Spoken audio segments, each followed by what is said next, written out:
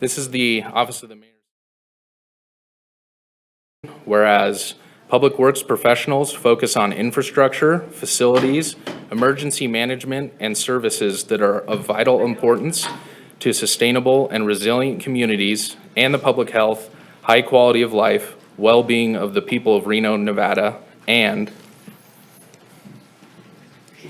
whereas these infrastructures, facilities, and services could not be provided without the dedicated efforts of Public Works professionals who are federally mandated first responders and the engineers, managers, and employees at all levels of government and the private sector who are responsible for rebuilding, improving, and protecting our nation's transportation, water supply, water treatment, and solid waste systems, public buildings, and other structures and essential facilities for our citizens, and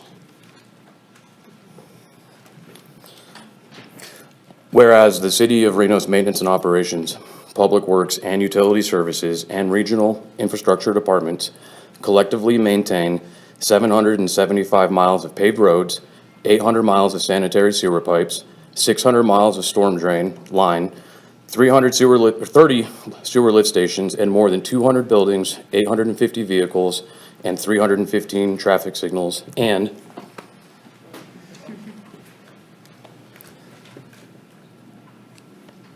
whereas 2025 is the 65th annual National Public Works Week, and citizens, civic leaders, and children in the biggest little city should seek knowledge, maintain interest, and understanding of the importance of public works, first responders, and public works programs in their respective communities.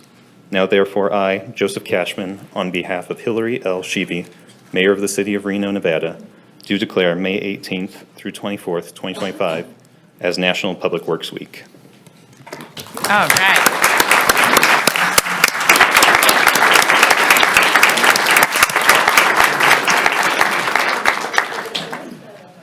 Do you think we can try and get all of you guys up here for a picture?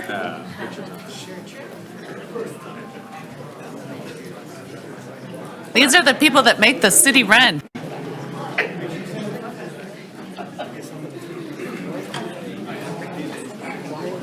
Hey, how are you?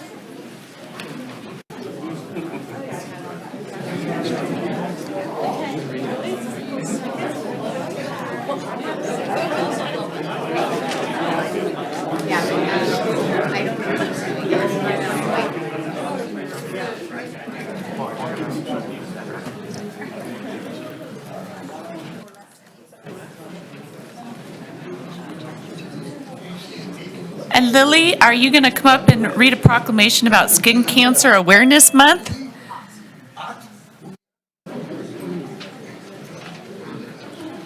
Welcome. Thank you for being here. Thank you. Hi, my name is Sarah Grocky. I'm filling in for Lily today. Okay. You'll have to bear with me. I'm kind of reading off my phone. I wasn't aware I'd You're fine. read the proclamation, so.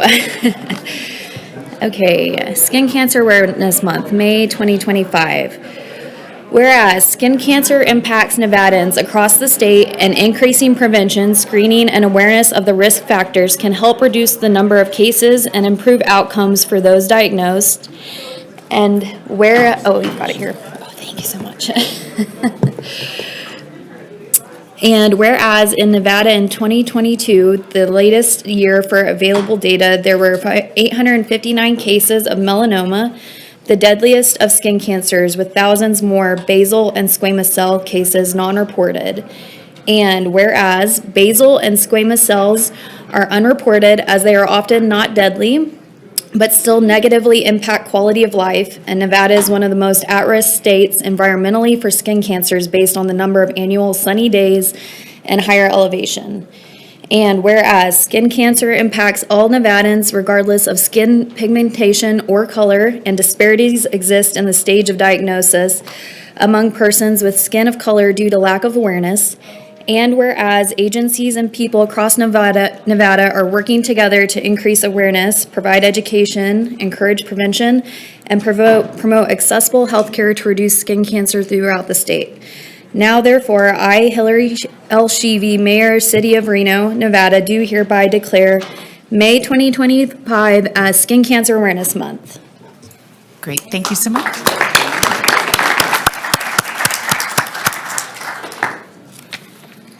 Did you want to say a few words? Yeah, I could say, yeah. Yeah.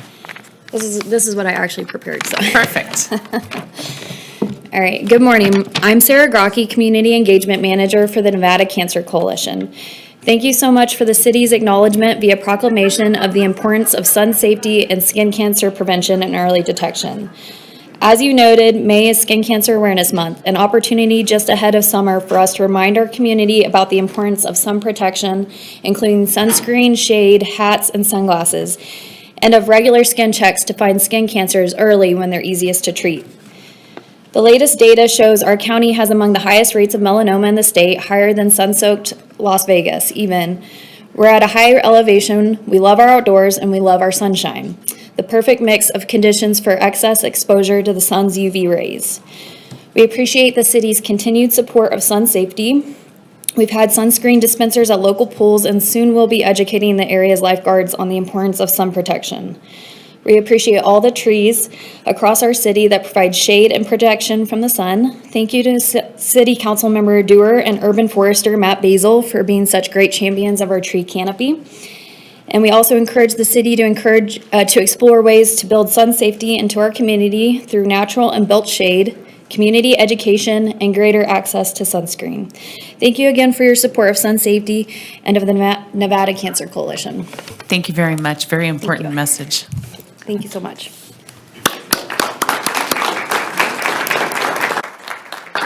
And our next proclamation is from Dr. Karen Higglesum. I think I messed that up, with TMCC, and Councilman Martinez is going to read the proclamation.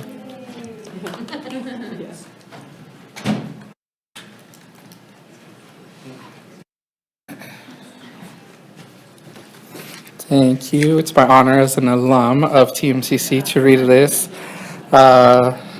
dual proclamation on behalf of the City of Reno and the City of Sparks. So whereas Truckee Meadows Community College plays a vital role in our community, providing high-quality education in the liberal arts, sciences, and workforce development, and whereas TMCC is recognized as a Hispanic-serving and minority-serving institution, reflecting the diversity and strength of our region, and whereas for the past 9 years, President Dr. Karen Hilgerson has led TMCC with a steadfast commitment to student success, sustainability, and accessibility, ensuring opportunities for all in the Reno Sparks community. And whereas under her leadership, TMCC has expanded its impact by forging strong partnerships with local employers, creating the Institutional Advisory Council, and increasing graduation rates. And whereas Dr. Hilgerson has overseen the creation of 81 new academic programs, and whereas her dedication to sustainability led TMCC to achieve 100% green-powered energy, and whereas recognizing the importance of student well-being, Dr. Dr. Hilgerson championed the return of athletics at TMCC, launching men's and women's soccer and overseeing the construction of the Sports and Fitness Center. And whereas following the pandemic, she continued to drive progress, leading expansions in academic programs and facilities. And whereas beyond TMCC, Dr. Hilgerson has been dedicated community leader, serving with the Rotary Club of Sparks, EDON, iCelerate, and PBS Reno. And whereas after nearly a decade of transformative leadership, Dr. Hilgerson will retire in June 2025. Now, therefore, I, Councilman Martinez, on behalf of Hillary Shivi, Mayor of the City of Reno, Nevada, and Ed Lawson, Mayor of the City of Sparks, Nevada, do jointly hereby proclaim May 9th, 2025 as Karen Hilgerson Day. Congratulations. Congratulations. Yeah, of course. Do you want to say a few words? And Oh, we want okay, a picture? first we'll do a picture, Okay. how about that? Yeah. Are we doing one right here? Okay, hang on. Oh, 2, 3. Awesome. Huh? Yeah. Let's do it. Yeah. I really wanted to- Okay, Stand up yes. back here with you guys too, and then we'll have you say something maybe. Is that okay? Okay, all right, this is perfect. I love the green. Yeah, I love the green. Really love to color coordinate. It's my favorite. Okay. Wait for Miguel to get there, okay? 1, 2, 3. Perfect, thank you.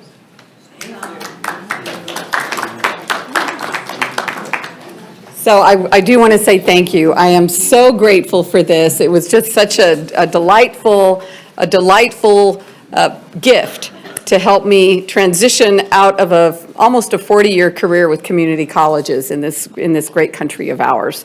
I am also so appreciative of the fact that my successor, Dr. Jeff Alexander, had to really vie for the position. It was a national search. I'm so glad he prevailed because I think he will bring TMCC to yet another plateau, and I think he's going to do amazing work, including in partnership with the city of Reno. So thank you again, and and maybe Jeff wants to say hello, and I want to thank you too, Miguel. Not only is Miguel a TMCC alum, but he worked for TMCC, so he really has a heartfelt knowledge of our students. And our students are incredible. And I want this community to really understand this, that we do amazing work with some very motivated, wonderful students. And we are your community college. So if you've got children, parents, grandparents who want to avail themselves of a great affordable education, we are here for you. Thank you. What comes next for after retirement? Oh, I'm traveling the world. Oh, you don't want to come join our public works team? I'm traveling the world. I will also say I will continue to serve on a national board, which is the board's Second Nature, which is the voice of higher education around climate action and sustainability. So I will continue to do some things like that because I'm very, very passionate, and that passion will never end. Thank you. Thank you.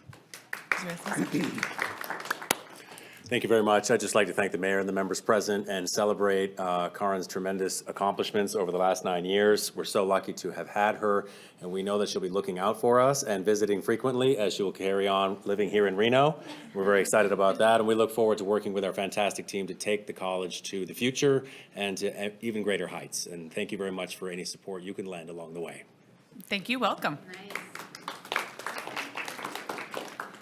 And next up, we have our very own Emily Kidd to talk about Internal Audit Month.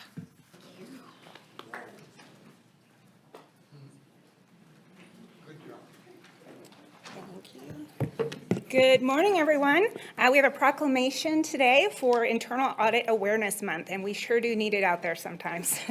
So whereas internal auditing is an independent consulting function that is insightful, proactive, and future-focused, adding value to both public and private sector organizations, and whereas governing bodies and senior management rely on internal audits for insight and objective assurance that existing internal controls are adequate to mitigate organizational risks, that governance and risk management processes are effective and efficient, and organizational goals and strategic objectives are met, and whereas internal auditing is increasingly sophisticated and a complex activity requiring specialized knowledge, training, and education, and Whereas we recognize the important role of internal auditors and the positive impacts of the internal audit profession in promoting efficiency, accountability, effectiveness, and organizational success. Now, therefore, on behalf of Hillary L. Sheedy, Mayor of the City of Reno, Nevada, do hereby declare May 2025 Internal Audit Awareness Month.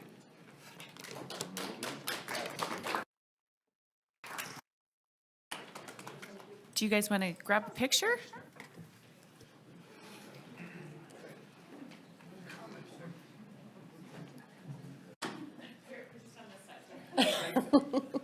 That works. Okay, 1, 2, 3. Thank you.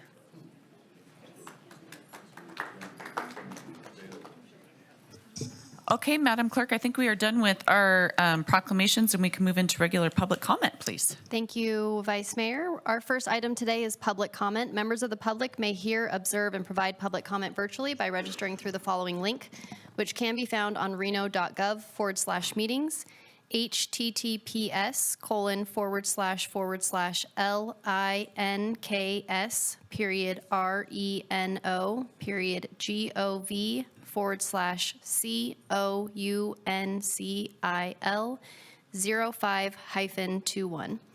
It should be noted for those in attendance that comments are to be addressed to the mayor and council as a whole. Comments heard under this item will be limited to 3 minutes per person and may pertain to matters both on and off the council's agenda. Council may not take action upon any matter not agendized on today's agenda. When you're called on for public comment, please state your name for the record and begin speaking. The timer will begin when you say your name, and you will be afforded 3 minutes. For those participating in chambers in accordance with council rules 6.3.11, while in this room, please be respectful. Disruptive behavior from audience members like clapping, yelling, whistling, etc., which impede the meeting, may result in a warning issued by the presiding officer. If this behavior continues, you may be removed from chambers. If you're an attendee in the Zoom meeting and would like to make public comment, please raise your hand at this time. Our first public commenter today is Terry Brooks, followed by Jerry Mifsud, followed by Richard Brong. Good morning, Terry. Good morning, it's me, Terry Brooks again. And today I'd like to share with you my thoughts on going back to work and what seniors go through. To many seniors, the idea of retirement is something they have long desired. But when they do so, then some regret that they actually retired. They may find themselves alone and not as socially active. And they may realize that they are not as physically or mentally active. And on top of all of that, they experience inflation. And then they finally decide to return to some occupation. But when they finally find an opening they have desired, they also find that because of their age, they're less likely to be hired. Even though they had worked for a long time at a certain job, employers would rather hire someone younger for that job.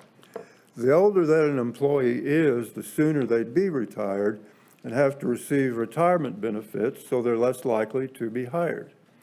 And the older that they are, the less able they are to work. And with age comes poor physical health, and they may not show up for work. And the older that they are, the less they know about modern technology. While most jobs in the market today depend more on knowing technology. Most seniors have worked at a few jobs and gradually rose to higher levels. But once you stop working, you'll find yourself dropping to lower levels. Before I retired, I gave it a lot of thought. And living a low-cost life was something that I had already self-taught. So at least for now, I'm glad I retired when I did. But I hope I don't find myself in a situation where I regret that I did. Retirement is something that we all look forward to, but we need to plan for it so we can enjoy it too. I would like to thank you all for listening to me today, and I look forward to coming back if I don't have to go back to work that day. Thank you. Jerry Mifsud, followed by Richard Brong, followed by Jody Bennett.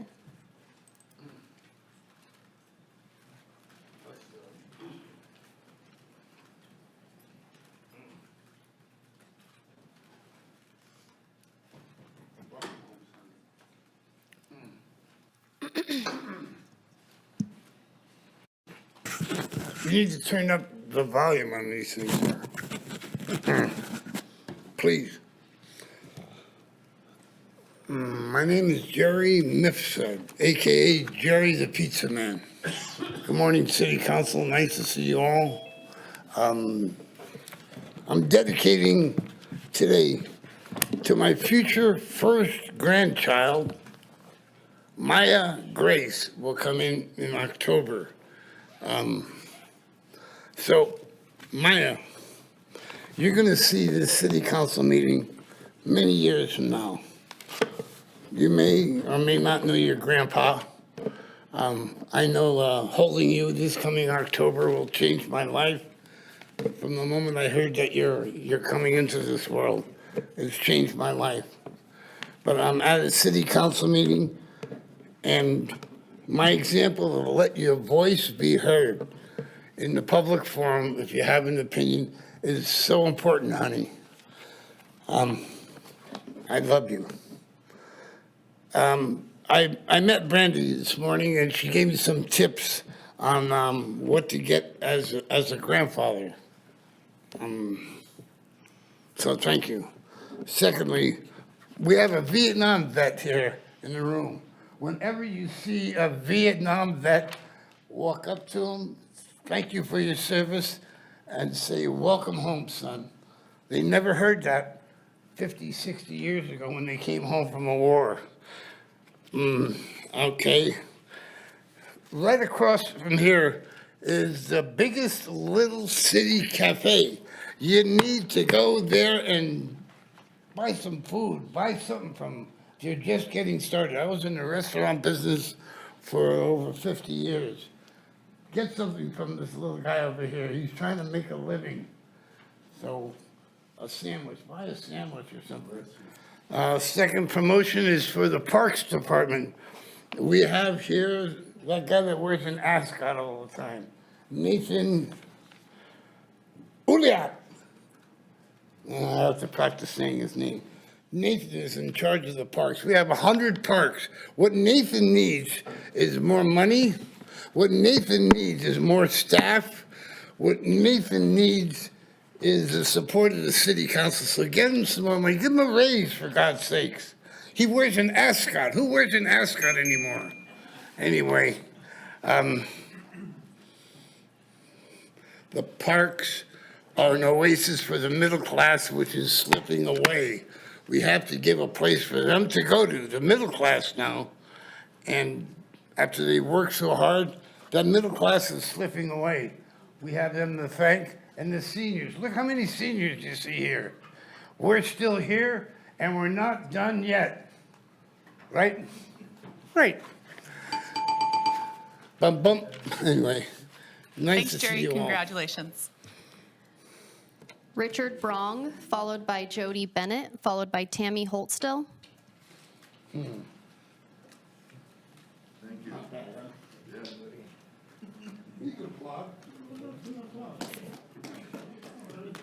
Good morning. For the record, Richard Brong. I'm here on behalf of the Reno Sparks Chamber of Commerce Leadership Class of 2025. I wanted to acknowledge Mayor Shivi online, council members online, and the rest of you here, and thank you for what you do for our community. I also did want to give just a voice of support for item B9 on the agenda today about the California Avenue mural public art project. I do believe that those projects are wonderful for our community and wanted to voice my support for those as they continue to come, and appreciate what they do for our community. So thank you very much. Thank you very much. Jody Bennett, followed by Tammy Holtstill, followed by Erston Witten.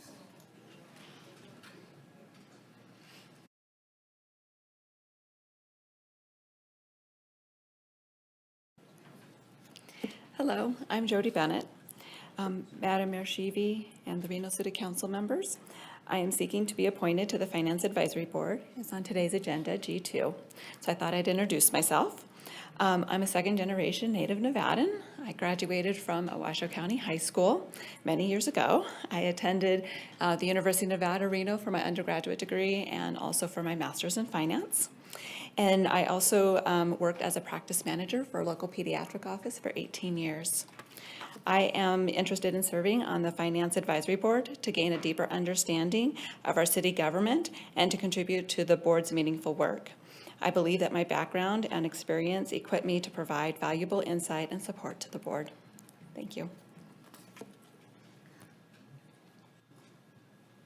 Tammy Holtstill, followed by Ersten Witten, followed by Stephen White.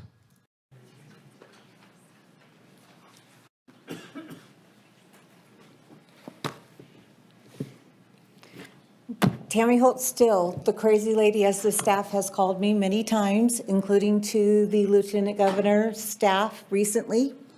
I have submitted to you guys a packet.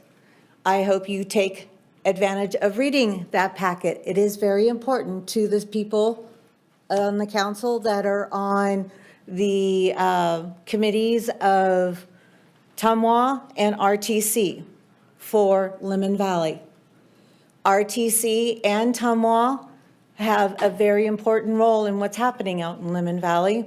And with it being only 50 feet, that water, that effluent being only 50 feet from our drinking water, if RTC punctures and contaminates our drinking water with what's on top, that surface effluent, we will damage our drinking water. So it has become apparent that there is a major issue out there and that needs to be addressed. I am not crazy, I am not stupid, and I don't appreciate how the staff has treated me on that. I have been before all of you before, and I have talked about this since 2017. Now, I am asking you, please, to take care of, I know some of you are very new at this and have not heard about it as much, but the others that are not here currently and are on Zoom do know about it, and they should have taken care of it and didn't. And I hope they are listening and understand how I feel about this. I am also talking about D4.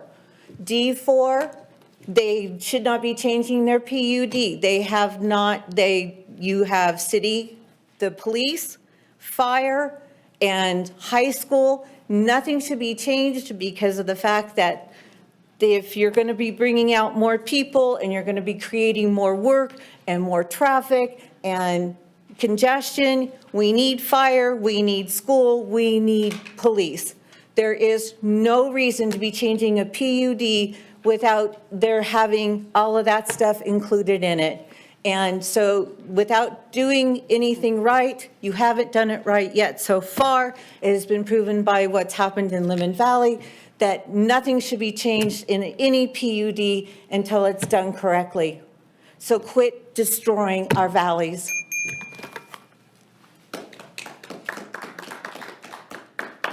Ersten Witten, followed by Stephen White, followed by Amanda Mulholland. Good morning. My name is Ersten Witten. I am the co-founder of Soulful Seeds with my wife, Dee Schaefer Witten, who happens to be working today.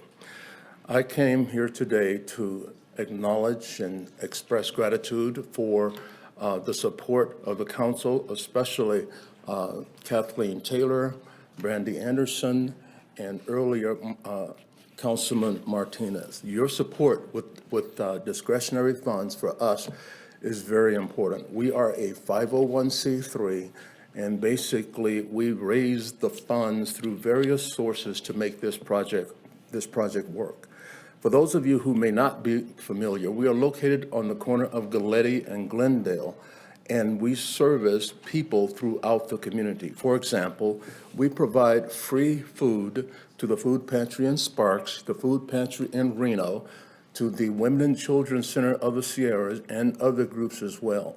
We are continually expanding our reach in the community. For example, just a couple of weeks ago, we had members of the Second Baptist Church off Montello here in Reno to really enjoy themselves. Even though it was raining, they planted a lot of things that they will be consuming later on in the year, as well as other individuals.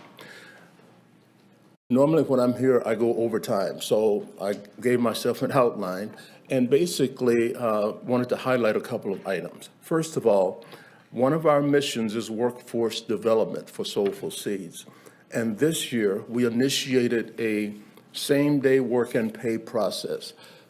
As of now, 39 individuals signed up.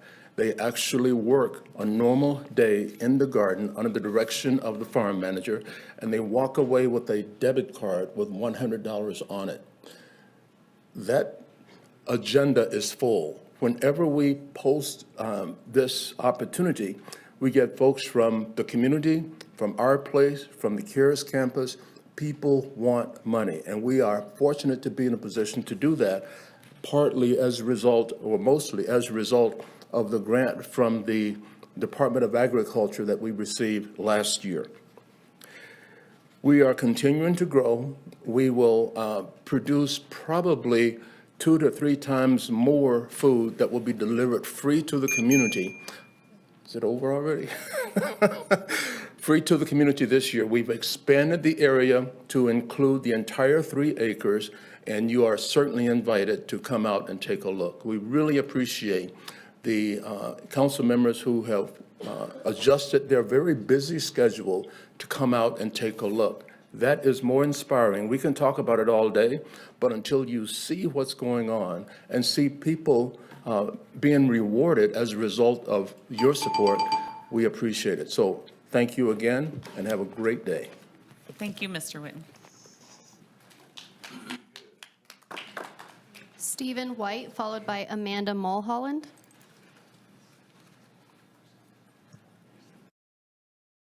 Good morning, I'm back. Little history lesson. I've been a working artist for 53 years. There aren't a whole lot of us old artists around anymore that can give you a history lesson about the arts here in America. I spent 40 years on the road in an RV, literally painting my way around America. I've done shows in every venue you can imagine, from California to Florida to Maine and back again. You know, 53 years ago when I started as an artist, fine artists did fine art shows. You never found craftspeople in a fine art show, and certainly you never found buyer seller vendors in a fine art show. And there was a reason for that. And about the late 1970s, the festival industry started to take off. And city governments were handing out permits for special interest groups to hold what they called arts and crafts festivals. This is the first time fine artists found themselves in this commercial mix alongside of commercial vendors. And it didn't take long for everyone, for city governments, for city attorneys, for the general public to come to believe that an artist was no different than a craftsperson. If they were both selling their artwork, by golly, they were commercial vendors, and they had to have licenses and permits and fees. And artistic freedom was lost in America. Artistic freedom in this country has been lost for more than 30 years, as artists were thrown under governmental licensing controls and literally run off of public property. And then if they wanted to show their artwork, they were told, well, you can be part of one of our festival industries. And they find themselves set up next to people selling T-shirts and sunglasses. And it has literally destroyed community participation in the fine arts in America. Reno has a very unique opportunity here. You are the one city in the whole country that has experienced a federal lawsuit on this matter, lost to me, but you also have me helping you to explain this and everything. But you have an opportunity to create art in the park and do it in a way that is manageable and that everybody can, benefit from it. And you become the educational example for every other town and city across America. Now, you all know now that it's state law that artists are allowed to sell their artwork in every public park in Nevada without a license, without a permit, without paying a fee. But how do you do that? You do it with that paper that I gave you the last time I was here, the Art in the Park rules. You have to understand what the rules are and how do you deal with the whole thing. But you have this unique opportunity. You can literally give the gift of art back to this entire country if you follow through on this. So I hope you will. Brandy, I left 25 copies of this at the Art and Cultural Center. Would you be sure that all the seniors get it? They're in the art show down there? I'd appreciate it. Thank you, folks. Amanda Mulholland. Hello, I am Amanda Mulholland. I am here to speak on behalf of Keep Truckee Meadows Beautiful and B17 on the agenda.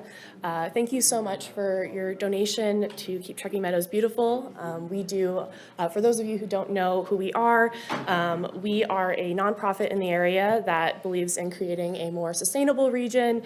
We promote education, we do cleanups with the community, and we are a small staff of just 9 people. And the only way we're able to get as much work as we are able to do done is with the support of the community. We're very thankful to have that. Just last year, we were able to remove over 300,000 pounds of trash, green waste, invasive weeds from our region in 291 cleanups. We also just recently completed our cleanup on May 3rd, where we were able to remove well over 200,000 pounds of trash and weeds, green waste, whatever, also including over 200 tires. It's really amazing what we're able to do with the support of the community. I think, 14 of our parks that we worked at on May 3rd were City of Reno parks. We engaged in a ton of amazing projects, such as our Northwest Painting Project, where we had volunteers from District Council 16, which is the locals painters union, who did a beautiful painting project there. All of the baseball fields and everything are nicely covered in paint again. A lot of graffiti was covered up there as well. We also do community cleanups, which are one-time cleanups with different neighborhood organizations, groups, volunteers. Recently, we did a cleanup at Hilltop Park with IBEW Local 401, where they removed over 200 pounds of green waste from the park. So this donation will go far to helping support your local parks, keeping them beautiful, engaging your local community members, and just really promoting our mission of creating a more sustainable and beautiful region in the greater Reno Sparks area. We're really thankful to Reese for his donation and just the city of Reno in general. You guys are also awesome to work with, from Kayla Snow to Nathan Eula.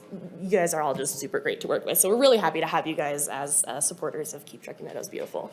So thank you very much. Thank you. I know we're happy to be a partner with you. Another great organization. Madam Mayor, or Madam Clerk, do we have any other public comment? We do not have any additional public comment registered at this time. For the record, we did receive 13 comments which were general in nature or not directly associated with an agenda item prior to 4 p.m. yesterday, May 20th, 2025. These comments were written correspondence received via our reno.gov online public comment form or by email to our office. Copies of these comments have been distributed to the Reno City Council and are available to the public on reno.gov/meetings. 4 letters in favor, 3 letters in opposition, and 6 letters of concern. Okay, thank you very much. At this time, we're going to move into the approval of the agenda. And do we have any updates from Manager Bryant? Thank you, Madam Vice Mayor. We're going to start today by pulling items off of the consent agenda. Depending on the number of items pulled, we'll either hear them immediately or move straight to item C1 for our regional fire presentation. After that, we'll hear item C2 and then follow with C3 to finish out the department items. Later this afternoon after the break, we'll open the RDA board, redevelopment board, to hear Reno City Council item D1 with redevelopment item B1 for FY26 budget adoptions. Following that, we'll move through the rest of the agenda in the posted order. Items D4, 5, and 6 are related to Stonegate, and they will all be opened and heard together. Okay, thank you, Madam Manager. We have a full day. Do we have any questions on the agenda? Can we get a motion? Go ahead. About consent right now or no? We're gonna go through consent, see what has been pulled, and if there's a lot pulled, then we're gonna hold it and go to regional presentation. If not, we can work through the consent. I'll make a motion. Madam Vice Mayor, I move to approve. Okay, we have a motion and a second by Councilmember Reese. Any other discussion? All those in favor, say aye. Aye. Aye. Okay, motion carries unanimously. Let's move over to the consent agenda, and I'll start with to my right, Councilmember Anderson. Yes, I don't have anything to pull. I was originally going to pull item B13, and this is the donation to Nevada Peer Support. They aren't able to be here today, so they wanted me to let you guys know that they were out. on the Wadsworth fire last night. That's why they're not here today. They used the ambulance that Reno Fire donated to them to get out there and support those men and women that were fighting that fire, and they are working today to mop all of that equipment up. So they would have liked to have been here, but they were doing their job, so thank you. Thank you. Councilman Martinez? I don't have any items to pull, but I'll just mention that there's kudos to staff for all the arts, murals, the military sports camp sub-grant that we're getting, and the upgrades to Wilkinson Park. Fantastic. Councilmember Reese, do you have anything on consent to pull? No, Madam Vice Mayor, thank you so much. You bet. Councilmember Dewar? Nothing today, thanks. Thank you. Councilmember Ebert? Yeah, B4, B5, B6, B7, and B11, please. Okay, we're going to, thank you. Madam Mayor, are you on the call? Madam Vice Mayor, she's not on the call. Okay, we are going to pull those agenda items. Can I get a motion to approve the rest of the Madam consent? Vice Mayor, just for the record, if I could, we did receive one letter of correspondence for the consent agenda items, and it was a letter of opposition that has been distributed to the Reno City Council. Okay. And Madam Mayor is present in chambers at 10:44. Thank you. Welcome, Madam Mayor.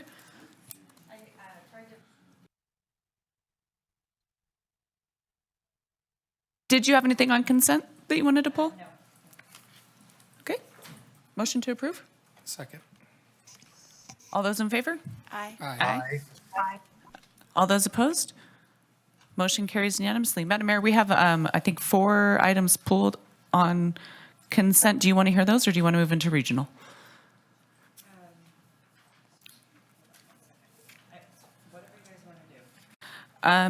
Since we have people here for the regional presentation, I would say that we can move into the regional presentation, then we can circle back to consent, if that's okay with everybody.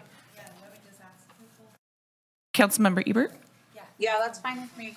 I don't have a lot. I just kind of want to have a little discussion on these items, but I'm totally fine with waiting to do them till later. Okay, perfect.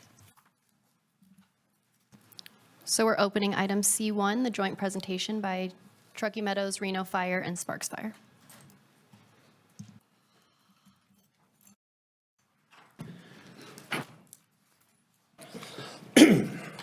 Good morning, Madam Mayor, members of the council, and City Manager Bryant. I am Dave Cochran, Reno Fire Chief, and I'm here to, well, I'm going to give you a little run of show. I'm going to present on the regional fire collaboration efforts. And then at the mayor's request, we are going to do a presentation on evacuation planning. And I have Chief Ansho behind me who will be presenting that. And I also want to make the council aware that I do have representatives from TUMWA and NV Energy in the audience. So if you have any questions, they're live and in person at your disposal. Happy to help. Absolutely. So, starting with regional fire. As you remember, you met collectively with the other jurisdictions on February 6th and gave direction to the managers to work on building better, developing fire, making us more efficient. Ultimately, if we can get to a regional consolidated fire department, that would be the goal. And I emphasize consolidated because one of the things that we started off, we formed a managers group, the fire chiefs are part of that group, and one of the things that we started off talking about was this continuum. It's not like all or nothing, like we don't cooperate or we cooperate 100%. There's a continuum there. And we wanted to make sure we defined what the terminology meant. And a consolidated fire department, in the way we're using it, is a single fire department. That would be under one umbrella, ideally under a dedicated financial system. But beyond that, if you don't get all the way there, you're looking at mutual aid and auto aid and other things on the continuum. So we've talked about all that, and that would be more of a regional approach. So regional versus consolidated. I mentioned the working group that we formed with the managers and the fire chiefs. Started meeting in February and have basically met every week with maybe one exception since then. Emphasis on collaboration and, like I said, improving the system. How can we be better with what we have, but also with what we will be? And by that, I'm referring to the Hexagon CAD system that you've heard so much about. That's going to be coming online hopefully later this year. I do have Cody Shadle from Dispatch here if there's questions about that as well. And just a spoiler alert on that, Cody will be presenting a full update on the CAD system. So that's not really the purpose of this presentation, but that will be coming to this body. So the milestones since February 6th. We talked about regionalization versus consolidation. transparent public updates, of course, that's what we're doing now. We're here, and that's why I brought the whole team, so that you could have all the information you need, get all your questions answered. We're working on drafting regional operating guidelines. The Senate bill that you're familiar with, Senate Bill 319, that is currently before the legislature. I'm going to talk a little more about that later, but that's been introduced, and I have an update current as today's headlines for you in a minute. And then we are working on an RFP for the study. As you know, study and the idea of a study, I think the bodies want to do it regardless of the bill, but the idea of a study is also incorporated into the bill. So I'll talk a little bit about what that looks like as well. And by study, I mean, of course, that whole spectrum of what fire service is and what it can be. The operational priorities. We've talked about it.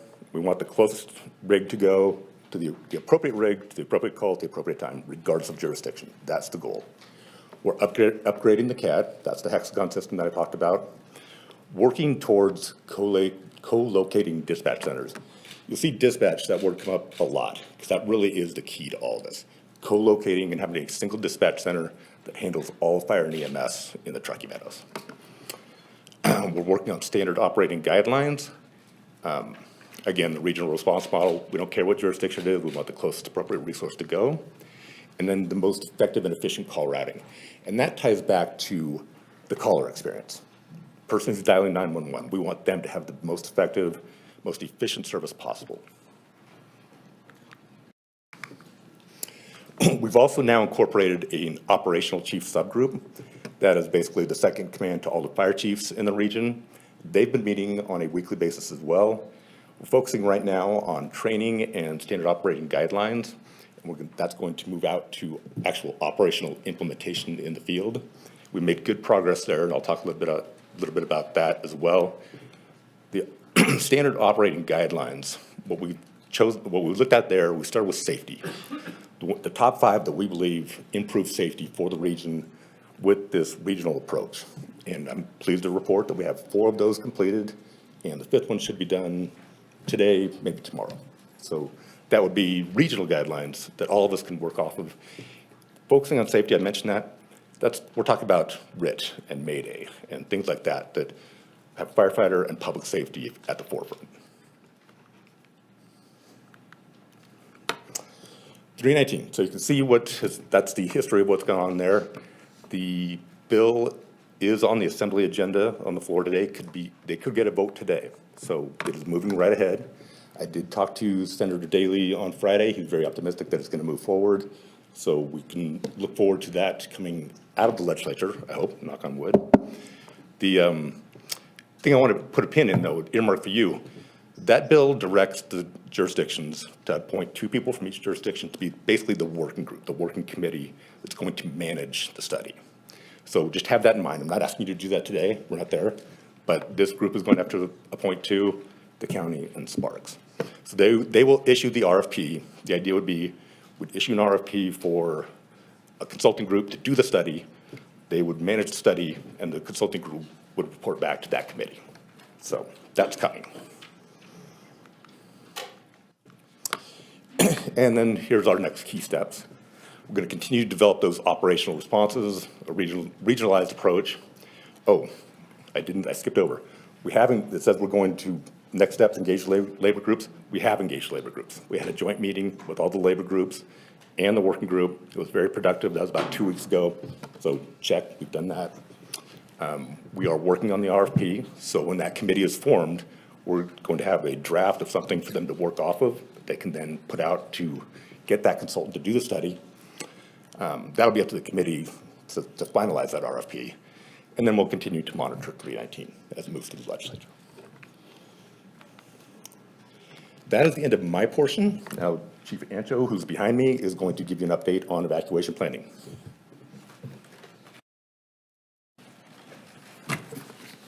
All right, good morning, Madam Mayor and council members. For the record, I'm Andy Ancho. And today I'll be presenting a quick update and overview of evacuation preparedness that the City of Reno's been doing since the 2-6 meeting, and we do ongoing throughout the years. Let's see, figure this out. Okay, a few things I'll go over for evacuation preparedness is public education, And then evacuation route or route analysis, risk analysis, whatever you choose. And then the two funding sources that we are using to do those studies on the risk analysis of the evacuation routes.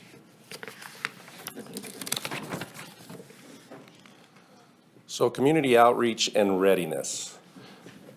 What we're doing right now for the public is we're encouraging residents to, first of all, make an evacuation plan. And there's a handful of things that go into that. It can be super in-depth, but we're focusing on like 4 or 5 top things.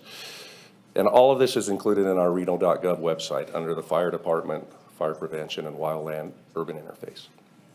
Tons of information on there.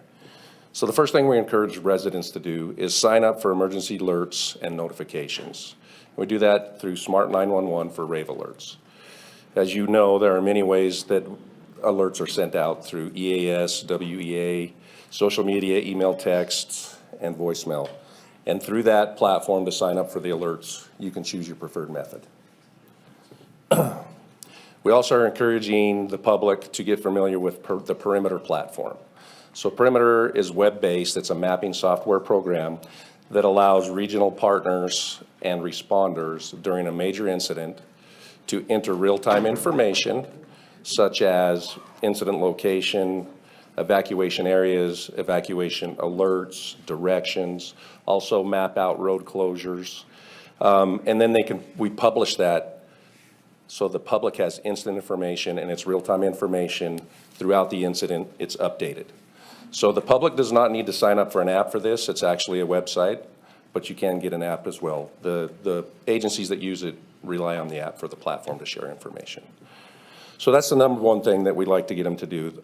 Additionally, we want them to prepare go bags and complete evacuation checklists, and then prepare their home and family for an evacuation.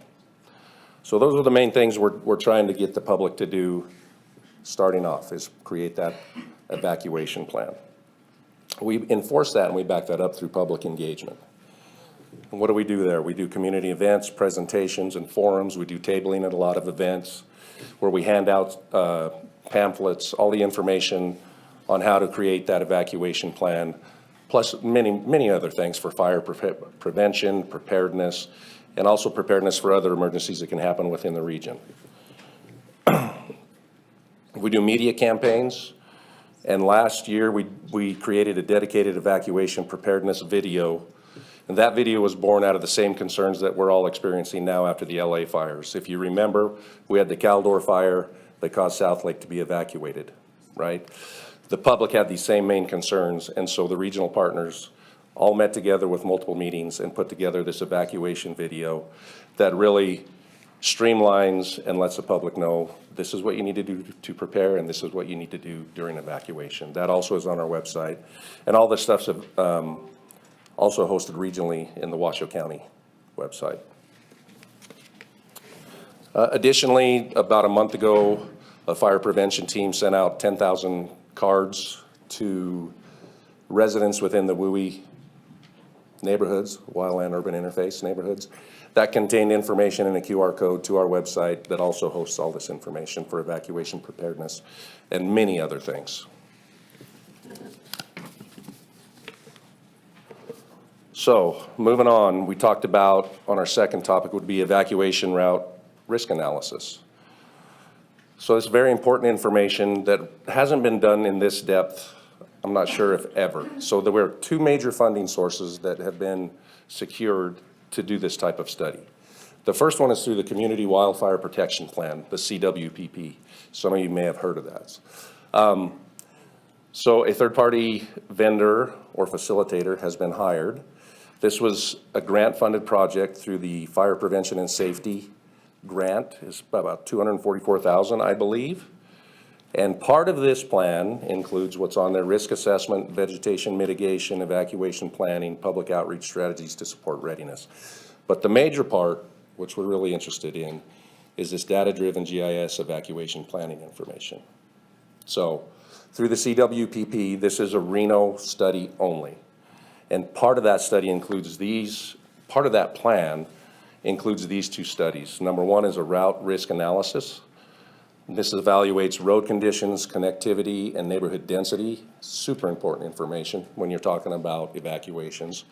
Additionally, it has an entrapment risk analysis study, which is going to assess the fuel loads and potential fire behavior along key corridors. If we're going to be sending people to these major evacuation routes, which are major freeways typically in the McCarran Loop, we want to make sure that the vegetation and fire hazards aren't high and prevalent along those corridors to make the evacuation a failure and more risky.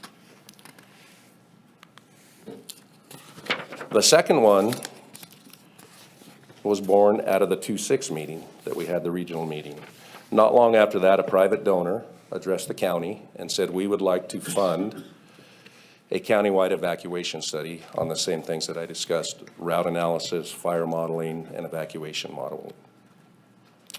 So the county reached out to both cities, the city of Sparks and the city of Reno. This will be a Washoe County-wide study including both cities.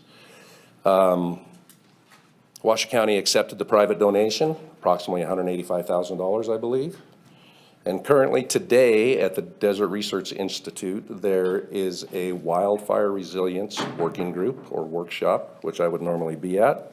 But we sent Talina Sky, which is a wonderful representative from our Fire Prevention Bureau, so we could be here today.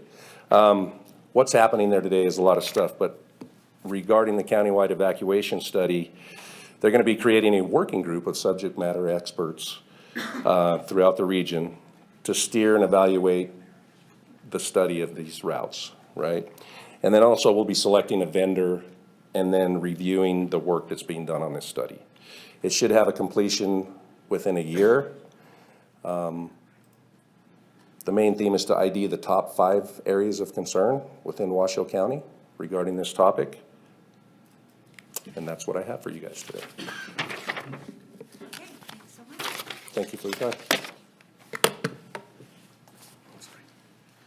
So thank you. We are now all at your disposal for questions. We also have Chief Way from Truckee Meadows here. Chief White from Sparks is trying to get out of a meeting. He knows about the meeting. He's trying to get here, but We'll give him a pass. Thank you, Chief Way, for being here. Really, really appreciate it. Okay. Thank you, all of you for coming and addressing this, because it's something that gives me massive anxiety. I definitely want Tumwa and NV Energy to come up here. I have questions for them. And one of the things I need to know, Chief Cochran, is that where can we find evacuation plans? Where do we find Reno evacuation plans? And where do we find county regional evacuation plans? If I am a resident and I need to know where those are, where they exist, where would I find them? so Chief Ancho is going to speak to that specifically. Okay. I can answer that, Mayor. So we have the, I wouldn't call it a luxury, but the privilege of being able to work on these plans regionally. So in 2 weeks, we're going to be bringing the hazard mitigation plan up for adoption by the City Council. That's a 1,300-page plan.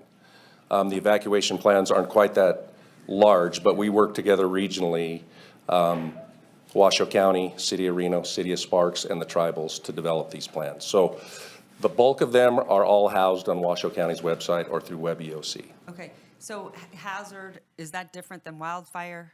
You said hazard. It's all the major all the same. hazards within there. So that was just Everything. kind of a segue to say, we work because these plans are so big and labor intensive. So are those plans up there now? Yes, So we have an evacuation plan for the city and for yes, the region? countywide, Okay. yes. And we need to make sure that everyone understands where they can find that. And how do you notify the public that it's in effect? When we have an incident, how do you let the public know? Through emergency alerts, all those avenues that I explained before, the EAS, the WEA wireless emergency alerts, what you get over the TV, right in radio is emergency alert services, and then you have social media, text. You're just using regular communication. And then perimeter. as All well. right. So perimeter now has been adopted by 9 or 10 counties throughout the state. The idea is that the whole state, and that is actually the appetite as well from the other counties. It's just a matter of getting them trained on it and to get the platform, is that everybody's gonna operate off perimeter because it is a real-time thing that is constantly keeping up with the incident. It has to be one hub, because in the last fire, it wasn't. It was all through, I think other channels, and I think it needs to be messaging from all 3 jurisdictions. This is where you go, so there is not any confusion. Next question, this might be for Chief Cochran. In the event of a massive fire, tell me how you communicate with another jurisdiction if you are needed. Tell me what triggers that. So there's a couple different ways that we can trigger that. Locally, we'd work through dispatch, each through our respective dispatches, Sparks, TM, and Reno. But isn't it at the discretion of a chief? The discretion in the sense that, yes, we make a judgment call, do we need help, do we need additional resources, and we make that request. If the question is it automatic? No, that does not happen because we are separate jurisdictions with separate dispatch systems and separate communication systems. Yeah. That's one thing that I think does delay service and time, and we need to make sure that we're all working, because I know in every jurisdiction, it tends to be whenever, at someone's discretion. That leaves a lot of room for time and air to get to people quicker and to get to homes. It does. Now, if I could add 2 more points. Because we're a small community, we all have each other's phone numbers. So we do shortcut some of that. That is not ideal. I'm not saying that's a solution. But that is something we do because we work together so often. And I say we're on different communication platforms. We are, but we have shared communication. So when we're on a fire, we are talking to each other directly.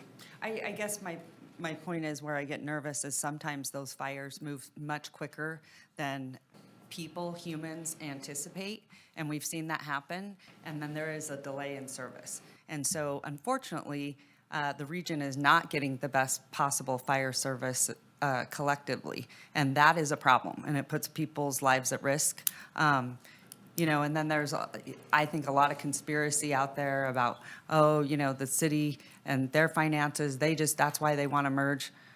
Everyone better wake up, because this is a wake-up call. This is not a matter of if, it's a matter of when, and it is very serious. Unfortunately, people are going to be in that situation where they'll take it seriously when they lose a loved one or their home burns down. So anyone want to refute me on this? Come right ahead. Come at me. No way, no how. I know this system too well, inside out. I know what happens in the event of a fire. I know when we have even a massive fire, I am your mayor and don't know until way into the situation that's happening. And that tells me we have a very broken system. Now, the good news is, I believe with Chief Way and Sparks and Ancho and you, we have much better relationships. It was all very, very political before. I think it's gotten much better. It's getting better. And I believe you gentlemen and also women that are at the helm want to do the right thing for the citizens. So I will come back and ask, because I'm going to have Envy Energy and Tumwa put some comments onto the record. That being said, Councilwoman Taylor. Thank you, Madam Mayor. I have 2 questions. The first one is it's on SB 319. So, I love a good study. Don't we all? What actually happens in this study? What are the goals of the study? Because there was a previous study by the Blue Ribbon Committee. So my first question is, can we use any of that information to sort of make things more efficient moving forward? And then what are you expecting to get out of the study, and how are we going to move forward after the study? And actually, who is leading the RFP process? Because you said we, and I wasn't sure if that was the group or Reno or Washoe County. And then my second question, which I might have to talk about a little bit in my second round, is probably for emergency management. The CWPP study that you were talking about, you had said that it's only within Reno. So I'm going to ask a couple follow-up questions on that and how we work with Washoe County in that space. I think Fire Marshal Beck, who's here, will be able to answer that. Okay. So the study, going back to that, The way the bill is structured, it directs the jurisdictions to form an interlocal agreement, to enter into an interlocal agreement to conduct a study. And that interlocal agreement will be shepherded by 2 representatives from each jurisdiction.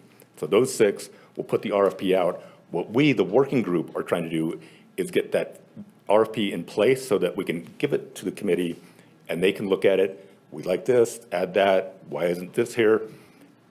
We are trying to streamline or target it is a better word, as much as possible towards the things we haven't studied. I mentioned dispatch.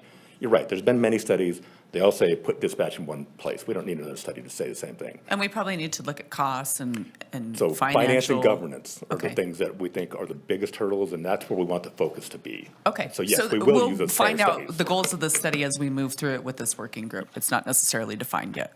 Yes. Okay.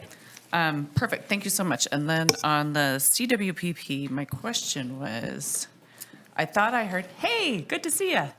For the record, John Beck, Reno Fire Department Fire Marshal. Councilmember Taylor, thank you for the question, and please. So I was curious, I thought I heard that the Community Wildfire Protection Plan was only to study within Reno, and I'm not sure that makes sense to me. How do you study wildfire just within Reno, and is that going to be in conjunction with the countywide evacuation study that is going on? I'm just wondering how you merge those two. So basically, the current City of Reno CWPP, we actually had one in 2003, and this is actually way more robust, and it's officially updating for the jurisdiction of the City of Reno.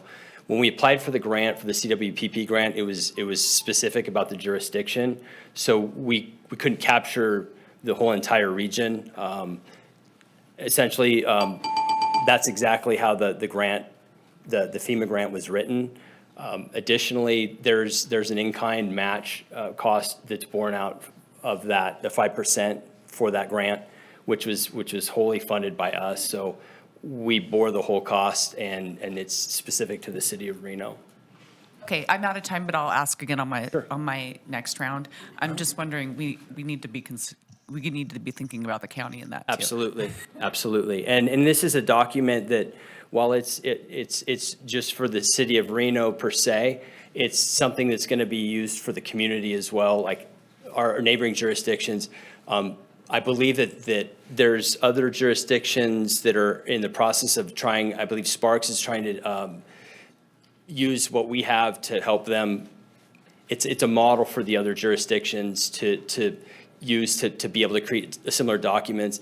Once that's complete, I believe that we could entertain having a collaborative regional, like a regional CWPP. Perfect. Thank you. Thank you, Madam Mayor. Councilman Martinez. Thank you. Thanks so much, Madam Mayor, and thank you, Chief Cochran, and everybody for the presentation and the information.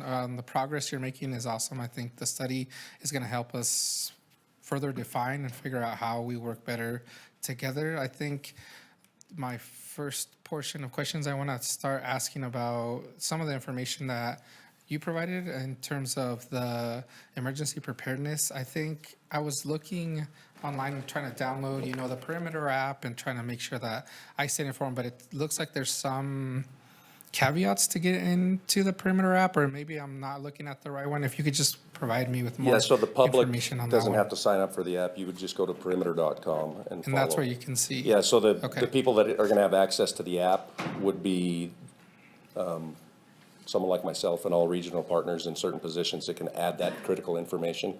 And it's vetted, and then before the last person sends it out, which is usually one of the emergency managers, we know that that information is coming from the right sources. So pretty much nobody else can get that app with that kind of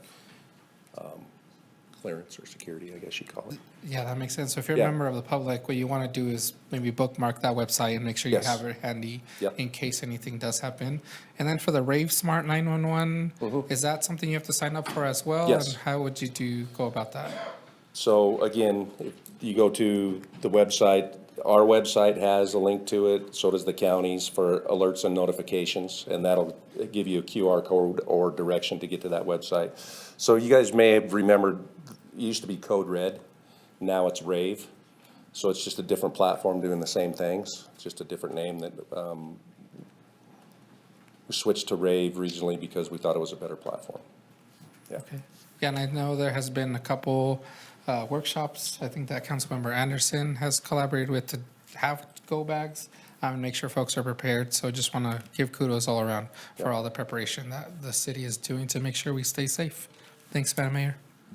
Councilwoman Anderson, go ahead. Good morning, gentlemen. Okay, so I think the number one thing we need to do is make sure that everyone in the region knows about this rave alert system. So if we, kind of like 911 or stop, drop, and roll and all of the different tips and tricks, we need to start getting that out into our city communication and into the media as much as we can, because I haven't heard about that yet, and that's kind of freaked me out. Yeah, I mean, we do it with all our tabling, and we had it at your event as well. There's going to be a big push regionally to do exactly what you're requesting, because at a certain time frame within a year, since we switched from Code Red, the people that are signed up for Code Red automatically are going to get the rave alerts, but after a certain amount of time, they'll be dropped off. So we want to make sure that everybody gets the memo that rave now is the platform emergency for emergency alerts and notifications, and Code Red is no longer. Okay, great.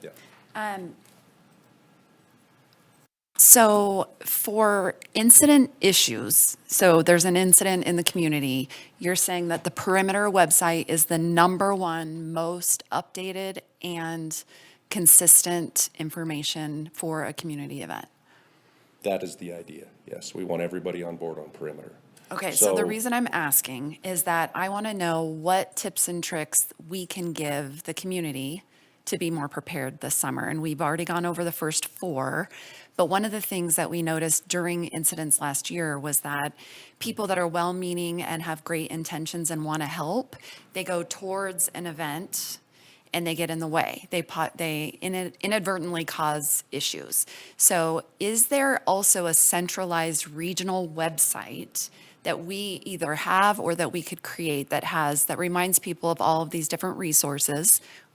So that website is the first one that they go to, and hopefully maybe has a link to the Perimeter site, right? The second thing is oh gosh, I just lost my train of thought.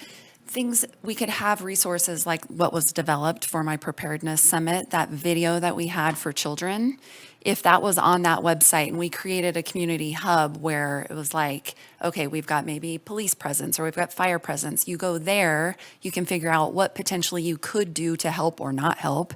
Oftentimes not helping is the best way to help, but that could be like our community update system community-wide.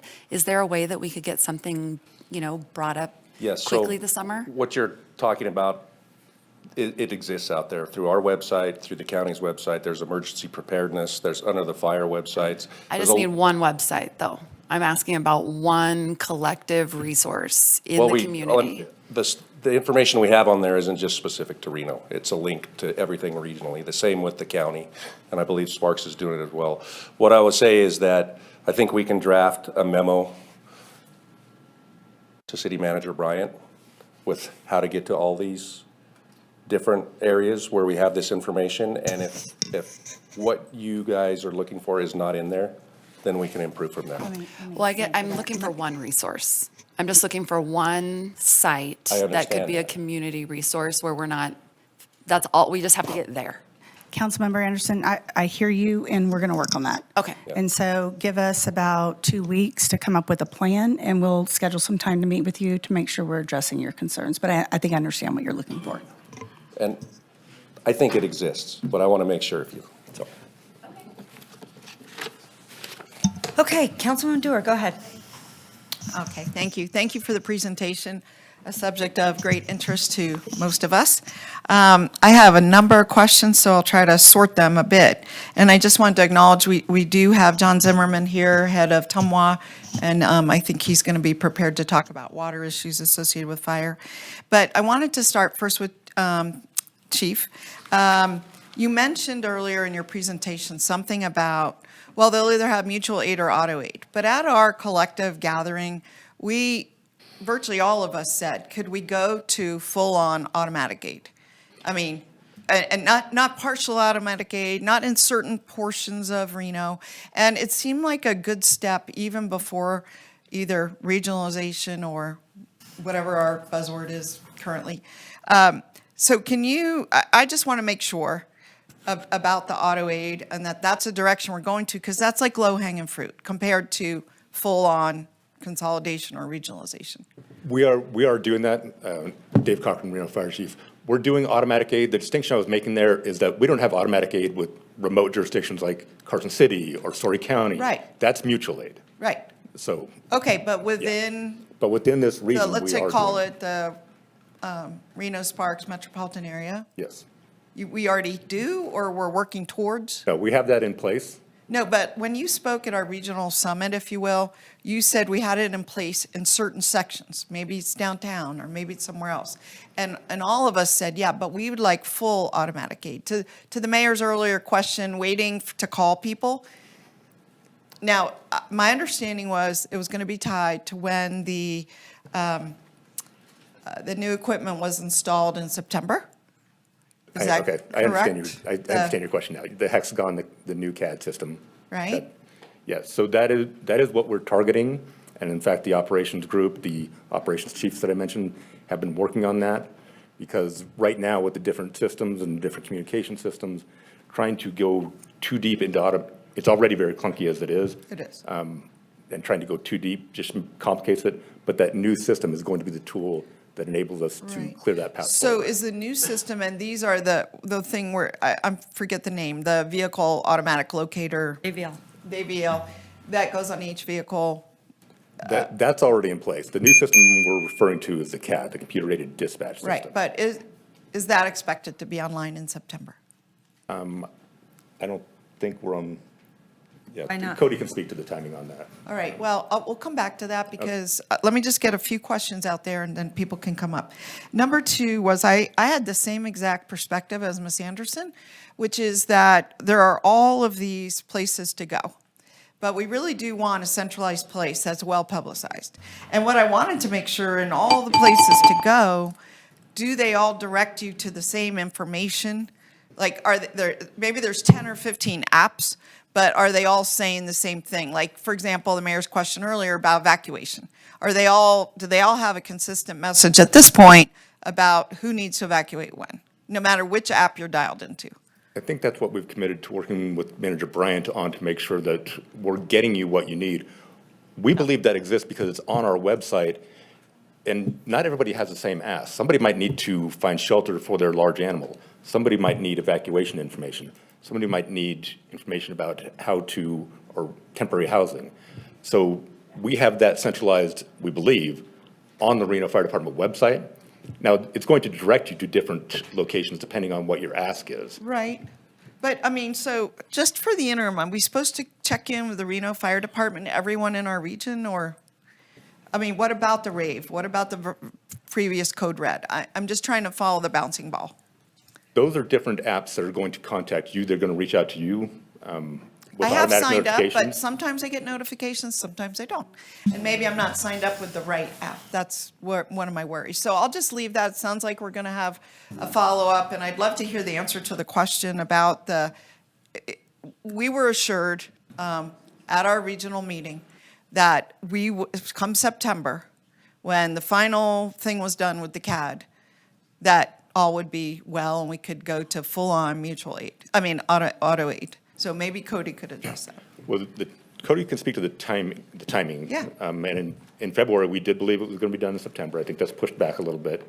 The automatic aid does take, we can't dictate. It needs to be a collaborative effort between everybody. So we need everybody to be on board with that plan. Speaking for Reno, we are 100% on board with a co-located dispatch and full automatic aid. But that's the problem too. If you're not, then guess what? Guess who suffers? The citizens. That's what's hard about that. Could Cody just address the Yes. timing? Cody, come on up. How are you? I mean, this is our first Happy meeting since Dispatchers Week. February. Hi, thank I you. always feel like it's Dispatchers Week every week. I don't know. It seems like it, at least for me. Cody Shadle, for the record, Director of Public Safety Dispatch. On the project itself, so what Chief's alluding to is we are having some scheduling pushback. We're trying to identify what things need to be done and in what timeframes. Our goal is to put out a system that is correct and working right. And so we've identified some things that need to be done before we go live. So right now, we're still working with our vendor to determine what that new go live looks like.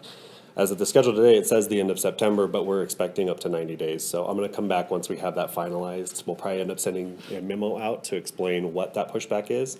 And then following that memo, I'll be able to come in and actually give you an update on the project and show the key milestones, what we've accomplished, what we intend to accomplish. Additionally to what Chief is saying about automatic aid, we are having those discussions now about how to make sure we're building automatic aid correctly, and we are working with that operations chiefs group with our implementation group to make sure that when we do go live, we are able to do automatic aid in a meaningful way. And I think when Chief says we have AVL now, what he's saying is each of our jurisdictions has AVL or automatic vehicle locator equipment on all of our rigs. It's feeding into our CAD systems, but our problem is our CAD systems don't communicate. So Right. even though we have AVL today, it's not in a centralized source. The system and a single dispatcher can't look at REMSA equipment or TMF We equipment understand. and But make let those me decisions. just, one follow-up. You said scheduling, but that's so generic. I don't know what scheduling means, the scheduling problem. So there's a lot of things that need to be done between now and then.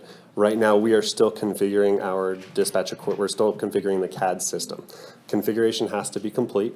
Then after configuration, we have to test it. And then once we test it and we feel that we are confident in what it's doing, then we actually have to train over 1,000 users of how to use it. And so all of those things are gonna take months. And so with the configuration pushing back, we now have to take all of that testing and all of that training, and we have to push that back as well. So all these things are kind of dependent upon each other, and that's why the schedule has to be adjusted. I hope that answers the question. I'm out of time, but I appreciate it. I might have follow-up. Yeah, okay, no worries. Cody, I assume that you meant you're going to push it back 3 more months, 90 days? Initially, that's what we're looking at right now. Ugh. Yeah, it's not I don't love that. optimal. It's not optimal. Why but- is that exactly? Is it because of humans? Is it because it's really the system? I mean, Because a lot of times humans it's get in extremely there complex. and make a mess of things. Yeah, I mean, when we started this project, we looked at it and we wanted it done as quickly as possible. We were telling vendors, hey, can we get this done in 12 months? And they kind of laughed and said, you're not going to get this done in 12 months. They came back and told us, how about 18 to 22 months? So this was an initial contract signing. We agreed to 22 months initially, 18 to 22 months. And what we found is that with 17 independent agencies or individual end user agencies involved in this system, and with so many users and so many things, we really have a complicated project that we're trying to do.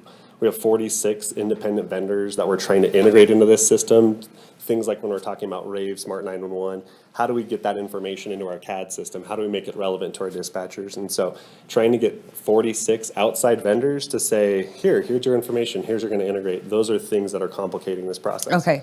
And so It's- that's one of the things that's leading to it. Okay, it's not the other jurisdictions. No. Everyone's getting along and doing what they Absolutely. need to get there. Okay, I I'm just want to actually- make sure. No, I'm really Okay. impressed with the way that we've worked together. I mean, yes, at times there are disagreements, but we're in a room together and we're figuring those things out in live time. Something as simple as, we're gonna call this engine 36, and Reno agreeing to saying, okay, well, we're gonna call it Reno engine 36, and you're gonna call it engine Yeah. 14 or Sparks engine 14. Those seem like simple things, but on the back end, those change the way we send resources. And so Okay. being able to resolve those in real time with regional working groups is huge. Okay, all right, thank you so much, Cody. Yeah, you're welcome. Great job. Okay, this is for NV Energy. How are you? I did. Good morning. I did Madam have Mayor. my Oh, hand go up. ahead, Councilwoman Ebert. I'm ahead. so sorry. Yeah, thank you. I did Sorry. have some questions. I Thank forgot you. I she's know up there. I'm in the sky right now. But so I had some questions. I have met with some of the different labor unions regarding regionalization for a while now, just because it's kind of been a topic, at least for the last couple of years that I've been around. I know from hearing from the mayor and other council members that it's been a topic for a very long time.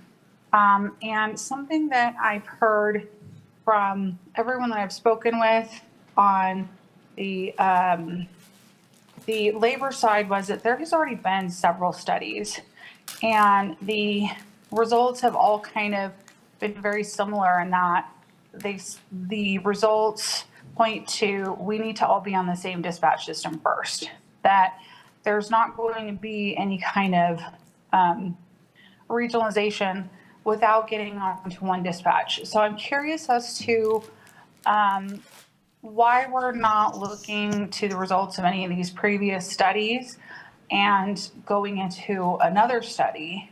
Like, is there a reason why we're not looking at any data? I mean, I believe the last one was as recent as 2019. I know it was a few years ago, but it's my understanding we're all kind of in the same position with our fire departments as we were then. And the other part of that is there any issues with contracts that we have with REMSA being part of the dispatch process in other areas, maybe Sparks, Washoe County, that would kind of cause a hurdle for us to get to a point where we can regionally truly be on one dispatch before we can even actually start the process of becoming a regional fire department? Thank you for the question, David Cochran, Reno Fire Chief. So you're 100% correct. That message was communicated loud and clear by labor that dispatch needs to be consolidated among all the jurisdictions, and you've heard me say that this morning. The other studies have recommended that. And one of the points I tried to make, and I'm hoping we can direct with the RFP, is to take dispatch as a given. We don't need to restudy that. We know that's a goal, and look at some of the other challenges we have, like governance and finance. As far as REMSA, no, there's no barrier there to incorporating them. In fact, the plan is to incorporate them into the system so that it's seamless between the 3 fire jurisdictions and REMSA.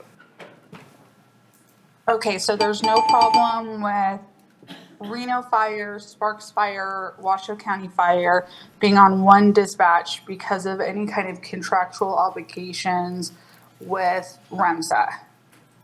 No, the goal, that's actually the exact goal, is to have everybody, including REMSA, on one CAD system in one dispatch.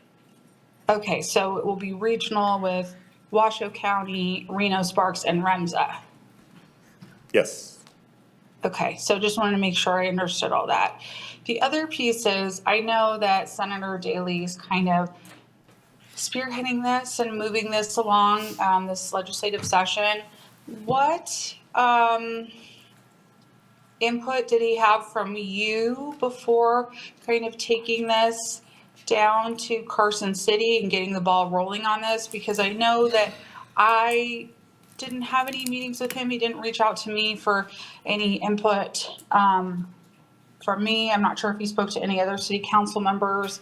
I inquired with City of Reno staff. They said he didn't speak with any of them to inquire about what kind of input City of Reno would like to have on this bill draft. So I'm just curious, what, if any, input did he get from you on this before initially submitting it to the legislature? He did not have any input from me on that BDR prior to introducing it to the legislature. I think his direction came from the February 6th meeting. And I think the mayor would like to I would like to weigh in. He did reach out to me. He reached out to Mayor Lawson and Chair Hill. We had a meeting right before he went into session, literally like days before he went into session. And none of us had asked him to, or any legislator for that matter, to address fire in any capacity. He came to us, and when a legislator does that, it's not something that we can stop. Only we can do is weigh in on things that we think can be helpful. Oftentimes, no disrespect to legislators, but we do this every single day, so we kind of know the issues that we have to face on a daily basis or how these systems work. And I think he's genuinely trying to help, but also I think, it's very complex. Obviously, it's taken a long, long time, but he did reach out to us and we had conversations. I asked the fire chief to please be there in case he could weigh in on anything that he thought was beneficial. And it was just very premature.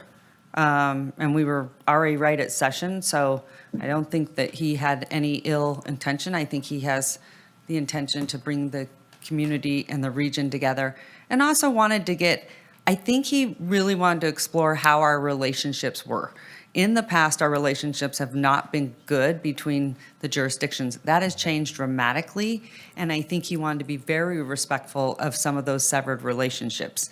And I think he was very pleased to see Chief Way was there, Chief Cochran. He was very, and I can't remember, was the fire chief there? I know Sparks was there, but I can't remember. He was?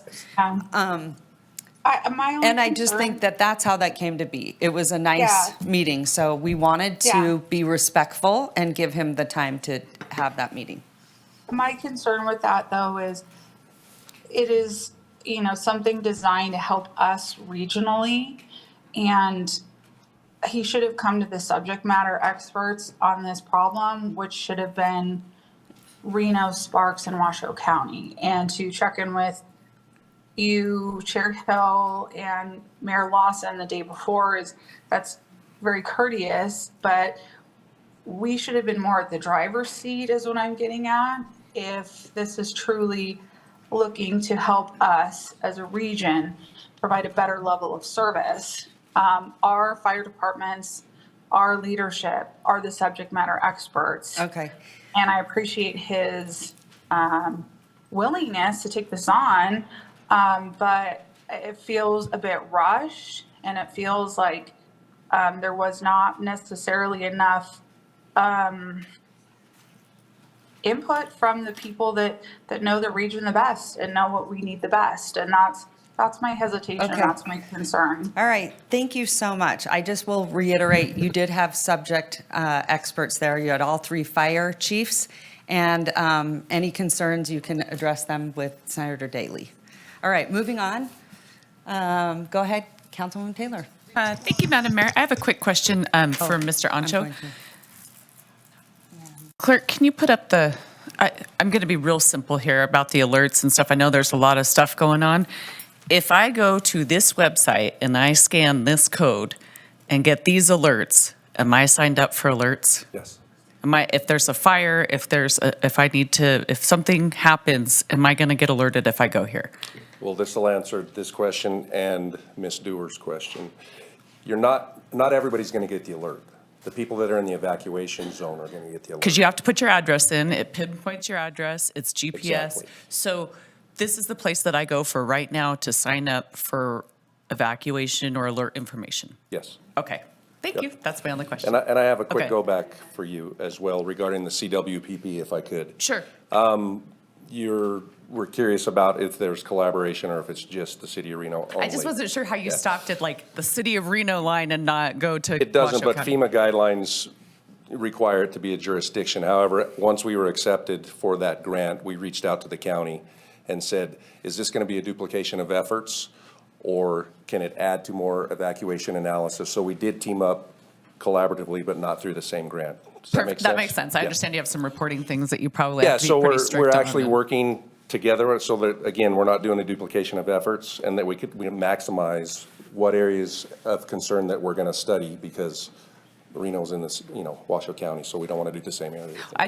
Sometimes I think people get in their mind like you walk across the street and you're in Sparks and that's where it's going to stop. And No. I imagine you guys aren't working that way. Nope. Okay, thank you so much. Thank You you, bet. Madam Mayor. Okay, NV Energy, come on up. State your name for the record. morning, You've done Mayor. this Good a morning. few times. sorry, It's okay. Was that round 2 for fire? Because I did have another couple questions. Okay, we'll get back to you. Okay. Sorry. Okay. One of the things that has changed dramatically, and I don't feel like there has been a lot of communication on this, all of a sudden, we can have major power outages. I guess deliberate outages or sort of mitigation outages, correct? Maybe I'll take a moment to explain that. So first off, thank you for the question, Mayor, City Council members. It's a pleasure to address all of you today. My name is Jesse Murray. I'm the Senior Vice President of Energy Delivery for NV Energy. I oversee the operations and maintenance of the state's electric grid. I also oversee the gas distribution utility here in the Truckee Meadows, and I oversee our Power Safe NV program, which is our natural disaster protection program that we implement statewide, including here in Western Nevada. So regarding what I would call emergency de-energizations or planned de-energizations, we actually have two programs that we implement.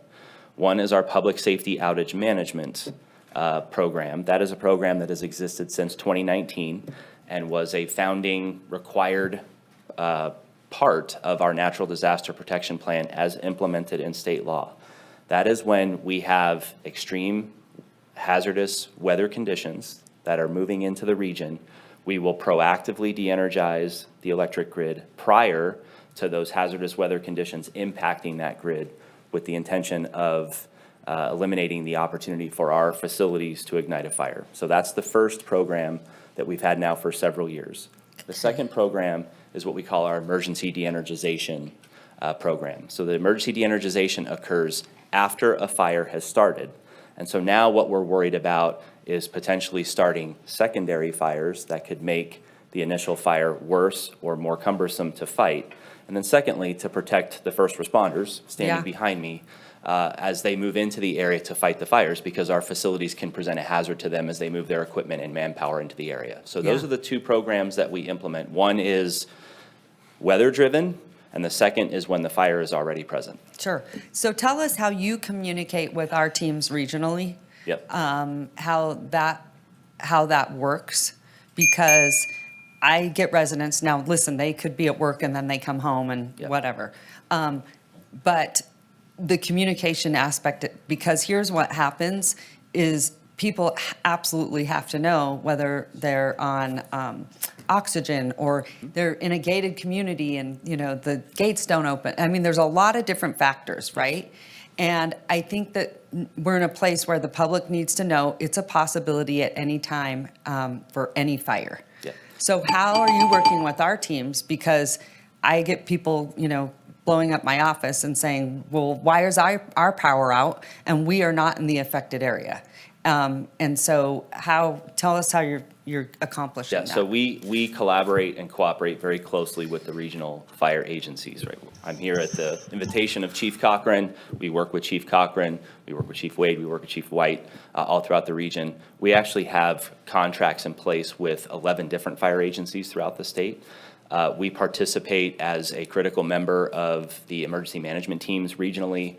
We work with Administrator Echeverria at Washoe County. So we are very much a part of the fabric of the emergency management response. Now, to the specific question about communications, for our PSOM program, we have a very robust communications plan that we start implementing several days before we think that hazardous weather condition could potentially impact our state's weather system. We encourage all of our customers to sign up for their My Account information so that they can receive texts and information from us in real time, emails. We also do robust media communications. I'm often the person talking with our various media outlets about upcoming PSOM events that may be occurring in the region, so we try and get the information out there. You referenced Green Cross customer program, or what we call Green Cross customer. These are these medically sensitive customers that require life-sustaining equipment. We ask that they register with us so that we can identify them as a Green Cross customer.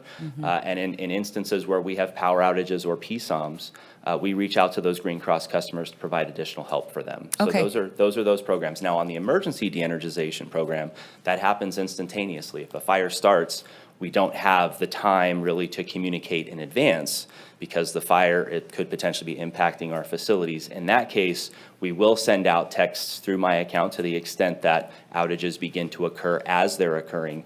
And then we will also implement our public communications plan with the media also so that we can get that information out while also coordinating with the emergency management individuals that are running that, that incident. Okay, I think that's a big one that we have to start messaging hands down, even before a fire, that listen, now we're all living in a region where you could lose power at any time due to any event, even if it's not right next to you or your own backyard.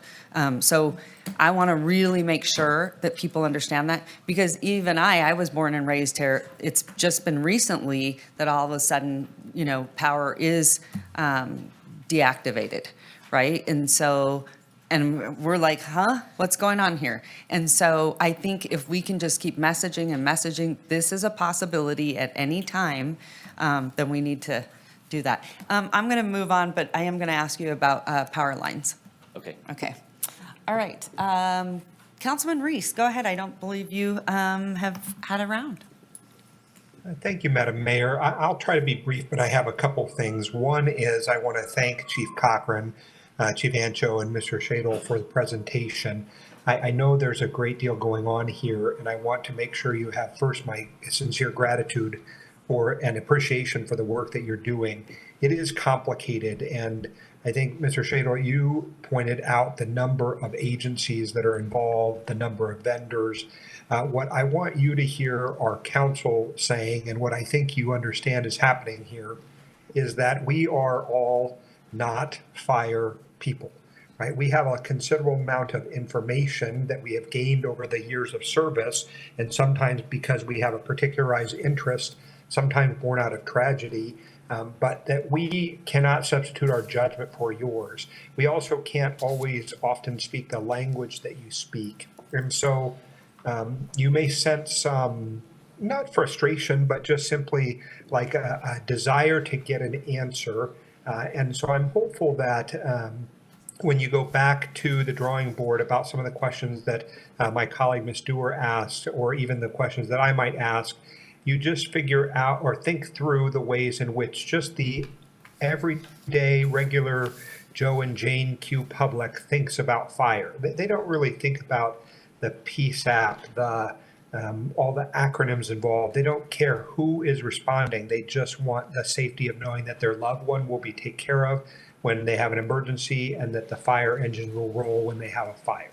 So, and so again, my thanks to you. Think about how we communicate with the public, and I would say don't let our desire to see a particular path dissuade you from planning for our future and making good choices. So that's the first thing. The second thing is, I think it is, I don't know if the right word is naive or it's just maybe a lack of understanding, but this question about regionalization and why a state senator might be taking up a bill on this topic is really one that has been born not out of any one moment in time, but it's every day since our initial divorce from our prior regional fire effort to today has been on the minds of electeds, both here locally at different bodies and then certainly statewide. We aren't the first people to consider a regionalized fire approach or a consolidated governance. That is what the province of the state legislature involves themselves with, whether that's thinking about Metro in Las Vegas or what we're doing here, because it is really about governance and how do we operate as governing bodies. And so I think it's certainly true that we have a role to play in it. I think it's anathema to believe that we are the only people who should have a role in it, or that we as electeds have some greater privilege of knowledge that should drive that conversation. I am grateful to Senator Daley for the work he's done. I don't know what the outcome will be in Carson City as we careen towards the end of this legislative cycle.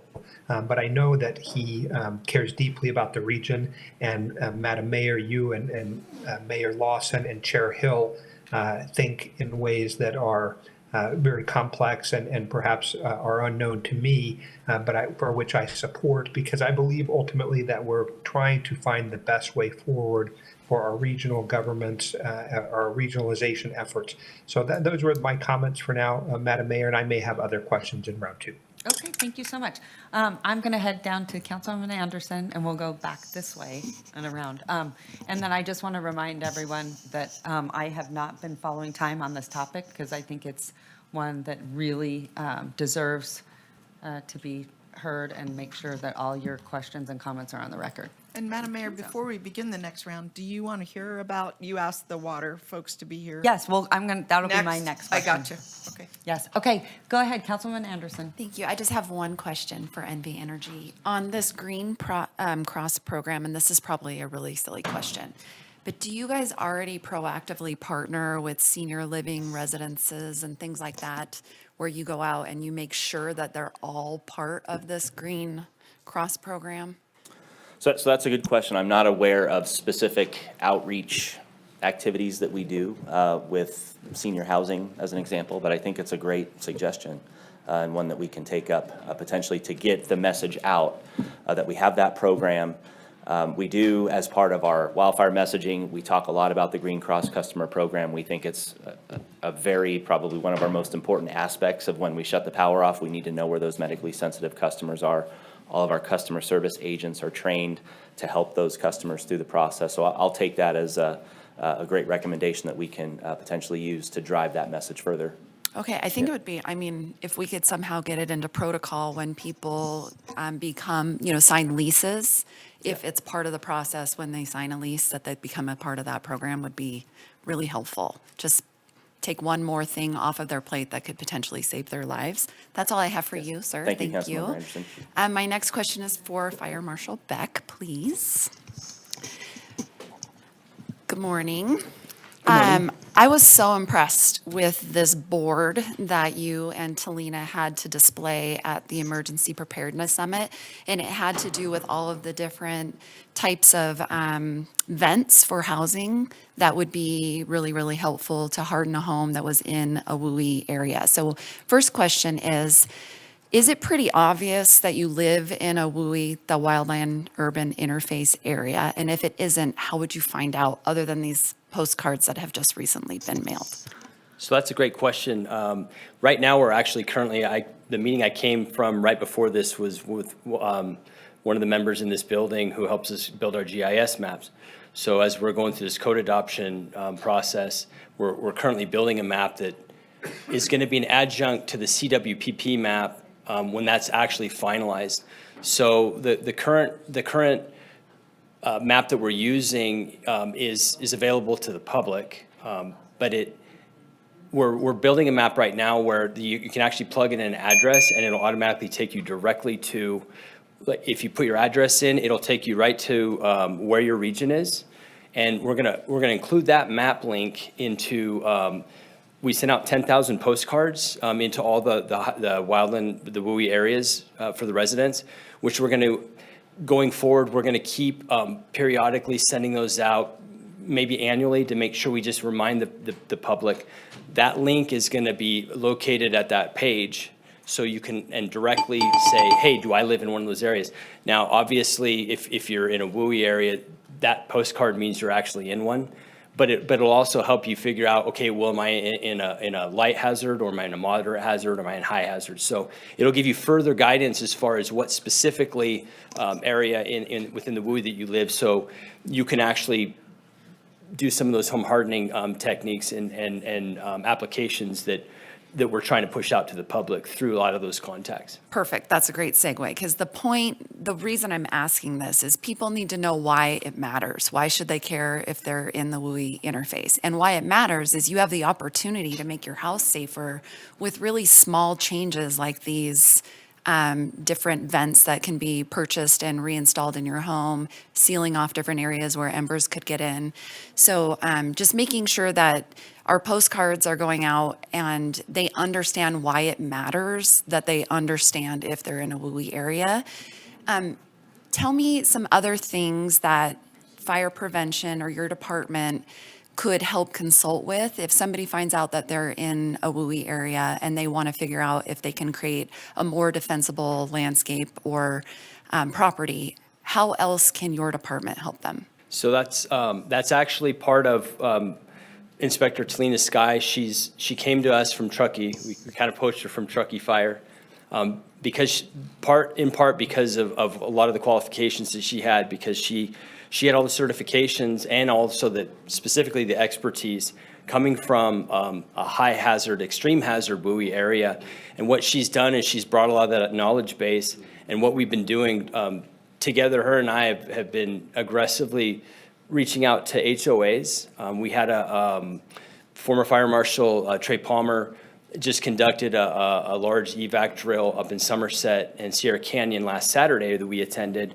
And so what we're doing is we're recognizing there's actually a couple components to it. How we construct the new homes, but the majority of homes that eventually, when our city is built out, are not going to follow under what's left, the available build-out, properties. So instead of just saying, okay, well, for the remaining homes, they're going to be home hardened, realize that we actually need to tackle all of the existing homes in the city of Reno. And to your point, there's small little steps that you can take that make an extremely huge difference in the outcome. Most of the people in this room might not know this, but of the 10,000 homes in the big fire we had down south, the Palisades fire, they burned from the inside out. And so in the wind-driven fires, it's the embers that can blow way beyond the actual WUI areas into other areas that are technically not in the WUI. And so we're not just targeting merely the WUI homes, but specifically every home in Reno. If you want to make your own home hardened, I mean, you can have a fire in your backyard and the embers can blow into your vents with just a single fire in your backyard. Yeah, I think that the more information people had about the ability to pretty low cost Yes. with really great safety improvements on these vents and things like that. So that's great. And I'm assuming that all of this information is available as well at our website. It is indeed. Okay, thank you. Thanks so much, Madam Mayor, and I think I'll invite Mr. Zimmerman with Tamwa, if you can come up. It sounds like that's some of the concerns or questions coming up to you, so just invite you up. And as you get situated, I'll just set the stage, and if you, Madam Mayor, or Councilmember, do you have any questions, feel free to hop in there and take the time. But I want you to sort of set the stage for us a little bit and talk about some of the work that you're doing proactively. I know, just being a new member on your board, I know you're working on getting generators out and making sure that we have power in case that it becomes an issue during wildfires. But if you could maybe talk about the pressure zones and give us a crash course on that. I know it's a dense topic, but just kind of want to lay that out there for you. Sure, I'll do my best. Thank you, Councilman Martinez, and thank you, Mayor Sheevy, for inviting me here today to speak. So Tumwa has a very resilient water system. This community, our predecessors built a very resilient system, but it's also a very complicated system. We have, over several hundred pressure zones, each with different sources of water going into them. We have over 118 pump stations, 86 wells, over 387 pressure regulating stations. Those all take power. And so over the last 10 years or so, we've installed more generators, and it's somewhat of a paradigm shift with the public safety outages for electricity, and then also the emergency de-energization. We have to have generators on standby that we can roll out to some sites, and then other sites that are critical facilities, we have permanent generators ready to go. And just to kind of give you a little bit of perspective on how Tumwa operates in a fire, we're often some of the first ones to know because our operators are watching our tanks and they can tell when they're dropping more quickly than normal. And so we're in touch with the fire agencies. We're making sure that all of the tanks in an area that has a fire are as full as possible. And then we're also working with our regional partners in collaboration. We're investing in emergency management. We now have an emergency management team and an emergency manager on staff who's also here today if you have any questions for him.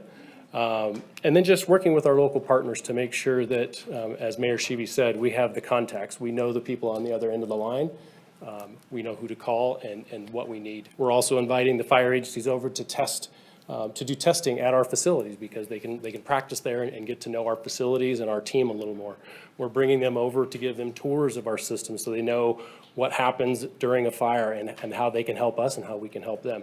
Same goes for ND Energy. And then lastly, I'd like to just point out that we also maintain all of the public fire hydrants in the city of Reno, the city of Sparks, and Washoe County. And I just make sure those fire hydrants are operational and ready to go. The one thing I will say though is that a municipal water system is built according to the International Fire Code. It's built for smaller structure fires, commercial buildings, industrial buildings. It's not meant to provide water to a catastrophic wildfire when it becomes a natural disaster over a sustained period of time. Okay, I'm glad you said that, because that's a $64,000 question. In Los Angeles, everyone said, how dare they, we were trying to get water out of those sources, and it still has not been put on the record. If we had an incident like they had in Los Angeles, would water come out of all of our fire hydrants? Yeah, and that's a good question, and it would be. Any of you experts behind him, feel free to weigh in on this. And this needs to be put on the record, and your citizens need to know this risk. So I'll just give the Davis fire as an example. So our team was putting generators ahead of the fire and in those PSOM areas. We were prepared if the fire did a worst-case scenario and went to McCarran like the projection said it would. In my opinion, I back my professionals, and I think we would have done whatever we could to make sure we didn't lose water pressure in that system, but I couldn't guarantee it. It would be possible to lose pressure, because in that zone that could have lost power, there are about 29 pump stations. Some of them could have been destroyed or impacted by the fire. Some of them could have been de-energized, and the generators were damaged, so it's a possibility. Mm-hmm. And I would like someone from fire to come up here and address this situation. One of the reasons we were told in Los Angeles, Chief Cochran, is that you over there? Please come up. Sorry, you sit behind everyone. I can't see you. Stay up here really quick. I also want to know, one of the things that we heard, and I need you to confirm or deny, when everyone else, because what happens, a lot of other residents start to water down and hose off their own homes or areas, correct? That's correct. And because of that, it also lowers the supply or, the pressure. You need to confirm that, because that's another message I have not heard in this region very much at all, that during an event, everyone, not just people in that fire area, need to be very aware of conserving water if they don't need it. So, but we even see it, in different jurisdictions where people are like, ooh, and I get it, the wind could come up. So you need to put this on the record, and I want you to confirm, Chief Cochran, the possibility of water not coming out of a fire hydrant is possible. Dave Cochran, Reno Fire Chief, thank you, and you're exactly right. Everything that draws off the system, and John can speak to the specifics, the engineering, everything that draws off the system, whether it's an individual trying to water down their yard, their home, or a home that burns down and now has open pipes, just flowing water, that is going to draw from the pressure. And as we said at the event that you and I spoke at many months ago, back by the Davis fire, there's no municipal system that exists that could be sufficient to handle the Palisades fire. Can you repeat that? There is no municipal system that exists that can handle the type of catastrophic incident that was the Palisades fire. Okay. And yes, your points about watering the homes or trying to protect your own home, the pipes that get burnt through and melted through and leave water running, that all detracts from the pressure of the system and makes it exponentially more difficult for John and his team to maintain that pressure. Mm-hmm. John, is that something you have been messaging out to people? I've been having a monthly public safety briefing with media, and so maybe we need to start inviting you, but are you guys pushing out that information? So John Zimmerman, for the record. So on the Davis fire, we asked for conservation ahead of the Wednesday or whatever day it was where we thought it might run to McCarran. But yes, and we're working with the fire agencies to let people know, when you leave your home in an evacuation, don't leave your hoses running, because it doesn't help the firefighters, it doesn't prevent the fire. It's just a drain on the water system, and you're taking away water from the firefighters. But that's part of, I think, our messaging with the fire agencies, and have it coming from them, that it doesn't help to do that, just so residents know, don't do that. Mm-hmm. What is the backup plan when we don't have enough water? What happens then, Chief Cochran? What do we do? I mean, like I said, there are alternatives. They're probably not sufficient for something of the scope and magnitude of a Palisades fire, because we have water tenders that we can draw on from, like Chief Way's department, they have water tenders. The Air Guard has water tenders. But when you're looking at the amount of water that you need, those are designed, those can help with a single structure maybe 2, not 10,000. That system is just. Chief Way, can you come up here and address this? Would you agree? I'm sorry, Dale Way. Did you hear my questions? As far as municipal water supply, Yes. I agree with everything Chief Cochran said. Okay. There is no municipal water supply out there that when you have 8 to 10,000 single-family dwellings that are on fire and fire spreading through them, that you're going to be able to hook up to hydrants and draw off of every hydrant. In the last fire, were there pressure issues? Thank you, Mayor Sheeby. I can speak to that. No, there were no pressure issues. And I should have referenced to, it goes back to the, we had the Gold Ranch fire, the Davis fire, the Callahan fire, and then prior to that, we had Pine Haven, Collin Ranch, and the Sullivan fire. In none of those fires have we lost pressure. So we do have a resilient system, but there's limitations. Okay, and Chief Wade, just really quick, and I'm going to move on. What is your solution whenever we don't have enough water coming out of those fire hydrants? There's not much of a solution. I mean, water is the source that fire departments have used traditionally for hundreds of years, right? Fire hydrants, water supply systems are developed, and our water tenders, even when they run out of water, you've got to go back to a hydrant to fill up. Or a pond or something, and that has to obviously be close by. Yeah, to the that's why I think, we wanted this presentation. We all want to know evacuation plans. We all want to know communication. And I'm just going to be really honest, hearing a lot of these questions and comments today, it seems things are fragmented a little bit. And so I really hope that we can do, I think we're doing a much better job than I've ever seen in the past, right? But this should make everyone nervous, because we also have to protect our firefighters, not just our community, but the firefighters that we send in there every day. But I think the public needs to know and be a little better informed, because everyone assumes that water is going to come out of those fire hydrants. And it's absolutely frightening. And that's where the communication between both jurisdictions needs to come together. And this is not to any of you. I'm also going to ask City Manager Bryant, in our next council meeting, I'm going to ask for all 3 comms departments to come, because I want to know what that communication looks like. To be honest with you, I was told, stay out of our event, it's not yours. And it came right up to the city of Reno. I look at us regionally, and so I have a real problem when someone tells me to stay out of a fire event that we actually had predictions that was coming into 7 miles of the city of Reno. And that's where, I want to be honest and transparent that it's not pretty, but I do want all 3 comms departments here talking about how they communicate with each other and the electeds. Because I was really disappointed. It wasn't any of you, but I was really disappointed in how those communications were handled. And I know on the back end that it's not going to help any citizen to have those sort of disconnects. Anyway, okay, Councilwoman Dewar. Yeah, thank you. I just switch gears a little bit back to evacuation, if I could. And that is that a couple things.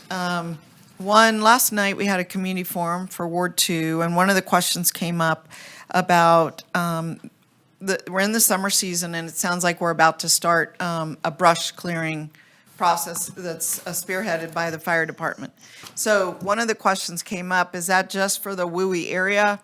And I'll give you an example. So when the Collin fire happened in 2012, I figured there was about 1,000 homes between me and the Collin fire. And while I got prepared to evacuate, we weren't used to a concept of 7 miles of having to evacuate. And, but I thought, my gosh, this would have to burn 1,000 homes before it got to me. But what it really did was it jumped over McCarran, went down a canyon, burned 3 houses at the bottom of Pioneer, jumped over Pioneer, and in a moment, it was on my street, across the street from my house, without burning through 1,000 homes, to everyone's previous points about how fire behavior occurs.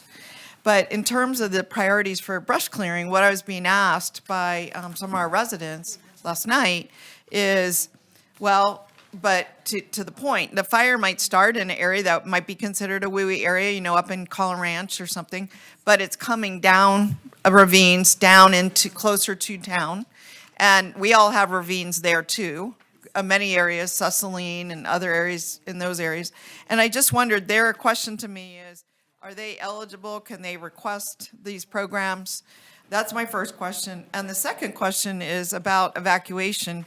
I want to understand the key elements of the evacuation. When you say an evacuation plan, what are we really talking about? Sounds good. I know that they just did an evacuation plan for Ranchera, which they communicated to the residents where the exits are, that they have a gated community, that they would put up the arms, where the people to go, you know, how it would work. But is that what's in these other evacuation plans? And as an adjunct to that, I heard, and I'm not sure, maybe I got the information wrong, but that Somerset recently, just a weekend ago, did a full, like, evacuation, like where they actually evacuated, like a Drill. a drill? Yeah. And I wondered how that went. So my question's basically priorities for brush clearing or how communities can be part of that program. And then on evacuation, what are the key elements we're talking about and how did this drill go? So I'm going to just make a couple comments, and then I'm going to turn it over to Fire Marshal Beck. We do have a green waste program funded through a State Farm grant that is available not just in the city of Reno, but to Councilmember Taylor's point, Sparks and the county. Right. John will speak to how you prioritize the requests there. And I would just add that Sparks has also been awarded a grant for a similar program that they'll be implementing shortly. Then John can speak to the drill and the evaluation of those requests. Yeah, good. So thank you very much for your time.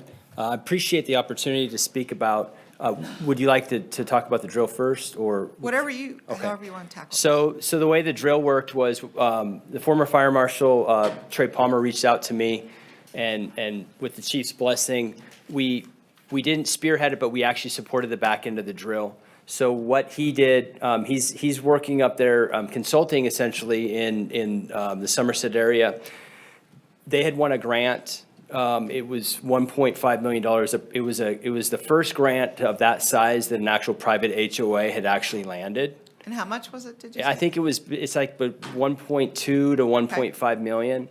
And included with that grant was an actual evacuation drill. Right. And so what they did, what former Fire Marshal Palmer did is he reached out to me saying, hey, this is what we're thinking about doing. And so we collaborated together on what we could actually support with, because we do have a finite amount of staff. We do have our workload as well. And so when the drill went down last Saturday, I went to the brief beforehand when he briefed the community. They had an HOA meeting at the Del Webb clubhouse. And then about 2 weeks prior to that, and then they kicked it off. It was a 2-hour window, and they had all of, what they did in that HOA was they identified all of the different evacuation routes. One of the challenges of where do I evacuate to is we don't know where the fire is going to be at. Right. So we can't necessarily say there is not a one-size-fits-all, like, okay, if you live here, evacuate there. And that's one of the educational, there's a lot of education that we're really aggressively trying to put out to the public. Because those are hard questions to ask and answer. And so what they did was a notional fire that would be most likely a large event would be coming from Verdi. Right. And so each of those those areas within Somerset, those evacuation areas, he had his community say, hey, look, find the most likely route out, and it might not be the main road, and use that and see what that's like. And then we had everybody evacuate to Billinghurst Elementary School, or I'm sorry, middle school, because at the time, most likely would have been the high school. Why can't I think of it? McQueen. McQueen, thank you. Because there was already another event going on there. Yeah, So we just wanted. briefly, I don't want to take up Okay, I'm everybody's sorry. time, but what I want to know is like, how many people participated? Okay, so- Was it successful? Where, All right. what was the takeaway? So it was approximately 500 people would be in that region. And I would say approximately 200 to 250 people showed up and performed in the drill. So it was very successful. They got some education from us. I mean, they all got in their cars and left? I mean, they physically drove They drove and then, away? yep. And then they Did they they came. tune into a channel to find out it's safe to come back or what? No, so the way it was briefed was when you get to Billinghurst, that's going to be FinEx. That's where Oh. it's going to be finished exercise. Okay. And is this something you would recommend for other communities? That's a challenging question to answer because there's over 500 HOAs in this community, or in the city of Reno, I'm sorry, the region. And I don't know exactly how many are in the wild and urban interface areas, but it would be logistically challenging if we would be running these every weekend potentially. So, that would be a hard. Right, so we can't really support that, but getting information about the evacuation like they did at Ranchera, they didn't Absolutely. practice a drill, Right. but they did go over the plan, Right. and what to do, where to go. Absolutely. And that's a valuable exercise, Oh, right? and so that can be done at the HOA level. Right. And that's what we do have the staff, depending on how many HOAs want to participate and that reach out to us, to be able to say, look, this is kind of the boilerplate script, find your exit routes, and then know them and learn them. So the other question I'd asked was about the priorities for the brush and how people can apply and get the work done. So as the chief mentioned, and just briefly touched on, so we have our green waste program that we're in our 4th year now, and we've collaborated with Waste Management and State Farm. And the public signs up, and it's essentially first come, first serve in those areas of priority that we're targeting. And we use all the money till it's spent. And at the end of that, we're looking at ways, and this is the first year we've actually opened up to the region. So now Truckee Meadows and Sparks, those jurisdictions can sign up for that program as well. Where do they call or sign up? Is it on the web or? That would be through our website, I believe. Okay, well, I have people that want to sign up. Sure. But they don't know any of what you're telling me, like that it's first come, first serve, or, Yeah. They don't have to be an HOA or whatever. So I can get you that information. Okay. After. Yeah, I think we could all use it, so if you want to distribute it to all of us. Absolutely, I can send it to City Manager Bryant. Right, okay, great, thank you. Councilwoman Ebert, and then we'll go to Councilman Reese, and then we're going to wrap it up. Thank you very much. So I had some comments and questions regarding a lot of my community members that are in the rural area. I know that it was mentioned that there's postcards that go out and there's QR codes that can be accessed to find out about different resources and paths for evacuation.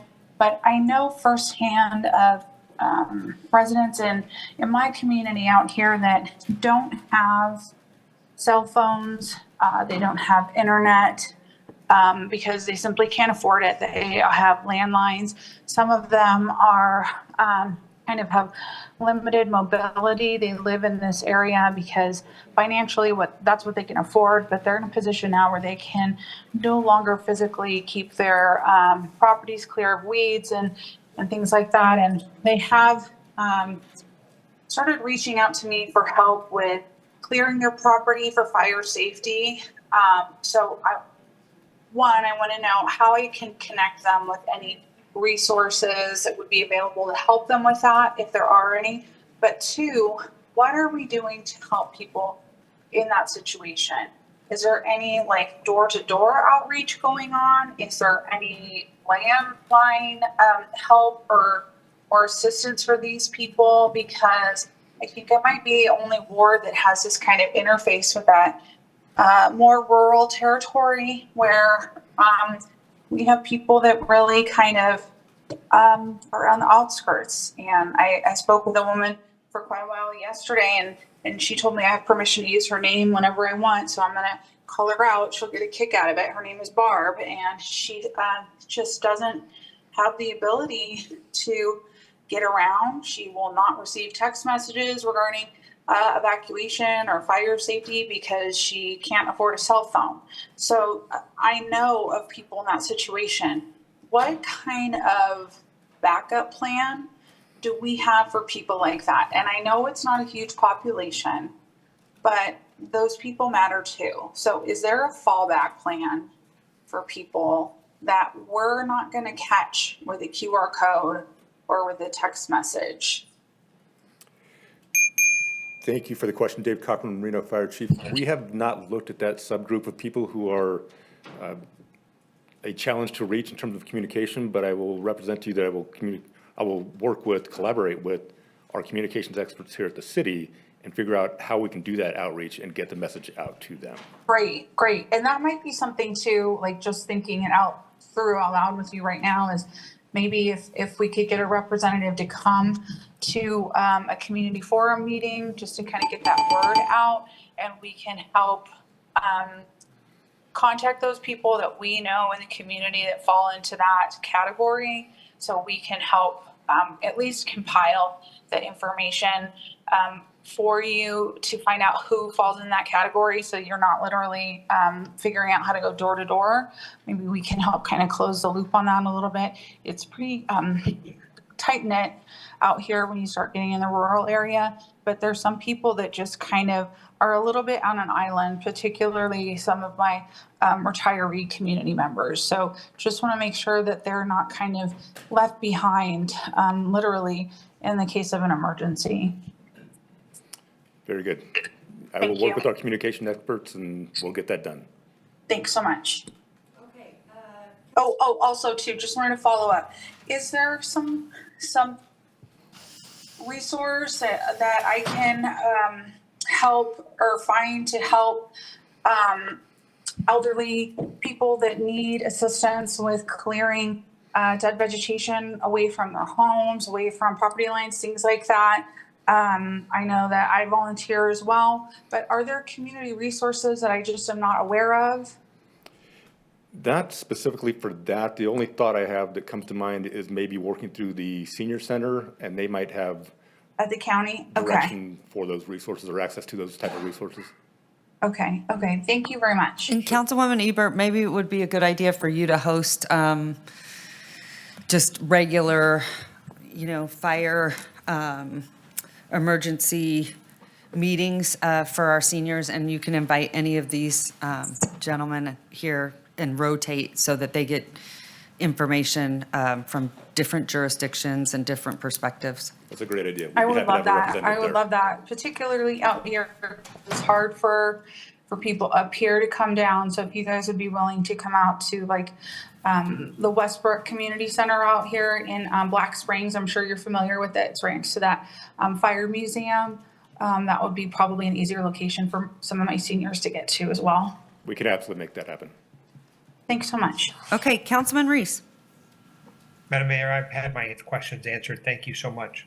Okay, all right, that's going to wrap that up. We don't have to take any action. I just want to say thank you so much for your time. I really appreciate this. It's sort of a new day. I think citizens should be hopeful that we can all work together and make the system much better, but I also need it to be very clear and transparent what we can and can't do, what our limitations are. We don't talk about that enough. I know it's not fun and it can be very concerning, but we have to be very, very honest. I mean, I cannot tell you how many people, if we went out there and surveyed 10 people probably in the park, they would absolutely think that water would be available when we turned on those hoses. And we've got to message and be, I mean, I hate to say it, it's not a matter of if, it's a matter of when. And everyone should see the patterns that are happening and see, the wind has been unbelievable. I've never seen wind like this, and I've lived here my entire life. And look at just 2 days ago, we had thunder and hail, and we have a very extreme weather pattern, right? Matter of fact, we all probably heard that big crash. We all thought our homes were like, what's going on up there? But we really have to be honest, and we really have to communicate to everyone in our community. I want to commend Councilwoman Anderson. You brought up something that we don't talk about enough in a fire. We do talk about the elderly. We need to talk about them more. But you brought up children. And we even saw in the Los Angeles fire, there were children home with their brothers and sisters, and the parents were at work or, on an errand, whatever. But we don't talk about how we communicate fire to children enough. And many times, actually, there was a brother and sister that were calling their dad saying, hey, Dad, we're concerned. We're seeing, smoke over here. And the dad was like, really? And then he couldn't get back into their neighborhood. And I mean, it's just, one of those things. So I think that would be another great way. And I appreciate, Councilwoman Anderson is doing an amazing job. She's sort of my co-pilot in fire concerns. And so it would be great, maybe we put together a coloring book and some, host some children's events for fire safety, so. Materials that they had were amazing, and I just wanted to just put one point on what you had said, which was all so important. There are a lot of things that are possibly out of our control, and there are a lot of different variables, but there are also, the good news is there are a lot of things that are in control and things we can do individually to prepare ourselves and be in better shape when these emergencies break out. So if we can focus on both of those things, we're going to trust you brilliant folks to get, the counties and the cities together doing the right thing, and then we will take the helm at communicating what individuals can do to prepare themselves. Yes. So thank you for all of the you. energy around this. Thank you so much. And lastly, I am going to say Councilwoman Ebert did bring up something several council meetings ago, and I just wanted to let Chief Cochran know that we will put it on the agenda for a broader discussion. And one of those other areas of concern are lithium battery fires. We are seeing a lot of those in the media lately, and obviously with those batteries, they're becoming much more popular and very problematic to put out. So Councilwoman Ebert, am I correct? I don't know if she Yes, can hear. that, for a lot of reasons. I know there's a potential factory at the said airport, which is completely out of our hands. That's the FAA airport land. But, there's lithium batteries and all kinds of things. And it's a new type of fire that we're going to have to just, or not me personally, but our fire departments are going to have to deal with going forward. So I think it is important that we talk about it and that the community feels safe, because there's so many scary videos online. I get tagged in them. I don't know how to respond to them because I'm not a subject matter expert on it. So I think it would be really great if we could get a little bit more information from our team on how those are being handled, what kind of strategy you guys have, and if there's any kind of holes in what you guys need, that we can fix that. But also, Madam Mayor, I'm sorry if I missed it, but was there any comments on how we're making sure we have water at our fire hydrants? Like, is there a mitigation plan for that? You Was must that have part of missed it. I'm sorry. I heard you bring it up several times, but I couldn't remember if that is something that is in the works for what the county's working on, or is that a All right, timeline? I'm going to call up Chief Way just really quick to reiterate. I'm so sorry. up. I missed that was more of piece. a John. I do recall you saying it several times, John? but I can't remember what the answer was. Do you hear the question, John?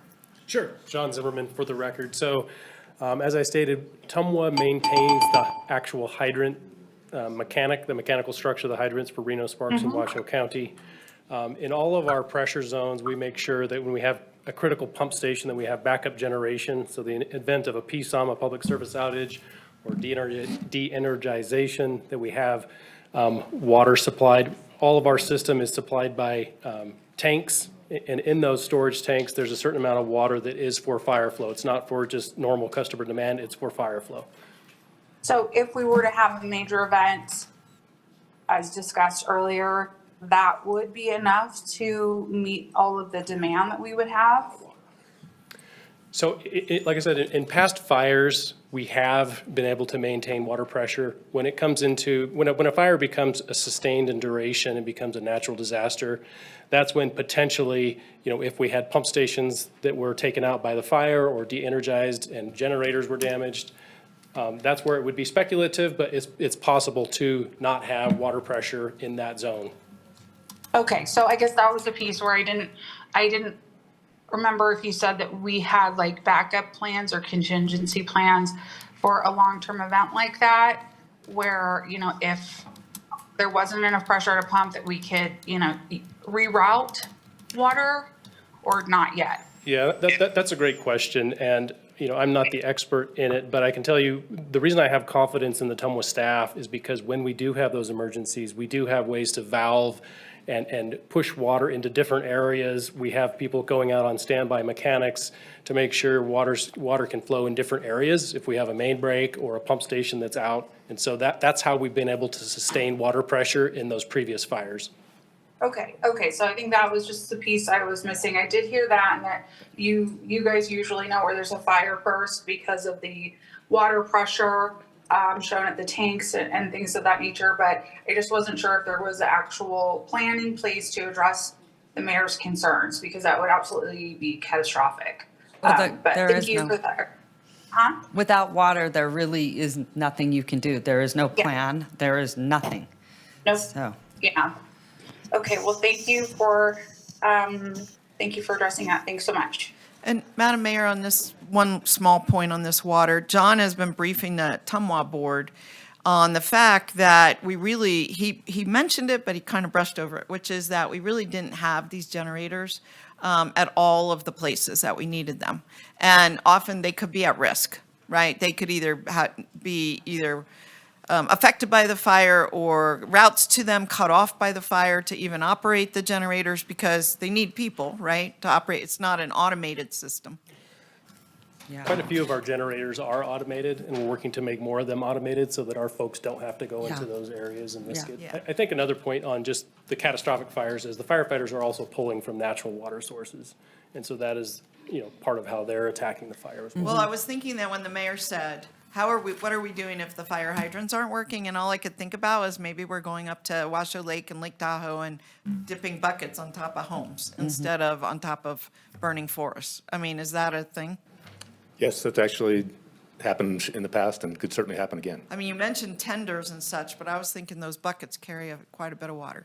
Yeah, there was a famous air tanker drop here back in the 40s, I think, on the Golden Hotel. It's a thing that could happen.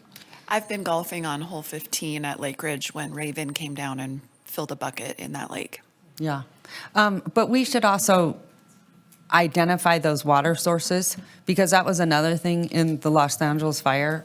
They had areas that were dry, and, there's just a lot of this. Let me just tell you, like, in a catastrophic fire event, and people have been complaining, the money, the city. Like, I love how you have some residents that are just saying, this is about, their budget. Give me a goddamn break.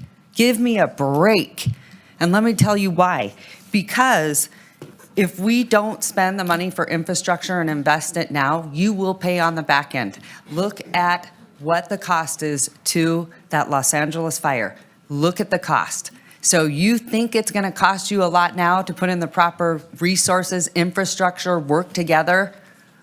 You'll be sadly mistaken when you look at the money that it is going into Los Angeles.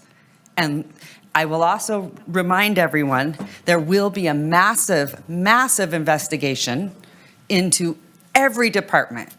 Your department, NV Energy, yours, mine, we will all be on the line. So don't overlook a damn thing, not a thing. Because I got to tell you, I am up at night with anxiety thinking about it. Because I also live in a very fire-prone area. I know what it's like to try to get out of there, the traffic, all these things that we all got to be prepared for. We got to be prepared to evacuate those to-go bags. To-go bags, just so you know, were not really pushed or a thing a year and a half ago. Not to the extent that we need them today. But I just want to put everyone on notice.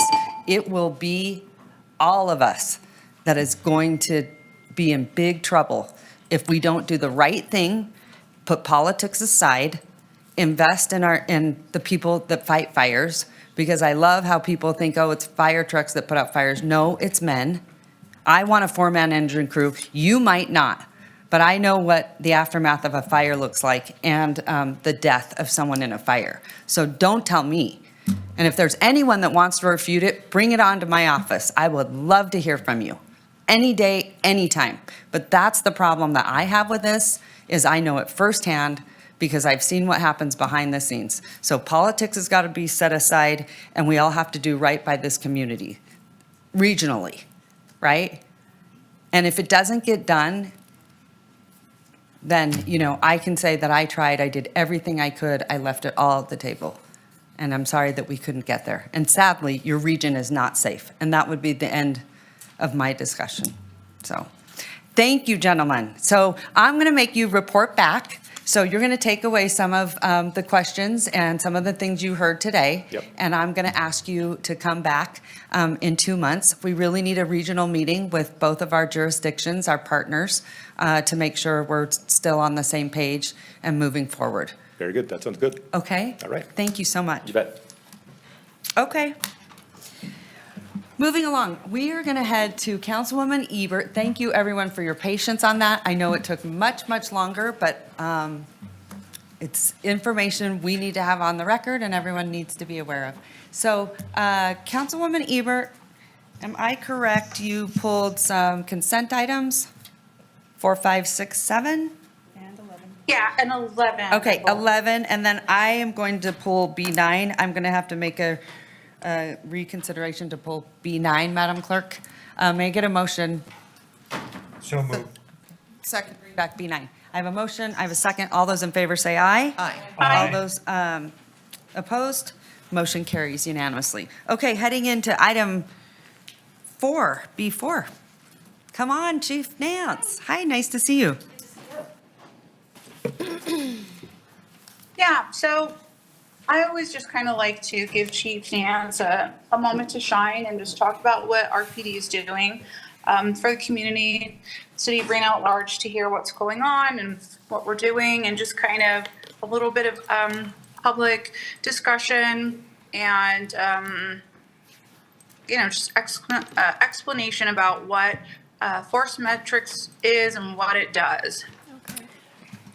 Chief Nance for the records. Force Metrics is a tool that allows officers to access information that combines multiple databases, including geographic mapping and keywords, to enhance our ability to evaluate situations, look for trends, and to determine if there's patterns or people that we're looking for, actions we're looking for in one consolidated place as opposed to going to multiple different platforms. Okay, so it helps you kind of do the law enforcement research faster. Is that like an accurate assessment? Faster and more accurately, yes. Great, great. So this is an amendment. What's the amendment specifically? This is for the contract that we have with them. We launched it as a pilot program, and this is to extend our contract for multiple years. Great. So it's been a successful program then. Are you happy with the results so far? Yes, very. Good.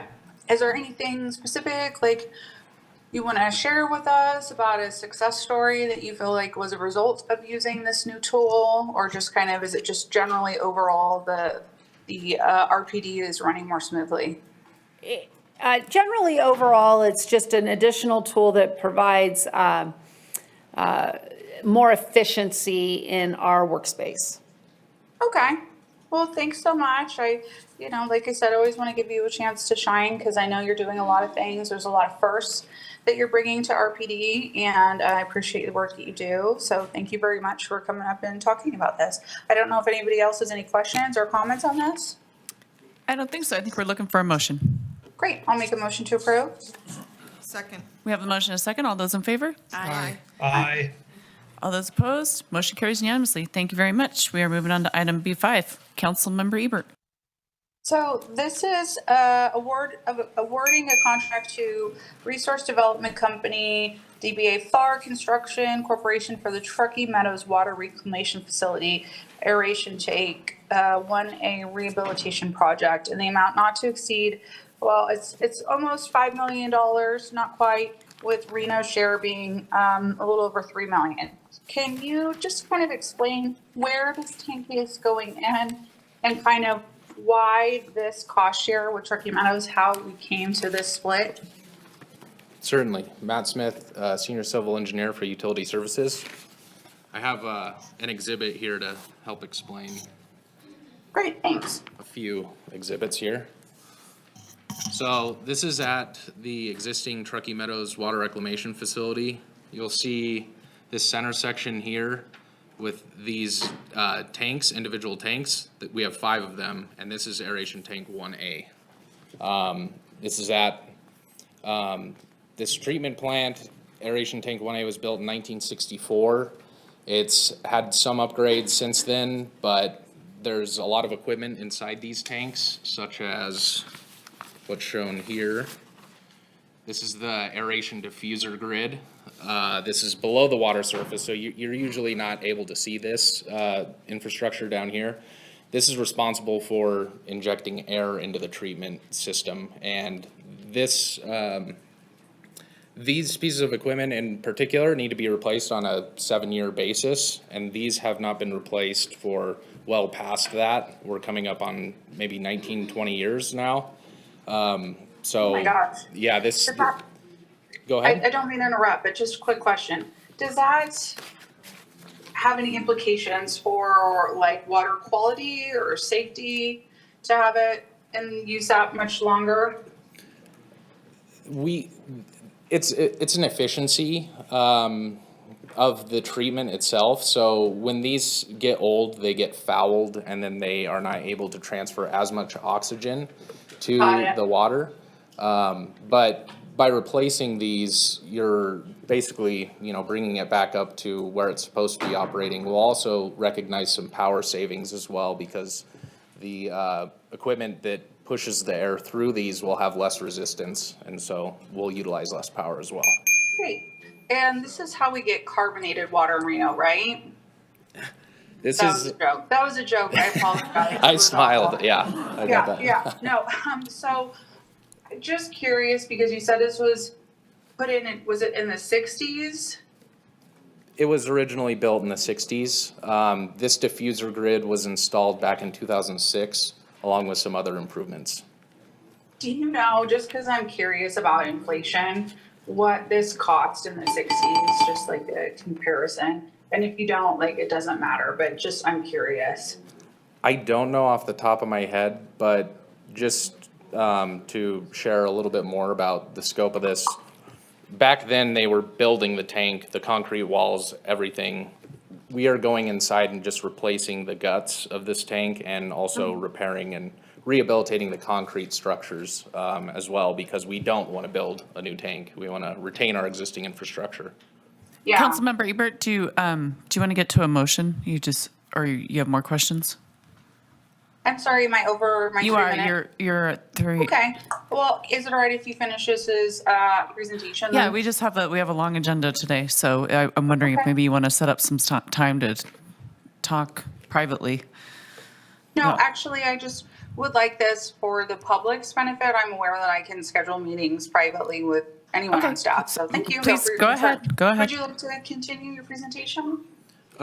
Certainly. So just this equipment is in need of replacement, so we're recommending to replace that. We have our contract with Resource Development Company, and yeah, this is going to be budgeted out of the sewer fund. And one of your original questions, forgive me, I forgot, the cost split. The 31.37% reimbursement from City of Sparks is based on the interlocal agreement between the two cities. It's based on the ownership ratio of the plant. 68.63% is borne by City of Reno, and 31.37% by City of Sparks. Okay, so it's not being split with Tumla, it's a split with Sparks. That's correct. It's just cities of Reno and Sparks. Great. Okay, well, that was all the questions I had. Thanks so much for your time. Thank you. I'll go ahead and make a motion to approve. Second. Okay, we have a motion and a second. All those in favor? Aye. Aye. Motion carries unanimously. And Councilmember Ebert, you are up again with item B6. Okay. B6 is approval of a consulting agreement with engineering services during construction to Carrillo Engineers, Inc. for the Truckee Meadows Water Reclamation Facility Aeration Tank 1A rehabilitation project in the amount of a little over $500,000, with Reno share being about $350,000 from the sewer fund. Is this a part of the the project that was just explained to us on item B5? Matt Smith, Senior Civil Engineer, Utility Services. That's correct. It is tied to that construction project. Okay, so the last item was like the cost of the materials, and this is the cost of the construction company or the engineers? So the item B5 is for the construction of those improvements, and so the contractor will order all the materials and then construct those improvements.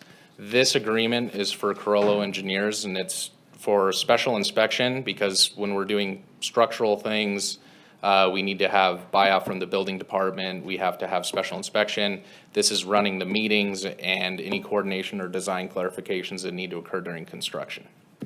Okay, great. So, and this split, is this also split between Sparks?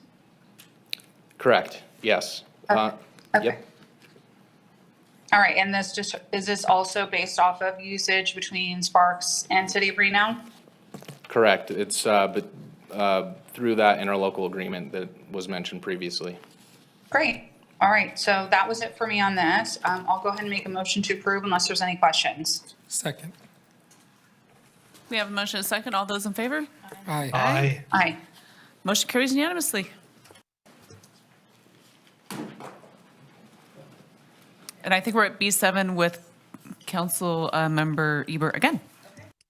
Yeah, actually, I was going to kind of ask, and we did the regional discussion with fire earlier, but I was just going to ask if this was part of any of those discussions. This is for Washoe County's P25 radio system interlocal agreement of June 2020 for public safety radio communications and annual payment to Washoe County for the city of Reno's proportional share of infrastructure and operational costs in the amount of $700,000, and it has a breakout by fiscal years from the general fund. Is this something that will continue on if we are to get onto a regional dispatch? Is this something that will kind of be linked into the conversation about regionalization, or is this a separate thing that we'll just have to continue paying to Washoe County as something that, you know, it's a service that they provide to City of Reno? Craig Frandon, IT Director for the record. This project won't sunset. These are for handheld radios, apparatus radios, in-car radios, dispatch consoles. It's a regional project including Washoe County School District, for example, Washoe County, City of Sparks. So yeah, this is with us for the foreseeable future. Okay, so on the agenda, it says for public safety radio communications. What is the definition of public safety radio communications? I brought some subject matter experts. I'm going to let Cody maybe answer that. Great. Cody Shadle, Director of Public Safety Dispatch, for the record. Our public safety radio system is one part of the way that we communicate from the citizens to our first responders. So public safety is going to be any of your firefighting departments, your police departments, marshal's offices, anybody that's providing a public safety function within that system. We do have some other entities that support public safety that operate within that system as well. So under the City of Reno, we have users like our park rangers. We have other people managing public safety functions that live under that. And then this here provides us the ability to operate over the radio within that system. So we do have a regional dispatch system. We operate a radio system, we operate a CAD system, and a telephone system. This is one of those three legs of kind of that public safety system. Okay, so Reno pays into that, Sparks pays into that, Washoe County School District pays into that. Is that kind of how that works? So we all pay to use it, or how does that work? Yeah, yes, that is correct. All users actually pay into the system based on their usage in the system. And we do have an administrator here from Washoe County who helps to administrate that system, and they're happy to answer those questions as well, but yes. Right. Well, I think that's it for me. I just kind of wanted to know what exactly was being, what was that system being used for, and if it had any kind of link to the regionalization, and if it would be going away, or. or anything, you know, even adjacent to the regionalization. So thank you so much for answering those questions. Does anybody else have any questions? Okay, I'll go ahead and make a motion to approve. Second. Aye. Aye.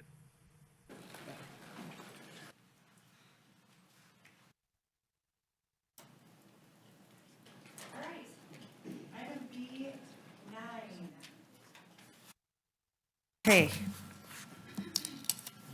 Megan Berner, thank you so much. Hey, good afternoon. Madam Mayor, City Council, Megan Berner, Arts and Culture Manager for the record. Okay, I wanted to pull this item. It says that, I assume, why don't you tell me how we got here? Because I assume, I know we have kind of vaguely talked about this California project, but how did we get here that it's this? I assume that there's already art that they have submitted. How does this, give me an idea how we got here? Sure. Okay. Yeah, so council allocated the funding for this project out of room tax in last year's or this current fiscal year. And so that went to our Arts and Culture Commission, who created a call for artists, and our Public Art Committee. We put that out for submissions, received 57 qualified submissions from artists. The Public Art Committee reviewed all of those thoroughly and made a recommendation for this. It's an art group based of 2 artists, Sorrel Sui and Trent Thompson. And that went to the Arts and Culture Commission for their approval and recommendation to council. Okay, and then, am I correct? So are these gentlemen together as artists? Yes. Okay, which is awesome. But Yes. how, here's the, okay, so I've had issues with this before. How many people submitted for this? How many artists submitted? 57. 57. Yeah. And the council is not seeing one. Is that correct? Yes, that's correct. The way our process works is it goes through the Public Art Committee and the Arts and Culture Commission for their recommendation to you all. Yeah. I do not like that at all, because at the end of the day, when there is a piece of art that goes up, do you know, it's every council member that has to wear it. I think that the process is broken, not to mention the people on that board were not elected to make those decisions, quite honestly. I want their input, but I want a better process, because I think that's problematic. And then the next question that I'm going to ask is, are these gentlemen local? So they have ties to Reno. Do they live here? They do not live here. Okay, so again, Arts and Culture Commission selecting people outside of the area, correct? That is correct. Yeah. So that's why I also think our boards and commissions need a massive overhaul.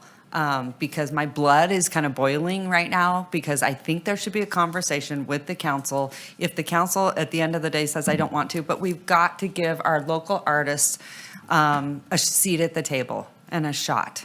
We really, really do. And I bet these men are totally amazing and qualified and all of that good stuff. But I think those are things that should really, come to consideration. Not to mention, there's not like 4 or 5 artists on here. There's one group, right?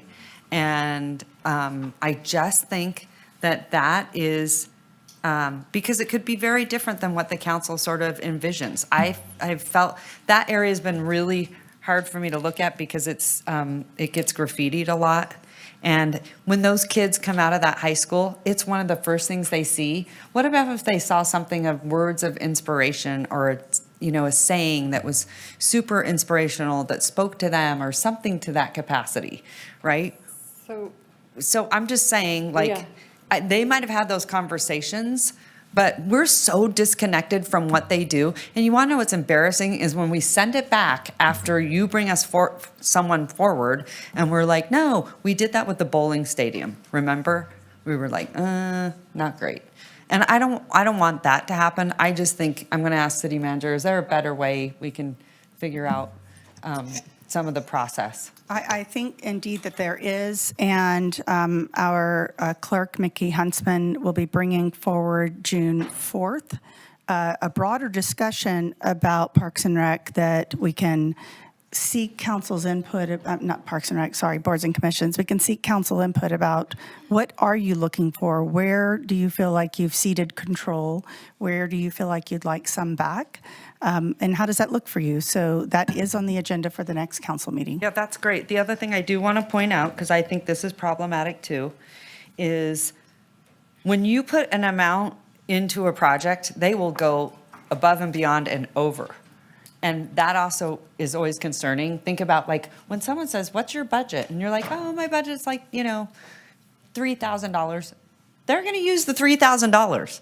It would be really nice, actually, because I think you could do this project very minimal to make high impact, leaving more money on the table from this room tax to do more art.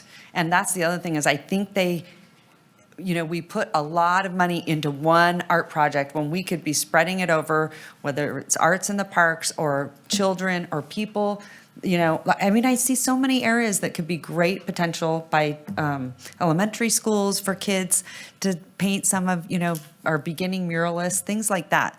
So I feel like there's a big disconnect from this board to the council. That's just my thought. Mayor, can I just interject Yes, here? please. Because I have been the liaison, at least for this project. Yes. And one thing that I have observed that I think would be interesting, if we do have a desire from the council to make local artists, more prevalent in the discussion or the evaluation, is just making sure we're including that in the rubric. Yeah. That we're including, points for certain things, whether it's if somebody can come in, if they're, let's just say it's a budget, it's a $100,000 budget. If maybe they get rubric points if they think they can come in under budget. There's ways to score this by, layering in these values, including messaging. If they're like, that is such a prominent piece in Reno. So if the council were to put the message, like we want to make sure that this art piece inspires X feeling in the rubric, like when we come in and like ask for applications, I think that would be smart. So I think there's opportunity there to really look at how we're evaluating them. But I will say that it was very robust, this discussion on this project and the evaluation of these artists. I was very impressed with how many people were at the meeting, virtually or in person, and how much time they had spent with the artists, the information they had at least applied with. Well, So- thank goodness you didn't already select the art, which is a good thing. Because I've seen in the past where Mayor Cashel was not having it after they selected the art. Do you remember that? All of you sitting here probably remember, right, at the bowling stadium. So, okay. Madam Mayor? Yes, go ahead. I just want to make sure I understand, just because recently California Avenue's come into my ward in November, but I'm really not familiar with this project. Which part of California Avenue is this? So this is at the intersection of Keystone and Cal That's what I Ave, thought that you were gonna large say. retaining wall. Yeah, I think that this would be, such a big piece of art in my ward, and I have no knowledge of the project. I didn't know it costs 100 versus 20 versus 200. I didn't know what kind of directions that you had given. I think that's another thing is that no matter if it's in my ward or any ward, I think somehow, as we're reinventing this process, I think it is good to include, I wouldn't have known about it if I served on the Arts and Culture Commission, but I don't anymore. So I'd like to know about it before we just get out there painting, and I don't know how to make that It does connection. come to y'all in an annual work plan that was approved earlier. Yeah, but I in mean, the in an year. annual work plan, I know for just this year or whatever, but I can't say I studied that with a fine tooth comb to know that this $100,000 project's coming in Ward 2. Okay, I'm just sharing, unless you reach out to me. Absolutely. Oh, so I'm just saying, I don't know if that's part of your perspective, Mayor, but I'm just saying it would be good. And I don't know, some of the projects we do on murals are inclusive, for example, might include children, might include other, multiple artists. It doesn't sound like that's this one. This one is one artist, Two. right? Or a team. It is, yes, it is a team of artists. We did put in the call that we would like an opportunity for a local artist who has not as much experience to get mentored through the process, and so that is likely to be part of this project. And the artwork has not been selected yet or designed, and so part of the process is, once the artists are on board, to have them engage with the community, including you all, if you would like to give input on what that design looks like. Well, what we did before, when we had, is, remember, when Virginia Lake was part of my ward, which it is once again, we actually had you come to the Ward 2 NAB. We had all the members of the NAB and the whole community come and weigh in on the project, and actual mayor vote, the larger community, not just the people in the Public Art Committee. And we ended up with a good selection. I mean, the Dragonfly ended up being really, really embraced. We had a special event to introduce it to the community. So I'm wondering, would we envision something like that for this one? Where if they might come up with some designs? And maybe we could get some input from the community? That's exactly how the process will go. We've done that for several of our Yeah. previous murals. Just been a while since yeah. something in Ward 2. Quite a while, I think. So I'm Store, excited. I just want to say that that's on me. I should have looped you into this, being the liaison. In the future, if it's in any of your wards, I'll make sure that I give you a heads up. So that's an opportunity for me to improve. Oh, well. No, but let's be honest, listen, people on that committee were not elected, right? And especially a ward member, you are going to have to explain how that happened, how embarrassing to say, I didn't know anything about it, I don't know how that happened. And so I don't think that that's on you. I think the process, quite honestly, is broken. And then also how we, set up boards to make those decisions. And then it comes right before us. And how embarrassing to say, I mean, I don't want to have to vote against this. I'm sure these artists are amazing and they're talented. But I think it's broken. It doesn't work. Well, and let me just say this. Eventually, we would have found out. It sounds like Megan had. You would have planned- found out after it was on the wall. No, I hope not. It sounded like the NAB process was very effective for this. And I had a huge attendance. I would say at least 45 people were there to participate and select the art. And we had sculpture proposals from, 30 artists, 25 artists anyway. And it was only by 1 point, but I was really pleased with what they picked. But I just want to make sure, that we're integrated, and maybe that was to come, but I just didn't know it was coming. And I don't know, we don't even have NABs right now. And so I'm just trying to figure this out, what process. Good thing to look at when we assess the NABs and that stuff, so. I'll make sure that you know what the community engagement plan is on this, and so you can participate. Yeah, that'd be perfect. Okay, thank you so much. Okay, then I will make a motion reluctantly to approve. All right, second. I have a motion and a second. All those in favor say aye. Aye. All those opposed? Motion carries. Okay, thanks. Thank you. I'm so sorry. I did have something to say, and I'm sorry I wasn't quick enough on the mute button. Can you hear me? Oh, Yes. Okay, so. go ahead. It didn't affect the vote. I just had something to add to the conversation. So Okay, I've perfect. been reached out to by some artist groups that are local that have said that they would love to do some murals in Reno just because they're artists and they want large canvases. The only thing that they need help with is paint and having a space to paint. So I know that there's groups out here that want to do art for not a lot of money, but there's definitely a disconnect in the messaging because we have artists in Reno, and I know the call for artists is not excluding anybody. If we have people submitting from other areas, people from Reno could obviously submit. So there's kind of a breakdown there too, and I don't know.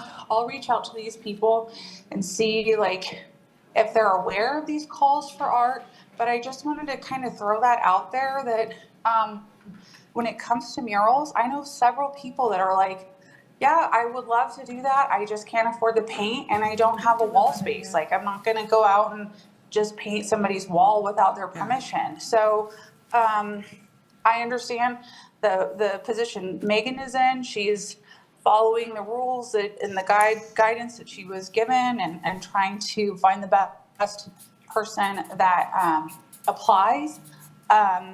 but there might be a better way that we can do outreach and get more Reno centered art for less money, so we get more of it too. So just wanted to say that real quick, and just wanted to say thank you to Megan for all the work that she's done.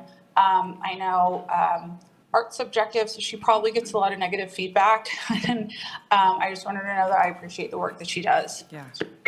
Isn't that so true?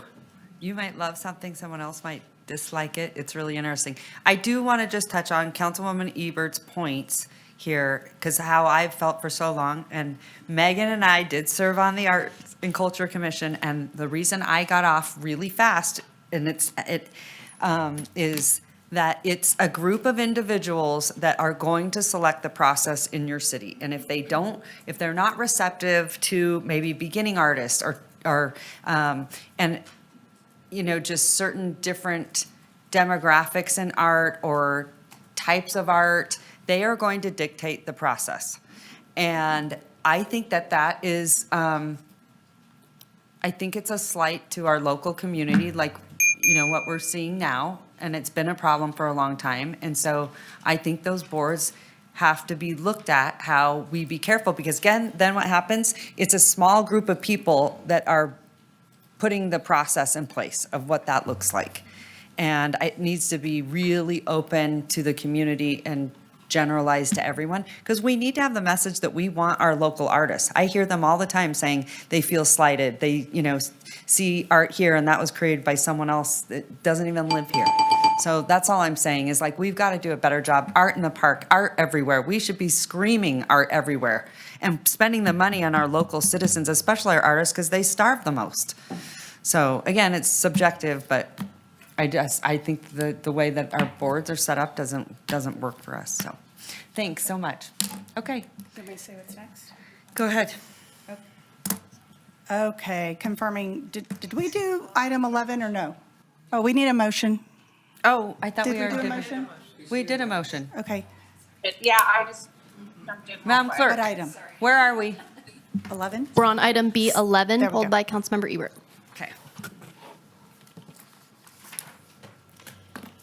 Yeah, I was just looking for more information. So this is resolution in support of the city of Reno applying for a grant from the Nevada Division of Environmental Protection for the Rivermount Neighborhood Septic to Sewer Conversion Project, together with matters which pertain or are necessarily connected thereto. So will this grant, if this grant is received, will this funding only go to City of Reno for this area, or will it also go to any residents in that area and help them get off of septic? Or how will this work if the funds are received? Good afternoon, Kayla Garcia, Management Analyst with Regional Infrastructure for the record. Yes, the City of Reno would be the applicant for this grant. So the award would go to the City of Reno, and if we are selected, it would have to come back to this body for approval. So would any of the funds, like City of Reno gets it, but would any residents be able to submit an application to receive funds from the City of Reno for help to get off of septic? Or would this be strictly for City of Reno to use to, take septic out of the area and put in sewer? The grant would be for construction costs of septic to sewer conversions. Okay, but not only for City of Reno's expenses, no help for residents in the area. It's not like when we get money for housing assistance for people that live in the area where we help and give people money. If this grant is received, this money is only going to go to City of Reno. Carrie Koski, Director of Public Works. Let me just help with a clarification. So if we are successful in receiving the grant, the money will go to the installation of the sewer mains, which is a direct benefit to the property owners. They will be able to connect. They will have a sewer main to connect to. So that is the benefit for the property owners. Okay, but they will have no assistance in whatever fee is associated with them hooking up to the new sewer line. Did you say they would have no fees? No, they would have no assistance Oh. covering the fees to connect to the new sewer line. Not with- That would be that. Correct. Not with this particular, there's no additional assistance to the property owners, but we are working with NDEP to look at other ways that we could put in for a grant so they could get additional assistance to hook up from their homes to the main. Okay.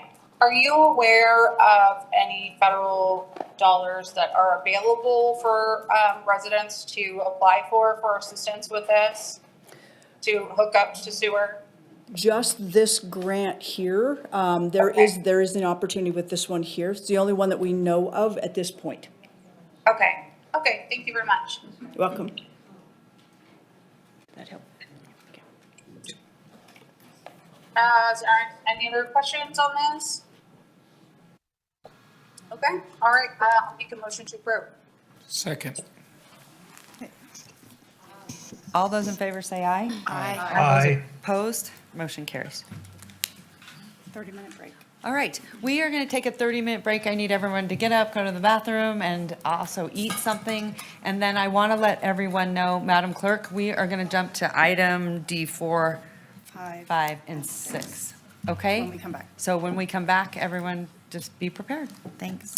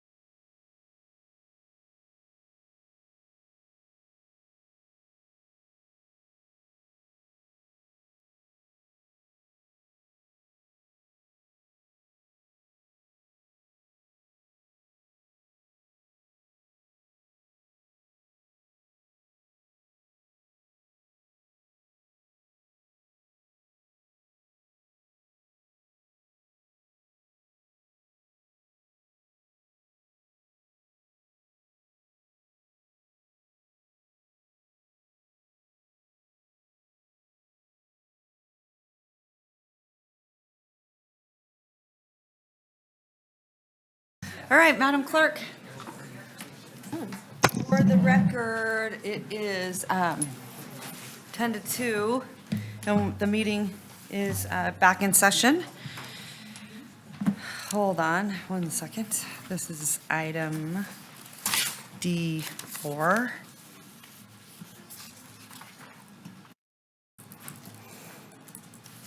Madam Mayor, we're reconvening the meeting at 1:49, and at this time, all members are present. Councilmember Reese is on virtually, and we're going to open items D4, D5, and D6. Okay, thank you very much. At this time, do you have any public comment on this item? We do have public comment on this item. Our first public commenter, people are still rolling in. Do you want to do a staff presentation so we can let the public continue coming in before we do public comment? They can do public comment on the back end then? Sure. You want to do that? Yeah. Why don't we do that, and then I'm going to head into disclosures. Okay. Do any council members need to make a disclosure? I do. So I'm going to start with mine, Madam Clerk. Fellow city council members and Madam Clerk, items D4, D6 involve Stonegate land use approvals. Josh Hicks, an attorney from McDonald Corona, represents Stonegate in this matter. In my private life, I have retained Adam Hosmer Henner, a partner at McDonald Corona, on a civil matter of a GPS tracker that was placed on my car.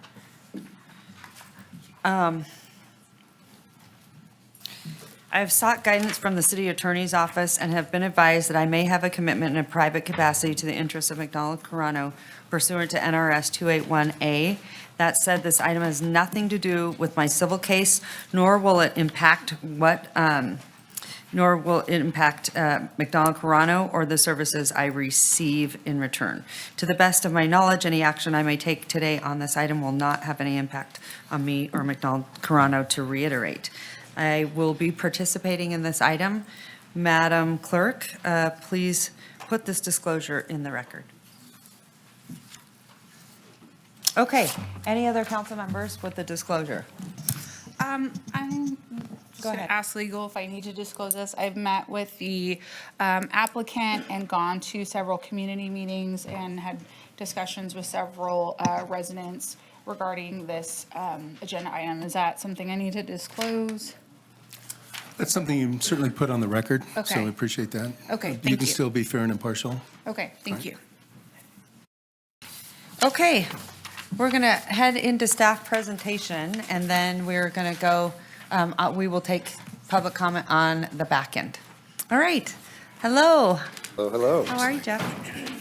All right. Good to see you.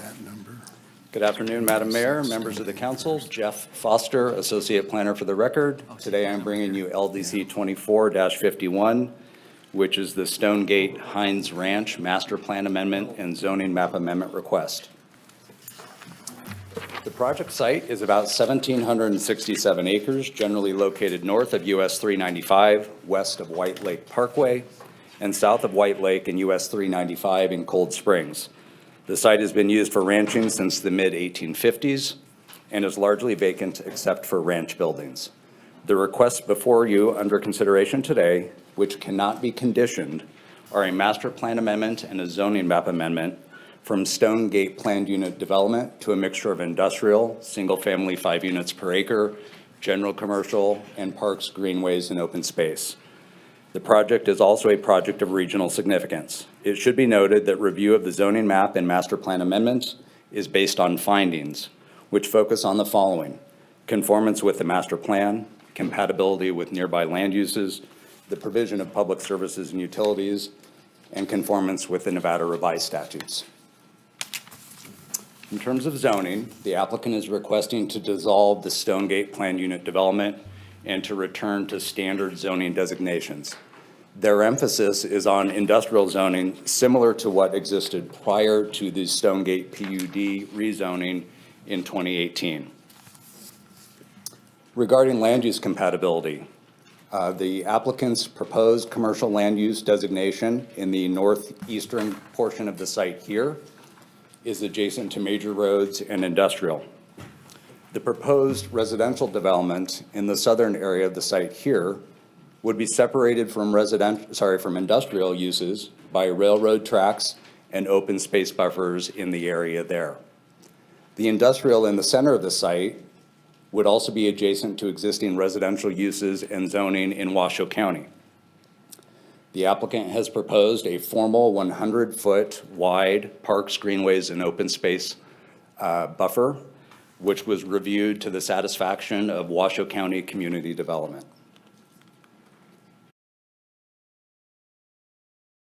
Turning to the project of regional significance, because this is a request for a zoning and master plan amendment and does not specifically include a development plan, the applicant is asked to provide assumptions on development to help determine if this will trigger a project of regional significance, or PRS. Based on the overall proposed land uses and acreages, the applicant has prepared various studies and analyses to demonstrate compliance with the PRS requirements for conformance. The information that they provided is shown on the table on the screen and will be further vetted and reviewed by regional planning. Please note that initial review by the Truckee Meadows Regional Planning Agency did not identify any potential conformance issues. Regarding future development, again, as mentioned earlier, the master plan and zoning map amendment cannot be conditioned. However, the project site has several constraints, including topography, vegetation, year-round streams, and existing easements. As a result, future development is subject to building permits and public review entitlements for issues such as steep slopes, cuts and fills, disturbance of major drainage ways, and residential adjacency. Also, specific industrial uses would trigger an entitlement review, and the residential use will also trigger a tentative map review. In all cases, these required entitlements would allow the city and other reviewing agencies to ensure that any future development meets Title 18 standards and that all potential impacts to the general area and surrounding neighborhoods are addressed and properly mitigated. Turning to master plan conformance, the proposed master plan amendment and zoning map amendment requests present 4 major themes supported by numerous master plan goals and policies. To start off, a mix of over 1,300 residential units combined with jobs. Next, zoning to support a variety of commercial and industrial uses. Third, buffering between residential and industrial uses. And lastly, a significant amount of designated open space acreage. Here are the general review criteria that all applications are subject to. Note that some of these are to be determined with future development plans. Here are the recommended findings for a master plan amendment. Staff can make all recommended findings. Here are the recommended findings for a zoning map amendment. And again, staff can make all recommended findings. The Planning Commission heard the requests on April 2nd and discussed a variety of issues. 3 planning commissioners cited concerns related to quality of life and incompatibility of uses. The Planning Commission vote resulted in a technical denial recommendation to council. Therefore, before you on the screen is the motion forwarded by the Planning Commission. However, staff initially recommended and continues to recommend approval. Therefore, on the screen is an alternative motion for your consideration, and the applicant will now be making a presentation. Okay, thanks so much.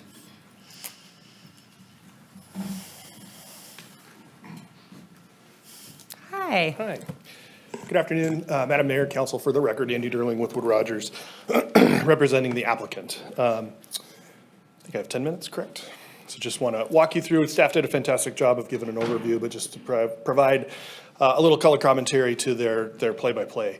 As Jeff mentioned, this property has been privately owned since the 1800s. It was a ranching activity until actually most recently. In 2006, this area was annexed into the city of Reno and master planned primarily for industrial uses with a mix of some limited residential and construction. On the map there is that 2005, 2006 annexation boundary. All told within there, the Stonegate property back in those, 20 years ago, was the jobs creation land use for the Cold Springs Valley and that annexation area. About 10,000 residential units were also included in that overall annexation area. Fast forward 2016, Stonegate PUD was submitted, changing it to predominantly a residential land use. That was approved in 2018. The development team continued to work very diligently to build that master plan, that residential master plan. Up until 2021, they had about 95 overall approvals, permits, easements, rights of way, you name it. They were shovel ready with 3 bid packages that went out for bidding. Those bids came back, and ultimately the upfront infrastructure costs were just far too high. In 2021, obviously inflation was hitting a lot of construction projects very hard. We are anticipating those would come down, but here we are, 4 or 5 years later, and they still haven't. So we had to pivot and look for an alternative land use that would be more feasible. Essentially because that residential PUD just was economically infeasible to develop. So what's requested now is a mix of uses, about 923 acres of industrial, 55 acres of general commercial, 386 acres of SF5, 5 unit per acre zoning, and about 404 acres of parks, greenways, and open space. Just by basics here, it's master plan amendment, a zone change. Because we're utilizing straight zoning, it will be beholden to Reno Municipal Code and zoning code going forward, even as it changes. So as things evolve, obviously in the city, and codes change, we would have to change with it. And then as Jeff mentioned, we are a project of regional significance. So just want to lead you through our analysis of the master plan and zoning as they conform to Reimagine Reno, your master plan, as well as the land development code. Just a reminder, the findings that have to be made for this, master plan amendments have to be found to be substantially conformant with the master plan. There are essentially 3 components to your master plan. There's guiding principles, or which are kind of the overarching principles for the city. There's area-specific policies, and then there's a growth and reinvestment framework, so I'll lead you through how we're complying with those. We have to prove that it is reasonably compatible with nearby land uses, and we have to show that public services and facilities can be provided in accordance with the concurrency management system that's in your master plan. Then the findings for the zoning map amendment is that it's basically in compliance with Nevada revised statutes and in conformance with the master plan. So looking at conformance with the master plan, again, those overarching guiding principles, all the different, 8 guiding principles here. Resilient local economy, we meet 8. Responsible and well-managed growth, we meet 11 goals. Thriving downtown doesn't obviously apply. Vibrant neighborhoods, 5 goals we meet. Well-connected city, we meet 5 goals. Safe, healthy, and inclusive communities, we meet 3 goals. Quality places and outdoor recreation, we meet 11 goals. And effective government, we meet 1 goal. Furthermore, jumping into then the area-specific elements, employment areas and logistics areas with the industrial use that we're proposing obviously very much aligns with those portions of the master plan. Interestingly, the Reimagine Reno, the image that's shown on the right of your screen there, straight out of the master plan, this area is still identified as an industrial logistics and employment area. So it very directly aligns with that goal. Outer neighborhoods, foothill neighborhoods, we meet a number of those goals, as well as design principles for sustainable development. And lastly, the third kind of leg of the stool of the master plan is this growth and reinvestment framework. It supplements those guidelines and essentially calls for a mix of land uses throughout the city. We still have a mix of land uses within this development. It's not just industrial, it's industrial and still a substantial amount of residential. About 1,350 homes that we're anticipating could still be built. It just is built in a different phasing to where the residential is actually feasible because the industrial is going to bring that infrastructure there that's needed. And so that leads you into, the concurrency of infrastructure and services, water, sewer, flood management, transportation, public safety, parks, greenways, and open space, all are able to be concurrent with the development of this project. Compatibility, your second finding for the master plan.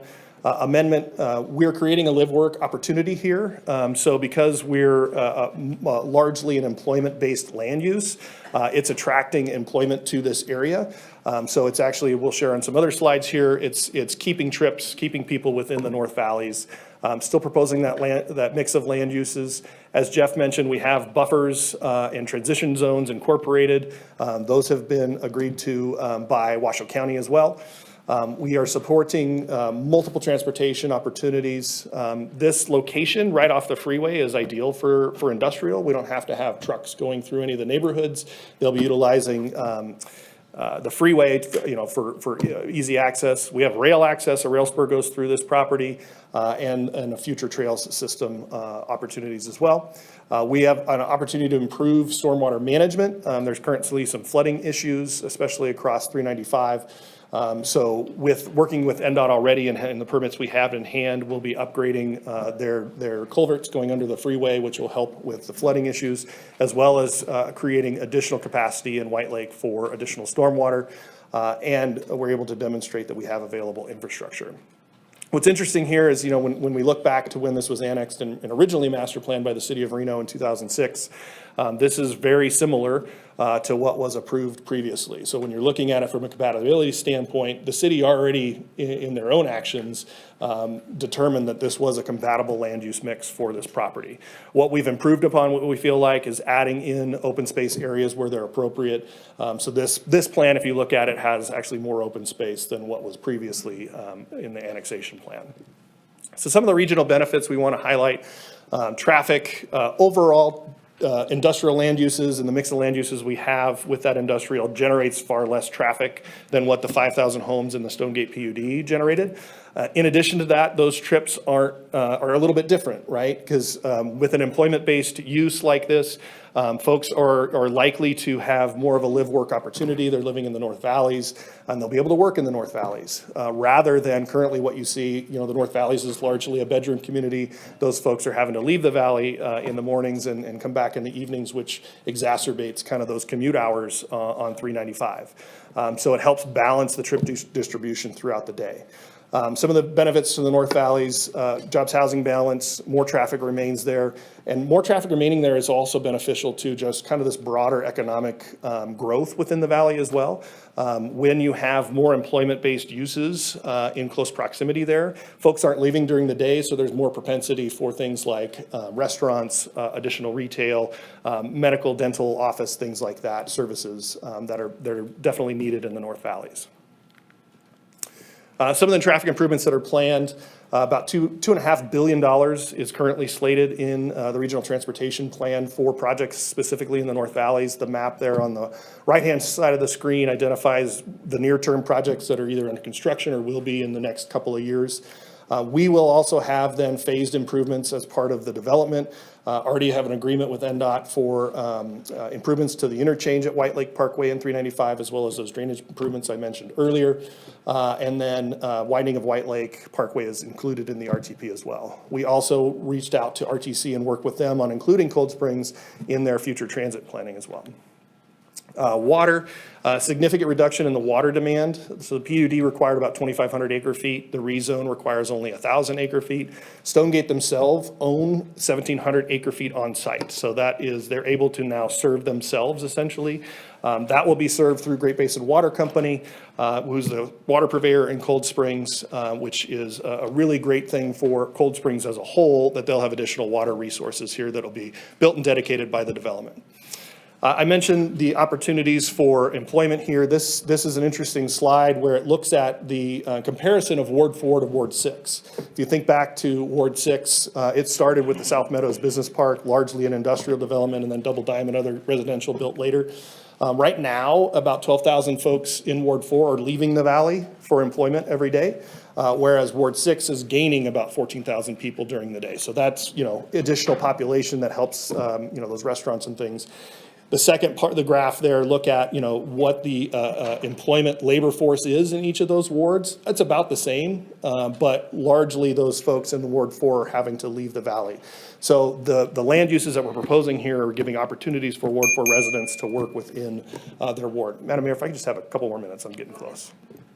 So increased employment is going to lead to opportunities for additional drivers for retail, restaurants, things like that. So just kind of in summary a little bit here, some of the increases: creating thousands of permanent and construction jobs, new parks and trails, new diverse housing stock, access to open space as well as public lands, new services, grocery, eating, and drinking establishments, as well as establishing new revenues and higher revenues than the residential that was originally planned here. We also have decreases we feel are positive, decreases in traffic, decreases in water use, decreases in sewer, decreases in flooding, decreases in school impacts because there's less students generated, and decreases overall in public service costs. So just in summary with your findings, we do feel you can meet all of the findings. There are literally hundreds of guiding principles within the master plan that support this. It is reasonably compatible with nearby land uses as it was found previously in 2006 by the city, but improved with this proposal with buffering and transitional zones, the mix of land uses, and the live-work opportunities as the North Valleys have grown since then. And then public services can be provided both from infrastructure as well as parks, roadways, and stormwater. And then the zoning map amendment findings as well, we are in conformance with all of those as well. And I know I'm over time, so I'm willing to elaborate on any of that during Q&A. Thank you very much. Okay, thank you so much. All right, Madam Clerk, do you want to go into public comment? I know that I still have to open the public hearing. Yep. So why don't we do that? Perfect. Okay. At this time, I will open the public hearing. Madam Clerk, was proper notice given and any correspondence received? Madam Mayor, proper notice was given on items D4, D5, and D6. Correspondence was received as 6 comments, 6 letters of opposition. Those have been distributed to the Reno City Council and are available to the public. Okay, thank you so much. All right, we'll move into live public comment. We have, I'm so sorry, Marty Mitchum, followed by Taylor Adams, followed by Dan Morgan.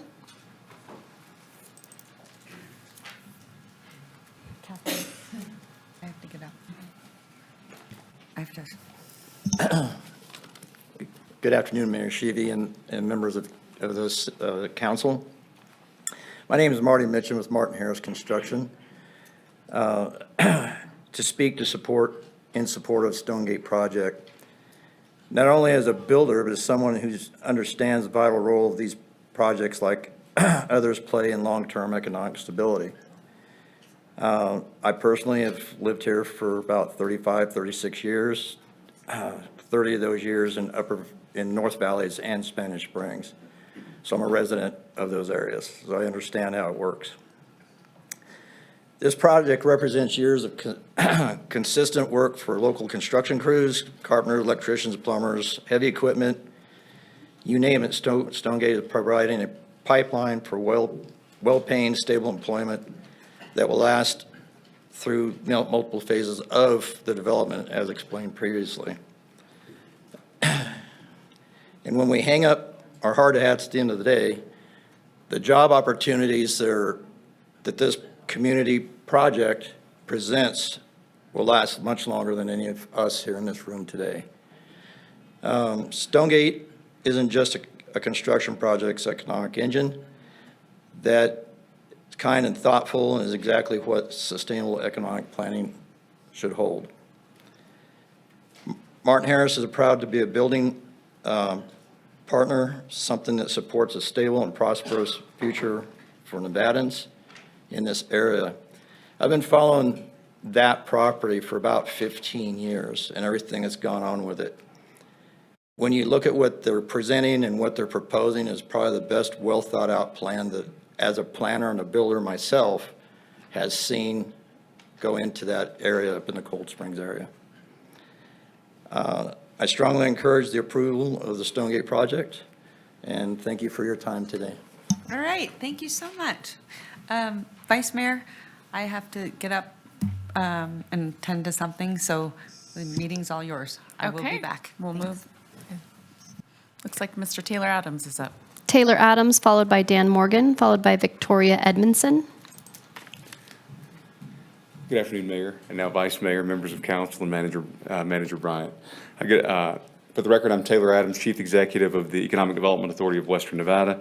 I'm here today to express our support for the Stonegate project and to speak on the long-term economic impact it will have on the North Valleys and the region as a whole. At EDON, we work to ensure that growth in Northern Nevada is not only strong but balanced. Stonegate is a critical step in that direction. with thoughtfully planned housing, long-term job creation, retail, and public spaces. Stonegate gives the North Valleys an opportunity to evolve steadily and sustainably. We're not talking about rapid change, we're talking about sustainable growth that brings with it amenities and resources closer to home for the thousands of residents in this part of our city. With direct freeway access and a large parcel of land zoned for commercial and industrial use, the Ward 4 area will be well positioned to attract high-quality businesses, just like we've seen in other parts of our city. Stonegate, what we believe, will generate new tax revenue, require fewer city services per capita, and help create a sustainable future for our city.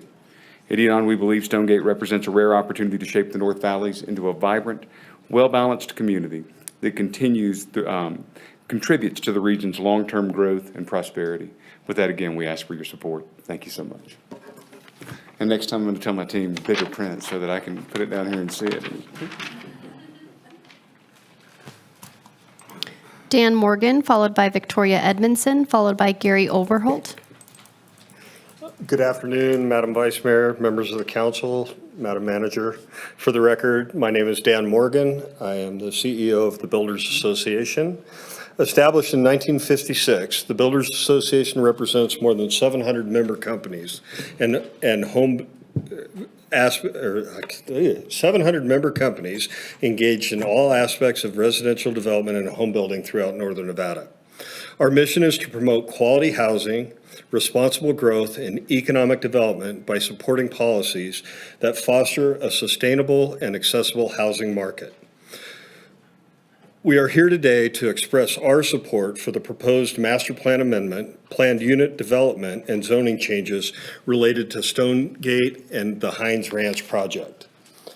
The proposed blend of industrial and commercial and residential zoning represents a thoughtful approach that will bring jobs, infrastructure, retail, and housing to the area. We all know that there is a housing supply issue in Northern Nevada, and our limited housing supply translates into increased home prices. By facilitating the investment in critical infrastructure and jobs, this proposal creates an opportunity for home building to build homes, eases supply-side market pressures, and provides more opportunities for our citizens to live close to where they work. The approval of this master plan, PUD, and zoning amendment change is a meaningful step in that direction. By enabling the construction of a blend of industrial, commercial, and new housing, this project will expand housing choices and help meet the needs of Northern Nevada's growing population. We respectfully urge your support. It is a balanced, forward-looking solution that contributes to our shared goal of ensuring Northern Nevada remains a vibrant, livable, and economically resilient region. Thank you for your time and consideration this afternoon. Victoria Edmondson, followed by Gary Overholt, followed by Brian Arman.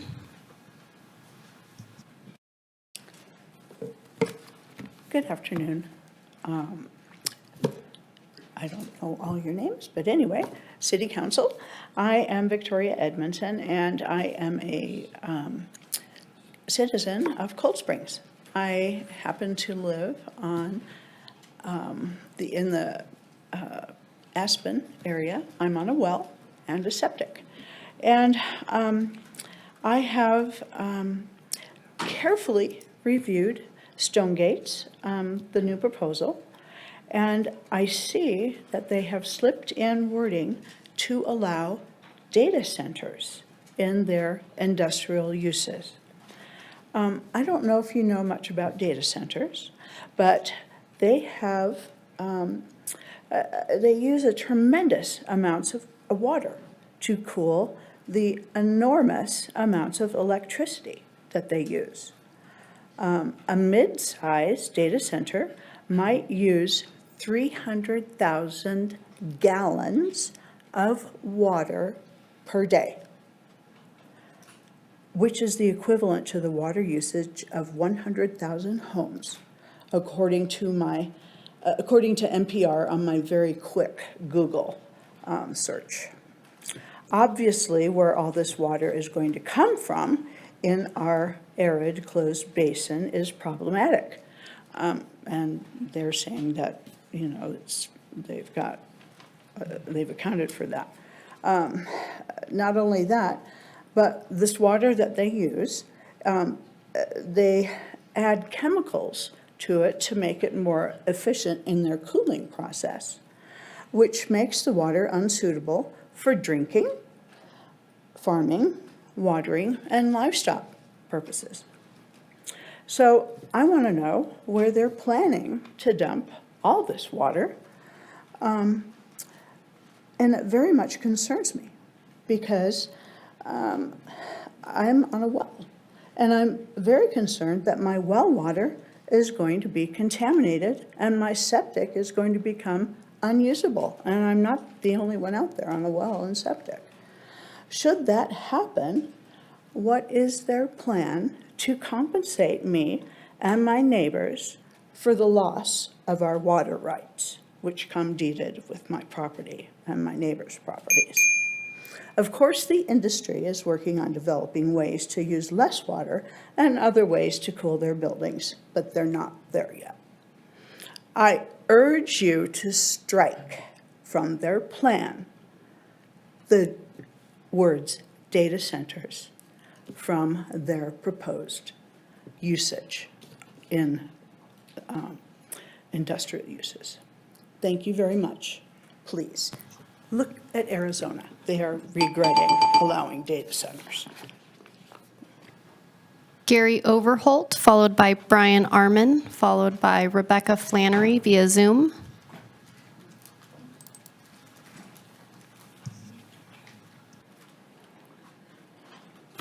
Gary Overholt, 4th Ward. Good morning, or excuse me, good afternoon, City Council. I'd wish to speak in opposition to the Hines Ranch Stonegate planning change.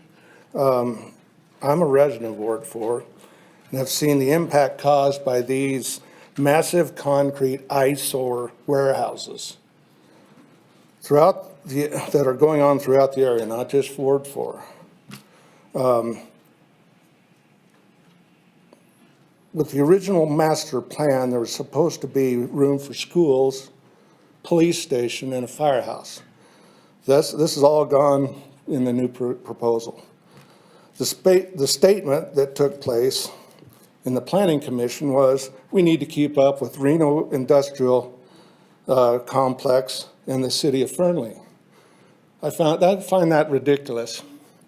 The shell game the developers are proposing is obviously a move to enhance the return on investment. Understood. With disregard to the residents of Cold Springs area and the citizens of Reno as a whole. Amazon has already announced that they will be moving it from its current location in the North Valleys, which will leave yet another unoccupied warehouse to the existing overburden of available warehouse space. To add to the warehouses that are currently under construction, warehouses are currently under construction north of the Stead Airport and along the North Virginia corridor.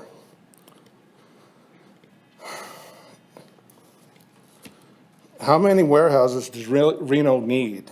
Or should we just call it the City of Industry East? Because that's what it's turning into. I have firsthand experience with the light, noise, and industrial pollution that come with these massive concrete eyesores. Having one 810 feet away from our bedroom, okay? We have to listen to air horns, backup alarms, trucks coupling, uncoupling from trailers, lights, unbelievable lights, like a Vegas downtown show. This goes on 365, and it goes on, 24/7.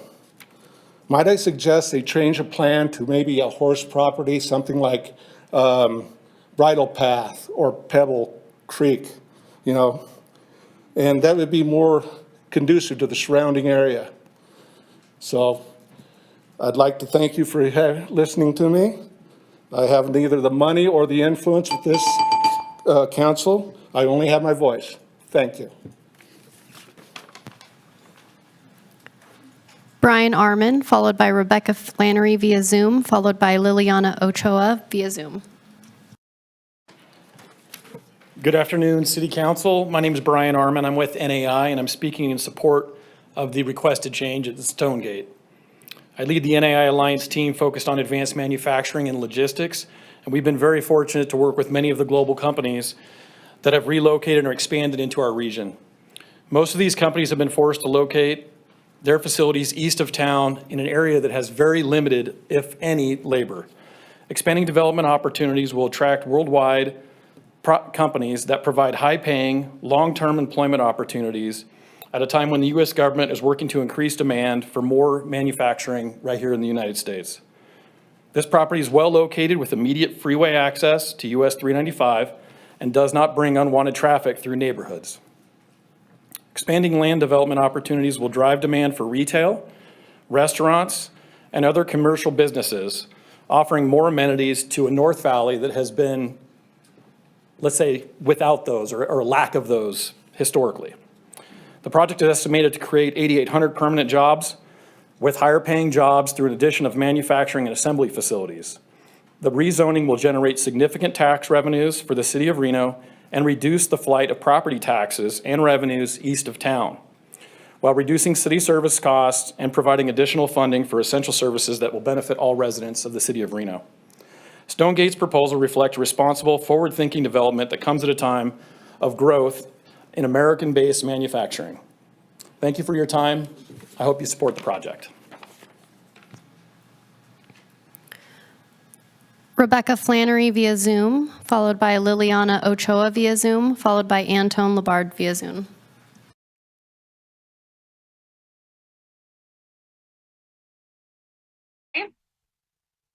We can. Go ahead and state your name for the record and begin speaking. Rebecca Flannery for the record. Okay, I live in Cold Springs. Many of us moved out to Cold Springs so that we could have some peace and quiet and be away from the city life and the lights and the noise. And we do not approve of any of these warehouses. I can't really tell you anybody in Cold Springs that approves of this. So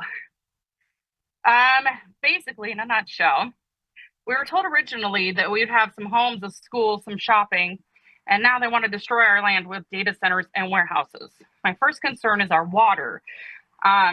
Originally, they were going to be hooked up to Tumwa, and now they want to change that and use the underground water and Great Basin Water Company. And then the people who live over there on that side are on wells, and I fear that this development will create issues for their wells. My second concern is electricity. Our power goes out quite frequently out here, sometimes for days. And so how does Stonegate and NV Energy plan to mitigate the already erratic power grid that we have? My next issue is that this development, as per your master plan, does not sustain our quality of life. We already have limited fire services and police services. We do not have the city buses that go past Stead. Our crime rate's already increasing. And one of your other parts of the master plan is also public safety. So we're not getting any of those amenities with this development. So I also know people on the other side of 395 over there that have had to evacuate quite a few times because of fires. We have a very good echo chamber out there because, you know, it's pretty quiet. So if you got semis making all this noise day and night, it's going to echo through the whole valley.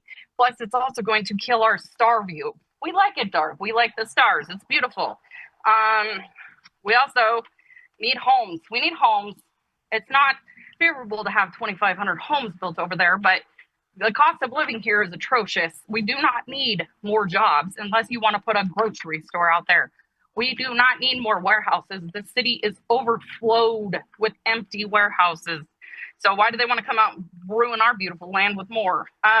We also have to worry about the tax burden that this is going to cause us and our tax rates to go up, our water bills, our power bills. How is this going to affect our bills? So how does that improve our quality of life? We do not want warehouses. We do not want semi trucks. We do not want the lights. We want our peace and quiet. So most of us in Cold Springs do not agree with this development. If we need jobs, I mean, if they're going to bring these for jobs anyways, where are these people going to live? 1,400 apartments or homes? That's still not enough to keep up with the city of Reno. And data centers that they're proposing hire like 7 to 10 people. So that's not even giving us jobs. So all in all, this is a very, very poorly thought out plan that the people of Cold Springs do not want.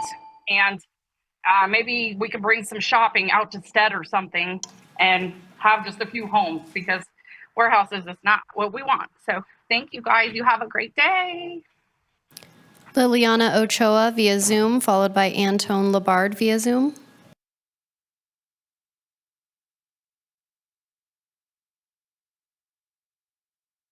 Hello, my name is Liliana, and I spoke in person at the last commission meeting on April 2nd, 2025. After researching the updated Stonegate Hines Ranch plan, I remain opposed to this project. Including myself and the residents of Cold Springs, we moved here to escape the noise and the congestion of the city and to enjoy a quiet area without traffic, warehouses, or shopping centers, which are exactly what the Stonegate project proposes. Cold Springs has a lot of history, and I believe that we should not remove a piece of history to build anything that is unnecessary that does not benefit our community.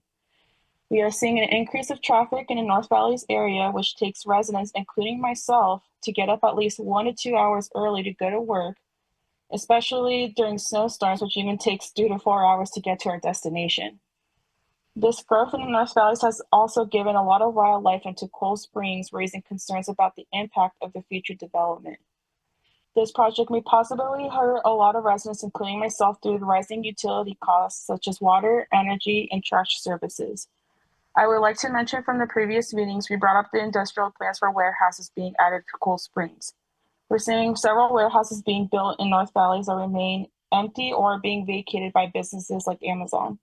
Instead of constructing new warehouses in Cold Springs, why not repurpose existing buildings in the area? This will save money and prevent further damage to our community. I would also like to add anyone who is listening in person or virtually to take an hour of your time to visit Cold Springs at night, especially during the summer, to go stargazing. Since Cold Springs is known for stargazing, you will be amazed by how free of light pollution that area is. The project of Stonegate will take advantages of the beauty of driving north and south of 395, stargazing, and the wilderness. To me, this project seems driven more by profit than by genuine concern for the well-being of residents/communities. Thank you so much. Antone Labard via Zoom.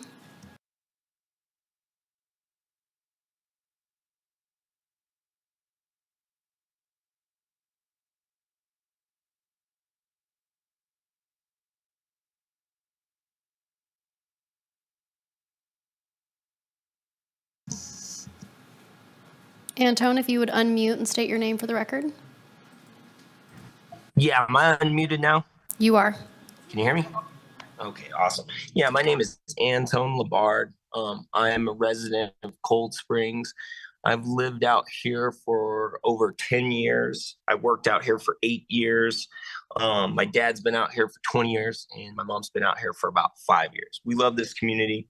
I personally believe it will truly negatively affect this valley and this community.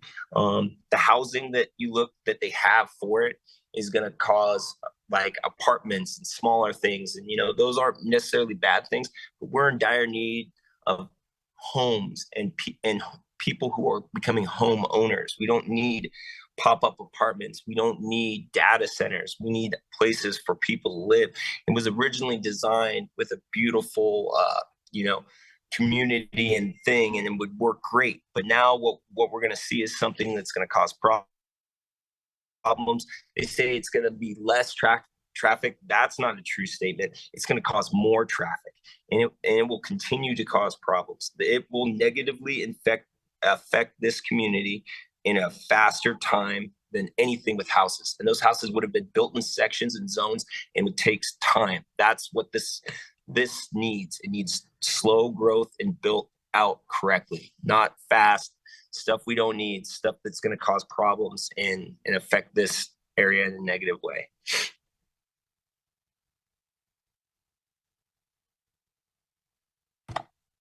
Thank you.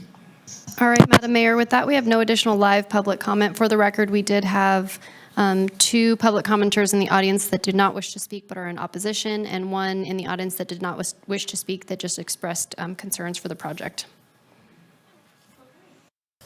All right. Okay, I'm going to send it over to the one and only Carl Hall. Go ahead and read the ordinance for us. Thank you, Madam Mayor. Ordinance introduction, bill number 7300 for possible action, case number LDC 24-00051, Stonegate, Hines Ranch, MPA, and ZMA, Master Plan Amendment and Zoning Map Amendment. Ordinance to amend Title 18, Chapter 18.02 of the Reno Municipal Code entitled Zoning, Rezoning, plus or minus 1,767.3 acres, generally located partly north of U.S. Highway 395 and west of White Lake Parkway and partially south of White Lake and U.S. Highway 395 in Cold Springs, from Stonegate Planned Unit Development PUD to plus or minus 923.3 acres of industrial, plus or minus 385.7 acres of single-family residential, 5 units per acre, SF5, plus or minus 54.6 acres of general commercial, GC, and plus or minus 403.7 acres of parks, greenways, and open space, PGOS, together with matters which pertain to or are necessarily connected therewith, Ward 4. Thank you so much. Okay, I'm going to start over with you, Councilwoman Eber. It's your ward. Go ahead. So I mentioned at the beginning that I've had several meetings with the applicant. I've also had several meetings with residents of the community of Cold Springs. I've taken a tour of the location with one of the applicants who showed me the site. It's a beautiful location. I'm grateful to be able to see the location from, from the site itself. I will say that the overall feedback I've received from the community is there was a lot of thought put into this PUD, and there was a lot of care put into what the community wanted, what they viewed as a benefit, what they wanted to see out there. And I know it was a very time-consuming process. There's people on the council that spent a lot of time and energy on this, and I think that the overall response I've received is people want to see that PUD be honored. And I understand the sentiment from the applicant that that's no longer financially feasible. But for me to have this come forward with a request to get rid of the PUD and go to straight zoning, knowing that unless there's a project that comes in that would trigger a conditional use permit or some kind of, disturbance of a drainage way, there could be some pretty significant developments built that would have very permissive use, so allowed to operate 24/7 with industrial zoning, and there would be kind of no oversight from council or planning commission with regard to setbacks, landscaping, noise mitigation, buffering, light mitigation, and any number of things. So as the representative of the community out there, I just need to make sure everyone's aware that I expressed these concerns to the representatives that I've met with and took a tour with and asked if there could be any kind of middle ground met where it was a less intensive use requested, where more housing was kept, where some of the infrastructure that was required in the PUD was carried forward. And I have to say I was disappointed when I had a follow-up meeting with the application that there was no changes at all made off of the feedback that I provided. That's probably a first for me to see no changes at all based off of feedback provided from both communities during the at least 2 community meetings I went to with more than 40 people at each meeting. There was one prior that I did not know about, that I wasn't in attendance at, and a meeting with myself also. So I do Okay. have some questions All right. later. but- I'll come back to you. All right. Councilwoman Dewar, go ahead. Sure. Before I start, Madam Clerk, could you put up the cover sheet for the applicant's presentation? Thank you.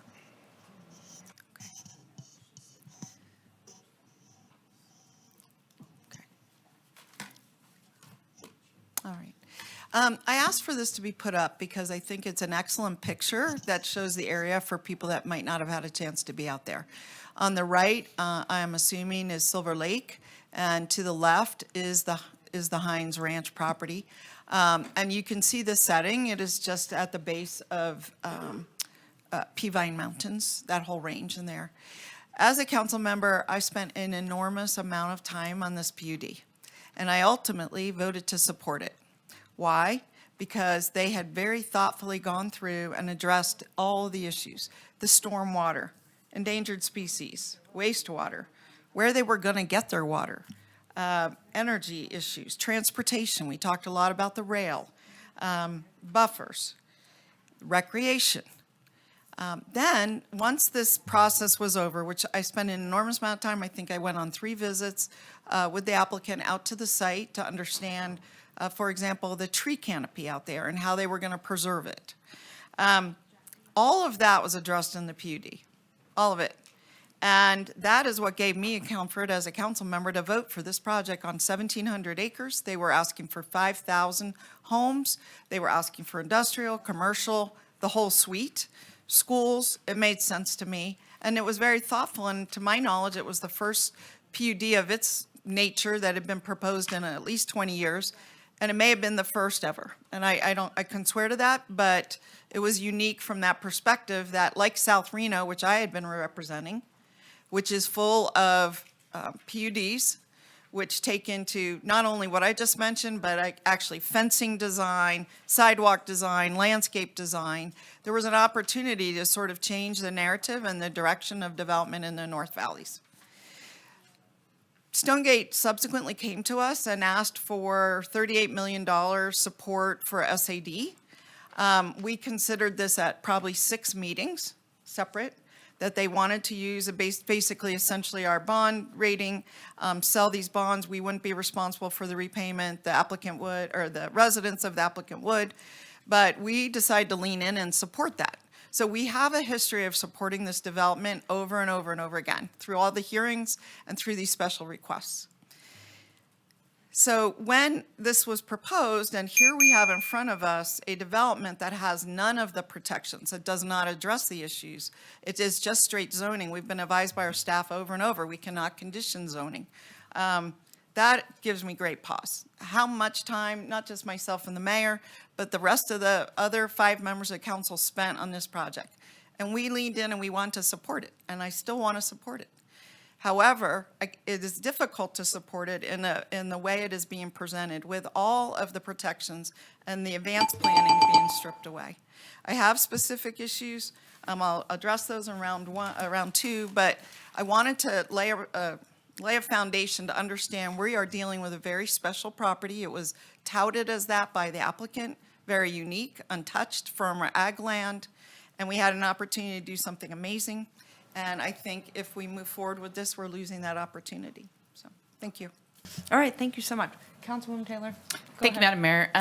Jeff, could you come up? I think maybe we're not understanding some of the moving forward process here. First of all, I don't see any master plan or zoning designations in here that haven't been before. There's nothing new that is being proposed or being taken away that wasn't at one time in the 20 years that this has been going on, part of this development. That's correct. Okay, so can you maybe clarify what the process is going to be for approvals moving forward? By going to zoning, it doesn't mean we get rid of all of our approval processes, right? So if this project is approved, or if the MPA and the ZMA are approved, first of all, the MPA would need to go to, the master plan amendment would need to go to regional planning sometime in the next several months to get conformance review. But then after that, once that's ultimately approved, if and when it's ultimately approved, then subsequent actual development on this site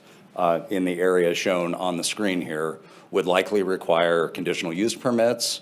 Which major site would plan reviews. trigger? Any number of entitlements that would be triggered by cuts and fills, disturbance to major drainage ways, things like that. So this is not the last bite at the apple in terms of being able to condition the project in terms of addressing noise, lighting, any traffic, any of the This issues. is not the last time we're going to see This is stuff. definitely not the last Okay. time. It wouldn't come to the council, it would come to the planning commission, Right. unless it came to the council on appeal. Okay, thank you. Thank you, Madam. All right, Councilman Martinez.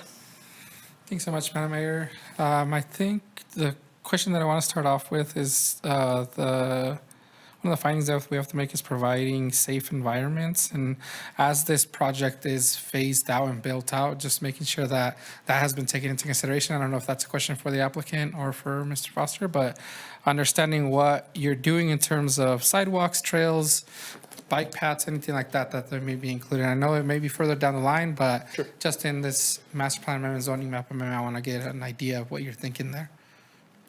Thank you again. For the record, Andy Drilling with Wood Rogers. Yes, as far as, sidewalks, trails, things like that. Sidewalks, obviously, because this is straight zoning, it's going to be beholden to the city zoning code as well as the Public Works Design Manual. So what the city requires of public work design for streets, including sidewalks, everywhere in the city would be the requirement here, right? PUDs just kind of tend to tweak the cross sections a little bit.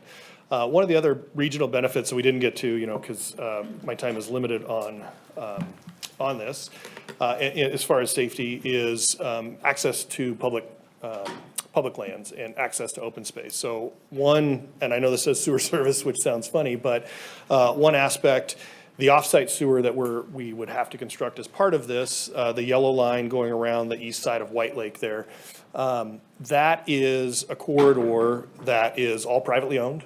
It's all private properties. White Lake is all privately held. It's not in any type of public open space or public holding. And so we already have the easements and rights of way around that lake in the yellow that you see to build that off-site sewer infrastructure. But along with that, you would build a maintenance road that could double as a multi-use path. So half the lake then is going to have, a multi-use path that's off of White Lake Parkway, connects to the existing Cold Springs Park. We would then be constructing another park at the south end of that. In addition to that, we have access to public lands which currently don't exist, which, access into the Peavine Forest Service areas as well. So, long answer to say yes, everything would be incorporated. It's just going to be incorporated using the city's standards. I think you mentioned this during your presentation, but there was some public comment about, water infrastructure and water rights. Do you all have the capacity to meet the needs for this development that you're proposing? Yes, so I know I went fast by this, but the water service options, the PUD, which again, predominantly residential, 5,000 residential units with a mix of a little bit of industrial and commercial, required about 2,500 acre feet of water. Rezoning it to the mix that we have now and kind of flip-flopping to, more of an industrial, and then the commercial and residential is on the, is lesser. That requires only about 1,000 acre feet of water. So we're cutting our water demand by about 60%. Stonegate then owns on-site resources of about 1,700 acre feet that have been perfected with the state engineer. So those will be dedicated to Great Basin Water as a water purveyor. They'll develop wells and other water resources there. Right now, Great Basin only has wells on the north side of White Lake. So this will give them more redundancy in their water service to the broader Cold Springs area. So we feel that's definitely a positive for the community at large. That's all I had for now. Thank you. All right, Councilwoman Anderson. Andy, sorry. My question is just related to housing for now. I couldn't find the slide from the presentation earlier, but I think it said that when we originally annexed this property, it was annexed and assumed there will be about 17,000 homes. Is that the number I saw up there? Yeah, it's I don't about- mean just Hines Ranch. I just mean the entire North Yep. Valleys. So I had shown kind of that annexation area from 2005, 2006. It was about 10,000 homes that was anticipated. And so this is a little bit more granular on that. And so interestingly, in Washoe County, right, that's been the residential growth that you see in the red there. That's Woodland Village. Lifestyle Homes has been constructing that for, 20 plus years. That's been essentially all of the residential growth in Cold Springs. There's one house in Cold Springs that's in the city of Reno, and there's been one house for the last 20 years. There's been no residential development in the city of Reno's jurisdiction. Looking at what the lot supply is of undeveloped lots, there's a number of properties, larger properties that are already zoned, and there's about 10,000 zoned units, including what we're asking for now, which is about 1,350 residential units as part of this new Stonegate development. Okay, so you're just lowering it by about 3,000? Yes. Okay. On the residential piece of it, I know that that's in a later phase. Are you anticipating, or can you even speak with any confidence yet, whether or not those are going to be mortgageable properties? Is it going to be neighborhoods, or is it going to be more multifamily apartments? Yes, great question. Of the 1,350 homes that we're anticipating, about 900 or so, 950 is in the SF jurisdiction or designation, SF5, which is on the south side in the yellow there. That is in the later phases. We do anticipate, so on the north side there in the pink, the SMU, which is suburban mixed use, that's our commercial zoning. It's more commercial zoning than we would need to build the, shopping centers and support commercial. And so there's land left over for, townhomes, multifamily apartments, things like that. So that's what makes up kind of the bulk of the 1,350 that we're anticipating. The stuff on the north is in nearer phases, because it's going to be, infrastructure is more readily available on the northern sides of this property, and then it will get constructed as this builds out to then service the single family on the south. Okay, thank you. Thanks. All right, Councilman Reese. I don't know if you're on the Thank you, Madam Mayor. A couple of things maybe, and then I may have a question for Mr. Durling, but I wanted to first address sort of the concerns about the history of the project. Ms. Dewar, like you, I served on the council during the last two times this was in front of us. And like you, I spent a considerable amount of time with the board member then, Bonnie Weber, because at the time I was also the at-large member, and so had reason to be supportive and lean into these things. And so what I recall was sort of a general consternation by people about any development of any kind on this land, meaning I'm not sure that there's going to be anything that's put here except for open space that we would have people coming in droves to council to support. And so it's always been a balancing issue for me. We did put in a lot of work, and yet that work has proven to be something that the builder or the owner cannot develop. And so I don't think it is my position to hold people to old PUDs or otherwise. Oftentimes we're making rezoning decisions with some frequency at this body. And if we just said, well, whatever it was the last time I touched it is what it should always be, that is not consistent with our master plan. And so for me, I'm looking at the very specific findings that we have to make in the master plan. I'm looking at sort of the community benefits that are created by a change in use, because of course this was at one time planned for largely industrial, light commercial kind of stuff. And then it became a mixed, it really shifted much more to housing, but still had a fair amount of that. And what I see is sort of decreases in traffic in the new zoning, decreases in water use, which we've all agreed in a desert is an important part, decreases in sewer usage and flooding, school impacts, and public service costs. So all of those things are reasons why we as a city should want to have, someone who is going to come and be able to build. I do think there are lots of unanswered questions about what will be the impact of various developments when they are ultimately set to parcelize any of these areas or break ground on any of these areas. And I think those have to be thoughtfully taken up by our planning commission as they come. I'll also say that I think that our friends in the Sierra Club are onto something, which is sort of the idea that this should not be the next location of a bunch of evaporative cooling data centers, right? I'm not sure the data center question has been answered to my satisfaction, and I know that we'll probably have to take it up in another time. Mr. Durling, can you tell me a little bit about what the vision is for this area? I mean, you've parcelized it in such a way that it suggests you believe that there are certain areas that are appropriate for industrial and other areas that are appropriate for residential. So when I look at the map and you show it on, or you have the proposed next to the 2006, that's the map that I'm focused on. I think it's your slide 10. Yes, so Councilmember Reese, Andy Durling for the record. Yes, I have that up on this in the screen here in Chambers as well. And to give you kind of just a, pull back the curtain a little bit on why, these areas are chosen for that, right? It's land suitability. And so this industrial area has the lesser slopes on the property. Obviously, no property is completely flat. But that area that we have identified as the flattest portions.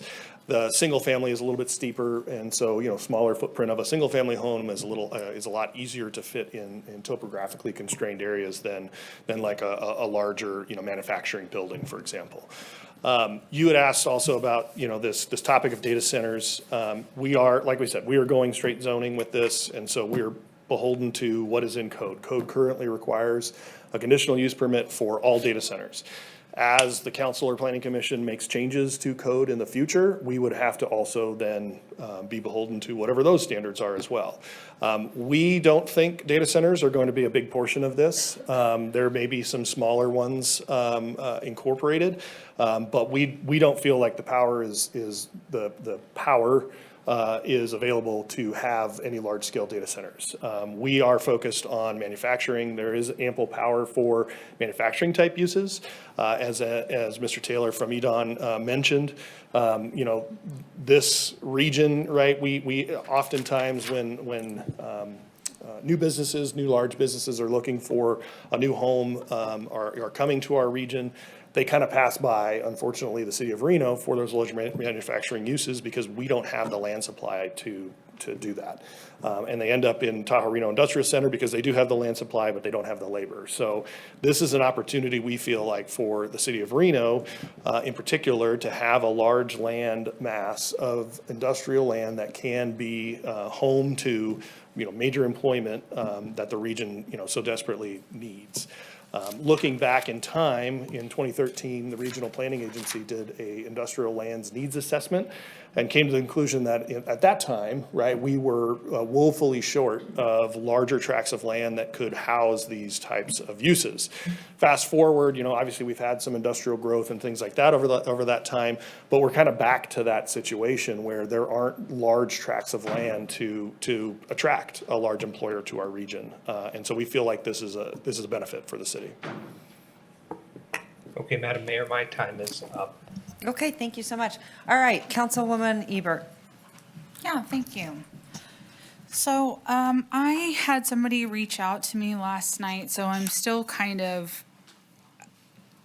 as we're going, reading through this report. That is the most recent report that Great Basin, the water provider for the area, submitted to the Public Utilities Commission, the PUC, for the water resources available in that area. And I've been taking notes. I haven't gotten through all the wells, but I'll just give you the highlights of it. So we have several wells that are providing the water for that area for Great Basin. Well 1, like I said, just the highlights, built in 2000, 429 feet deep. Original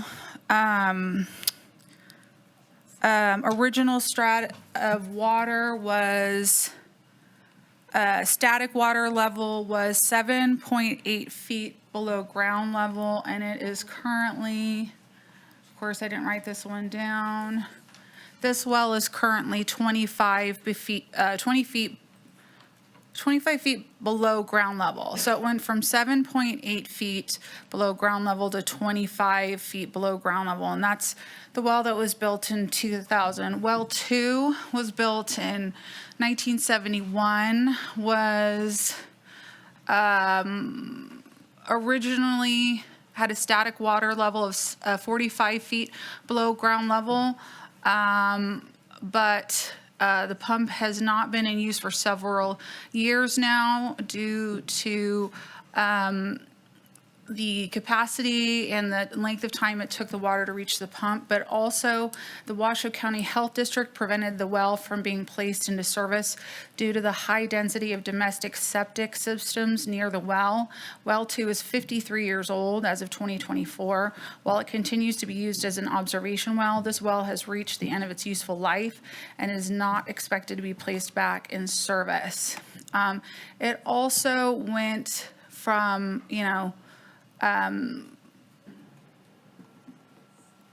being in use to not in use anymore. Well 6, drilled in 1979, 315 feet deep. The original static level was 79 feet below ground level. This well also, it's been rehabilitated because it was having problems, but now this well is, hold on a second. Static, was that? I believe it's now 45 feet under the below ground level. So I'm just kind of trying to read through this and listen to everything everybody's saying, but there's a consistent trend in every well on this public PUC report for Great Basin water that says that the wells are either not working due to health reasons, due to proximity to septic systems, or their ground level is reduced significantly. So there was a reason why there was a condition in the PUD to hook up to Tumwa water, and the picture is developing to me rapidly here with this report. You might have groundwater rights, but the water might not exist in the basin. And that's not something that, like, you can explain things to me, but this is a report off the secretary or off the state's website from Great Basin regarding the utility availability of water in this basin. So. Okay, I'm going to let Andy answer that. Okay. Yeah, so actually, Madam Mayor, Andy Durling for the record, we actually have James Eason with Great Basin Water Company here. He's the general manager, and he can answer those questions. Great, I'd love to hear it. Okay, come on up.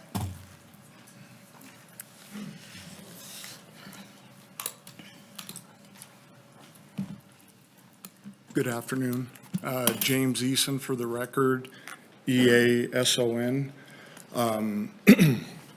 Councilwoman Ebert, thank you for your questions. I have for any of the board members, so I'm open. I'll be here through the presentation. I'll start with, I'm the representative of Great Basin. I don't know if you know the history or background. I can go into that, or I can start directly with your questions, Councilwoman.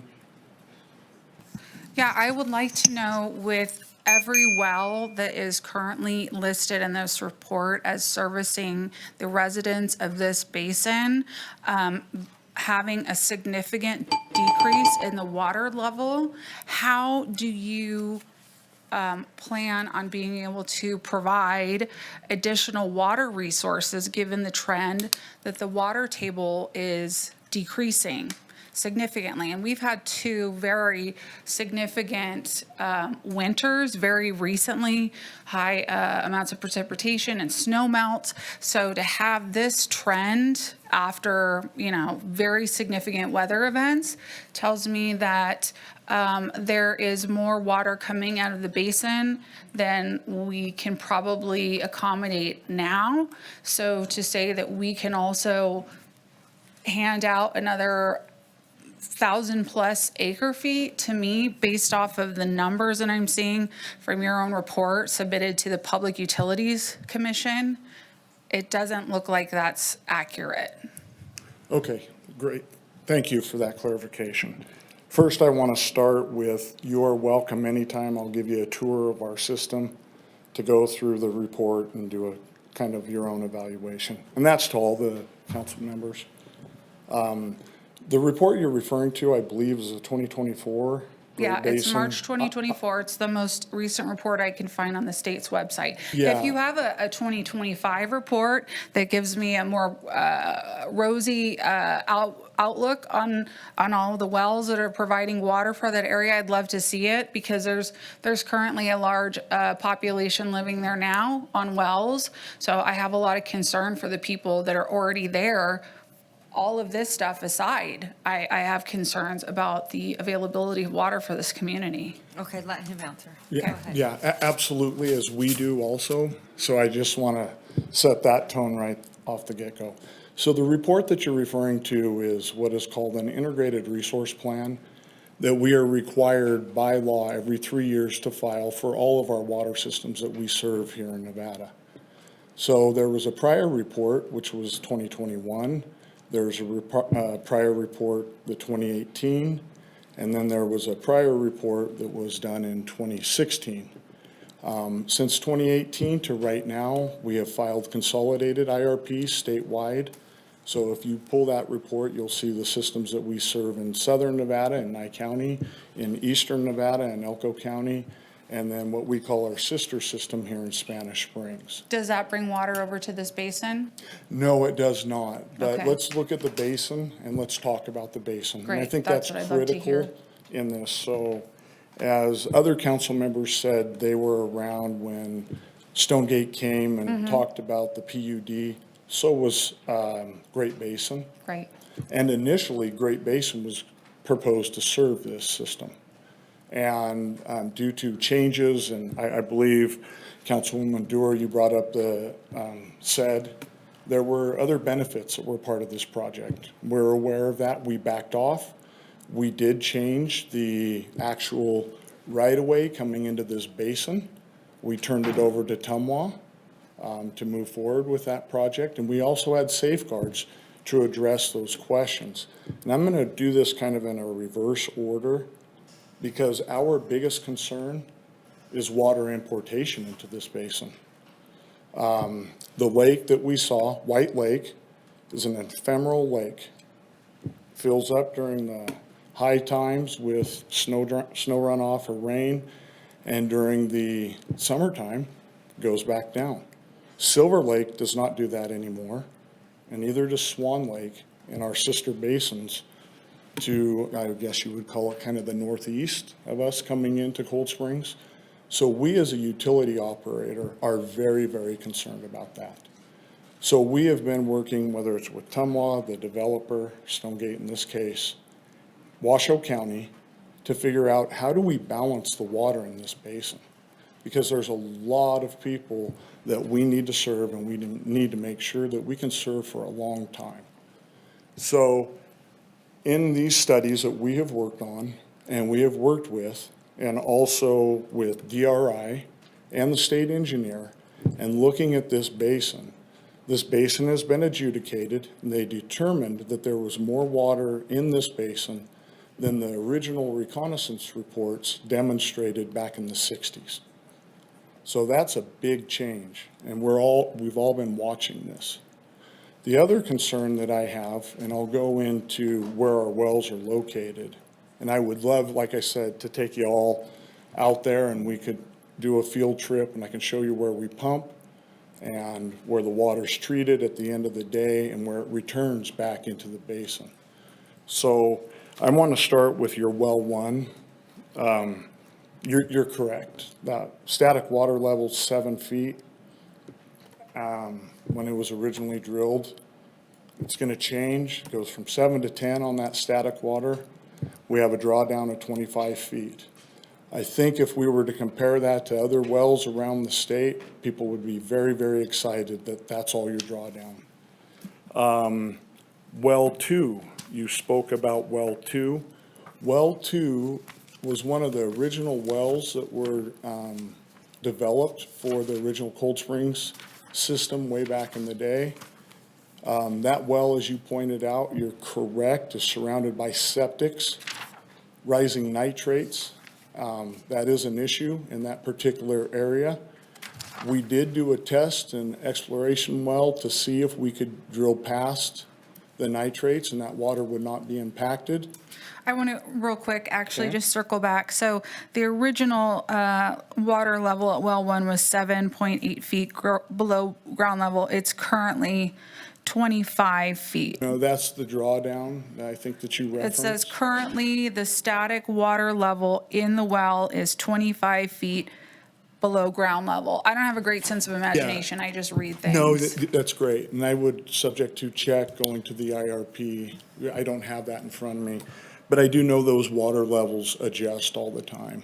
Okay. So we're very happy with that well. That is, as you pointed out, a well that was drilled in 2000. That well had a rehab that was completed in 2017. We are on between a 5 to a 10-year rotation for the rehabilitations of our wells and all of our systems. So I just wanted to point that out. The well 2 that you referred to, well 2 was part of the development for Woodland Village. They needed to provide additional pumping for their new development. That location did not work. Well 2, we've left it in service as a nitrate monitoring well because we all benefit with that data collection. So that new well that we developed to replace what you referred to as well 2 was the Van Dyke well. That well was drilled once again in 2016 and has been online. And it is part of our rotation and will be coming up and doing a well rehab here in the near future. We also, Okay, I'm going to cut you off. I'm sorry. I'm going to send it to Councilwoman Dewar. Sure. And just so everyone knows, every council person gets 3 minutes. I try not to cut them off because everyone thinks that I'm playing favorites. I'm not. I'm just trying to get the information out there, but I just wanted to let everyone know it's 3 minutes, and I just gave Councilwoman Ebert 6 minutes, so. I appreciate that. and I appreciate that, Okay. knowing the rules too. Thanks. This is my first time before the council. And I don't mean to, and you're No, doing a thank great you. job, but I don't mean to cut you off, but just so you know, that's so everyone has equal time. Thank you. Okay, go ahead. I don't have Coun- questions for you. Councilwoman Dewar. Sit down. Yeah, I wanted to just follow up. I don't have any questions. I'll sit. I just wanted to follow up on the water thing for a minute. I want to also address housing and recreation, and also Mr. Reese's comment. First, Mr. Reese's comment. The reason I didn't, to the mayor's point, we only get 3 minutes. So I laid a baseline, which is why a PUD is important. What I would like to see is a PUD continue to be in place with a change of the mix of industrial and residential to increase the industrial, modify the commercial, and possibly decrease the residential, but not to the extent of which it's planned. And the reason that I think this makes sense is that we get to address issues like water. Right now, we are required under the zoning map amendment findings, we are required to be confident that under A, that we are preserving the quality of air and water resources. Well, the way we did that, met that finding, was in the PUD, which then addressed the water issues, and in this case, said, let's go with Tamois. Why did they say that? Well, some of you may know I was the former state water planner for 7 years, and I'm also currently the chair of Tamois. And in both of those positions, interconnection of water resources is very important to provide stability in the water and to be able to have a looping system. So if something happens out in Cold Springs, they have a backup from Tamois. And if something happens in Tamois, they have a backup from the Great Basin potentially. But in this situation, we don't have that opportunity because it's straight zoning. But Tamois did write a letter back in October, and I had nothing to do with this. They do this independently. But what they say is that these developments have generally relied, these meaning this kind of development, have generally relied solely on groundwater and have proven to have issues with water quality and quantity. Tumwa has concerns about future water quality and water supply being developed by small fringe water systems that ultimately may be incorporated into Tumwa's water system. We've seen this over and over. At Tumwa, I've served on there over 10 years. We have encouraged Tumwa to buy out small water systems, to bring the small water systems up to a better standard of water quality. An example is the Boom Town. We wanted to facilitate development out towards the Verdi area with Meridian and so on, but we wanted to make sure in an area that had declining water wells that there was a plan forward. So what they say is that they would require improvements or additional investments to ensure a reliable, high quality and sustainable water service to those. Due to the lack of upfront investment in sustainable water supply, often these impacts are shouldered entirely by customers of the small water systems. Bigger is a little bit better in water. And in this case, I think it makes sense. But if we were doing a PUD and we could provide assurances that all of these issues are met, that would be a different story. And Madam Mayor, I'm going to either ask for a little bit time over or a third round. Go right ahead. Okay.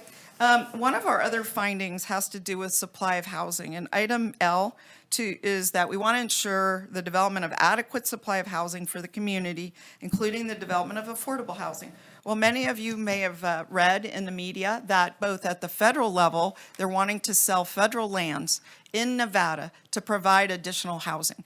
And Governor Lombardo wants to sell state lands to provide affordable housing. Here we have a 1,700 or 1,800 acre parcel that had planned 5,000 units, now going down to 1,400 units. And at the same time, they're talking about 8,800 jobs. What I'm worried about is you have 8,000 jobs, 1,400 homes. Even if you had 2 people in each home, and even if every single person that lived there went to work for some place right here, we'd have a great imbalance of housing as compared to the industry. That is what has happened at Trick. They don't have housing out at Story County to support the many, many, many jobs. Thus, you have this great amount of transportation.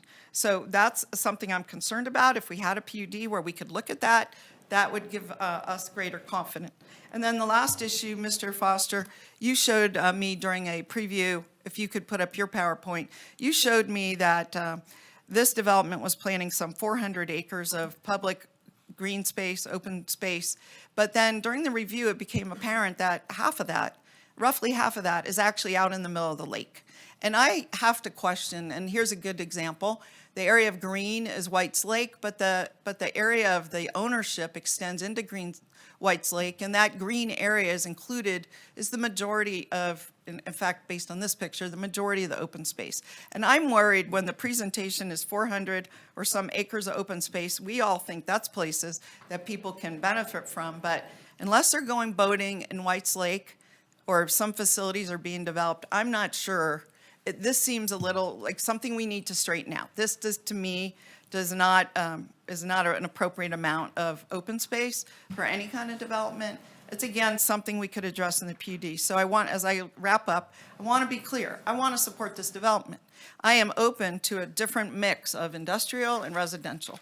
What the beauty of a PUD versus incrementalism, which is what's been proposed, which is each development, each new unit will come in, that's a very fragmented way of developing a property such as this instead of having an overlying PUD. So thank you, Madam Mayor. I appreciate the time. Okay, thanks so much. All right, go ahead, Councilwoman. Thank you, Madam Mayor. I want to bring this back to a land use discussion. Jeff, really quick. From my time on Tumwa, or my time on Tumwa, my time on Planning Commission, if there isn't water, you won't get a will serve further down the road. That's going to be handled that way, right? Okay. That's correct. So back to land use. Industrial, was that improved before? Was that use approved at industrial? We're asking for industrial. What are we asking for? Right. So Jeff have Foster, that? Associate Planner for the record. So as Mr. Durling's presentation showed with the side-by-side between 2006 and the Yeah. current proposed plan. Can you bring that up? I mean, all of those uses, again, have been approved, right? So industrial was approved before, we're asking for industrial. The zoning mostly came in as industrial, correct? Yes. Okay, and the master plan amendment, all of the things have a planning commission or council already went through all of those land use designations and said, yes, we can make the finding for those, right? At that time, that is correct, yes. Okay, so again, I'm going to ask the question, is there anything new that has not been approved that we're asking for today? All of the uses, all of the zoning, all of the master plan designations have already been approved. All of those were approved and only went away when the PUD was approved in 2018. Okay, so how would we say that we can't make the and nothing has been done to this piece of property, right? No, it's still I guess raw I'm having property. a hard time understanding, why would we say something could be approved as industrial before nothing has happened, and say that we can't make the findings for industrial And now? that was, respectfully, that was part of staff's analysis, was that this was an approved land use model prior to the PUD coming in place and replacing most of the industrial with residential. So part of staff's analysis was contingent on, it was approved before. So we're It could getting be rid again. of, from the PUD, the large lot neighborhood. Is that correct? Large lot neighborhood use zone? What, I'm sorry, what was that? The PUD, We're moving forward, they're asking to remove large lot neighborhood. Is that correct? so yes. So if you can see on the left, you have the master plan designation for large lot in the area to the south, which would now be proposed to be single-family neighborhood. Okay, but single family was approved before. As residential, correct, yes. Okay, so from a land use perspective, again, is there anything that's being presented here today that has not already been approved before? No, from a larger perspective, the same uses are proposed now as were approved prior to the PUD. And in fact, some of the uses are less intensive when it comes to traffic, water, other sort of resources that we have to The use. information provided by the applicant suggests that all of the potential impacts, water, sewer, traffic, all of those issues would be reduced with the current zoning the proposed zoning versus the current PUD. Which can be tied back to the findings of the master plan and zoning. Okay, thank you. Thank you, Madam Mayor. Okay, Councilwoman Anderson, nothing? Okay, Councilman Reese. Thank you, Madam Mayor. I wanted to ask Mr. Foster, my understanding is that the PUDs from 2018 required 2,500 acre feet of water, and the rezone needs 1,000 acre feet of water. So 1,500 less acre feet of water. Is that correct? Those are the numbers that the applicant presented. That's correct. And Stonegate owned 1,700 acre feet of water on site. Are those acre feet with Great Basin? So they have been adjudicated and perfected with the state. They have not yet been dedicated to Great Basin, correct? That is I correct. see. That makes some sense. That's the questions I have on that topic. I wanted to ask about, well, I guess I want to ask about the traffic improvement slide from Mr. Durling.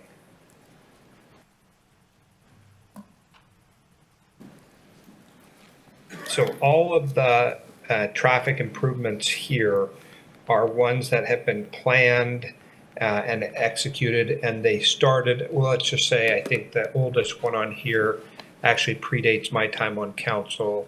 And then they run through the current RTIP through 2050. Is that correct?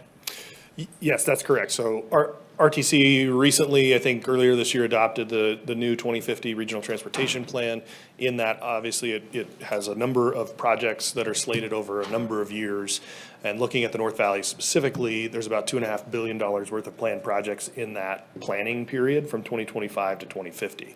The exhibit that we have shown on the screen is the near-term projects that are in the next, kind of 5 years or so. And a lot of them are actually under construction now. Well, and am I correct that your projected uses for traffic decrease, is there, similar to the water demand decreasing, is there a traffic count, or how are you making that claim? Sure. So this and forgive me, I don't know if you can see our screen, but in this. Okay. So these are to demonstrate this is again, relative to the project of regional significance, but I think it gives you sort of the juxtaposition of what's approved in the PUD, the 2018 approved PRS, and what's estimated. So with regard to traffic, and Lauren Chilson with GCW is here, he can speak to any specifics, but he did both reports. So the PUD estimates about 60,500 average daily trips generated by the 5,000 homes and the other mix of uses. That gets decreased to just under 50,000, about 40,700 or 49,800 about average daily trips with the change to industrial. So just on its merits, right, industrial generates a lot less traffic than single-family homes do. Well, isn't it also the case that fewer people will be having to leave the area, so it's reducing the traffic outflow out of the North Valley? That is also correct. So in the study also, which if we go to that slide, estimated about 9% fewer trips when compared to the PUD would actually be having to commute down 395 into the south, and that's representative of about 9% of the trips that would be staying within the North Valleys. So it's not only is it's kind of a double whammy of a positive impact of less overall traffic generation, and because of the use type that it is, you have more people that are going to work and live in the North Valleys and not have to commute down 395. So it has a double positive effect in that regard. And with regard to the proposed project or the proposed zoning areas, where do you anticipate services being located? Are they in the SMU? Services as far as like retail, restaurants, office? Yeah, Yes. like an Olive Garden, a Yep. Black Bear Diner, that kind of thing? Yep, no, absolutely. So there's, yes, we have general commercial zoning, which obviously allows for those, but actually in the industrial zoning, you are allowed to have those similar types uses in the industrial zoning as well. And if you think about it, right, some of the, business parks that we have around town, they would have maybe near the freeway, some of those services that would be, convenient for folks to go to on their way, home from work, to home. Well, and I'm sort of thinking about what I see in other parts of Reno where they have like the Little Bear Swim School in there and a cheerleading gymnastics school in the sort of, we'll call it light industrial commercial areas. Okay, so I think I understand. Thank you so much. That's the questions I have. All right, Councilwoman, go ahead. Yeah, I'll try to be really quick because I know it's a lot, but I appreciate you letting me go through this because it's my ward. So real quick, did the developer confirm with RTC that there would be public transit to go to these potential industrial buildings? For the record, Andy Durling again. No, public transit is not necessarily guaranteed to go there. What we had the conversation with RTC is that really looking out to the Cold Springs area valley right now, there is no reason for them to extend a bus out there because of the residential. I only have limited time. With the employment, then it actually helps them maybe justify it into the future. Is it going to be a fixed route bus? Probably not. But I think what you see in some of these outer lying areas, North Valley, Spanish Springs, is they have this flex ride service, which is kind of like an I Uber live there. type style. Yeah, I'm very Yep. familiar. So we would anticipate maybe that over time, and definitely I'm rideshare so sorry to cut you programs. off, but I have limited time. sure. So my concern is this would be a zone change. We don't know what would go in. If it's a project that doesn't require a review by the planning commission, unless there was an appeal, wouldn't come to us. It could be a logistics place that is just a distribution center. These are jobs I'm aware of because they're in my ward. I see going up and down North Virginia. Most of these people are taking public transit to and from these jobs. Those jobs are not offering employment opportunities. They allow people to buy homes. So these people might be taking commutes into the valleys to work, but they're certainly not going to be buying homes in there. So that hole that we've all identified in this community that doesn't have people around to buy lunch and shop and all of that, that type of development isn't going to fix that hole. Another comment I've heard made a few times with regard to this was here before, I don't know what the problem was. There's been a lot of things that have changed. And I can think of a vote that happened a few months ago regarding a nightclub that wanted to go back in the same place, and the council council decided the environment has changed there and they shouldn't be allowed to have a business license anymore. This is a much more significant change than a nightclub going into an entertainment district. So to make a comparison with this used to be this way, this had incredible community feedback to change things. And I think that's really kind of oversimplification. This council's been supportive of you when you wanted to create parking passes for public parking. Are you okay? I notice your glasses aren't on. And this is what the community has said they've wanted. And I think it's really kind of petty and disrespectful of council members to act like it's a frivolous complaint to want things to change and evolve with the desires of the community as the community evolves. It absolutely happens. You've wanted that kind of support in your ward. I'm asking this council to show the same support from my community in my ward. Okay, council member, I'm going to cut you off. And I'm going to add, I don't know what you're referring to, but I do want to go back to something that she did say. And that is that she met with you. I don't know who, Andy, I assume it was you. No, it was. Am I right, Councilwoman? I met with, yeah, I don't want to say people's name. I don't know if they like to be put on the spot, but I Anyway, with you some met with representatives someone and took a from this tour. project. You gave them feedback. Mhm. And what was the outcome? It was, a very pleasant interaction. I find a person to be very pleasant, but there But was I guess no what I'm trying to- give. what- There was no give. what There was did no you- outcome. What did you recommend or want to see? Or tell us a little bit about what your I residents had asked to wanna have see. more commercial, more of an integration of restaurants, potential commercial development, those types of things with, dance lessons, swimming, things like that, but keeping more of that residential component of it. And there was no willingness to kind of work on that at all. I had also asked if we could just modify the PUD so we could be more comfortable with some of these changes. And there just wasn't any kind of willingness to show any, willingness to work together or show any assurance for providing these services that they say they're going to, but there's no real tangible commitment to provide these things. At the end of the day, this is a zone change. This isn't a project plan. This is a step away from a PUD. Mr. Durling, do you want to address that? Yes, and just maybe to clarify, right, zoning, PUD is zoning, right? A PUD is just a specialized zoning for a property. It's not a plan that specifies individual businesses, right? We don't have that crystal ball. But we did hear feedback from Councilmember Ebert. We definitely took that to heart. And actually we have Tim Cromwell with, who taking her feedback on, hey, I want restaurants, I want commercial, I want these things. And we dug deep into that to see what could be done. And I don't know if you want to come up and discuss. He's an economist and a market researcher and provided a lot of information to her to be able to help understand better. Okay, thank you so much. Yeah, Tim Cornwell with the Hi, Group. Tim. It's Cornwell, not Cromwell. A Yeah. lot of people make that mistake, but in any case.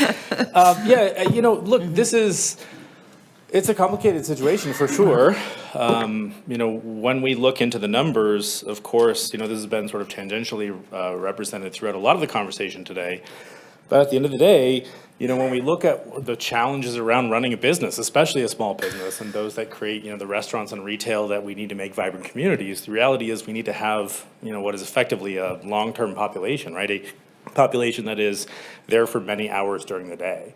And when you see, the amount of out-commute on a net basis that's occurring out of Ward 4 today, right?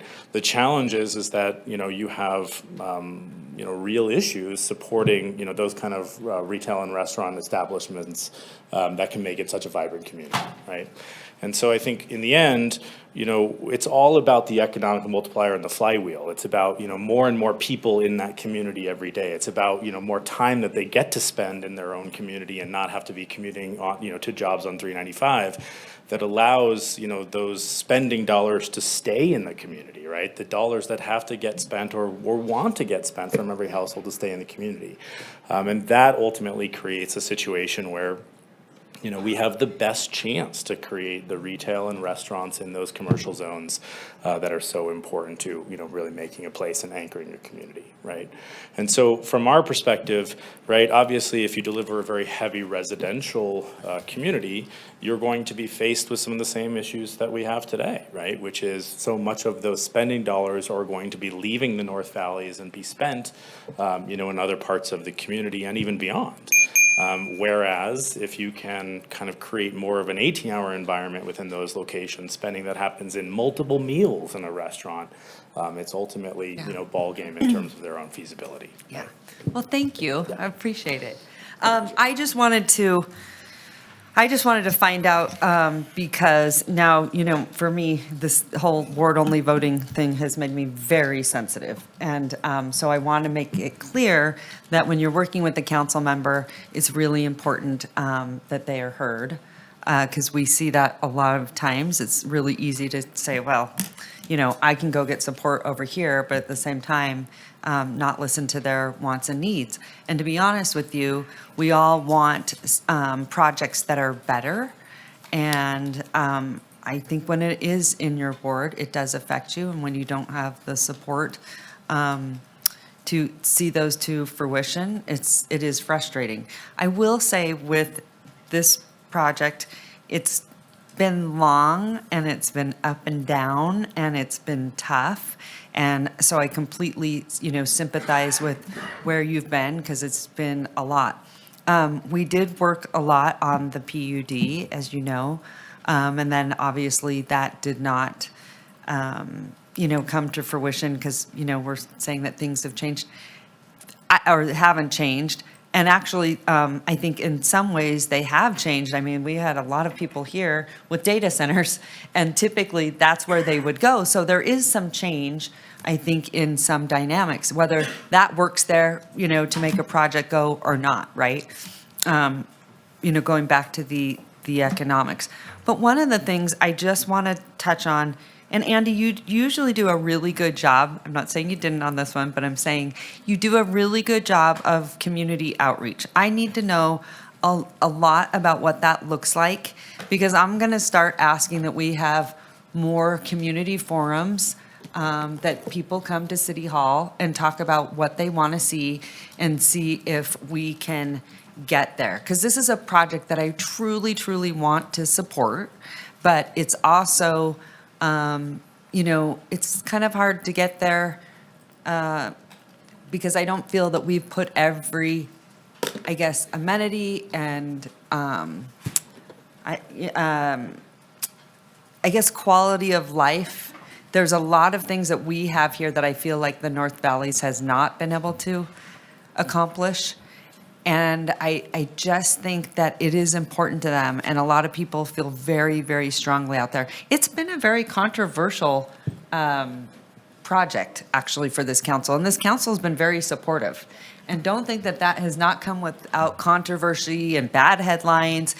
But I also am a big believer in mixed-use developments, in housing, all those things, and the same quality of life we have in Reno for your residents, Councilwoman Ebert. I believe that, right? You deserve that. Yeah. But I really think that there's a broken system here in how we do this. And I would love to see everyone at the table working towards, because I really can't grasp my head around what everyone really wants at this point. And that's really unfortunate, because I want to be very, very supportive. I have been in the past, you know that. But explain to me a little bit about maybe how we can do a better job of sort of this outreach. Sure. So I can speak about what we did for our outreach. And so because it's a master plan amendment, we're required by state law to have a neighborhood meeting. So we conducted a neighborhood meeting. We get a list from the city. It had about 200 notices, went out to 200 property owners, and we only got about 10 people show up. And so that wasn't good enough to the developer. And so he wanted to cast a wider net. So what's kind of listed here, May 13th, we had a community meeting, about 10 people showed up. Went to the Ward 4 NAB.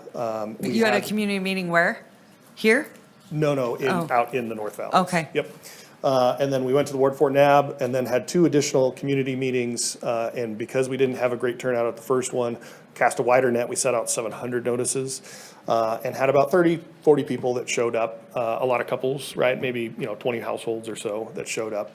And yes, there were concerns, right? But my experience a lot of times in those situations is it's fear of the unknown, fear of change, right? Change is always uncomfortable, and unfortunately, I'm sort of a face of change in these situations. I know, I don't envy you sometimes when you walk out the door. A lot of that angst. But I walk out that door too, so. I've So been called a lot of similar. names over the last few years. But yeah, I mean, we really try to be educational, right? It's like, hey, here's what it is, here's what we're trying to accomplish, here's why. In this case, the big why was that the 5,000 unit single-family homes were not feasible economically. We couldn't pencil the infrastructure to get there to build the first home and have any type of return until like the last phases of it. It did not pencil. And so this, recrafted plan allows for a much lower infrastructure burden up front because the industrial is so much less intensive than the residential.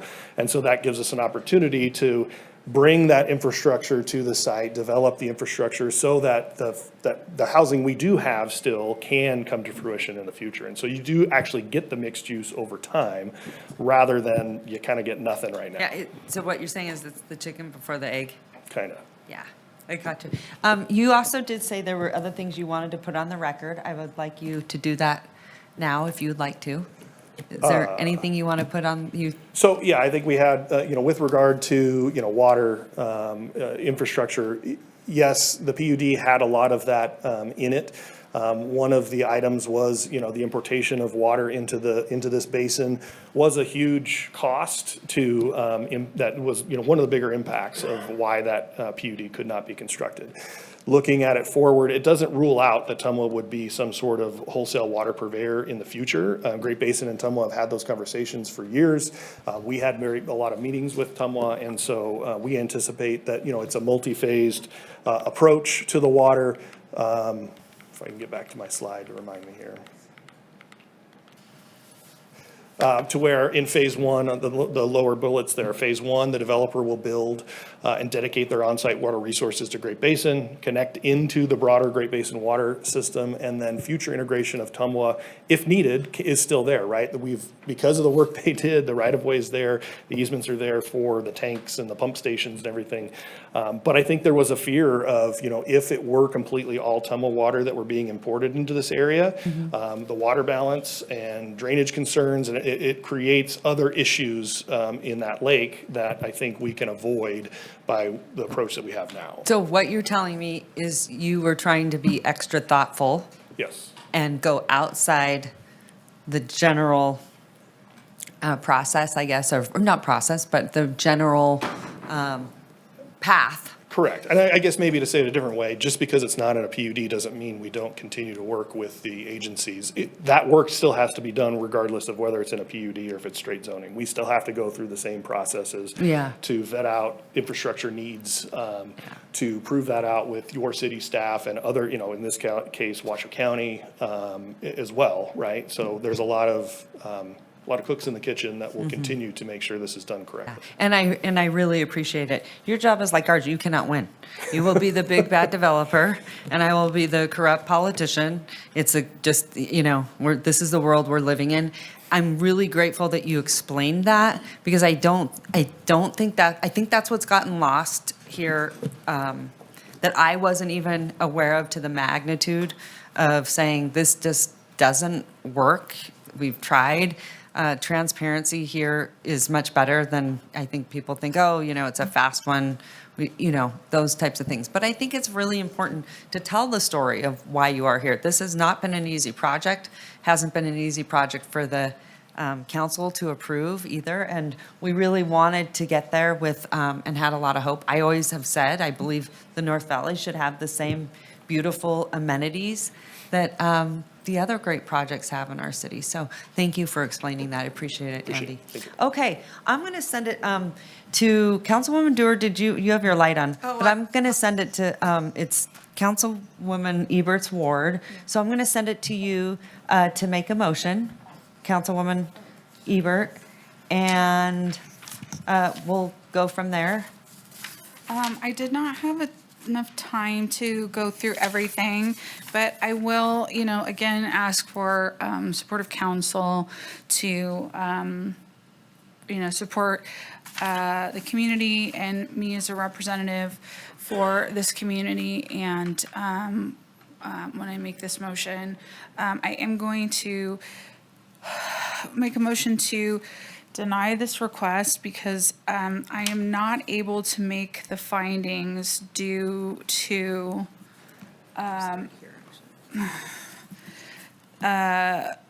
the water resources based off of the Public Utilities Commission report that states the water table level is declining.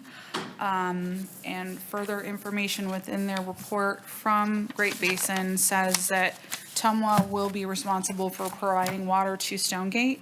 So just based off of information available at this time, I cannot make the findings to approve this requested change to the PUD. Okay, thank you so much. All right. I'll second. Okay, so I have a motion from Councilwoman Ebert. I have a second from Councilwoman Dewar. Go ahead, discussion. Yeah, I struggled further with the findings, not just the water issue, but the fact that I don't think there's significant open space, which has to be one of our findings, built into this development. Consumption of energy, I met with the applicant as well, and I said, if you're going to build this amount of flat rooftops that are industrial, what can you do to reduce the energy consumption? And many groups, we've had other groups come in from North Valleys, and they've offered a panoply of offsets to their buildings, but I even suggested a development agreement or some way to address it. The PUD is the best way, and there was silence, so I can't make a finding that they've reduced the consumption of energy by encouraging the use of products and materials to maximize energy efficiency. We're not hearing that. Provide for the recreational needs, that's F. H is timely, orderly, efficient arrangement of transportation and public facilities. Well, in the previous project, as I recall, and I don't have the specifics right in front of me, but part of the PUD was they were going to work on Virginia Street as a alternate route while improvements were being made to 395, and they were going to take that on. So I don't see that being addressed with the straight zoning process. The adequate supply of housing is not being met. We are repeating the challenges that Story County has had. We are building industrial without people to live nearby and work nearby, instead of having to do from North Valley something like a 15, 20-mile commute. M, protection of existing neighborhoods and communities, I don't see it. I found out there was a 100-foot buffer between these industrial buildings and the county residences. Well, typically, we have 300-foot on almost every project in North Valleys where you have residential and industrial near each other. We've talked about a 300-foot. Staff shared with me there's a 100-foot that the county signed off on. That's not good enough in Reno. And then the last two are, the last one was to promote systems which use solar and wind energy. There's no commitments there. There's no commitments because there's no project. There's no PUD. And just to my colleagues who have asked, what is changing? What is changing is the percentage of industrial zoning. It's going from this much to this much. And the percentage of housing is going from this much to this much. And I have no problem with some mix. I want a mix. Commercial, what I would love to see is professional office, manufacturing, light industrial. So because I would love to see a mix and a real community evolve out here, I can't make the findings. I've listed about 8 of them that I cannot make. Okay. So that's why I am seconding this motion. Okay, all right, I'm going to cut you off. Sorry. Councilman Reese. Thank you, Madam Mayor. I will not be supporting the motion. It is clear to me that this is a challenging area. Evidence of that is suggested by the fact that it has had 3 representatives over the last 12 years. And in the last go-around, when I represented this area, the representative of that ward came alongside and said, support me, I want to do this thing. And so, of course, we all leaned in to the best of our ability. But here you have a project which proposes to decrease the traffic into North Valleys, decrease water use, decrease the taxation on our sewer system, flooding, our schools, and public service costs. And yet we have colleagues who think that that doesn't meet the master plan. I can make all findings relative to the master plan and for anything related to the zoning map amendment, as obviously we'll have to have conformance review. But it's just a curious thing, Madam Mayor. I think you hit the nail on the head. The ward only voting has really skewed what happens in the ward. And of course, I've never heard from the ward member about this project. I don't know anything about her desires to see this project not come to pass. And so all I can really do is rely on my own best judgment, which says decreasing all of those things is a good thing. We need fewer cars on the roadways. We need more services. We need greater access to open space and public lands. We need new parks and trail systems. And of course, it creates thousands of permanent jobs and construction jobs when it's to be created. So I will not be supporting the motion. Okay, thank you. Any other comments from council members? I do have a quick comment. Wait, we're Okay. in the middle of a motion. You can't do that by our rules.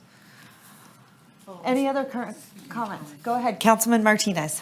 Thanks so much, Madam Mayor. I think for my part, it's a little challenging just because I've lived out in the North Valleys for about 21 years and understand sort of, the needs and the desire out there. There does seem to be some conflicting viewpoints depending on whether, there should be more of this rural take or it should be developed with some of the amenities that are found in town. And just based on the impacts and lowering the intensity of usage, the considerations for water, bringing in new employment opportunities, and having some mixed zoning in this area seems to me like a good route to go. And if the PUD wasn't working out for this development, which it sounds like isn't going to come to fruition if it is in place now, I'm having a challenge supporting the current motion that's on the table and coming around to that. So I'll just put that on the record. Okay,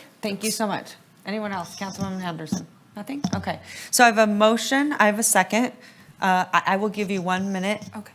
Go 1 minute for discussion wrap up. Yeah, I just want to say that, I am the ward representative, and Councilmember Reese, you were the at-large, and unfortunately you didn't accept any of my meeting invites to come and take a tour or meet with any of my or constituents or come to any of my NABs. So I'm a little bit blindsided by those comments, but what I'm saying and doing is just a reflection of what my community wants. That's my role as a council member. That's what I'm saying up here, and to make a statement like that without talking to the community when they have said loud and clear what they want with regard to amenities, what they see as building a community versus building warehouses, taking land that could be homes in the midst of the senator and the governor trying to take federal land, state land, and turn it into housing, and at the same time take this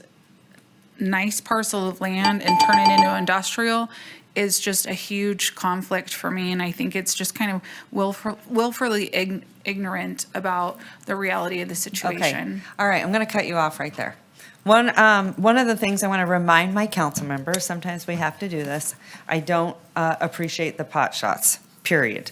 If I hear one more, we will be going into recess, and if I hear another, we'll continue to go into recess, and then I will make sure that we are going to step out and we can reschedule this meeting.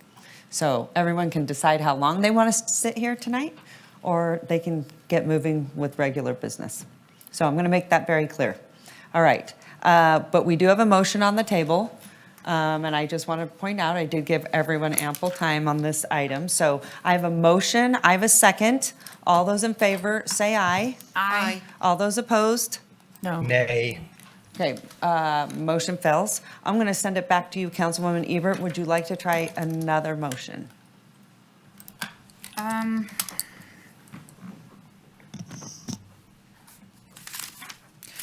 Would it be possible to have a continuance to try and work out some of these areas that are of concern to the community and to me personally, regarding water resources, I mean, this is a legitimate concern.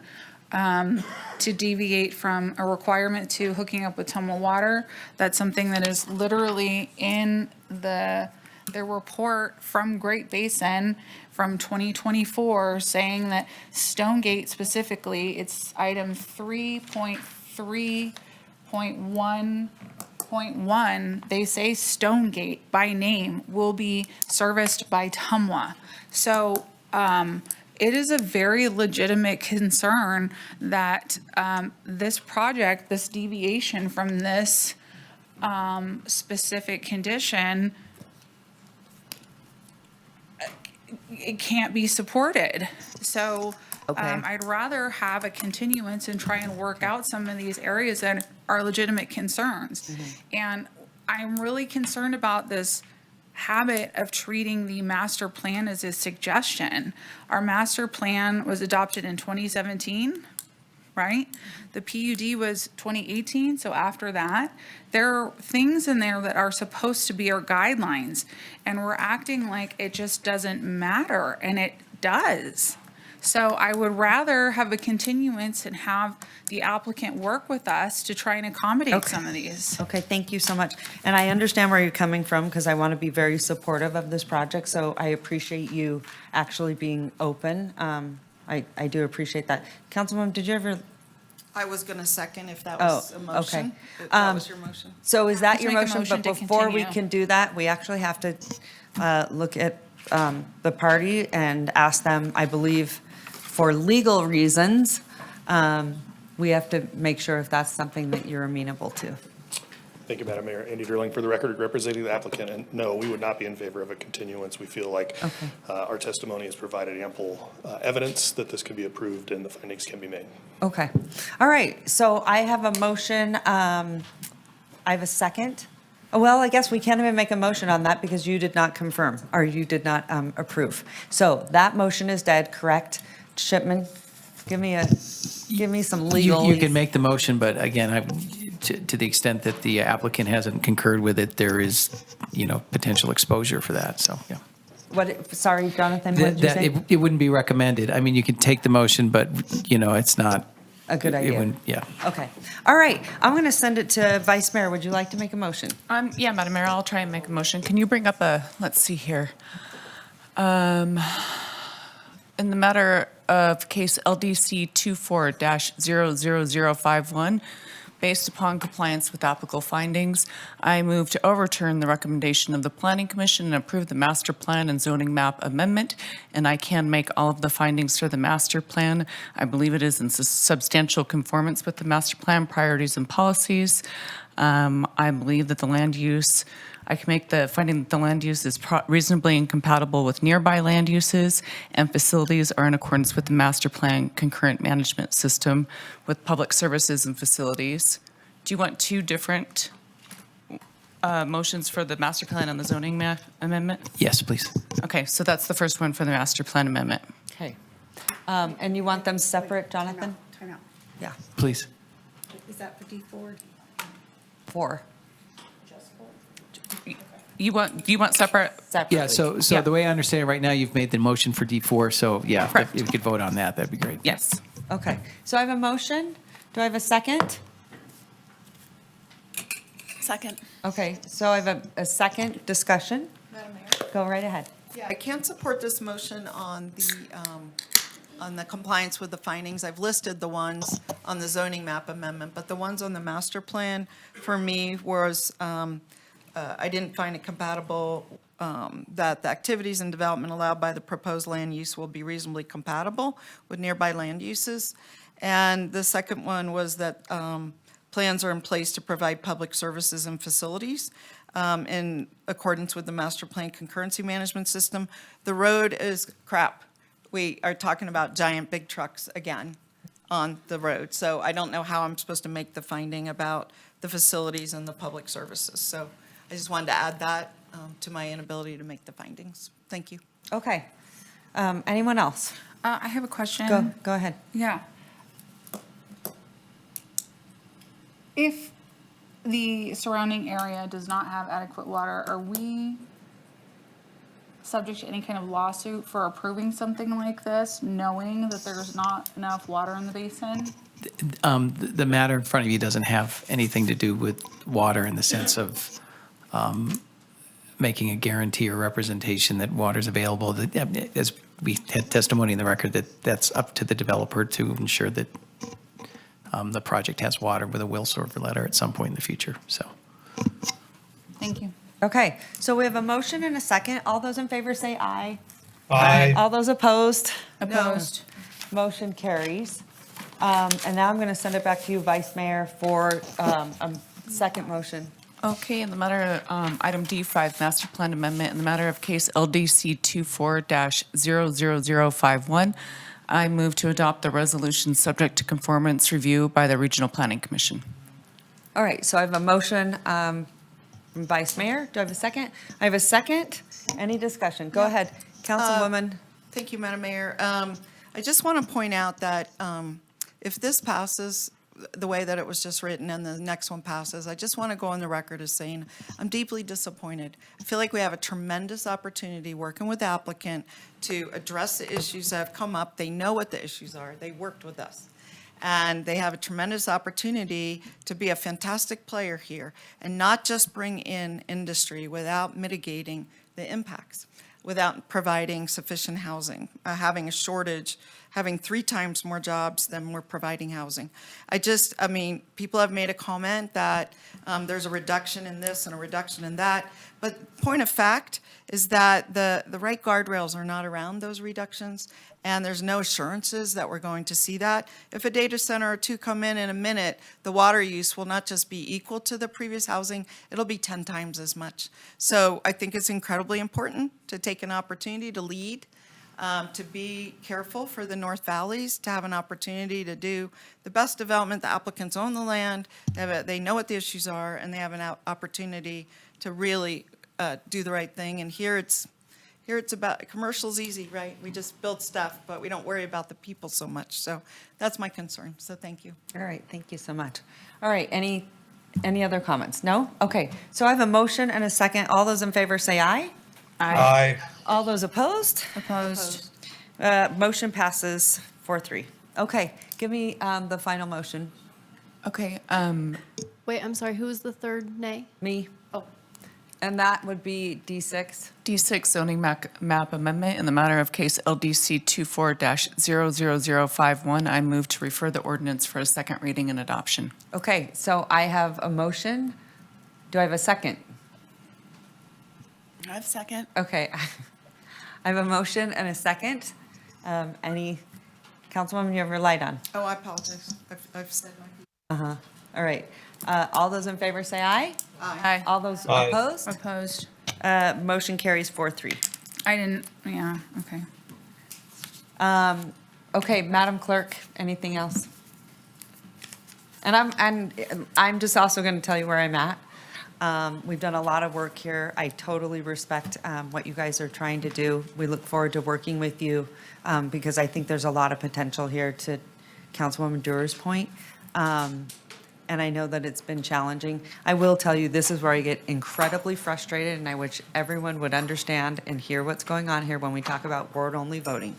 So when you don't like how it turns out, you can thank that, to be quite honest with you. And I'm probably going to say this continuously until I leave office, so that people understand how detrimental it has been to our city to truly plan some of the best community that we possibly can. The good news is you have a very good expert over here who does care. I think you brought up some good points, Andy, today about going above and beyond the path into other waterways and those things. And so I appreciate that, but not everyone is nearly as thoughtful and respectful as you are. And that's unfortunate.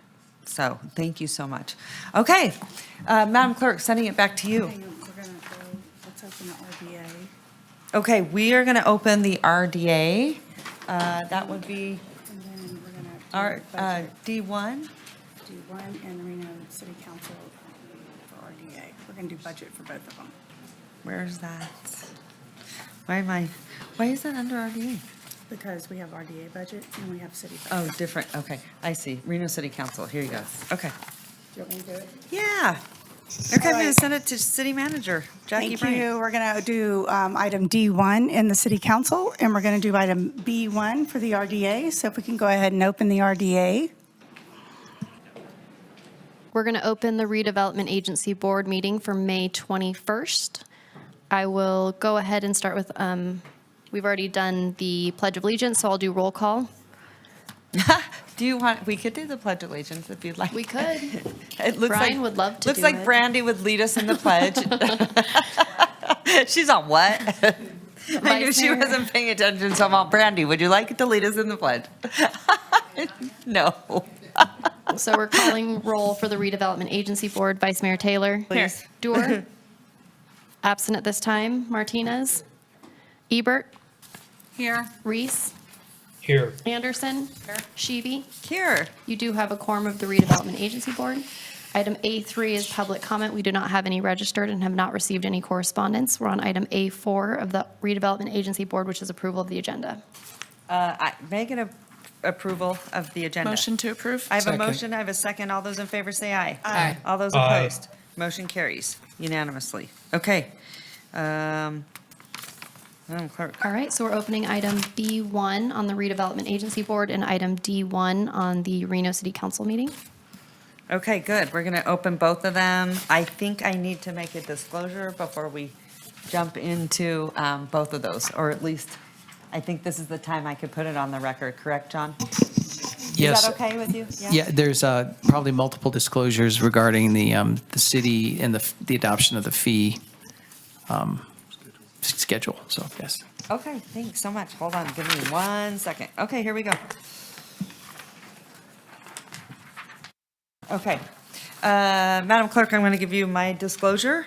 Fellow city council members and Madam Clerk, item C1 involves adoption of fee schedule for the city of Reno for FY26, including business license fees. In my private life, I own a resale business. The nature of my business requires that I obtain a retail business license in the city of Reno. The proposed fee increases are minimal, not significant, and will not financially impact my businesses in any material way. On this matter, I have sought guidance from the city attorney's office. While I have a significant pecuniary interest in my businesses, the resulting benefit of or detriment accruing to me from this item will not be greater than the accruing to any other member of any general business, profession, or occupation within the city. The fact that I'm a business owner will not impact my ability to impartially review and render a decision upon the particular agenda item. Madam Clerk, please accept this disclosure for the record for this meeting and subsequent meetings pertaining to the agenda item. Thank you. Okay, any other? Madam Mayor, I have a disclosure. Okay, I'm going to do you last. Sorry, we're laughing over here. That sounded really weird. I'm going to come to you last. Thank you, Madam Mayor. I'm going to go to Councilwoman Taylor. Go ahead. Thank you, Madam Mayor. Madam Mayor, fellow council members, and Madam Clerk, item D1 involves adoption of the fee schedule for the city of Reno for FY26, including business license fees. In my private life, I own tailor-made solutions. The proposed fee increases are minimal, not significant, and will not financially impact my business in any material way. On this matter, I have sought guidance from the city attorney's office. While I have a significant pecuniary interest in my business, the resulting benefit or detriment accruing to me will not be greater than that accruing to any other member of any general business, profession, or occupation within the city. The fact that I am a business owner will not impact my ability to impartially review and render a decision upon this particular agenda item. Madam Clerk, please accept this disclosure and lodge it on the record for this meeting and subsequent meetings pertaining to this agenda item. Thank you. Okay, thank you so much. All right, Councilwoman Anderson, go ahead. Madam Mayor, fellow city council members, and Madam Clerk, item D1 involves adoption of the fee schedule for the city of Reno for FY26, including business license fees. In my private life, I own Push Consulting. The proposed fees increases are minimal, not significant, and will not financially impact my business in any material way. On this matter, I have sought guidance from the city attorney's office. While I have a significant pecuniary interest in my business, the resulting benefit or detriment accruing to me will not be greater than that accruing to any other member of any general business, profession, or occupation within the city. The fact that I'm a business owner will not impact my ability to impartially review and render a decision upon this agenda item. Madam Clerk, please accept this disclosure and lodge it on the record for this meeting and subsequent meetings pertaining to this agenda item. Thank you. All right, thank you so much.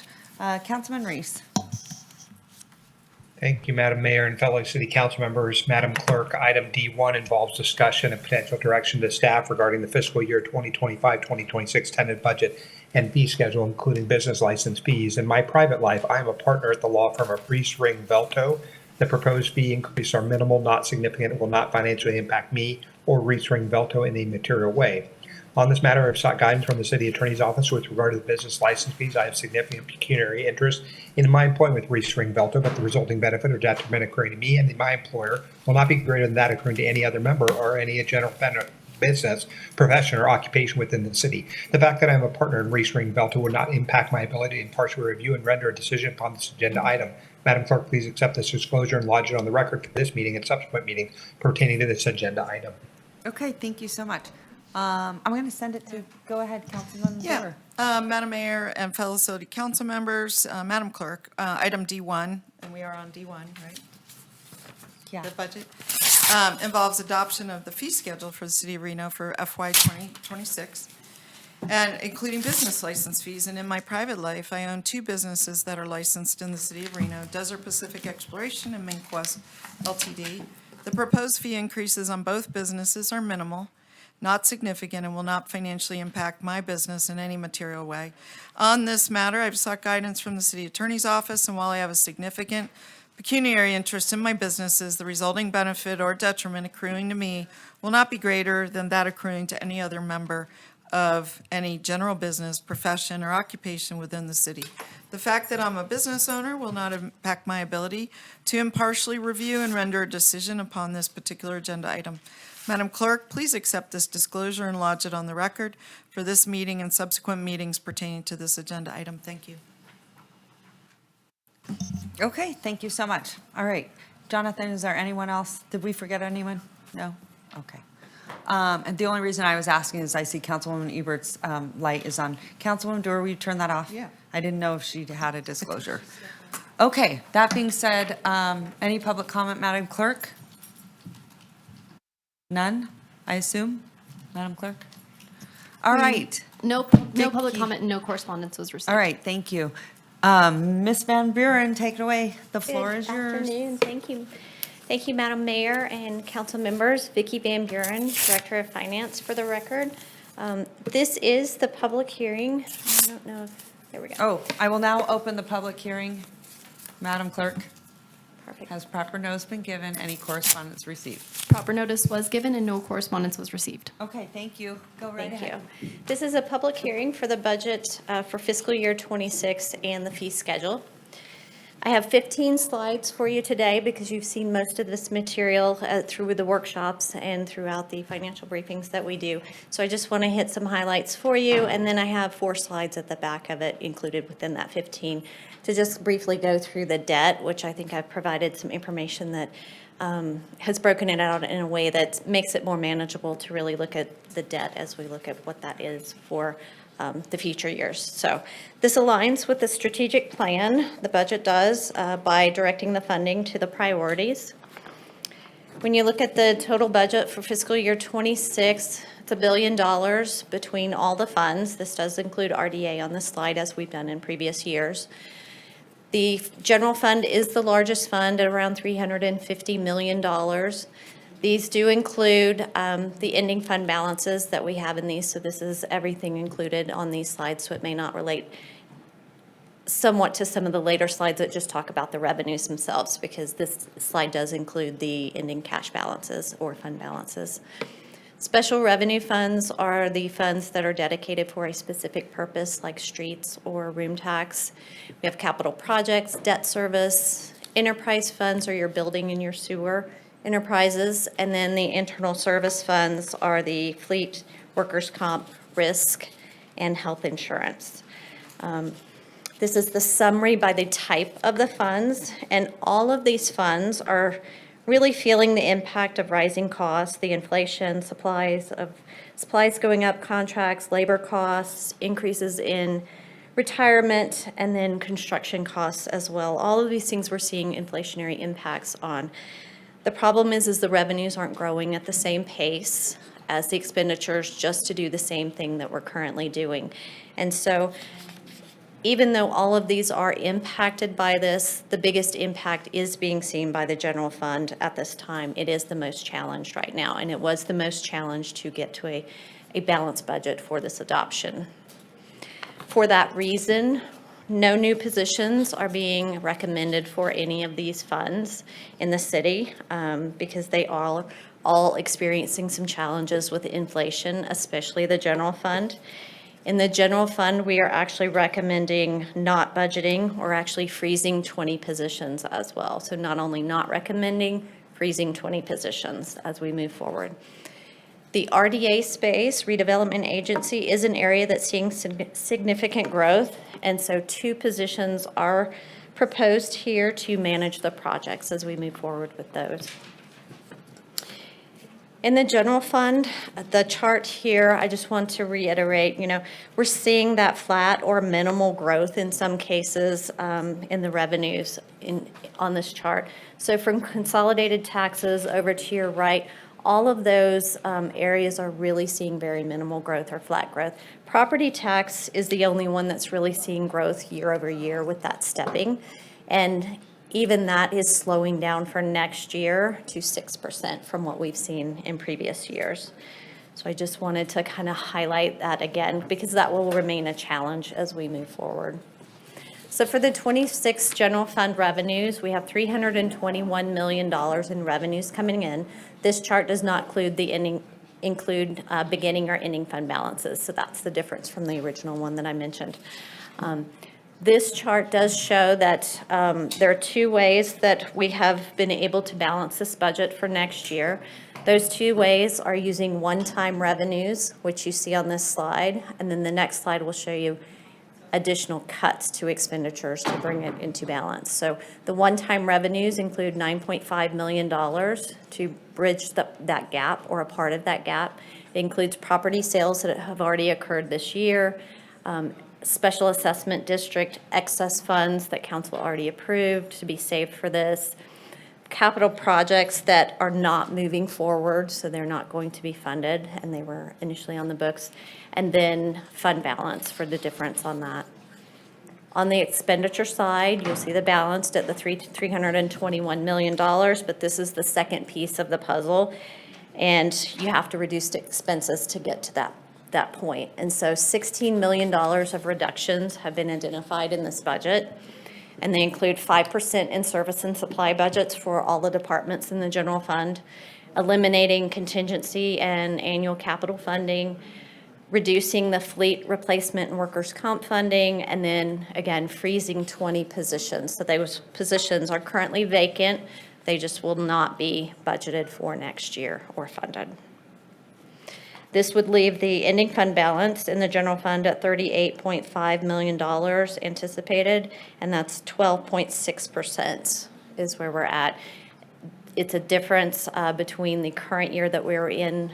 It was adopted at 15%, which we've done for the last couple of years. When you look at the general fund by function, this is the question about what does the budget reflect as far as what are council's priorities, and does it show the priorities? These are the proposed areas where all the funding goes, and council has reiterated and reaffirmed at the various workshops that we've had this year and the financial updates that public safety is a top priority, and along with that, the wellness of the community is a top priority as part of that.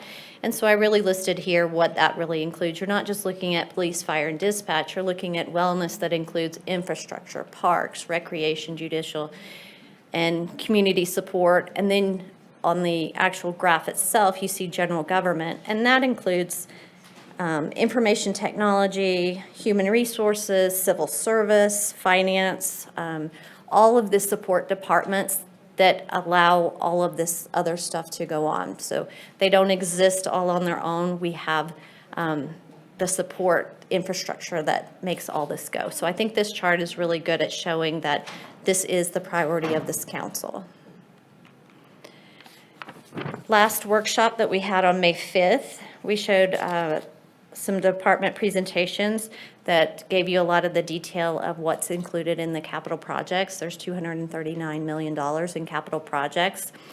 The largest piece of that is in the sewer fund, and the largest project in there is the Advanced Purified Water Facility. You do have an item coming up later today for the ordinance for the first reading of the bond for that project, and that would be for next year's budget. The street fund includes the neighborhood streets, and then the remaining ones are the general capital projects. That includes $2 surcharge, ad valorem capital tax, the roll forwards of the maintenance money that we were using. You have RDA, and then regional construction tax. That's the park districts that were discussed at the last workshop.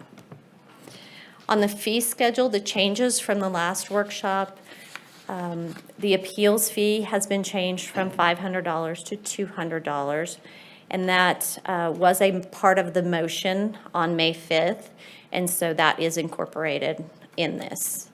And then the other items here, utility services. On the administrative fees, there's no change from the fiscal year 25 adopted on those administrative fees because CPI, we had it originally on there increasing by 2.5%, but actually that is governed by Reno Municipal Code. So that was just an error correction. We can't do that. So we corrected that for this round. And then on development services, there was a duplicate recordation fee that we removed because it actually resides in code enforcement. It shouldn't have been in both spots. So we cleaned that up. Other administrative changes that we made to it were just kind of clerical typos, wording, updated some of the notes to be a little clearer, made sure the referencing of the years is correct. It's a very large document, so we've had eyes on it a lot, trying to make sure we capture any of those items. This part is new. We didn't do this during the workshops, and I did mention at the last one, Councilmember Taylor has requested this in previous years, and over the years we've had some requests to look at this debt a little differently and try to get a real grasp on where the city's debt is and how it's handled over the years. And so this is a chart that you've seen in the past. We kind of changed the colors on it, but I like this chart in the way that it shows you that there are 5 main debt types. So we have retrack in the dark blue area, shows the history of that. Redevelopment, that's that little gold area. Other debt is in that grayish area, and that's mostly going to be the event center, the National Bowling Stadium, and the ballroom in that space. And then the lighter blue area toward the top, that's going to be the sewer debt that we have. And then the orange area on the top of that is general obligation debt. And at this time, it's mostly the Moana Pool and Public Safety Center bond that's outstanding, and the fire apparatus bond that's outstanding. But this gives you an idea by types of debt and how they've kind of trended down. They were at a high in 2009 of $625 million. And at the end of this current year, so June of this current year, they'll be at $472 million outstanding for principal.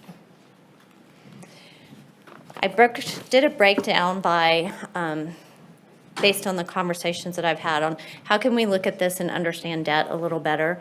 And so I broke it down by project type. And I think this really helps understand really where all the debt has been issued and what it's for. And so you'll see the projects on the left-hand side, you'll see the outstanding principal kind of toward the middle, and then the funding sources, because this does come up quite often. How do we pay for all this debt? Why do we have all this debt? What is it paying for? How are we paying for it? And so I've broken it down on here for you, and I'm going to kind of walk through each one. I spent a little bit of time on this. The dark green highlight you'll see on here, that's paid for from the general fund.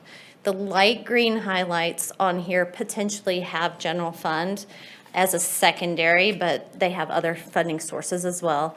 And then the other things on here are all paid for other funding sources that are dedicated just to this debt.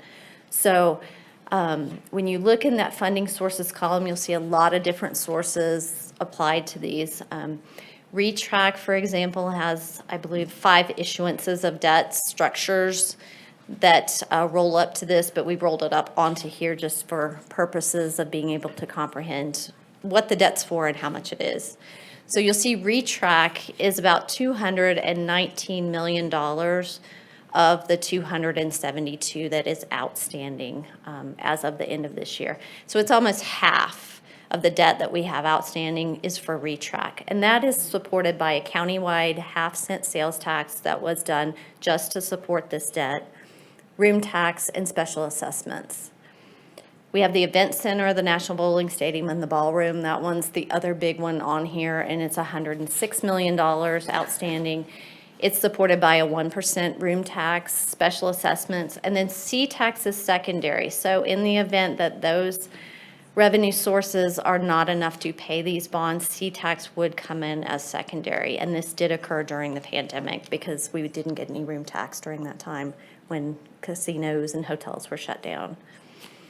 The next one is the pool and public safety center and fire. That was the $60 million bond that was taken out for that one. We do use a portion of the police impact fees to pay a portion of that debt because of the size of the facility was expanded due to the increased need and growth in the area. So it supports using a police impact fee to use to pay a portion of that debt. So we do that first, and then we apply the remaining balance to the general fund. We have sewer debt on here, and that is paid for by sewer fees, and that does the infrastructure at the sewer. Cabela's is a star bond, and so it's paid for by incremental sales tax generated by Cabela's. That one ends in 2027 and will be off the city books at that point. We'll be done with that one. The city is not obligated to pay that one. If there are not funds coming into it, it just ends at that point. Police equipment, this was the Axon agreement that came forward a couple of years ago. It's the body cameras, dash cams, and tasers that contract was done. It was a 10-year medium-term obligation, and it ends in 2031. We are paying that currently for the fiscal year 26 would come all from ad valorem capital funds. It qualifies for that. Those funds are have specific uses that you can use them for, and so we use that to pay this. If there are not enough funds to pay this, then we use general fund as the backup to pay that. But for next year, ad valorem capital funds are covering this whole thing. Isn't that required by law too? The cameras? Yes. Yeah. It was a mandate that came out. It was a mandate, just that, so everyone knows. Okay. I believe it was. Pretty sure. Clean energy, these were bonds that were done to do some special projects that were clean energy projects at various facilities. That one pays off very soon in 2027 as well. We do get sometimes some energy rebates, and we apply those first to pay this bond, and then anything in excess the general fund pays for. Fire apparatus, it's the only one on here that's a solid green. That one does come directly from the general fund. Special assessment districts come from special assessments. We have the Lear Theater. That was a 7-year medium-term obligation. It comes from room tax, and it does end in 27. And then we have redevelopment on here. Those large bonds end in 2027, and then there will just be a very small one, about $400,000, that will continue on from that point out to 2035. So you'll see on that final payment column, a lot of these are coming up very soon to kind of roll off as well. So there's not, although there's some green on here, most of this is paid for by dedicated sources. So this is, I did this slide just to kind of show you where the principal and interest is coming from for next year, fiscal year.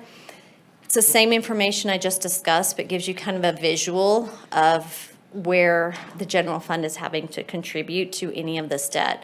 So you'll see the pool and the public safety center and the fire design, that bond is $3.6 million is the payment, and a portion of it, that little blue area, is being paid for by the police impact fees. So as we can put those toward it, we do, and then the rest goes from general fund. Police equipment, that one is listed on here, and it's a light green because it potentially could be general fund or other mixed. And so that one is being paid for next year out of ad valorem capital tax completely. So it is actually not a green bar. And then clean energy is completely paid for out of the general fund next year because we have not received the energy rebates to apply to this. And then fire apparatus, again, from the general fund. So really, you can see the big areas of debt that we have are debt that's being paid from dedicated sources that was dedicated just for these debts. And this is my last slide that I have here for you today on this. This shows the debt history. Often I hear conversations about, have we paid down debt? Have we been responsible with debt? And so I think this is a really good, even though, again, it's the same information, but when you show it in different slides in different ways, it really stands out in a different way.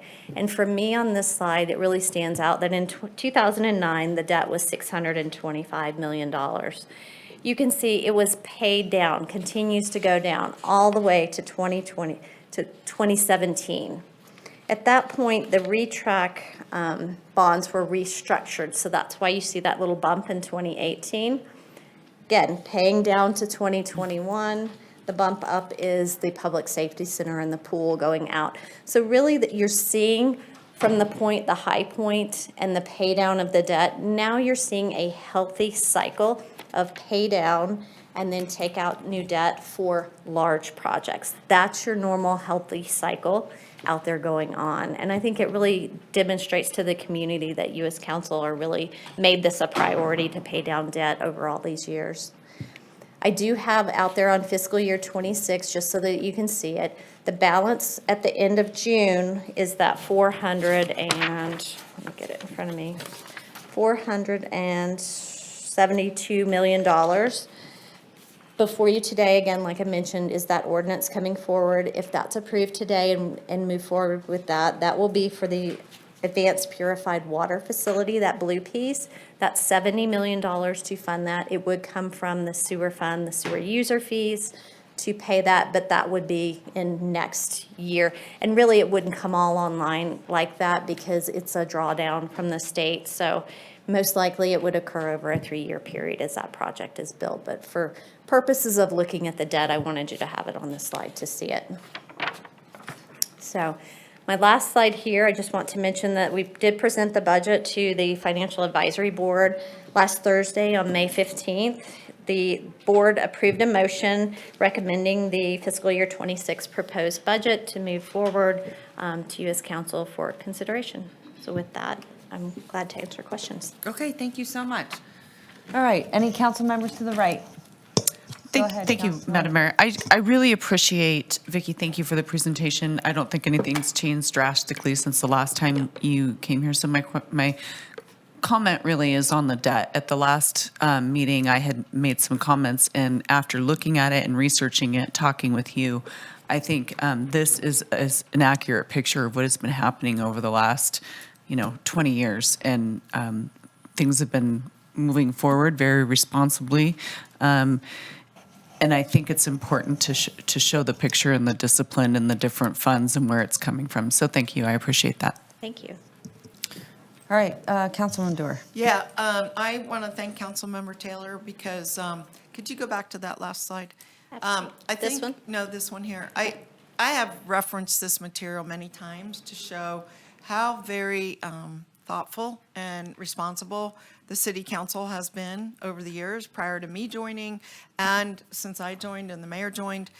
You can see a steady downward from, what was the top here, 950 million? 625 million. I can't quite read it, 625, down to closer to 450 million. And then maintenance of a level of about 500, which seemed like an appropriate level. To your point, we get down, then we can go into debt to do what we need to do, and then we go down and we can go back into debt. But we're not getting back into these levels that were in the 2009 phases.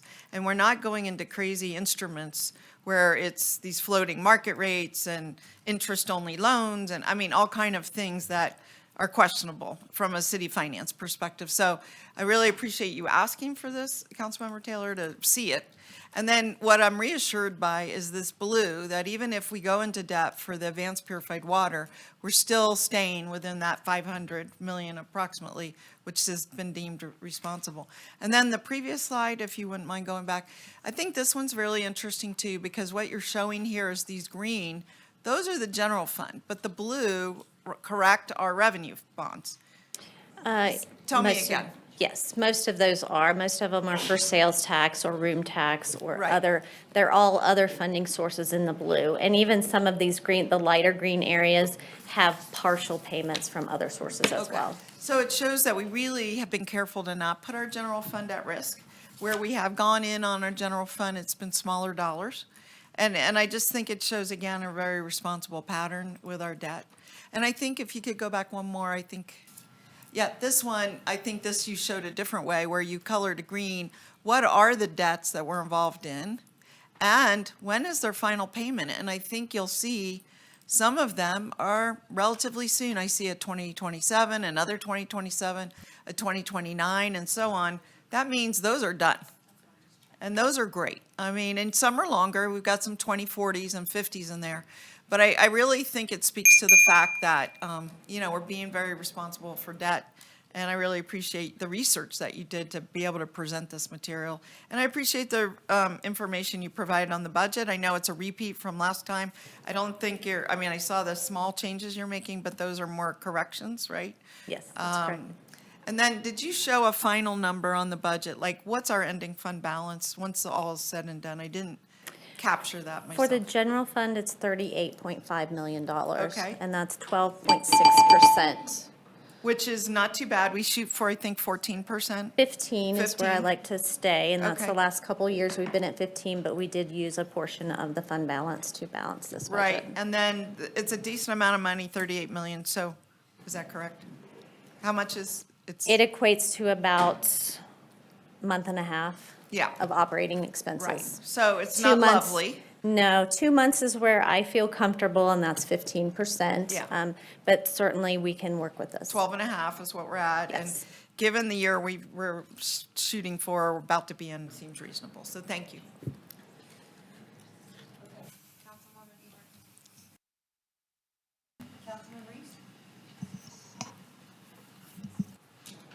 Sorry, Madam Mayor, it's just technical difficulties on my end. I want to say thank you to you, Ms. Van Buren. The debt picture is, I think, always the piece that is both the most alarming and also the most elucidating. I understand that we are working on a budget, but it helps us to understand the choices we make from year to year relative to the kinds of investments that we're making. And so I appreciate the fiscal stewardship that has occurred in the past to pay down debt, obviously because we're in a different kind of cycle relative to our growth pattern. And I have been watching all the financial updates that your team has been providing almost on a daily basis at this point. I am grateful to know that, sometimes we have to, pay down debt dramatically. Other times we're spending, right? We've made some key investments in our community with the Public Safety Center and the pool. I think we're going to be in an interesting position for the next several years where we're really going to just have to focus on belt tightening across the board, really trying desperately to figure out how to deal with a very flat growth pattern. And so I thank you for your work in this area. I don't have a lot of issues or questions because it is relatively the same, but I'll be looking forward to your next financial update. Okay. All right, Councilman Anderson, nothing? Your light is on. Oh, okay. All right, so I would like to make a motion, but there are a couple things that I'm sort of looking at and I don't, point of discussion, but concern. One of the things that has gotten us into trouble is not right siding up some of the fees. I think we have, and I was surprised to see the fee, I think they should, the appeal fees, I think they should be in line with the other jurisdictions. I think the county has a separate fee than what we're higher fee. It's part of the problem is that we keep subsidizing. And what I would propose for council members that want to push back on this, I would propose that you should offer to pay for those out of your contingency funds, because working in your ward is really, really critical now more than ever with ward-only voting. I'm going to sound like a broken record. You're going to be so sick of me. Can't wait for me to leave. But I really would like to see, so I would like to approve the budget, but the other thing I want to look at next year, and I want to make this also clear, a lot of our contingency funds do go to nonprofits. We also pay we fund some other nonprofits out of the general fund as well. Part of the problem is that we end up picking winners and losers, and you have nonprofits that come to us that say, you know, why wasn't I selected? And it gets really difficult and challenging because they're all super, super worthy. And I think that might have been great back in the day when we had the financial ability to do it. It's fantastic. But I think it's also one of those things where council members get to pick and choose from your contingency funds. So I'd ask that we don't drop contingency funds because I think we're going to be doing more with them than less. But I think moving forward, not in this budget, I'm just saying as we move forward into next year's budget, when we start this process over again, because it wasn't a conversation that we had, but I think it's something that we should have, those types of conversations. I think there's other ways to move the needle. We could get really, really, really, really tight on some of this budget. So the only thing I would like to change, and by the way, Vicki, you did a fantastic job, because the conspiracy theorists out there will say, oh my God, they're, $25 million in debt. What would you like to say about that? Thank you for that, Madam Mayor. I think these slides speak for themselves. We've really, followed your direction as far as paying down debt. And so I think that these slides speak for themselves. Mm-hmm. And I do want to go back, because the only time really the city had any real money to do something that was outside the box, quite honestly, was during the CARES Act and the ARPA dollars. And if you look at the pattern, it saves, and I'm just throwing the number out there, but I would say we saved around $10 million a year for the last 10 years. Correct, Councilwoman? I didn't follow the. I'm just 10 million. For the last 10 years. I could do the math, but I'm just saying. On the debt? Uh-huh. Oh, yeah, absolutely. So I think this council has been very responsible. So when you go out there and you spew conspiracy theories, or how dare this council, because there were a lot of things I would have loved to have done as mayor, and this council would have too, and previous councils would have loved to. We never had the money. And we really said, no, we're going to make it a priority. So I just want to say thank you so much, Vicki, because you have one of the hardest jobs in this city. And we really appreciate you. And then I would just say to the naysayers that say, oh, we shouldn't fund our people are your biggest asset. They are what makes your city thrive and shine to every aspect of what we do. And I believe you should invest in them, and they're worth it. And it sends a message to them that we value what you do every single day. Listen, I know they probably take a lot of heat from constituents on the second floor, because when I walk through there, I see you guys there, and I take heat. So, and I'm just walking through, so I know if you're staying there all day long that you take a lot of heat. But I want to say most of you, well, not most, but all of you that I interact with have done a phenomenal job. And so I'm really proud of our team as well. So Vicki, thank you. I want to make a motion to approve the budget, but I want those fees to mirror Washoe County. The ones. The appeal fee? Yeah, yes. Okay. So that's my motion. I have a question. Yes. What is the fee that Washoe County charges for an appeal? I believe, where, Chris, can you tell me? Chris Pingree, Director of Development Services, for the record. I do want to clarify, this is for the land use appeal. There is a separation between the land use and the administrative appeal. We were talking specifically for the land use appeal itself. Yes. You caught me 100% off guard. Sorry. And then also maybe Sparks, too, if you have it. Please hold on, I'm so sorry. We could come back. Will you come back to To- that? I'll and just we pull it could- up real well, quick. and- Yeah, I was not Start with prepared for Mr. that one. McCardle. Yeah, Yeah, we'd start with Mr. McCardle. I had Go talked ahead. with Manager Bryant about this because this has kind of been like a sore spot for myself, and I know Councilmember Dewar as well, with raising these fees. And I know in my ward in particularly, we have a lot of people that are maybe on the lower income side. So I had asked if maybe we could do like some type of fee waiver, or, you know, if we can Totally, contribute. love that. But I had asked if there would be any kind of issue with a council member paying for an appeal if it would appear to be, make the council member impartial, so they wouldn't be able to vote on any kind of appeal hearing. So I'm wondering if we would have to like create an account and contribute to this account. Everyone could create an account or But put would money we need towards to it. create a separate one, or could we just create a joint account and you can contribute to it? And people like in any ward could apply to use that fund, or Yeah. would you prefer that each ward has their own? Because I feel like that's kind of like Maybe a lot Carl, more paperwork. what would you suggest so that legally it's a separate fund? What do you think? I mean, we can have a separate conversation about, I mean, there's different things that are going on there in terms of, is the council appealing, the council member appealing? Right. Is it just a fund that is being used that if somebody applies for it and they meet certain characteristics, they can have money that goes towards the payment of the appeal? So I think there needs to be, Yeah, logistically, like what the logistics are back then to have the that conversation? there would have to be a conversation on the council level to Okay. determine what you would want that to look like, and Okay, then we Jackie, bring it will you back. bring that back, So please? in the meantime, this gets approved until we have that discussion, this new fee counts. Like if somebody reached out, I would not be able to give them council discretionary funds, because in my understanding, it would be viewed as like I'm biased, I'm supporting an appeal against a development.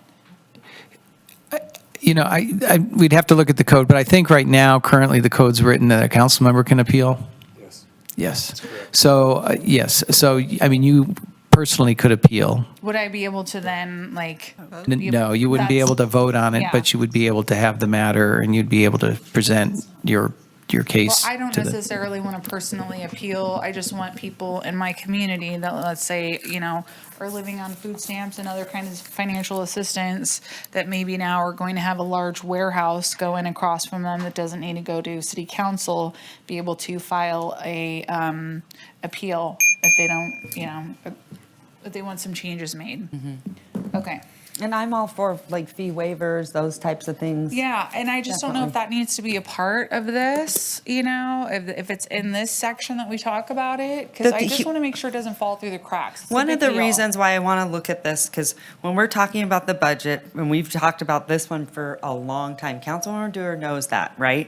And I like citizens to have access as well. But the amount of staff time that goes into when we do appeals is astronomical, for one. And I think that, I think there is a way to do this to where you can pay for their fee, for sure, which is, you know, I think that that's also an amenable way to doing it. But I think we got to right side all of our fees, all of them to match. Matter of fact, this one gets me. And I know that I'm going to get like a million emails whenever I say this. So, but do you know how affordable it is to get a liquor license in the city of Reno compared to California? Why don't you? I don't have that fee schedule in front of me either, but I'll go back to the Washoe County, just to put on the record, $1,200 land use appeal. Yeah, thank So you. you want the land use appeal fee to be $1,200? Well, I want it to match with the other jurisdictions. Okay. So I'm just saying that all of the city of Reno fees should be in line with what everything is regionally. That's where I think we should be.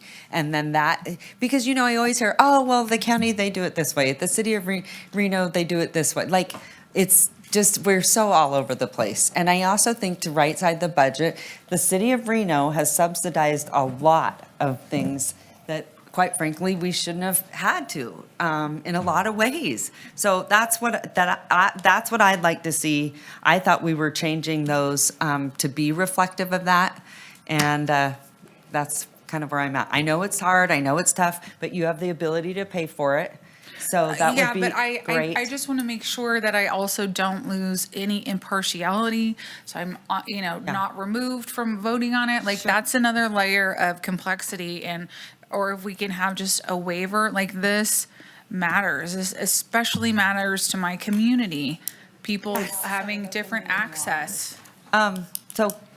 So you John? just to be clear, today you're voting on the actual fee. If a council member wants to, have a text amendment that will, to initiate a text amendment to initiate kind of a waiver component for the fee or some other alternate mechanism to decrease the cost on the appealing party, that's a separate item. You can do that. You just can't do that here today. Today, it's either whatever the $90 is or whatever the amount of money that the $1,200 or whatever you want. Okay, go ahead. Yeah, Madam Mayor, last meeting, the reason that the motion's like this is that I made the motion and I requested the fee to be doubled from $100 to $200.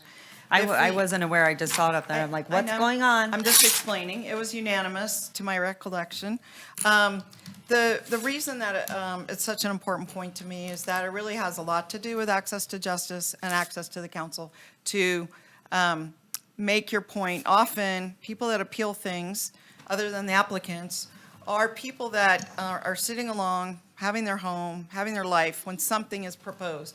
And the potential impacts of that thing that are being proposed haven't been addressed by our staff or the final result, maybe the planning commission. And what I've seen is that this council then has often modified conditions or said, oh, we didn't realize that was a concern, it's a shadowing issue or whatever, and we make a change. That change would not have occurred unless they actually did appeal. What I had said is that we already doubled it from $50 to $100 last time. I said I was fine with doubling it again from $100 to $200, but I wasn't comfortable with increasing it by 500%. Your suggestion is to 1,200%, and I'm really not sure that either Washoe County or Sparks has it exactly right. And Manager Bryant used to manage, I think, a lot of attorneys and judges, and she said they debated this a lot, how to be reasonable with fees and yet not unduly restrict people's access to their government. And so if you really want to do this, my suggestion would be to incorporate the $200 fee. It's a 100% increase from 100 to 200. Work on this new system, whether it's a waiver, a council donation, whatever it might be, but work on it. And at least we have a fee in place that's twice as much as it is today. And then we have an opportunity, to either adjust it mid-year or adjust it in the next budget cycle to what seems appropriate. And that would be my recommendation. I would not want to put a lot of onerous requirements. Well, I'm still on my time. I wouldn't want to put a lot of onerous requirements on how do you prove you're really poor. I mean, even Councilmember Ebert testified she would have a hard time making that, and she makes a decent salary, but budgets are tight all around. So that would be my recommendation. Okay, thank you. Okay. Madam Mayor, point of clarification before you get a second.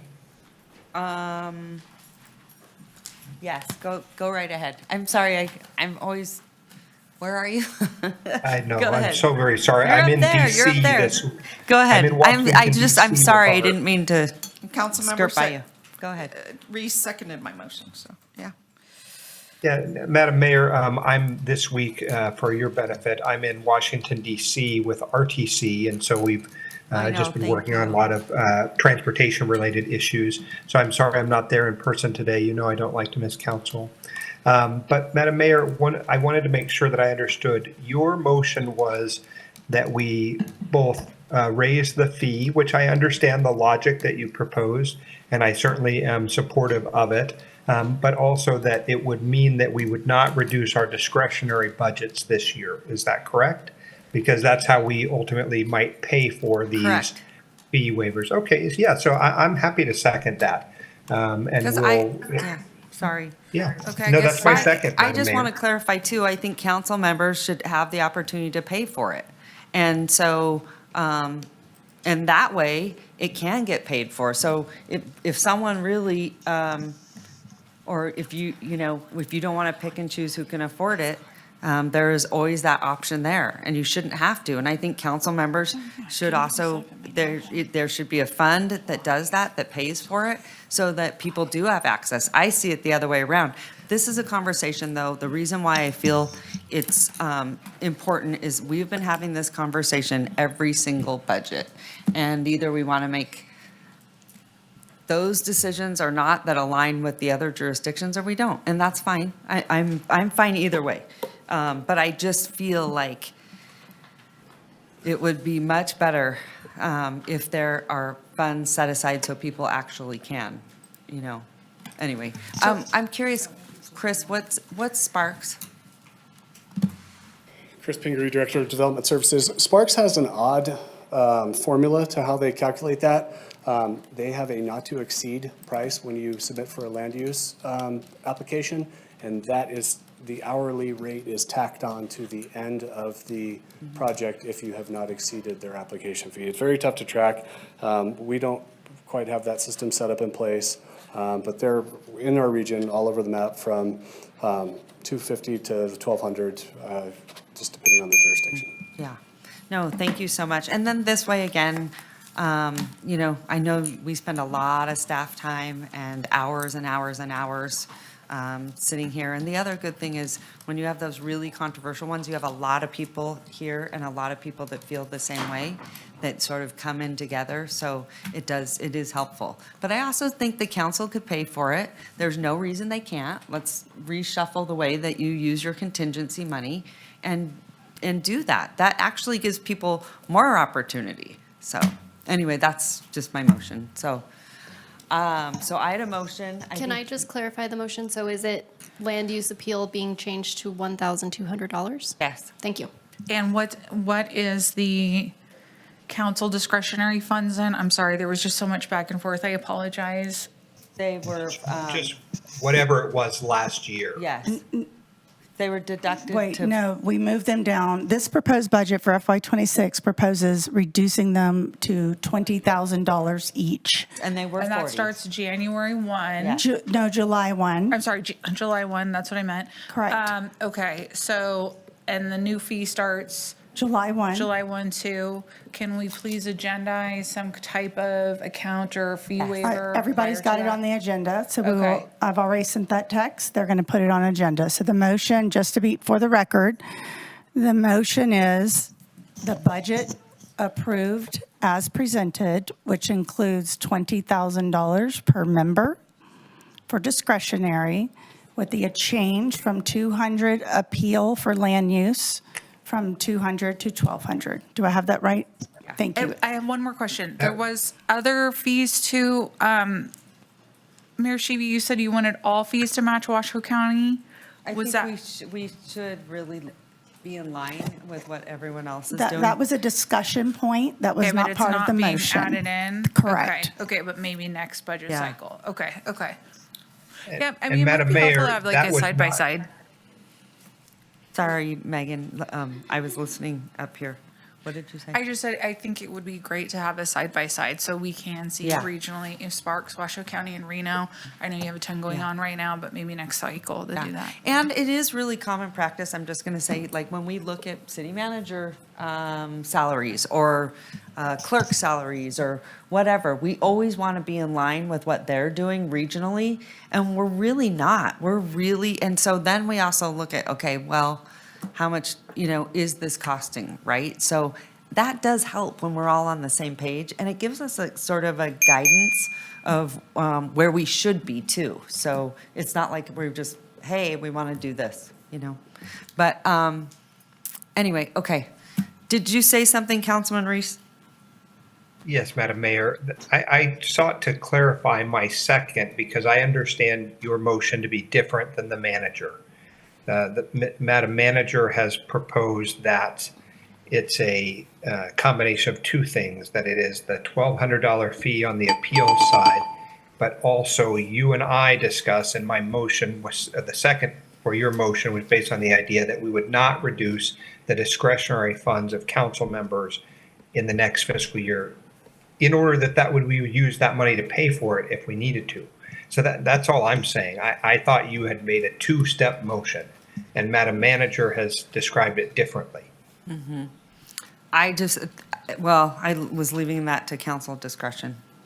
No, I just, for the record, the budget as presented includes a reduction of $25,000 per member, and the mayor has made a motion to change solely the land use appeal fee from $200 to $1,200. If that's not correct, and the motion includes adding back that proposed $25,000 per member, Vicky's going to have to figure out where to pull that money from. Well, Madam Mayor, I'll leave it to your discretion as to what your motion was. I understood it differently, and I'm happy to second either motion. No, I'm just, listen, that's my motion, and I'm sticking to it. So just for clarification, Madam Mayor, the motion I have on the table is to adopt the resolution with a modification to the fee schedule to increase the land use appeal fee to $1,200. And council can still, with their discretionary funds, we can all put a set aside to pay for people's appeals. If that should be, and we'll come up with the process so that we can waive those fees for them. Sound good? Okay. All right. Madam Mayor, could we just Yes. have a second? Councilmember Reese just affirm his second on Yes, that. my second is a second. Okay. Discussion? Go ahead. Yeah. Madam Mayor, I explained last time that I really can vote for the budget with this $500 fee. Doubling it, even, increasing it from $500 to $1,200 is really something that I can't swallow. I think that the county has far, far fewer land use approvals in the first place. They have told me, my gosh, the amount of land use that's in front of you as compared to us is very different. And I think this will affect a lot of people and will discourage participation in our government, and I'm not comfortable supporting it. I was willing to start with 200, which is, again, a doubling of the price. Work this year, it might take 2 months, it might take 6 months to work this out, but it's not worked out now. And from July 1 on, people are going to have to pay this. We're not going to have a way to waive it or pay for it without maybe being conflicted out. And I just want us to work out the details. Start with 200, work out the details, and maybe come up with a system that works. Well, why don't we meet in the middle of 500? Okay. Well, that's what I already Yeah. told you I was really struggling with, but I appreciate where you're going. But I had testimony from both my constituents, Megan's constituents, that this would make them not come in front of us. And I think there's been great value in them coming in front of us and sharing their Yeah. stories. And I would agree with that, but I also think everyone can do a set aside to help people pay for it. I offered last time to do that, but we don't have a system. And until we do, I feel like we're all it's very theoretical. Okay, thank you so much. Okay. All right, so I have a motion and a second. All those in favor say aye. Aye. All those Aye. opposed? No. Motion carries. Yeah, Okay. I'm also an That's opposed, okay. even though I No, agree no, we I should totally understand. I just But we wanna have a will bring back the process. process, and then appreciate that. we can make sure it's something that everyone can live with. But now, guess what? Every single resident has the ability, because council's going to do a set aside of funding, and that will be available to anyone that wants it. And I think that's the better way, and it's fair. And now, anyone can use it. So that's what my goal was. So, and then we'll come up with a good process. Thank you. All right. Thank you so much, Vicki. Okay, go ahead. Come on, Brian. I think it's your turn, right? And I am so sorry. I am going to the dentist. I had a really rough sorry few for you. weeks. So I apologize. I'm going to have to leave you, but you're in good hands with Councilwoman Taylor, Excellent. right? Okay. Thanks so much. Good afternoon, Vice Mayor, council members. Brian McCardle, Revitalization Manager. I'm here to give the Redevelopment Agency fiscal year 26 budget. Let's see. So just to cover the existing fund balances, fortunately, our redevelopment agencies have been spitting out tax increment where we're now above the base and we do have funds to spend. We have 4 funding buckets. They're the redevelopment agency's general funds for both RDA 1 and RDA 2, and then also the debt funds for both of those areas. We are proposing a balanced budget this year, meaning the tax revenues that the redevelopment agency receives, we have budgeted out for agency operations and capital improvements within both Area 1 and Area 2. But as you notice here, there are some funds remaining in those existing funds. In RDA 1 General Fund, it's about $5 million. We will clear that out this year and propose the proposed budget that's in front of you. The RDA 1 Debt Fund Mr. is Ricardo, being... can I stop you for just a second? Of course. Mayor Sheevy, can you open the public hearing for the RDA as well, please? Yes, I can, I'm sorry. At this time, we will now open the public hearing. Madam Clerk, was proper notice given? Any correspondence received? Proper notice was given, and we did receive one letter of concern. It has been distributed to the Reno City Council. Okay, thank you so much. Any public comment? No public comment registered. Okay, thanks. Perfect. All right, go ahead. Okay, you can take that. The RDA 1 Debt Fund, there is $5 million in there, but that is being reserved for our bond reserves that we need to hold for maybe a year's worth of agency operations, as well as some reserve for our parking gallery that is within the RDA 1 area. So we keep those reserves in that fund. The RDA 2 General Fund is what really has expanded in the last few years. That fund will be in this next fiscal year up to $26 million. We're proposing about $10.5 million in operations and improvements. There are some encumbered funds, currently encumbered funds for the police station demolition, design, and hazardous materials removal. And we'll retain some of those funds in that fund for a future capital improvement plan. So any remaining funds in those budgets we'll have a plan for those in the future. And then the RDA 2 debt fund, as Vicki had mentioned, there is a Cabela's bond. It's about $50,000 a year. So that's why that debt fund is so small. There are 10.25 positions proposed inside the redevelopment agency. It sounds like a lot. 2 of those are currently unfilled, and then this fiscal year, we're proposing adding 2 more positions. So it's actually 6.25 positions at the moment. We are in the process of hiring a management assistant as well as a project manager, but we are requesting 2 management analysts in this new budget. And this is that balanced budget in between the revenues received from taxes and ad valorem tax through the area, as well as parking gallery revenue. We do get some motor vehicle privilege tax and some interest earnings. But really, the other column, the operating expenses, is the staff for the agency. We are planning to propose a capital improvement plan, a rebrand of the agency, as well as a 5-year strategic plan. We have travel supplies, some indirect costs, but really, we do have some bond service, debt service left. That is to pay the bonds down that were taken out or refinanced in 2017-18. We are proposing $7.6 million in capital improvements inside the RDA 2 area. Most of that is property sales, and about $1 million in capital improvements in the RDA 1 area. Because RDA 1 is starting to create some increment, when it was extended, there was a set aside for Washoe County school districts, so they do get 18% of any new funds created above the base in that area.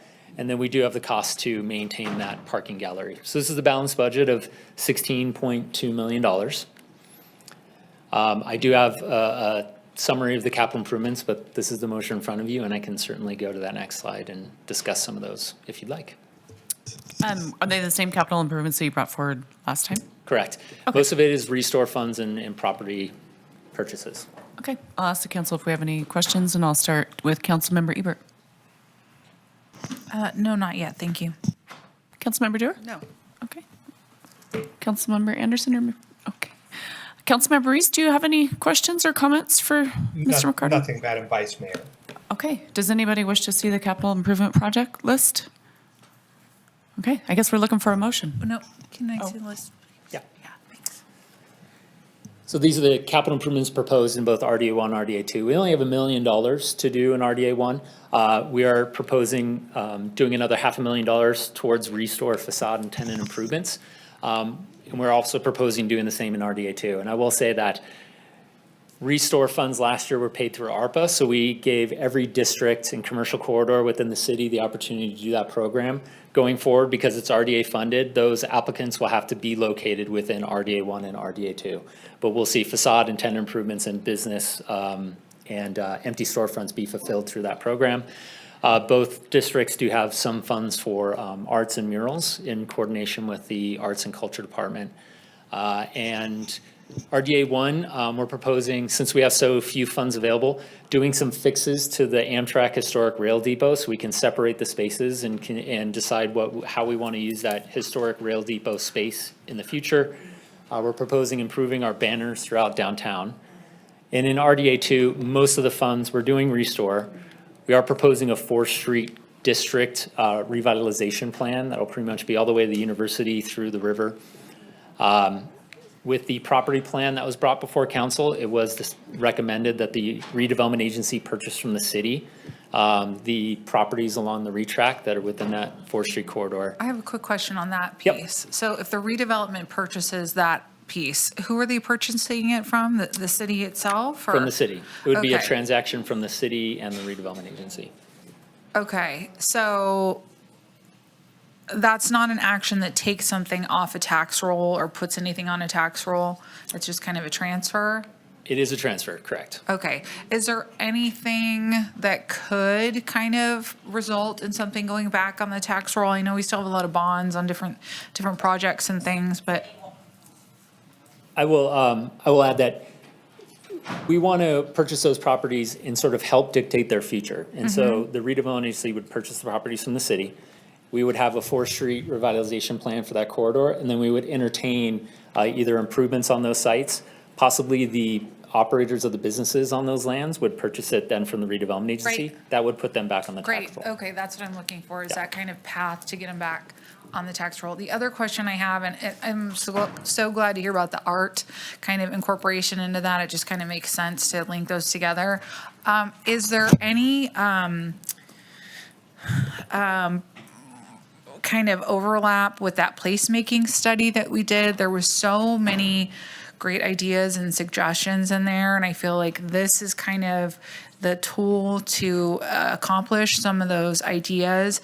Is that kind of being incorporated in this at all, or is that something that we could do, or is that a direction that council needs to give? Because I think that we could really do some great things, for the public using this. Absolutely. I'll mention that both the placemaking plan, the Truckee River plan, as well as the public art master plan, all recommended that from an economic development purpose, we work with the Arts and Culture Department to fund more art throughout Yeah. the river and Yeah. Virginia Street and the area. So Yeah. it's supported by 3 different Yeah, plans. but there was some things where it was like, they recommended a shade structure, but it was too expensive, and benches and planter areas to kind of encourage people to congregate or whatever, and maybe put up some of those kind of like, those metal kind of like corrugated whatevers that you could put up for retail, for, selling food or whatever. Can we kind of incorporate any of that kind of stuff from the placemaking study, the more permanent aspects of it? Art should also kind of be permanent, but you know what I mean, kind of more of those architectural pieces that kind of make a space. Absolutely. So to answer your question, these are the funds we have available, but we do have some funds in reserves, and then next year we have more funds. So with that capital improvement plan, we expect to look at all the plans that have been done, all the recommended improvements and shade structures and art, and based on the budget over the next 5 years and prioritizing all the improvements, to pretty much plan those out. Okay, great. To get more art, to get more shade structures. Yeah, that's to get kind of more what I was improvements. looking for, to see if that would kind of be like our starting point, and we would just kind of check things off. Because I know we all really wanted stuff on there, and this is kind of the way to do it, because ARPA money's gone. So I'm just hoping that that would kind of be our square one, and that we would work down that list, hopefully. Okay, great, thank you. Yeah. Any other questions, council members? I think we're looking for a motion. Oh, sorry. Motion to approve. We have a motion to approve. I need a motion to adopt the Oh, sorry. resolution. Motion to adopt. we have a second? Second. We have a motion and a second. All those in favor? Aye. Aye. Motion carries unanimously. Thank you, Brian. Of course. Now will we move on? Can I have one more resolution adoption for RDA 2? Oh. One more motion. Okay, I would like to make a resolution to, for RDA2 budget, the budget for RDA2. We have a motion? Second. That's in my motion. Second? Motion second? All those in favor? That was the same one that we just saw? There Yeah. was both of them? Okay, yeah. They're blended. Yeah. All those in favor? Aye. Motion Aye. carries unanimously. Okay, we'll move on to mayor and council comments on the redevelopment agency boards. Questions and comments, council? Councilmember Ebert? Did you want to say? do you No, I have- was just waiting for when we like vote to adjourn. Oh, That's all. okay. We'll take a motion to adjourn. Yeah, we don't have any council comments, right? Okay, great. We have, do we have to ask for public Yeah, comment so we're going on to do that? closing Oh, public sorry. comment on the redevelopment agency board, which I have none registered. Okay. So I'm looking for a motion to adjourn. Motion to adjourn? Second. Motion and a second. All those in favor? Aye. Aye. Motion carries unanimously, and we'll just make a quick announcement. We can get up, and I believe there's food in the back, and we're going to try and power through. So make sure we have a quorum, and we'll move on to item C2, which is the Nevada legislative update.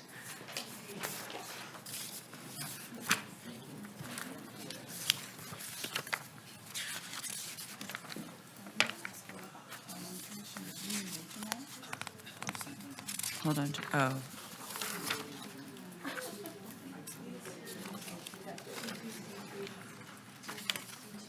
Do we have any public comment on this item? If you want to stay, I'm going to get it right now. Why don't you go ahead and we'll see if we have any public comment on the end. I'm so sorry. We do not have any public comment on this item. Okay, great. Nick Ciccone, Government Affairs Manager for the record. Thank you very much, Mayor, Vice Mayor, and Council. Representing the Office of Policy and Strategy, I'm here to give you our update on the legislative session. So, as you know, the City Council had adopted a platform, but we also try to use the strategic plan whenever we're making decisions down at the 83rd legislative session.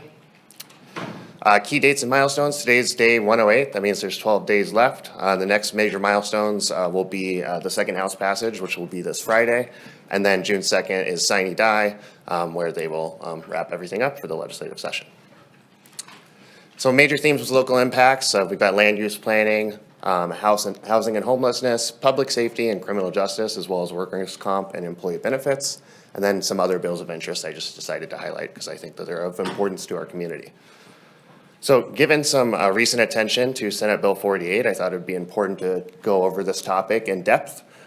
Based on the feedback that I had received at the January 22nd Reno City Council meeting, and based on the platform that the Reno City Council had adopted unanimously, we look oftentimes for amendments to bills to look for additional power or ways that local governments can govern their communities and have that conversation with their communities. At that meeting, I also had been told or directed from individual city council members that they would like to look at some of the language related to coterminous planning commissions and coterminous planning commissioner terms as it relates to Clark County. So when we presented the bill, or when we had worked with our partners over at the City of Las Vegas, we were looking for 3 specific changes. We were looking to change the reporting date for some information we send to the Regional Planning Agency. That helps a little bit with our data policies. Currently, we have to send it on a calendar year. We were just changing it to a fiscal year. That would make it so that we don't have to manage 2 different data sets. Second thing would be to allow counties and cities to pass an ordinance to align planning commissioners' terms with the members that recommended them. And then third, it would allow cities and counties to pass an ordinance whereby planning commissioners serve at the pleasure of their appointing authority. So again, as I discussed at January 22nd, I was given that feedback from council, and the legislative platform is what we used to kind of have that conversation. Since then, we had identified and worked with the City of Las Vegas. They had a bill that was related to master plans and zoning, and we asked them if we could amend their bill. At that time, they were looking to change some things that only impacted Southern Nevada, but over the course of the legislative session, they had determined that their bill would no longer move forward, and at that time, they had offered to allow us to present the bill on the amendments that we were seeking as a standalone portion of the bill. At no time did we ask them to delete their portions of the bill. They had offered that after they had conversations with other stakeholders. Furthermore, we have presented that bill with those changes at a public meeting on April 9th. At that meeting, we had support from, I think, 5 or 6 different individuals. There was no opposition in the Senate. I apologize, I have the date wrong there, but on April 11th was the first House Committee passage deadline. So we were up against the clock in order to present that bill, and then we presented it and were able to get it out of the first House. Then on April 23rd, I gave another update to City Council and informed them of the information and the fact that we were moving forward with the bill as our own, since the City of Las Vegas had determined that they no longer wanted to move forward with their portion of the bill. On April 30th, I presented Senate Bill 48 again in a public meeting where anyone could come and provide their feedback. And at that time, we presented the bill, and we had heard some concerns from legislators following the presentation.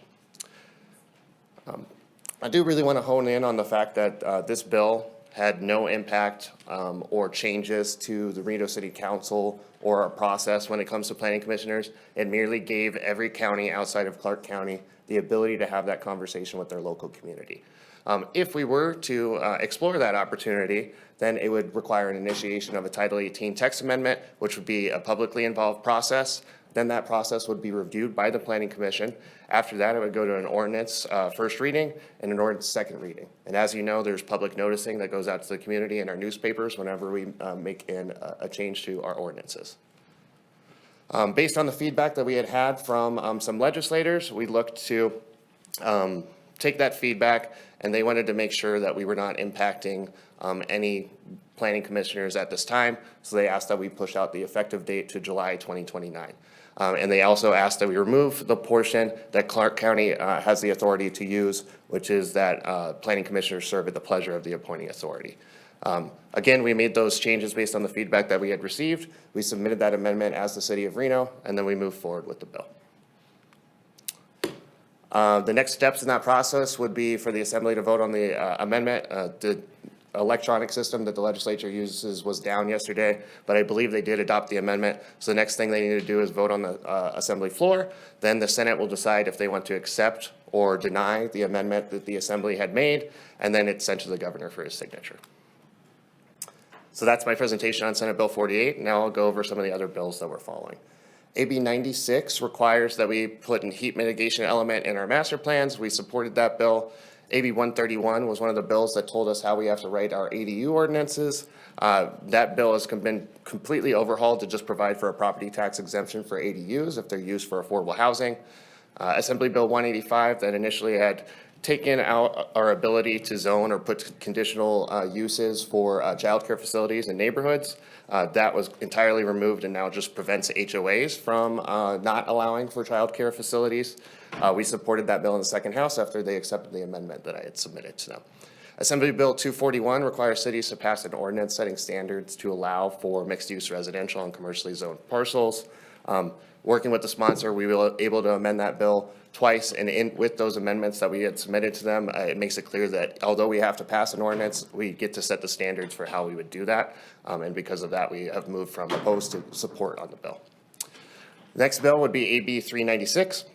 That bill is another prescriptive ADU ordinance requirement. That bill had been substantially amended based on the conversations that we had with the bill sponsor. We moved from opposed to neutral after they had taken our amendments. It still does have some requirements, but they align with the conversations that we've already had with our community, including but not limited to not restricting or making sure that we could provide for require that the developer or the homeowner provides for an additional parking spot if the city council so chooses with our ordinance.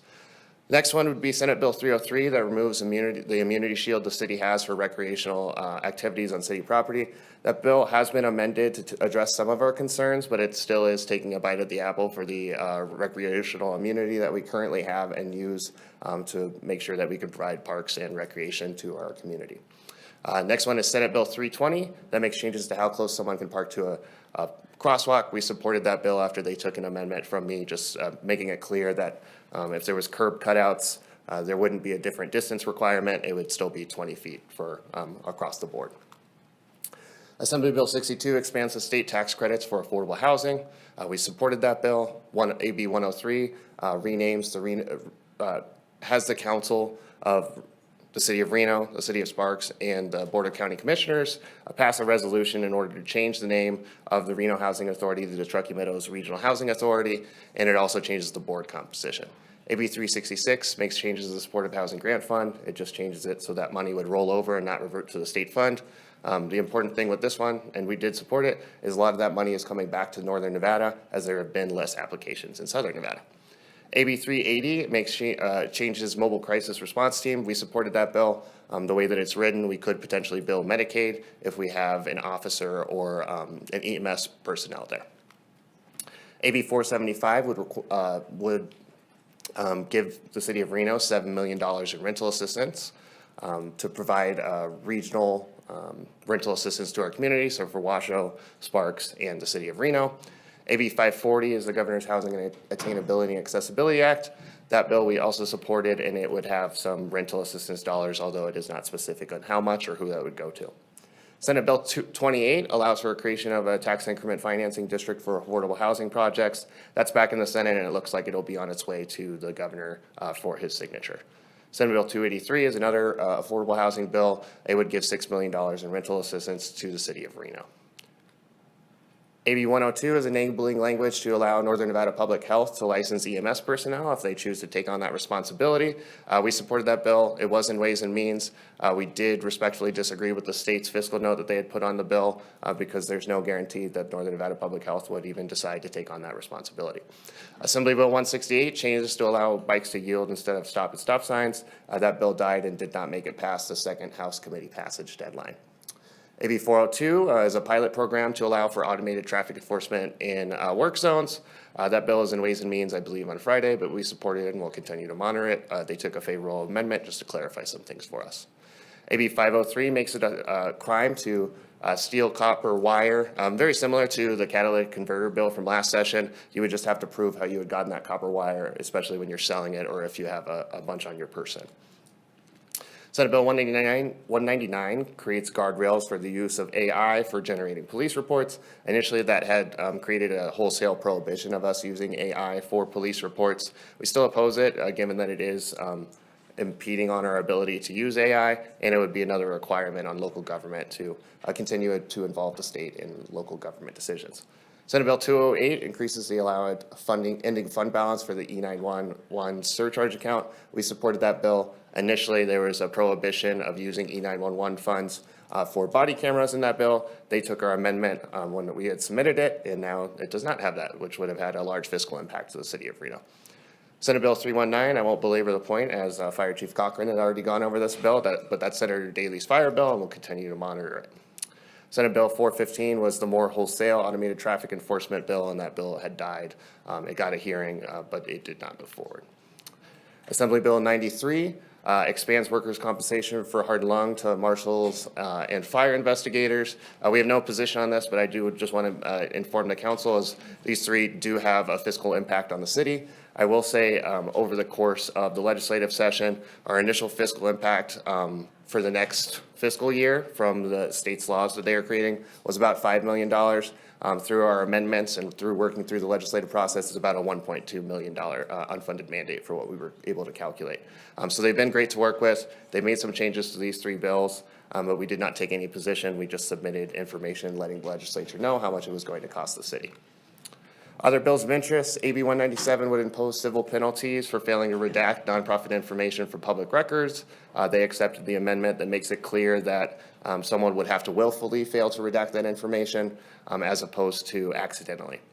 AB 256 creates the Regional Rail Transit Working Group. Assembly Bill 444 changes to business impact statements. Overall, we're fine with the idea of the bill. It wants the bill sponsor wants us to notify individuals through a business impact statement process when we're going through an impact fee, similar to the police and facility impact fee. But there's one portion in that bill where he changed an and to an or. And I know it's very silly, but we have to oppose the bill because basically we would have to put a business impact statement out for every single ordinance the city ever does based on that change. So we want to make sure that that or goes back to an and. Senate Bill 145 would make an appropriation to the Lear Theater contingent upon matching funds. We supported that bill, but given the state's budget situation, there's no guarantee that they will provide that money. And that is my report. Wow, I'm so impressed with you, Nick. Thanks. Great job. Thank you. I'm going to start to my left, or I'll start to my right. Councilmember Anderson, do you have questions? I don't. Okay, Councilmember Martinez? Yeah, I appreciate the update. Thank you for representing us down in Carson, Nick. I know it wasn't on your list, but just curious if you've heard anything about AB 191. I know it's not necessarily within our jurisdiction. I'm looking at your bill tracker now, but it's the revisions relating to collective bargaining within the Nevada System of Higher Education, the graduate students. Yeah, I don't know if you've heard anything in I Carson. believe I on know that. which one you're talking about, but I definitely don't have the information. No worries. Yeah, I just wanted to see if you've heard anything. If you think of anything, let me know. I Absolutely. appreciate it. Thank you. That's all I had. Councilmember Dewar? Just on that last bill, could you go back to your last page? So I didn't recall, but maybe just advise us, what was the matching fund? Is it 1-for-1, or I didn't It was recall matching? 1-for-1, correct. Yeah. Okay. All right. Okay, that's all. Councilmember Ebert? So can you go over the one about the planning commissioners again? I know there were some changes.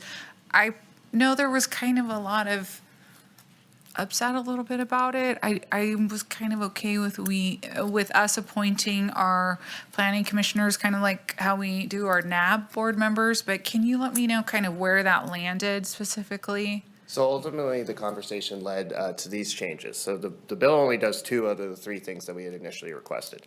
The more important thing, there too, is that we would not be able, or the city council, or any city council outside of Clark County would not have the authority to actually pass this ordinance until July 1 of 2029. Okay. That was to address some concerns that legislators had brought up about impacting our local planning commission. Okay, so this wouldn't actually be the ordinance. This would just give us the ability to create an ordinance in the future if we wanted. That's correct. And in working with stakeholders, our process would actually be different than Clark County in that we have to have a public conversation with our public before we could even pass that ordinance.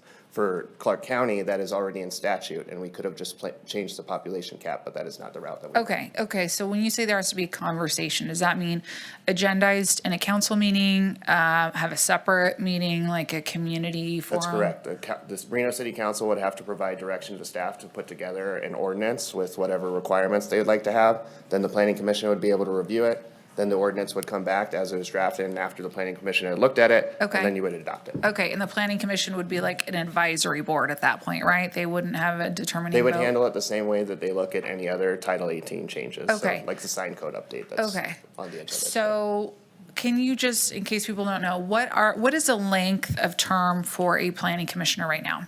Currently, it's 4 years. Okay, And if it was coterminous with the individual that appointed them, it would also be 4 years. It just could never overlap.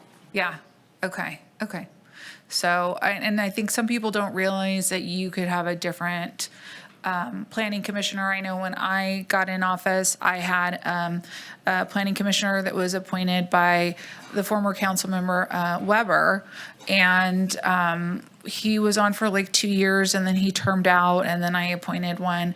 I think people don't realize that it's not on, like, you appoint one when you get elected, and it could be off cycle and things like that. So I know there was a lot of pushback on it. I don't necessarily understand all of that, but thank you for your work on that. I know it was kind of like surprise. It blew up on you a little bit. Thank you for your work on that. Thank you. Could I do a follow-up on that? Oh, okay. Nick, you said something I didn't understand. You said that Clark County doesn't have a process of, could you just explain Sure. what that is? So in statute, Yeah. based on a state law change that happened in 2003, it set their process in statute, meaning that they did not have to adopt an ordinance in order to have coterminous planning commissioners. Oh, or- it's just on this one? That's correct. Oh, I thought you were saying in general, the Clark County Planning Commission doesn't have to follow a process like we do to change Title 18. I'm just talking about Section 2. Oh, I see. So they just said, like, this part that's crossed out, that it's at will, they don't have to, like, have a hearing and stuff. They just No, that's not say, what you're I'm not saying. serving anymore, I'm appointing somebody else. What I'm saying is in state law, Yeah, it says that in Clark County, they serve at the pleasure of the appointing authority. Clark County did not have to adopt an ordinance in order to go through that process. Whereas the city of Reno, if we so chose, would have to adopt an ordinance. And where's that section that says we would have to adopt a section? I mean, what is that? I think that's NRS 278040 or something Okay. like that. It's just just on this. Yeah, not that's just on general. that. That's just the one part of, I got you. Okay, thanks. Councilmember Reese, do you have any questions? Yes, I have a couple of comments. First of all, thank you, Mr. Sakonin, for your work in the legislature. I think I want to focus my comments on the planning commissioner bill just for a moment.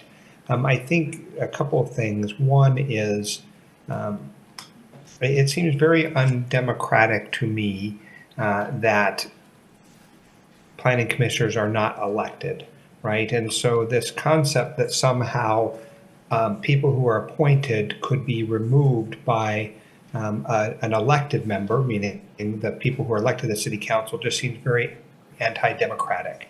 Now, I understand why the concerns were raised by various planning commissioners who I believe testified in front of the legislature in their individual capacities, but not as members of the planning commission. I just don't understand what is undemocratic about elected officials removing unelected appointees. Have you been able to ascertain that from our assembly members or senators? no, I have not been able to ascertain that from our assembly members. That is a constant practice. It's a practice at the state level. It's a practice at the local level. It is something that has been in practice specifically for planning commissioners since 2003 in Clark County. So, no, I have not been able to ascertain that. Well, and I'm thinking very specifically, for example, we have a Ward 1 planning commissioner who was recommended for appointment by a former colleague, and then subsequently that ward was redrawn to facilitate the creation of a 6th ward, which then meant that Ward 6's and Ward 2 boundaries were redrawn to include Ward 1, which means the Ward 1 planning commissioner represents a ward that functionally no longer exists and was appointed by someone who's no longer in the body. Similarly, as my colleague from Ward 4 has indicated, when she came onto the body, had to wait a significant amount of time to appoint a person to the planning commission. So I guess what I'm trying to get at, and maybe if you can correct me if I'm wrong, is it just seems that the coterminous should absolutely be the case. Each of us are elected by respective members of our wards, and we should have the ability to appoint a planning commissioner that represents the vision that we have been elected to have. Second thing I'll say is I don't totally understand why they wouldn't be removed the same way that they were appointed. I'm not saying anyone should be removed. I don't believe that I've ever had a conversation with any of our planning commissioners over anything in front of them or anything that they voted on, nor have I ever called to say, hey, you made a wrong vote there, or you should have voted this way. We want them to be an apolitical body. We don't want them to be engaged in the politicking that we often have to be engaged in, because it's not the role of the planning commission. I get very frustrated when I see planning commissioners writing op-eds and sending out newsletters. All those things seem very political to me. And I just think that we've gotten away from the planning function of the planning commission. Now, would that constitute a grounds for the removal of those persons who are engaged in that activity?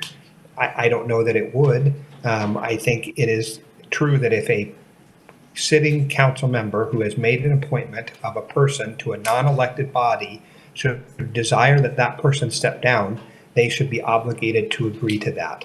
And so I think we've just let a very small self-righteous group of people tell us about democracy. And functionally, I think they've gotten it wrong. But for my part, I'm happy to see the bill move forward, even on the limited basis that it does, because it preserves the democratic principle that once elected, each of us has the ability to have a member. Here's the thing that I worry about, and maybe you can address these two scenarios. One is that a person makes an appointment of a planning commissioner on the last day they're in office. Let's say Ms. Dewar, who is coming towards the end of her term, should decide to appoint someone on the last meeting of her time in office. That person would then have 4 years to serve beyond Ms. Doer's term, and I think that that's wrong. The second scenario that I think is concerning is what happens if a planning commissioner commits a crime? What if they, injure someone in a bar fight? Would we be in a position to remove that person from the planning commission under the current framework? I don't know that I can answer that question. Doesn't it say right in there? I think Manager Bryant has an answer. Yes, it does allow for cause. We can remove a planning commissioner today. So we have to have a hearing and go through the presentation of evidence, meaning, and the reason why that does not sit well with me, Manager Bryant, is that the answer? Let me just say that first. That is the answer. Yeah, this does not make sense to me. We all pay a high level of deference to one another. I have never voted against anyone's appointment to any board or commission because I believe that my colleagues have been given the mantle of elected, democratically elected persons, and that if they wish to appoint someone to the planning commission or civil service or any of the other boards and commissions that we're reviewing, that I should pay them the respect of that appointment. Similarly, if any one of them should want to remove a person, I think that is also the same kind of concept. And so we don't vet these people. It's not like they're going up for Secretary of State and we get an FBI background check on them. We don't know these people, right? We are Councilmember relying Reese. on our colleague. Councilmember Reese, you're about 3 minutes over. I'm so sorry. No, I'm you're not in okay. the room, so Nick I is looking at us apologize. like, how do I answer this question? I know. I'm so sorry. I guess that would be the last question I would ask is, I just want the public to understand, I have no qualms about the planning commissioners. They all they're volunteering their time. They're working so very hard. It's difficult work. What we want for them to not do is be influenced by political pressure. And that's why they're supposed to be separate jobs. And unfortunately, those lines have been blurred recently. And I think this bill would have gone a long way to resolving some of those things. And it still has the ability to impact it positively in the coterminous aspect. I don't know why it has to wait till 2029. I think many people are about to either term out or maybe will not be reappointed, but it is what it is. So I thank you so much for your time. Council members, any other questions for Nick? Councilmember Ebert? Yeah, so how are things going with Senator Daley's bill? Is there any new stuff? I know there were some new updates we got today, but are you working with him at all, or how's that going? I don't have any updates that Fire Chief Cochran didn't share. Okay. It's on the assembly floor and should be voted out either, they adjourned for today, so probably tomorrow. Okay, so when is the end of session again? Like about a week and a half? June 2nd, Okay, so 12 days from now. it's still going, but it could potentially not. I Make can't it- speculate on how the legislative process will unfold, No, but I at this mean, point, it's like, it's not a guarantee. We're still kind of waiting to see if it'll actually go through. that's correct, yeah. Okay. Well, yeah, can we just scroll through them again really quick? I'm sorry. Maybe not as quick.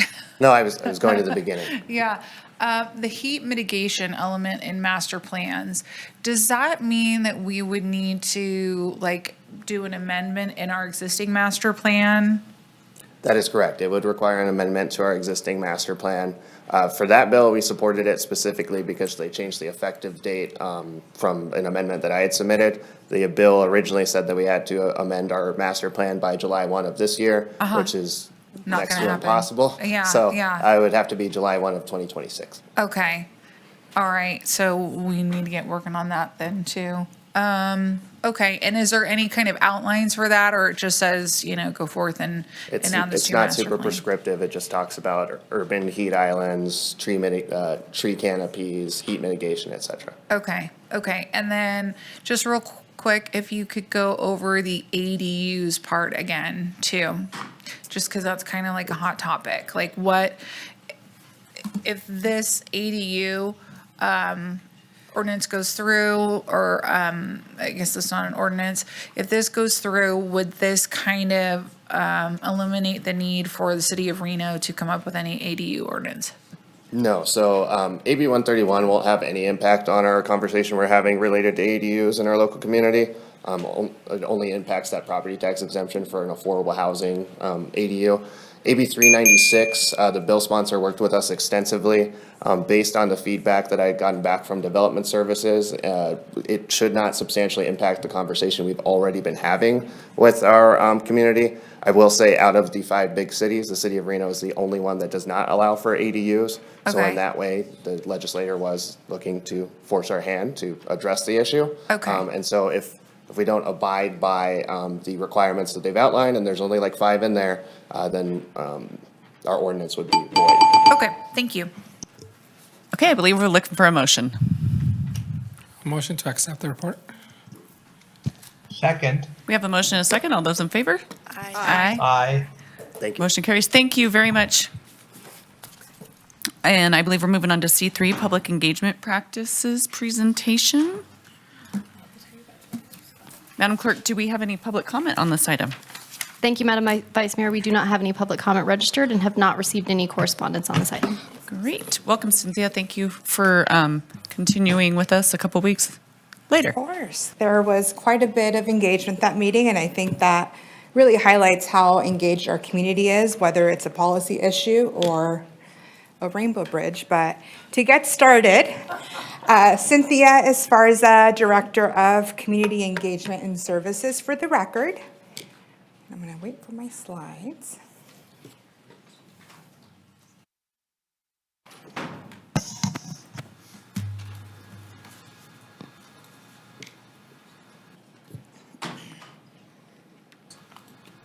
Cynthia, give us just a second. No worries.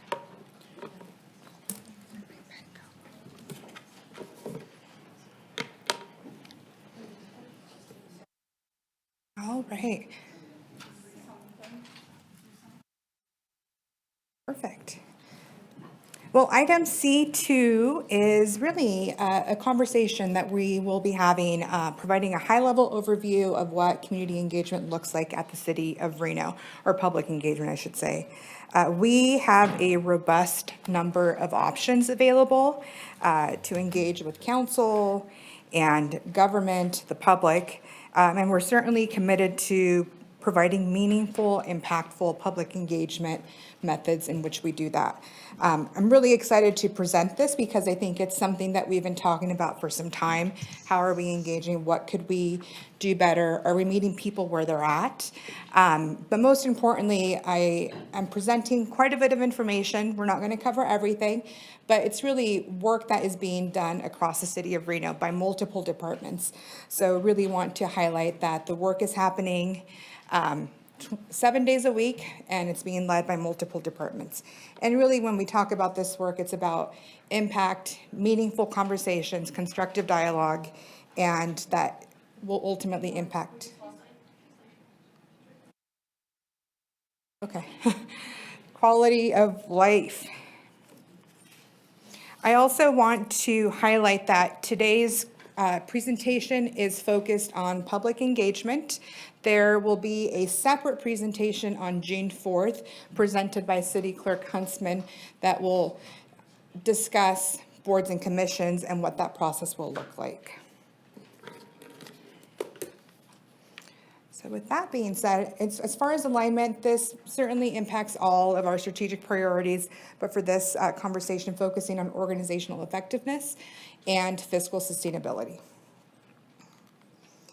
When we talk about public engagement, it's not a checkbox activity. Not only is it the right thing to do, but it's really important for whatever process we have in place. And when we look at this cycle, there are multiple components that play into this.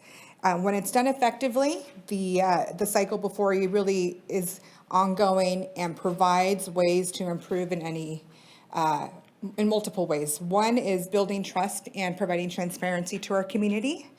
The second one would be supports decision-making, which prevents delays and also ensures that you all have the information before a decision is being made. Access and inclusion remains paramount to everything we're doing, ensuring that all members of the public have access to information and opportunities to provide that input. We're also, through this process, will assess what our community needs are. What does the community need today that may be different from last year? And the last one, of course, the service delivery. Through these various pieces, the information we collect will provide staff with tools, ideas, or approaches to improve our service delivery as well, or also potentially identify gaps that we had not identified throughout this process.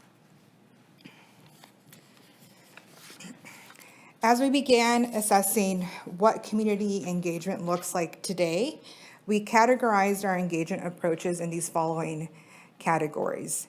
Whether it's in-person or virtual, one-way communication that connects the community to information, a project, updates, digitally, and of course that includes social media as well as our website, or through mail. There are multiple ways that we are currently doing this.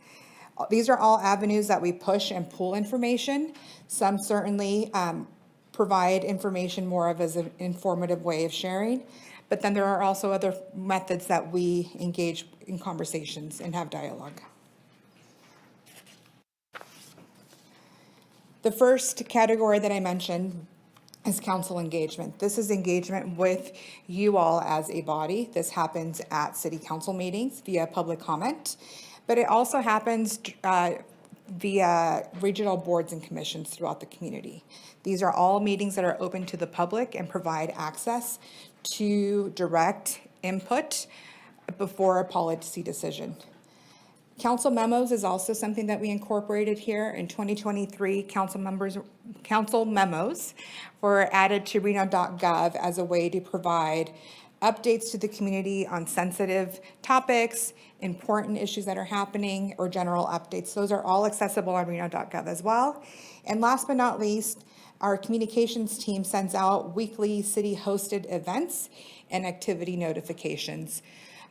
So there are multiple ways to connect, even outside of City Hall, whether it's a press conference, an event being hosted by Parks and Recreation, the fire department, police. These are all ways to connect. And when we highlight metrics, you'll see these throughout the presentation. One of the metrics that we did want to highlight for this section is that last year alone, there were nearly 4,000 online public comment submissions for public city council meetings. This does not include any of the boards and commissions or regional boards, but just council meetings.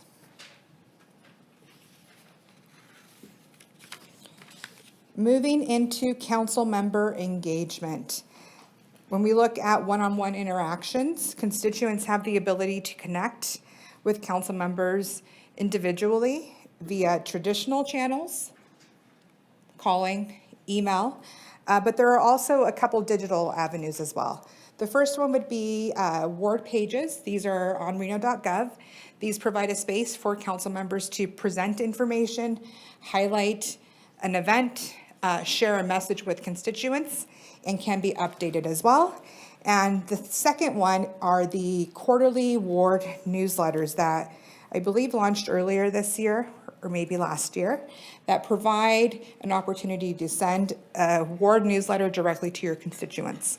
I'll highlight a little bit more information about the newsletter system, but that is quite a robust system, and these letters go far and wide. The other one I did want to highlight are I think this is one of the newest additions, the Biggest Little Council Connects. These are council's opportunity to gather in a public setting. I think most of these have been at coffee shops where you could connect with your constituents directly in a much informal way, more conversational, not so structural, such as a council meeting per se. And I would be remiss if I did not mention that the recent community forums would fall within this model of engagement as well. When we looked at 2024 engagement metrics, the new system that was, well, it's not that new, it's relatively new. Our scheduling team implemented a request form that the community could submit meetings, invitations, etc. And last year alone, over 1,900 submissions were provided to council. These are all engagements, meetings, and opportunities to connect with your constituents. The third area are what we are calling direct constituent services.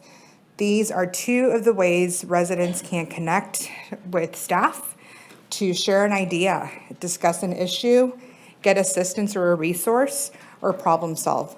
And these are via Reno Direct and also our non-emergency dispatch. When we talk about Reno Direct, last year alone, over 60,000 calls were made to the system or to our staff. And then the dispatch, over 180,000 calls. Dispatch, of course, is available 24 hours a day, 7 days a week. Reno Direct is available during business hours, but there is always an avenue to provide input online as well. On this topic, I would also like to highlight that the staff members that are answering these phone calls are also the ones delegating and providing referrals, connecting people to resources as well. So even if something is not within the purview of the city of Reno, they'll get connected to the according resource or organization that provides it as well. I call Reno Direct gatekeepers, and I'm sure dispatch serves in the same way, right? Just getting people connected.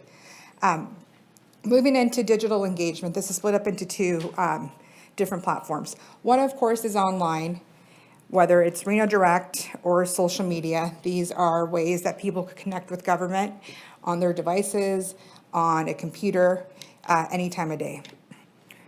This is a way that we are meeting people where they're at. This is regardless of the time of day, where you're at, you can access this information. When we looked at social media platforms collectively, there are over 340,000 subscribers across all 5 social media platforms.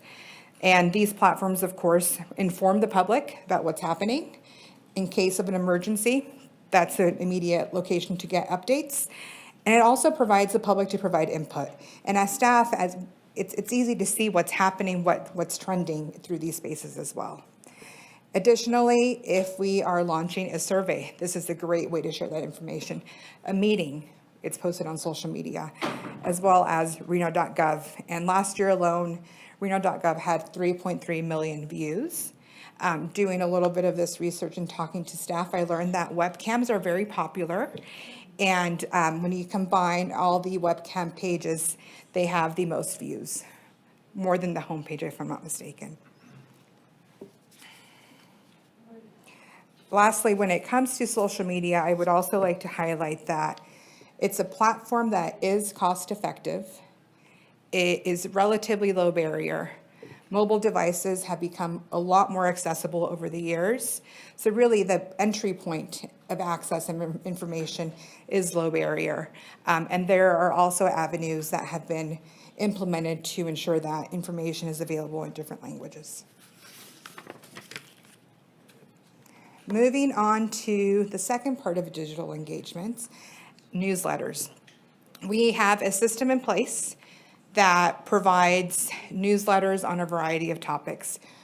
Residents do have to opt into this platform, and there are currently over 33,000 newsletter subscribers. Last year alone, 216 letters were sent out as well. And this is actually a system that is being evaluated as part of this process. What topics are missing? What topics could use a little updates? In addition to that, staff is also looking at building in texting capabilities with this platform, which again is going to elevate what engagement looks like on mobile devices. Excuse me. One of the newsletters I would like to touch on, because it's sent twice a month and it's pretty well, people stay engaged this way. It's the current development projects that is sent out bi-monthly by the Development Services Department.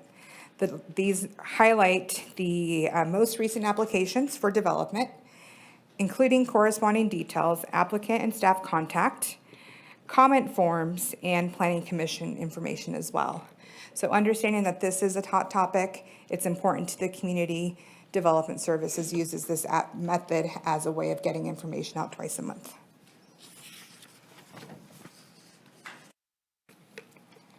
What I call very traditional mail.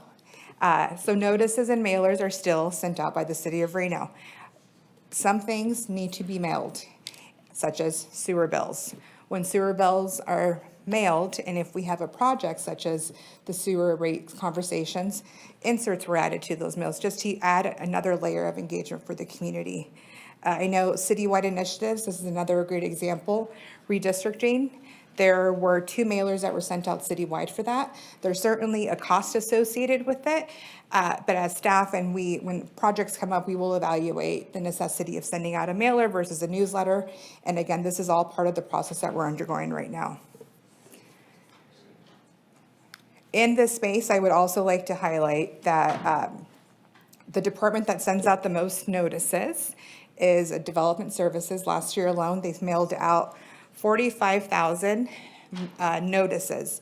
And I would also like to highlight that the notice that is mailed out includes a courtesy notice that is not mandated, mandated notice for a development application 10 days before the public hearing, and another layer. I had seen these signs around town, but now I understand why they go up.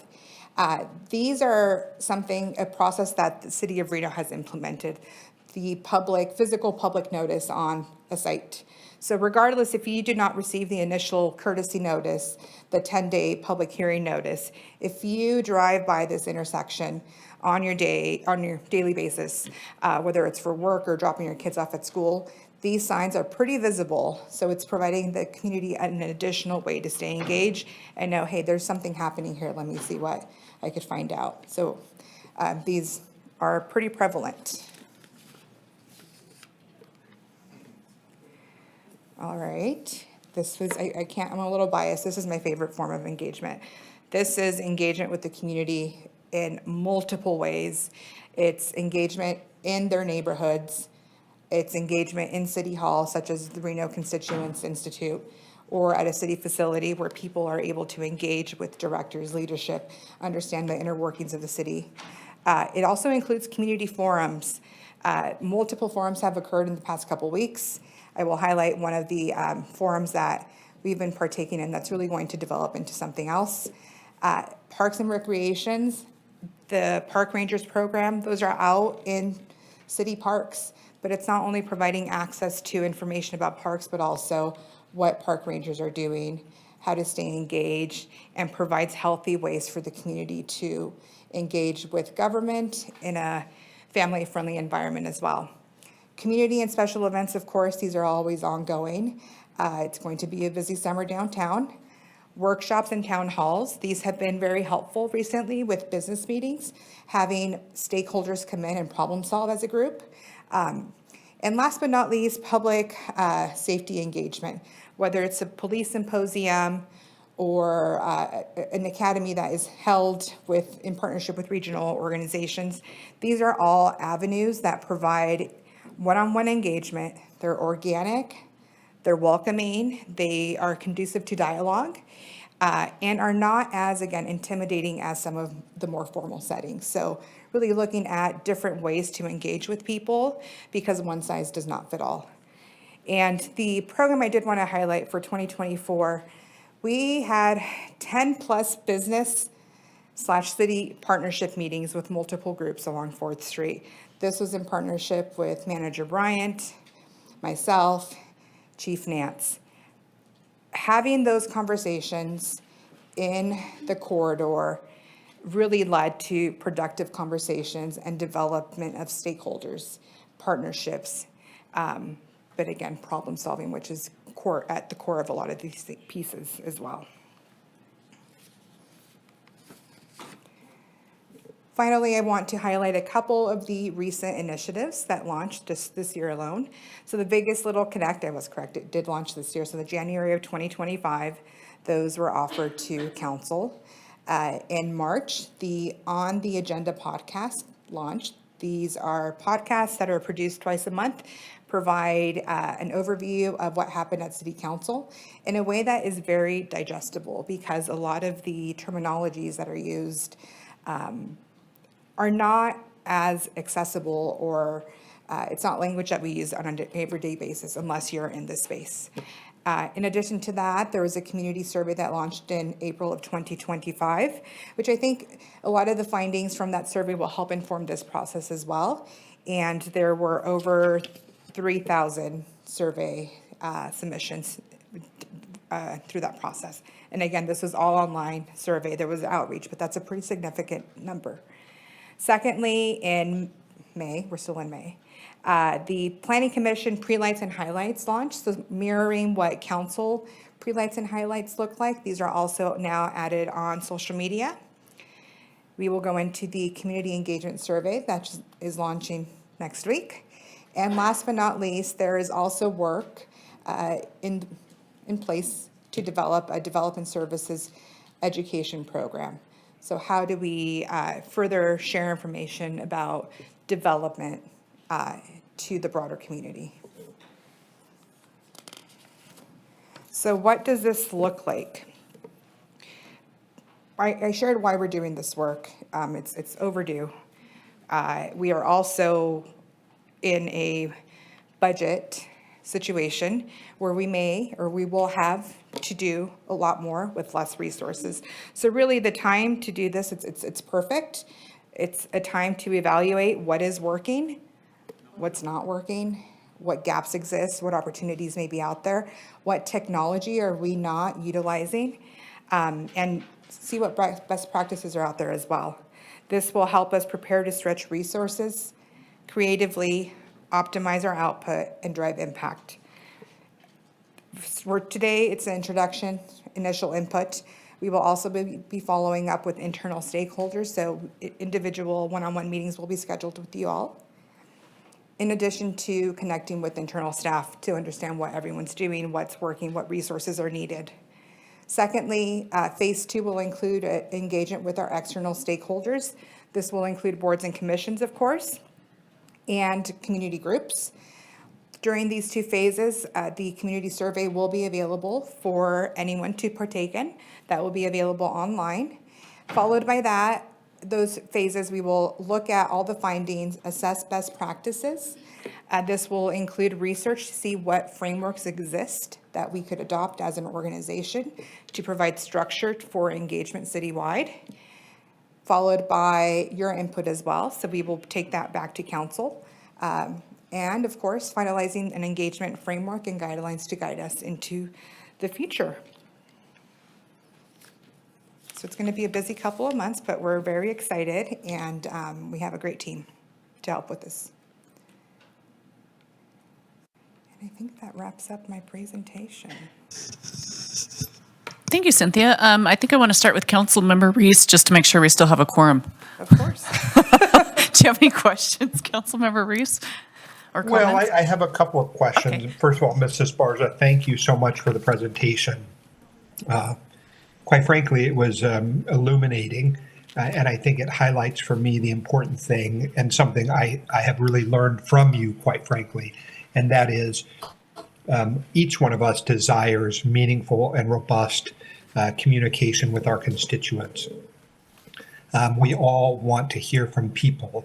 I think what we struggle with is in 2025, the question is, what is the most meaningful way to get the most engagement, right? And what are the ways in which people are communicating and engaging differently today than they did, 5, 10 years ago, maybe even a year ago? I think the pandemic laid bare a lot of things about how we communicate and how we coordinate our efforts at communicating our messaging.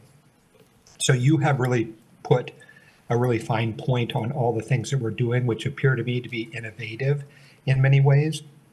It's not that I have a strong opinion about the NABs or any of the boards or commissions. I think they've all, and they do continue to serve some function, but I'm just trying to figure it out with you and with your help. So what I'm hopeful that you'll do is during this time that we have had the pause really necessitated by our budget, is you'll have the ability to figure out what really does work. Because I know that there is no set of circumstances under which we do not want our citizens to feel connected and engaged to us.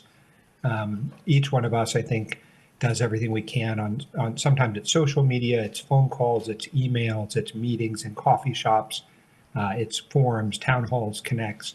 But yet some people feel like they're not getting enough. So how do we strike that balance? What can we do? I mean, there are certainly people who believe that eliminating the NABs or these boards and the commissions means we don't want to hear from people. How do you respond to that claim? Well, I think that will be part of the multiple conversations we will have. There will be work and outreach conducted with boards and commissions.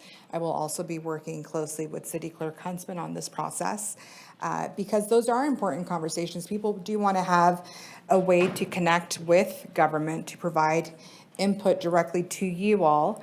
And there are multiple ways of doing that. So through those conversations, we hope to put a fine tooth on that. Well, and again, I mean, Ms. Esparza, you are highly educated. You have multiple degrees in sort of the type of engagement that we're talking about. You have advanced certifications from the Harvard Kennedy School. Do you personally desire to see us engage with our community? Absolutely. Do you think it is best practices to review how that engagement is done?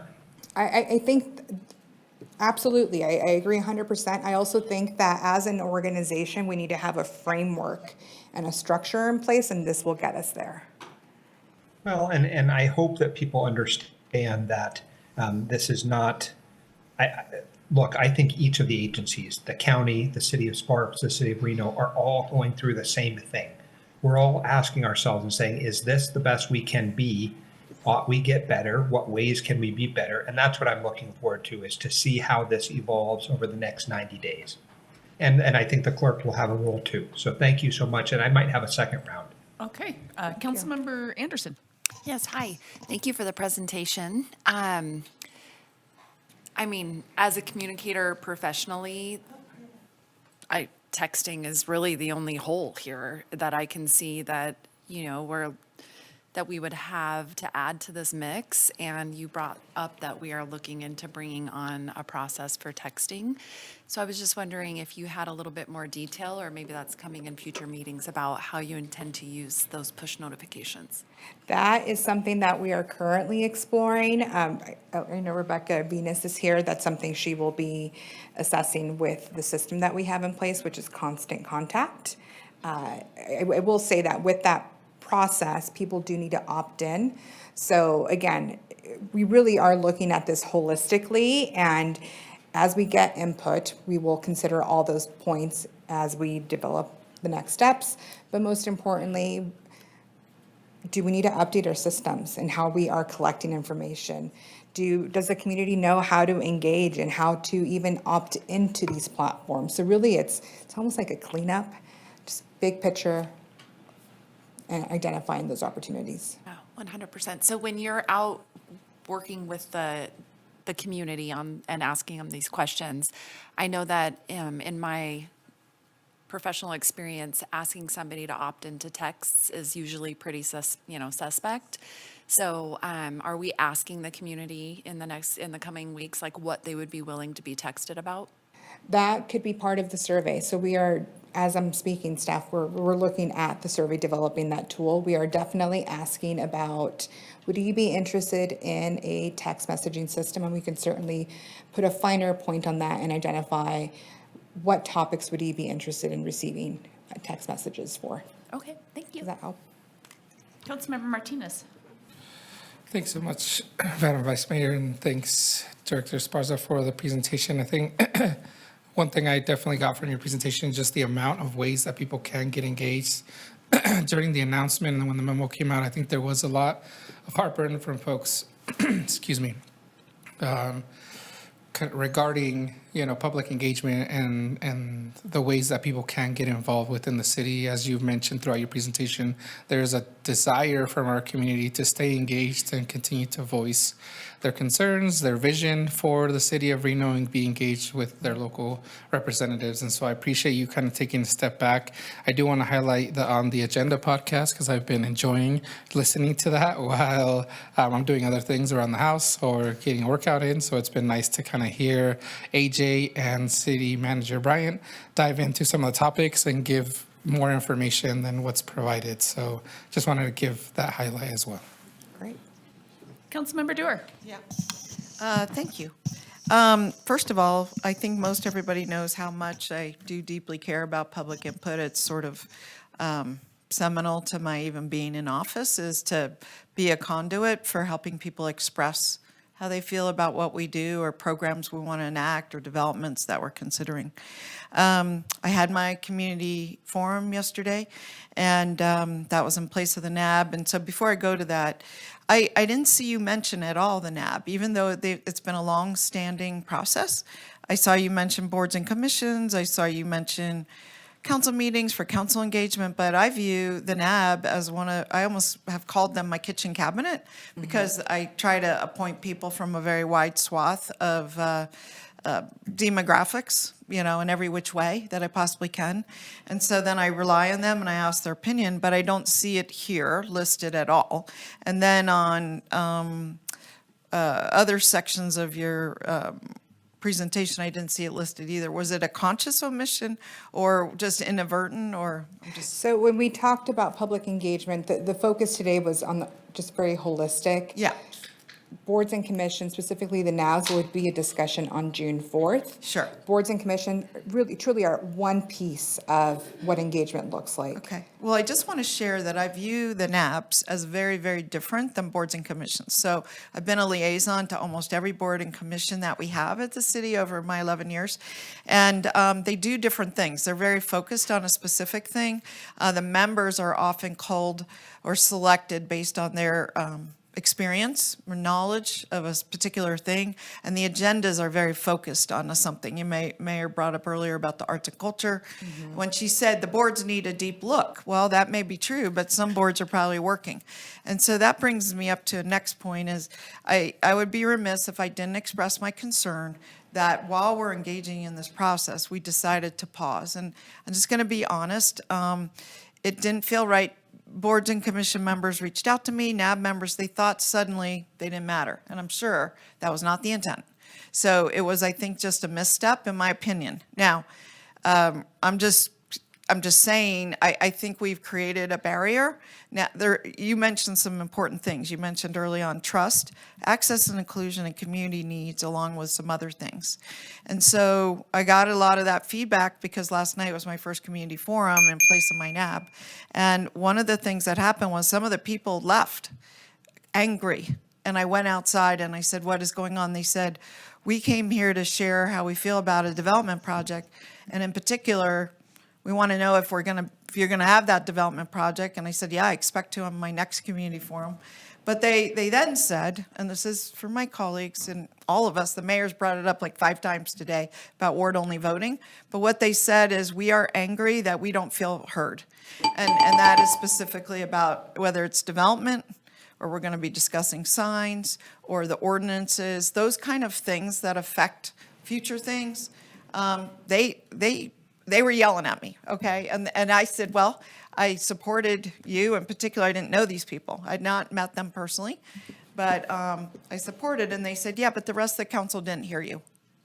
And I don't have an answer for that. So what also came up at my community forum was they specifically said, how can we get the NAB or whatever replaces it, the information that goes to the planning commission to pay attention. And then they said, how do we get the council then to hear us as well? So when we're doing... Councilmember Dorr, I'm going to ask you to wrap it up, and we'll go to Councilmember Reese afterwards, then we'll have another round. Oh, sure. When we're doing this process, I hope we get to address that question of how do the residents better communicate with their individual council member and be heard, the planning commission and be heard, and us as a body and be heard. That was repeated over and over at my forum, so I wanted to share it with you, and I will have some other thoughts. Thanks. Councilmember Reese? Did you want to go on a second round? Yeah, I think I just wanted to say a couple of things. One is, unique for me because as the at-large member, I did not have a NAB.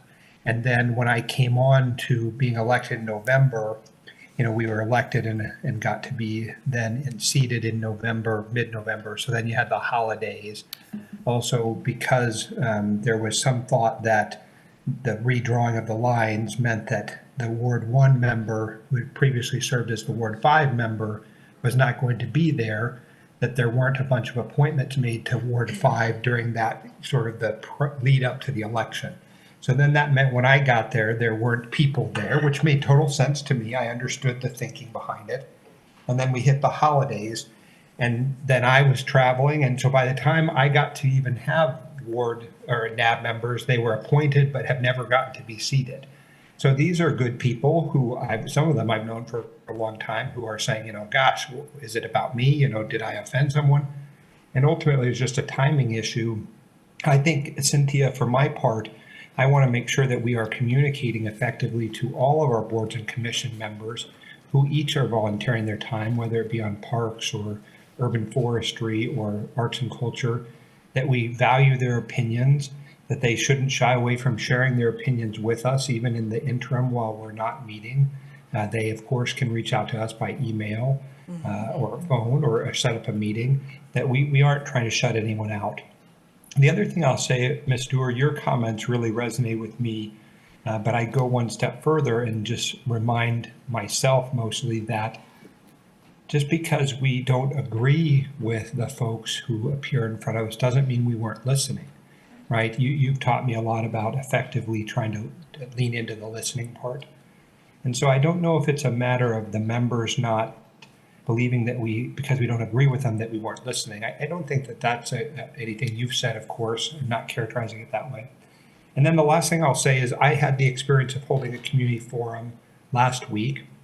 I thought it was really good and very engaging. It's not easy to do because you just don't know what questions will be asked, and you have to be prepared on a lot of topics. So that may not be as easy, for example, for a newer member who isn't familiar with all the intricacies of being in the government for as long as you have served, Ms. Dewar. But I did think it was a good experience. I will say, Cynthia, for my part, I want to look at the numbers, because when I looked at who was there the night of mine, I think there was maybe an artificially higher number of people at mine there for one particular topic. And that was the good folks at the Good Neighbors Warming Center, all really great people, good advocates. They had the benefit of coming over from the Tuesday night.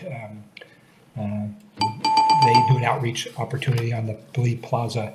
So I wonder if you took those people out of the mix, if they didn't show up at mine, I wouldn't have had that many people. And again, that's what I'm worried about, is the numbers. And of course, I also had all of my NAB members who have been appointed but not held one there. So if you took them out of the mix, I might have only had like 3 people there. So that's where I worry that we're not hitting the mark.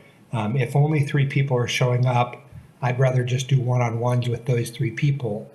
And that's sort of what I'm worried about. And Ms. Dewar has cultivated a long history in her wards where there's a lot more contentious development projects where 50 people show up.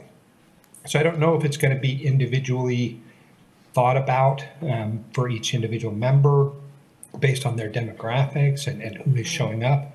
I know Councilmember Martinez for a while was having trouble getting a quorum, and maybe the attendance wasn't as high. So I don't know what other people's experience would be, but that would be my question for my colleagues, is are people going to these robustly participating? Thank you, Councilmember Reese. We're going to move on to Councilmember Anderson for her second round. Just for a point of discussion, Councilmember Reese, I'm in your same position where I haven't had a NAB yet, but I have seated a NAB. And I just wanted, for the benefits of my colleagues, to chat with you about some of the things that I have implemented or, discussed with my individual NAB members that have been open to it, is because they're all very excited to serve and they're all very excited to be a part of the business that we do at the city. And so they've been really creative about, kind of listening to social media, reading news articles, watching council meetings, giving me feedback on different issues that they think we could be working on. One of my NAB members, who hasn't been seated yet, but he has been really helpful in monitoring social media on some of the e-bike issues that we've been having in South Reno. And it's just been extremely helpful. And maybe it's because nothing's been taken away from them exposure and they haven't been seated and they haven't had that experience yet. But I've been very grateful for the fact that they've been so engaged to be involved regardless. And so there are a lot of different ways that we can engage them, and I encourage you guys to get creative. Councilmember Martinez? Thanks so much. Yeah, I'll just add to the conversation and mention that most of the NAB members came to the community forum, and I'll just give some kudos to City Manager Bryant for tackling a lot of the questions that came up. I know we did also have a lot of folks from the Good Neighbor program that you talked about, Councilmember Reese, but we also had a lot of members from other NABs that attended that community forum because they hadn't had the opportunity to attend the NAB. So I think it is a different format that we have to get used to, and if it is what's best practice and what's needed for our community engagement, I'm excited to see what comes out of the survey in your different phases of your project and evaluating what's the best way that the city can collect all of that information from our constituents. And so it is a little bit more informal and less structured and rigorous than a NAB meeting. And I think that's one thing that I heard from the NAB members, that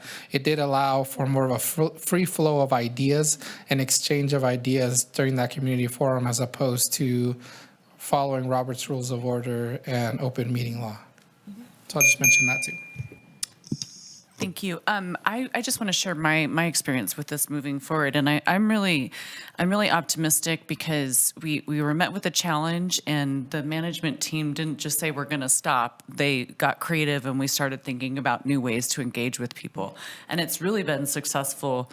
In my ward, I would say our 4th Street meeting or group was really, really successful, and the great thing about that was we were able to work with that group specifically on a topic that impacted them and get them solutions a lot faster, I think. The other thing that I'm seeing in Manager Bryant is you're out everywhere. So that isn't something that I've seen before. You're doing a lot of engagement. So I think in the time that the space that we're in, we all need to kind of work a little bit harder or do a little bit more on our own. So I've been going to meeting people where they are. I've been going to the HOAs in my ward. And those are people that are already there. They're already talking about things that are important to them.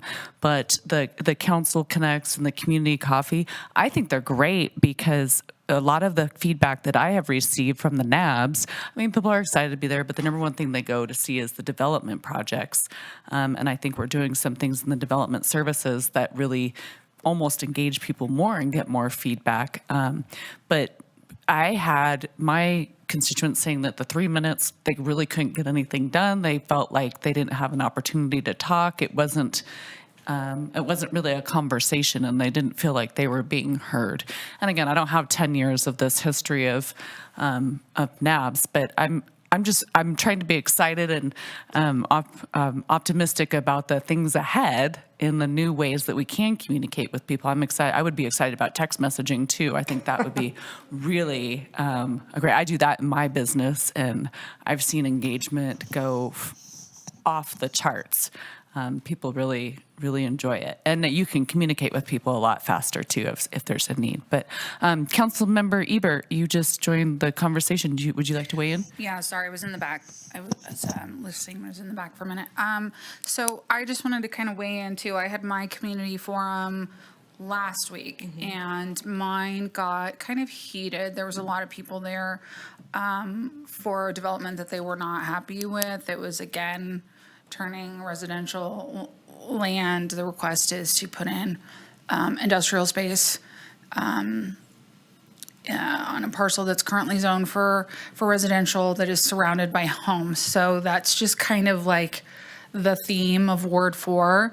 But people were really upset, and it kind of got a little tense for a while there. We had to kind of intervene and remind people why we were there, to hear the presentation from the developers and try to find a way to work together and to make some changes. And when we had that moment of realization that this is an opportunity to try to make things better, because regardless of what I say up here and how I represent my community, this board will likely just kind of approve whatever comes through from my ward. I'll just be frank. So my reality is I have to provide my community an opportunity to meet with these developers to try and get some accommodations made to make these industrial spaces in their literal backyard a little better. So if I can get a developer to agree to put in more trees or a sound barrier or something like that prior to it coming to council, because I likely won't get support here, that's important to me. So I really need to have some type of meeting where my community members can meet with developers and see what's coming down the pike. My ward is also working class. They don't have time to come to the meetings during the day. It's easier for them to come at night. I had a list of people that I spoke with before the meeting today regarding Stonegate. None of them could come because they had to work today. So it's so important to me that we find different solutions for different populations because it's a different fit for different people. And I'm glad that the coffees are successful. That was my little thing I started back in December, and I know that it was great, so people ran with it, but I'm not doing them anymore because my people are at work. It's better if I do an evening thing because people can't go and have coffee in my neighborhood, in my ward. It's just not the demographic. So I really need to have focus on meeting people where they're at, where they can meet me. If we don't call it a NAB, that's fine, although all my NAB members showed up also, except for one. So that's incredibly important to me, to give the community an opportunity to have that interface with development. Councilmember Dewar. Yeah. Thank you. I hadn't finished quite reporting on last night. One aspect of last night that was very successful was Manager Bryant's presentation. She was very honest and forthcoming. I think that the attendees really appreciated it. And it was really speaking to the point of getting her out in the community. She's very well spoken and she's a great ambassador. And it is part of the manager's job to be out in the community, and she does it very well. So I think that those opportunities, not just the podcast, but being present at different things. I mean, we talked about this before she even took the job, and I'm glad to see her doing it and getting out. I wanted to circle back to a couple things. So I personally love town halls. I thrive in them. I actually enjoy them more than even NAB meetings or other venues, because I get to be one-on-one. And the closest I've gotten lately is when I had my NAB meeting here, and it was an open forum about a development project, or when I've facilitated online, for example, about the wild horses. This is an environment in which I really enjoy and I thrive.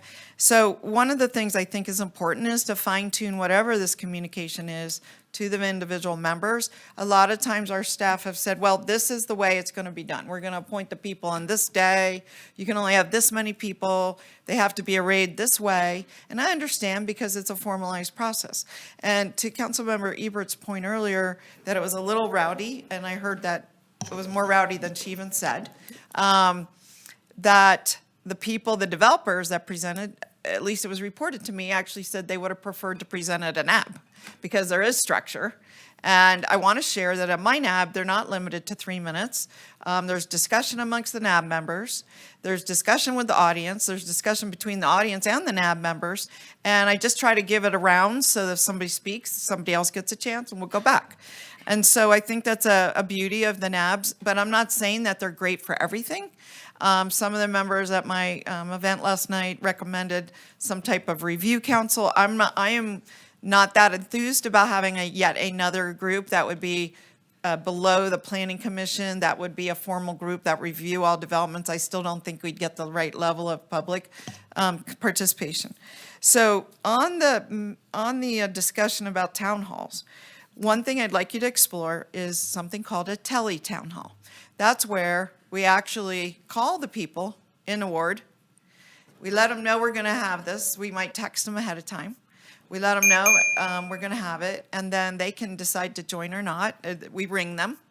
And I've held a couple that I have personally paid for, and they were super successful.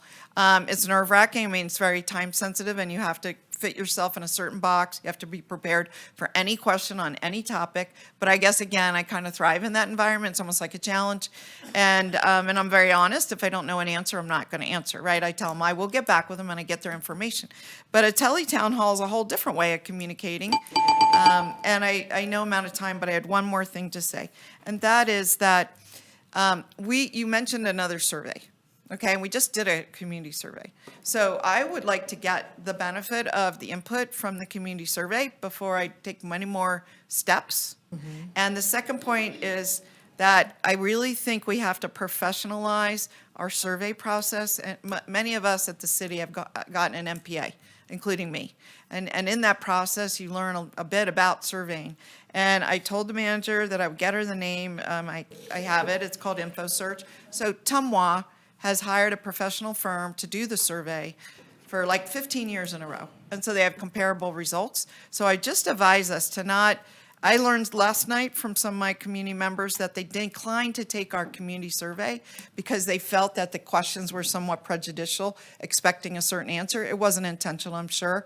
Maybe the person that wrote the question didn't have that kind of experience to write a more impartial question. But I think if we could professionalize our survey taking, it would end up really being more representative of what the community's thinking. So I want to share that. Thank you. Great point. Councilmember Ebert, you have one round left. Okay. Yeah, just, same comments, that I need to have some type of meeting space with developers coming in to do projects in my ward outside of regular business hours, preferably 6 p.m. I don't particularly care if it's a NAB or community forum. I just need an opportunity for projects to be presented, community to provide feedback in person. I don't think I necessarily need to have it online too, like a Zoom version of it also. I don't think I have a whole lot of participation that way. It could just be in person, but I just have to have that access there. I think my community is just kind of a different than the rest of the city, So, yeah, that's all I have to say on that. Cynthia, do you think you have enough information and feedback from, do you need anything else from us? I think I do. I think some of the themes I'm pulling, texting, that's the next. I think that's the future, frankly. I get a lot of text messages on my phone, but that's how I stay engaged. Time of day, when the meetings are. And something else, just from hearing everyone speak, topic-specific meetings. Maybe that's a direction, so we could definitely get feedback on that. If it's a general ward meeting, or if we want to have topic-specific discussions. Okay, thank you so much for being here. Madam Vice Mayor, I'd like one more or 30 seconds more if I may. Okay, let's do a minute. I just wanted to share that in contrast to my colleague here, people were incredibly appreciative of doing the hybrid at my community forum. I got all kind of things, not everyone participated, but they said, oh my gosh, thank goodness. It's just expected in today's world. We're 5 years post-COVID. They want to be able to, we keep saying meet people where they're at. Well, a lot of them are in their kitchen at 6 p.m. and they still want to participate. And I do want you to get tele-town halls on your list. It's a whole new thing we haven't tried, but I will tell you, I got more participation than that than any NAB. 65 people here, 65 people at my NAB, 100 people. I've done the HOAs. I've gotten 100 people there. But the tele-town hall, I probably had several hundred. Great. And so it's just a whole different way of thinking, and see if we can do it. Sounds good. Thank you, Cynthia. Thank you. Okay, we're going to move on I have to a quick item question. D2. No, just one quick question on that note. Was that like just over the phone, or was it? Yeah, actually, I'll give credit to Congressman Amadei, because probably 15 years ago, 12 years ago, I got called on a tele-town hall from him. And he's in process, and they call my number. Do you want to participate? Sure. I jumped on with him. He answered several questions, and it was he was the only elected at the time that I knew was doing it, and he's consistently done it. And so I decided to try to do it, and do you understand? You're called, and you go, oh, yeah, I don't have time for that. You hang up, or you go, yeah, I'd like to hear what they're talking about. So Okay. Councilmember Reese, did you have a question?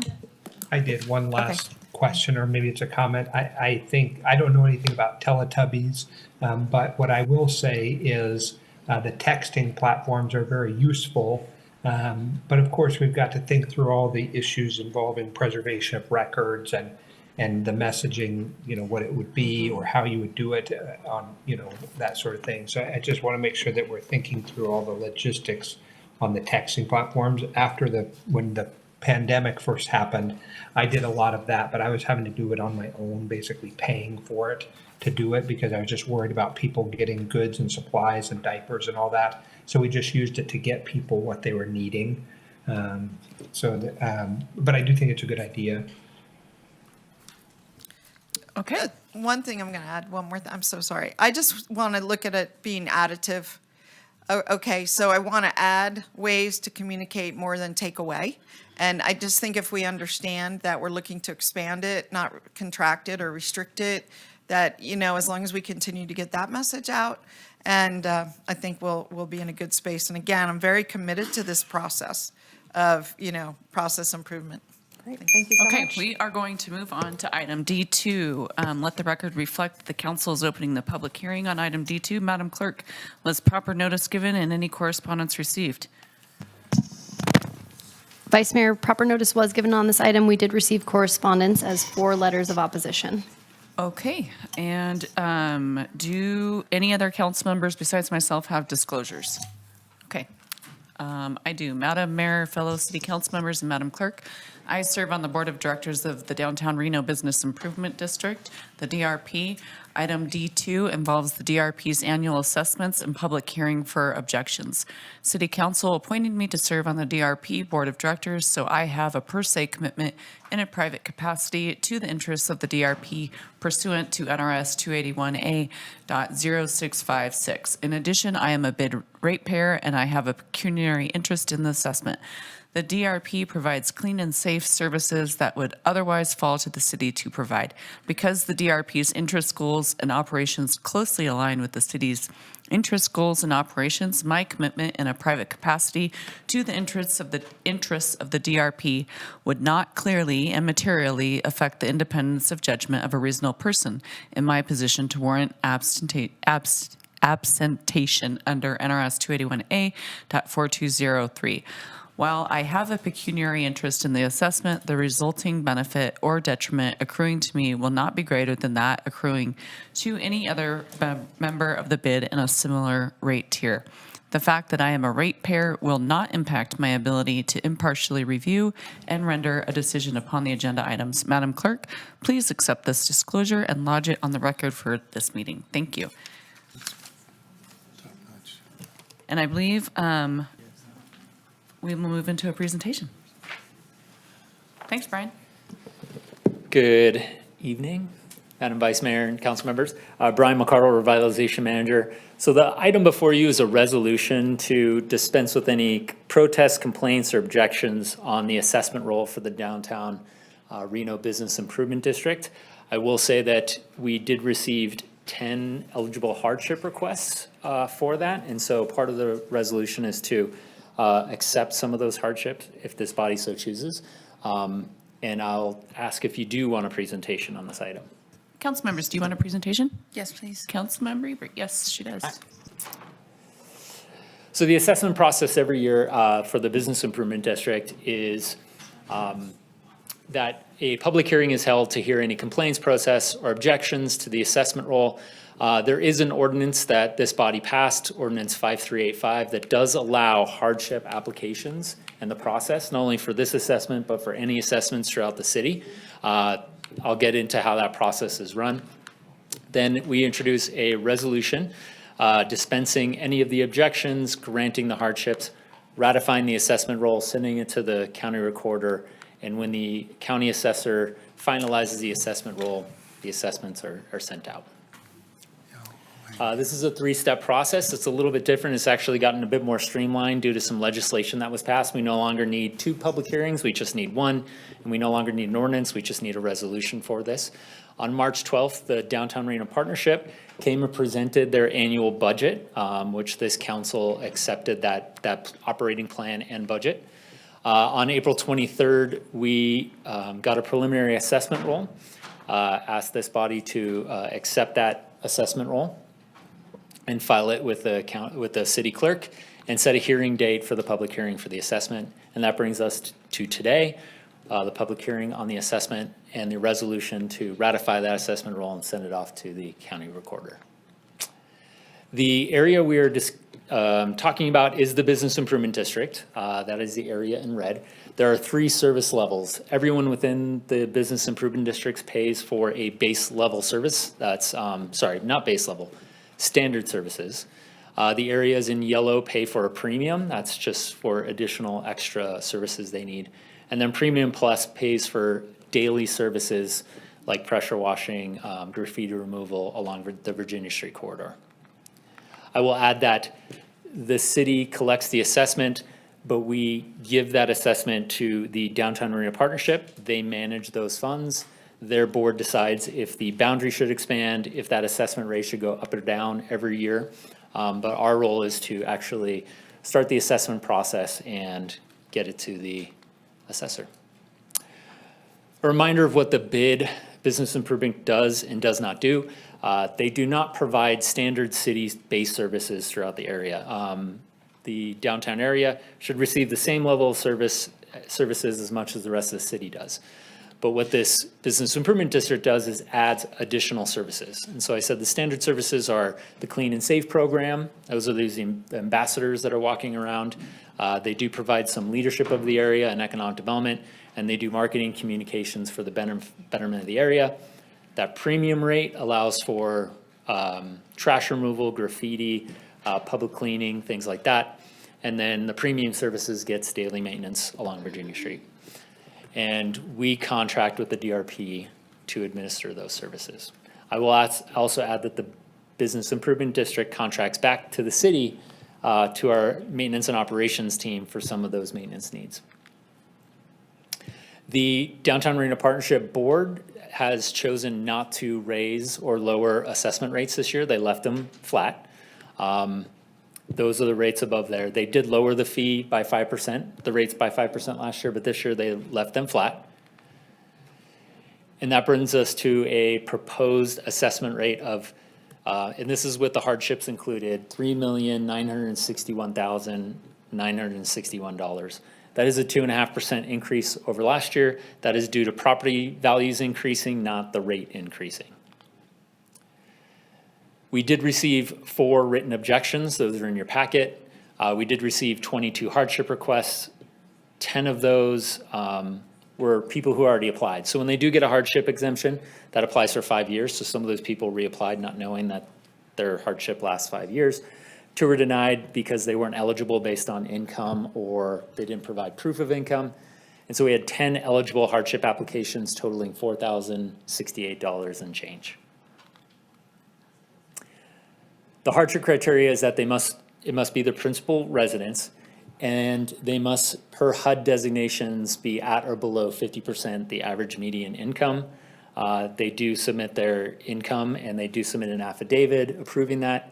And then once approved, they do get that exemption for 5 years. I will add that it's not a total exemption. It's actually a deferment for 5 years. The annual assessment does get tracked by the treasurer on their properties. So eventually when the property does sell, somebody will have to pay those fees. But the owner themselves do get that deferment for 5 years. So, correction, so after that hardship's granted, the number is actually $3,957,893. And so that is a long motion, but essentially it's accepting the resolution and if you approve, accepting the hardship exemptions. Thank you, Brian. Councilmember Anderson, questions? Councilmember Martinez? Councilmember Reese? No, ma'am. Councilmember Ebert? No. Okay, then we're looking for a motion. Councilmember Anderson. I'll make a motion. I move to approve the resolution of the Reno City Council dispensing with certain complaints, protests, and objections made at the public hearing on the assessment roll for a City of Reno, Nevada neighborhood improvement project, otherwise known as the Downtown Reno Business Improvement District, ratifying the cost of the project and confirming said assessment role and the assessments therein, including the 10 hardship exemptions, to authorize the recordation of the properties to be assessed in the office of the county recorder, together with other matters properly relating thereto. Second. We have a motion and a second. All those in favor? Aye. Aye. All those opposed? Motion carries unanimously. Thank you. Okay, Madam Clerk, we are going to move into item D3.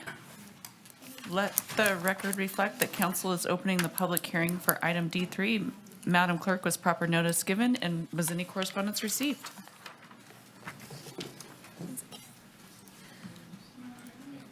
Proper notice was given, and we did receive correspondence. It was 20 comments that were distributed as 1 in favor, 15 in opposition, and 4 concerned. Okay, thank you. And legal, Carl or John, will you please read the ordinance? Yes, thank you, Madam Vice Mayor. Ordinance introduction, Bill number 7301 for possible action. Case number TXT 23-00002, Title 18, signs, ordinance amending the Reno Municipal Code, Title 18, annexation and land development, specifically in Chapter 18.02, zoning districts, Section 18.02.602, entitled General Overlay Districts, Chapter 18.05, signs, Section 18.05.103, entitled Location of Permanent On-Premises Signs, Section 18.05.107, entitled Permit Required, Section 18.05.108, entitled Exempted On-Premises Permanent Signs, Section 18.05.109, entitled On-Premises Signs Prohibited, Section 18.05.112, entitled Removal of Abandoned On-Premises Signs, Section 18.05.113, entitled Permit On-Premises Sign Regulations by Zoning District, Section 18.05.114, entitled Additional Regulations for Animated Signs, Section 18.05.115, entitled Nonconforming On-Premises,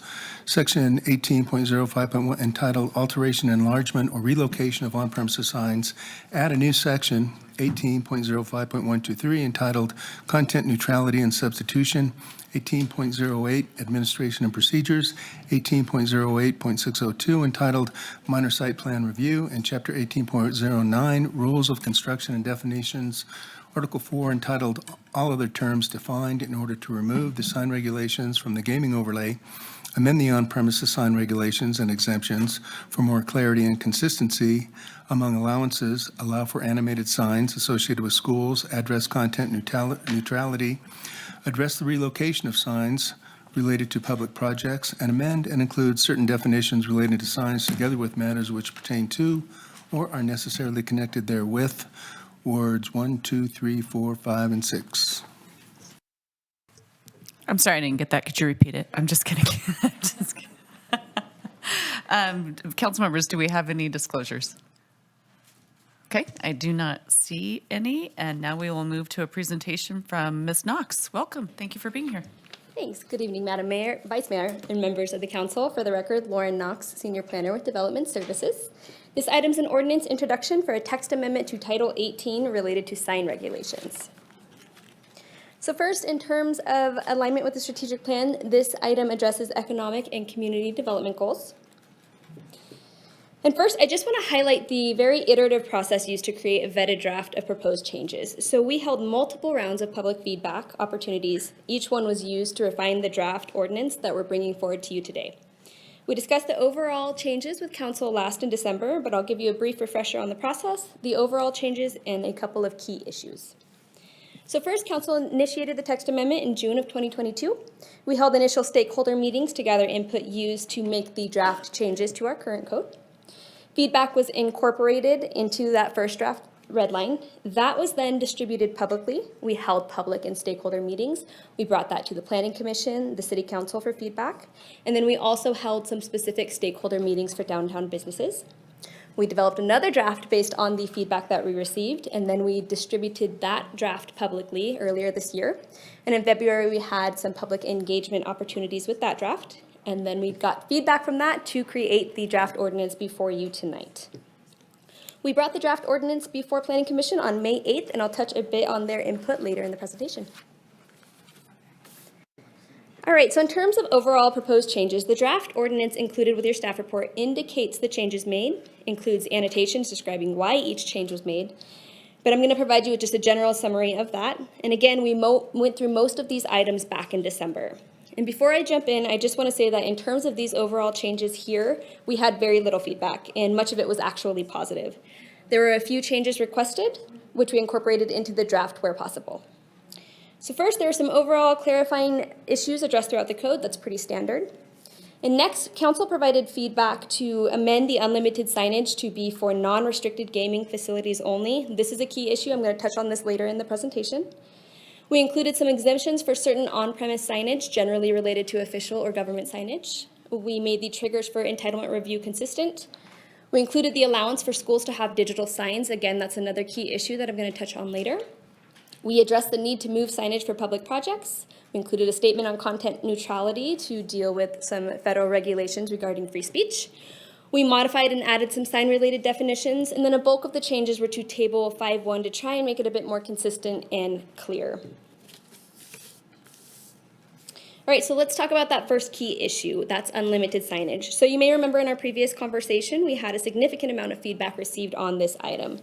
Just to provide some quick background, currently, code allows for unlimited signage within the entire gaming overlay area. Initially, staff proposed to amend the standards to align with the initial intent to be as similar to previous code as possible. So that was allowing for unlimited signage only in the mixed-use downtown entertainment district, as well as for casino uses. And based on the negative feedback that we received, and we also held some downtown stakeholder meetings, we reviewed that downtown signage and recent permits and found there to be no strong expression of need to keep that unlimited signage for the downtown uses other than those casino uses. So we brought these findings to council in December, and council's feedback at that point was to remove that unlimited allowance aside from allowance for casinos, which is what is in the draft before you this evening. So the next key issue is digital signage for schools. So at that same December meeting, council also directed staff to work with the Washoe County School District to create standards for schools that allow for digital signage, and that was based off of a desire expressed by the school district. So we did work with the Washoe County School District and also with Scenic Nevada, and the proposed amendments in the newest draft include this allowance along with some specific requirements to try and mitigate those impacts to neighborhoods or neighboring properties. We had multiple meetings to try and come together and develop something that all parties could agree to or at least live with, but unfortunately we couldn't get all the way there.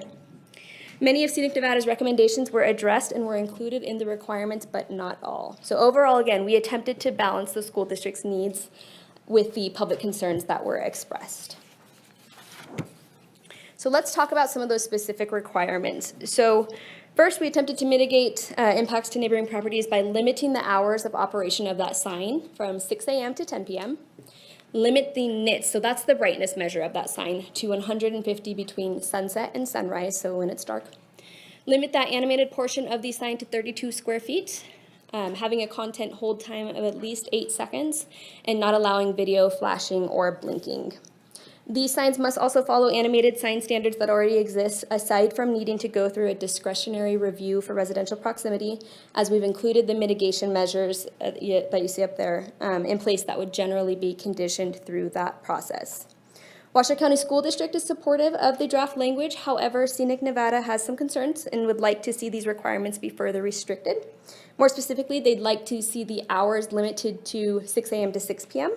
The signs turned off when school is not in session, limiting the signs to 1 sign per campus, and content hold times to be at least 15 minutes.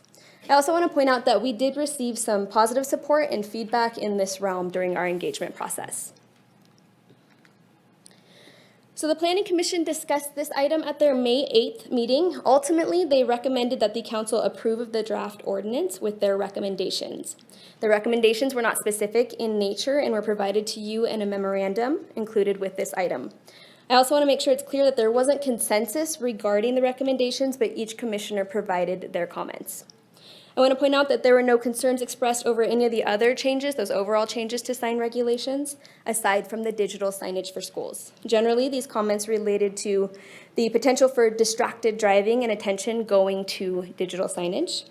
Some of the commissioners recommended that the number of signs be limited, that there maybe be some distancing requirements or distancing from crosswalks. And they asked that the council consider reviewing that content hold time, that 8-second piece, including some exception language for emergencies if needed, and limiting the operating hours potentially also to only when school is in session. Again, this is a summary of the discussion, and a more full picture of the recommendations were included in that memorandum. All right, to sum it all up, we had many points of engagement throughout the process to bring you a refined ordinance. In terms of overall changes we discussed, we had very little feedback. Much of it was positive, with a few minor alterations that are included in that draft before you. We discussed 2 key issues. Again, the unlimited signage concern is resolved in the draft before you for deliberation. And we tried to balance the school district's needs with the concerns expressed during the engagement process for those digital signs for schools.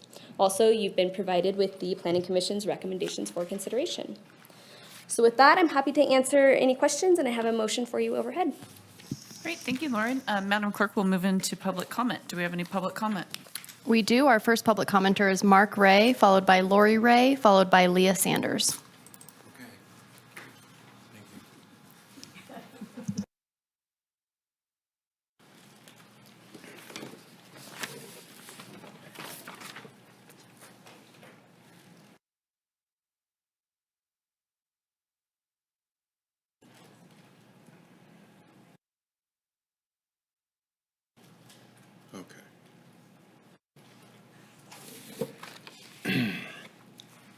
Hello, my name is Mark Ray, W-R-A-Y. I represent Scenic Nevada as its pro bono attorney.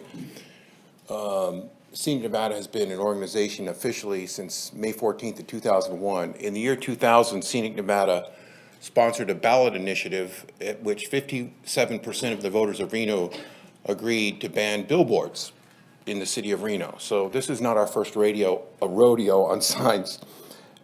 Signs is something that we've been before this body on many, many times, and we're here tonight to express our concerns. We hope that you take them into consideration, as we do represent the people of this town's view of signs. We know that because of what happened in 2000.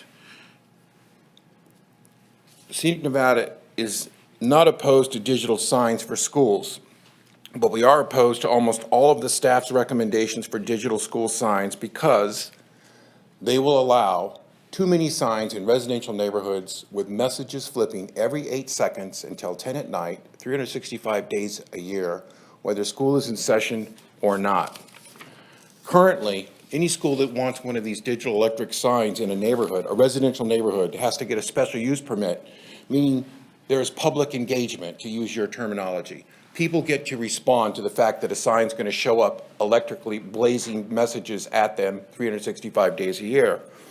With this text amendment, there will be a blanket approval of all these signs for all these schools. There will be no notice to anyone in the neighborhoods. There will be no public engagement. They will just put up a sign. Now, some of the most egregious things that we have to deal with is the 8-second flip signs, which is for commercial enterprises, 6 a.m. to 10 p.m. at night, meaning long after school is closed and except for events, and in the morning before it starts. But we need to understand that what Scenic Nevada is trying to propose is not to eliminate digital signs for schools. We don't want someone to have to go out there in the snow, which is what they told us, having to change the little letters by manual changing the letters on those little school signs. They want to do it on a computer. Okay, fine. But make that sign something that the neighborhood can live with is what we're trying to say. Let's protect the neighborhood because now is the time. We can't protect neighborhoods in the future. Once this passes, all the neighborhood people, anyone who has a problem with a sign is going to be told they can do it as a matter of right. The Reno municipal codes that I would like you to be aware of are, for signs, 300 lineal feet from a residentially zoned district for a billboard. Animated signs, 750 feet. This is to give you an idea of how far away from a residence you should be for one of these signs.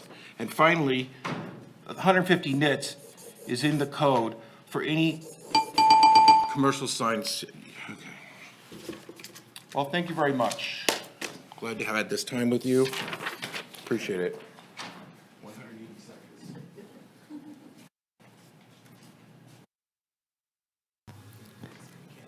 Lori Ray, followed by Leah Sanders, followed by Karen Munson.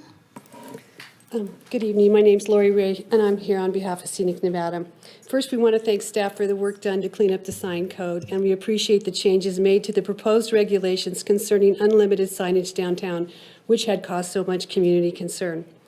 So as we told the Planning Commission on May 8th, we aren't opposed to digital school signs. We just want decent regulations that protect the neighborhoods. We've sent you a letter with our reasons. You saw a part of that on Mark's, on the overhead. For opposing staff's regulations, along with our suggestions that would allow the schools to change messages frequently without being a nuisance to nearby houses or become a traffic safety problem. We hope you had a chance to read that letter, and there should have been approximately 60 others that you should have received from the community as well. Back in 2014, when the city was adopting its digital sign standards for the first time, Scenic Nevada was there participating in meetings and public workshops. When it came time to vote, the council took a more simplified approach. They tossed the staff's regulations and rewrote different ones on the spot to appease businesses, but also included protections for Mount Rose Highway, the Truckee River, and the neighborhoods. For the neighborhoods, the council said no digital signs would be allowed within 750 feet of a residentially zoned property without a public hearing and a conditional use permit. And though we were very disappointed, it turned out that one requirement protected the neighborhoods from digital signs because of the expense of public hearings and the uncertainty for the sign applicant. Since then, a fast food chain and gas stations asked for exceptions from the minimal digital regulations that Reno has, and Scenic Nevada worked with staff and proposed compromises that were eventually accepted by the City Council.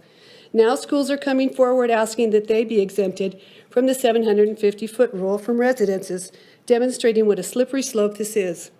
Next will be neighborhood commercial businesses and who knows what else. We're very concerned with the impact all these potential digital signs will have on neighborhood aesthetics, traffic safety, and preserving the tranquility and quality of life for residents, not to mention their property values. Neither unincorporated county nor Sparks have such liberal regulations as the ones proposed today. They may have an 8-second flip time, but they also have parcel size limits, distance requirements from residences, and distance between digital signs. Those existing regulations will limit the number of signs in neighborhoods there, diminishing the negative impacts in those jurisdictions. Please consider our suggestions for the sake of Reno's neighborhoods to limit digital signs to 1 per school, the flip time to every 15 minutes unless there's an emergency, with an instantaneous change, and that's important, and it's not included. The height to 6 feet, the hours of operation of 6 a.m. to 6 p.m. unless there's an event, and only while schools are in session. And maintain the proposed size of 32 square feet with a 150 nit nighttime brightness level. Thank you very much. Leah Sanders, followed by Kyle Chisholm, followed by Karen Munson. No, she wants to.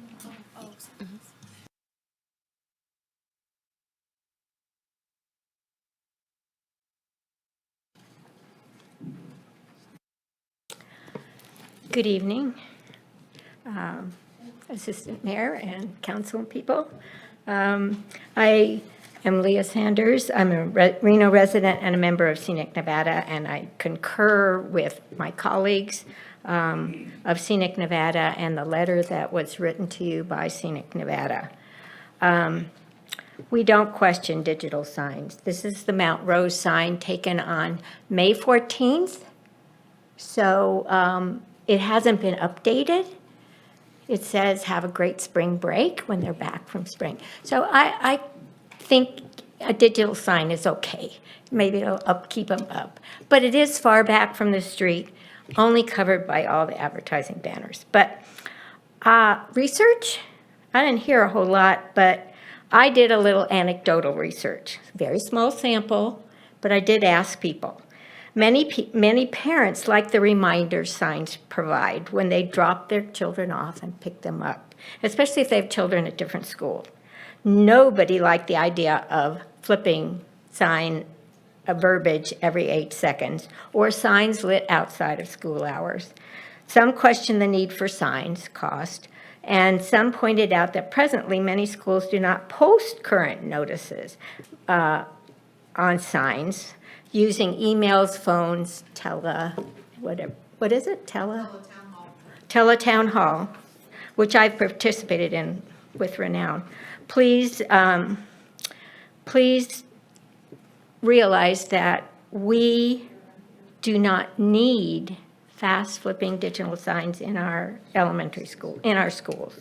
If the signs are for school information, they should be restricted to being active only during school hours and unlit and static when school is not in session. A 15-minute rotation allows time for the message to be read without any traffic hazards and keeps driving safe. Special signs for emergencies, absolutely. Signs should not become advertisements for businesses thanking them for donations. School only needs one modest sign. This one's lovely, very classic. Schools exist to be part of a neighborhood, not an exceptional standout, annoyance, or traffic hazard. Schools should be a model for little pollution and responsible for energy consumption. And, if somebody proposed painting a school neon pink so that it stood out in a neighborhood, I don't think we'd be before the city council approving it. So why are bright signs okay? And reasonable regulations are possible. I want to compliment Lauren on such a great summary she did of the different oppositions. So number of signs and placement should be limited. Present proposal regarding signs need better rationale and research. And I refer you, if you haven't read the May 18th letter by Lori Ray of Scenic Nevada with the tables, it's priceless. Thank you. Kyle Chisholm, followed by Karen Munson.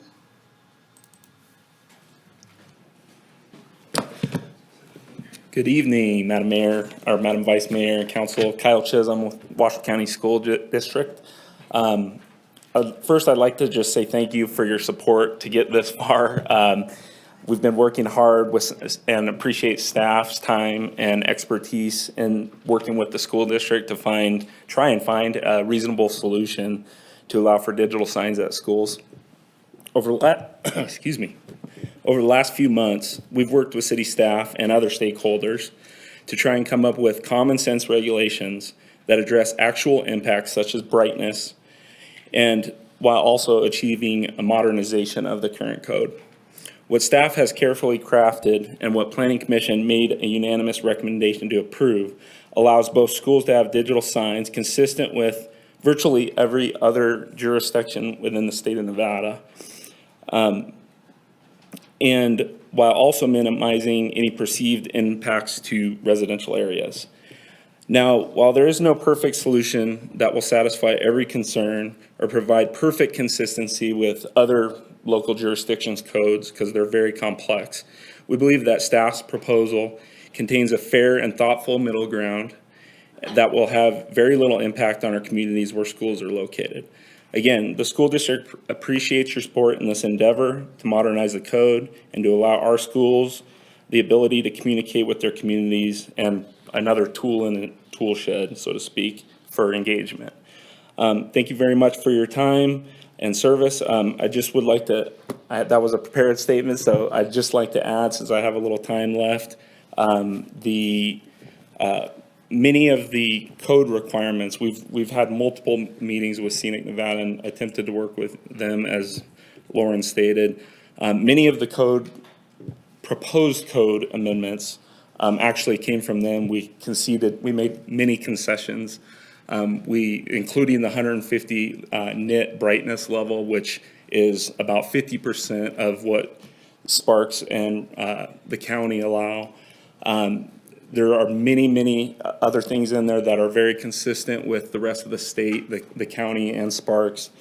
So to say that it's inconsistent is not true. And as a matter of fact, I would go a little further just to say that we tried to look at this from an impact level rather than having, maybe arbitrary requirements in there, to look at what are the actual impacts, brightness, hours, those types of things. So appreciate all the work that's went into this thus far, and we hope that you'll support it. Thank you.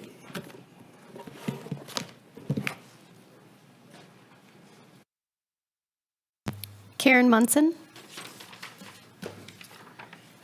Good evening, Madam Vice Mayor and council members. Karen Munson with YESCO. Been here before, back in 2015, I was here talking about signs.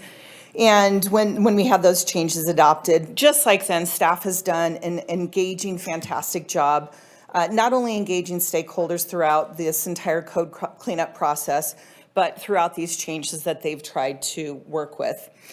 We fully support the sign ordinance text amendment as presented. These updates and clarifications will benefit both stakeholders and staff.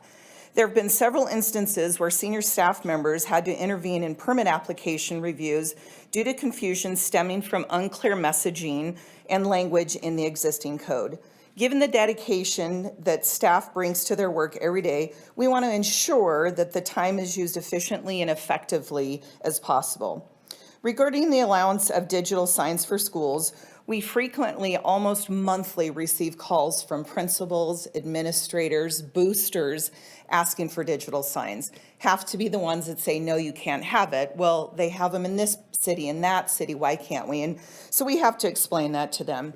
You know, it's our understanding that the demand is driven for the necessity to communicate important messages to the communities of the schools, such as reminders of picture days, early releases, upcoming school events, as well as potential opportunities to recognize students for birthdays, awards, and team achievement. Again, staff has done an outstanding job in involving all relevant stakeholders in this process, including Washoe County School District, Scenic Nevada, and industry representatives. As to the proposed lighting standards for the animated signs, Mr. Ray was somewhat inaccurate. This is the current code that says that animated signs can be 1,500 nits.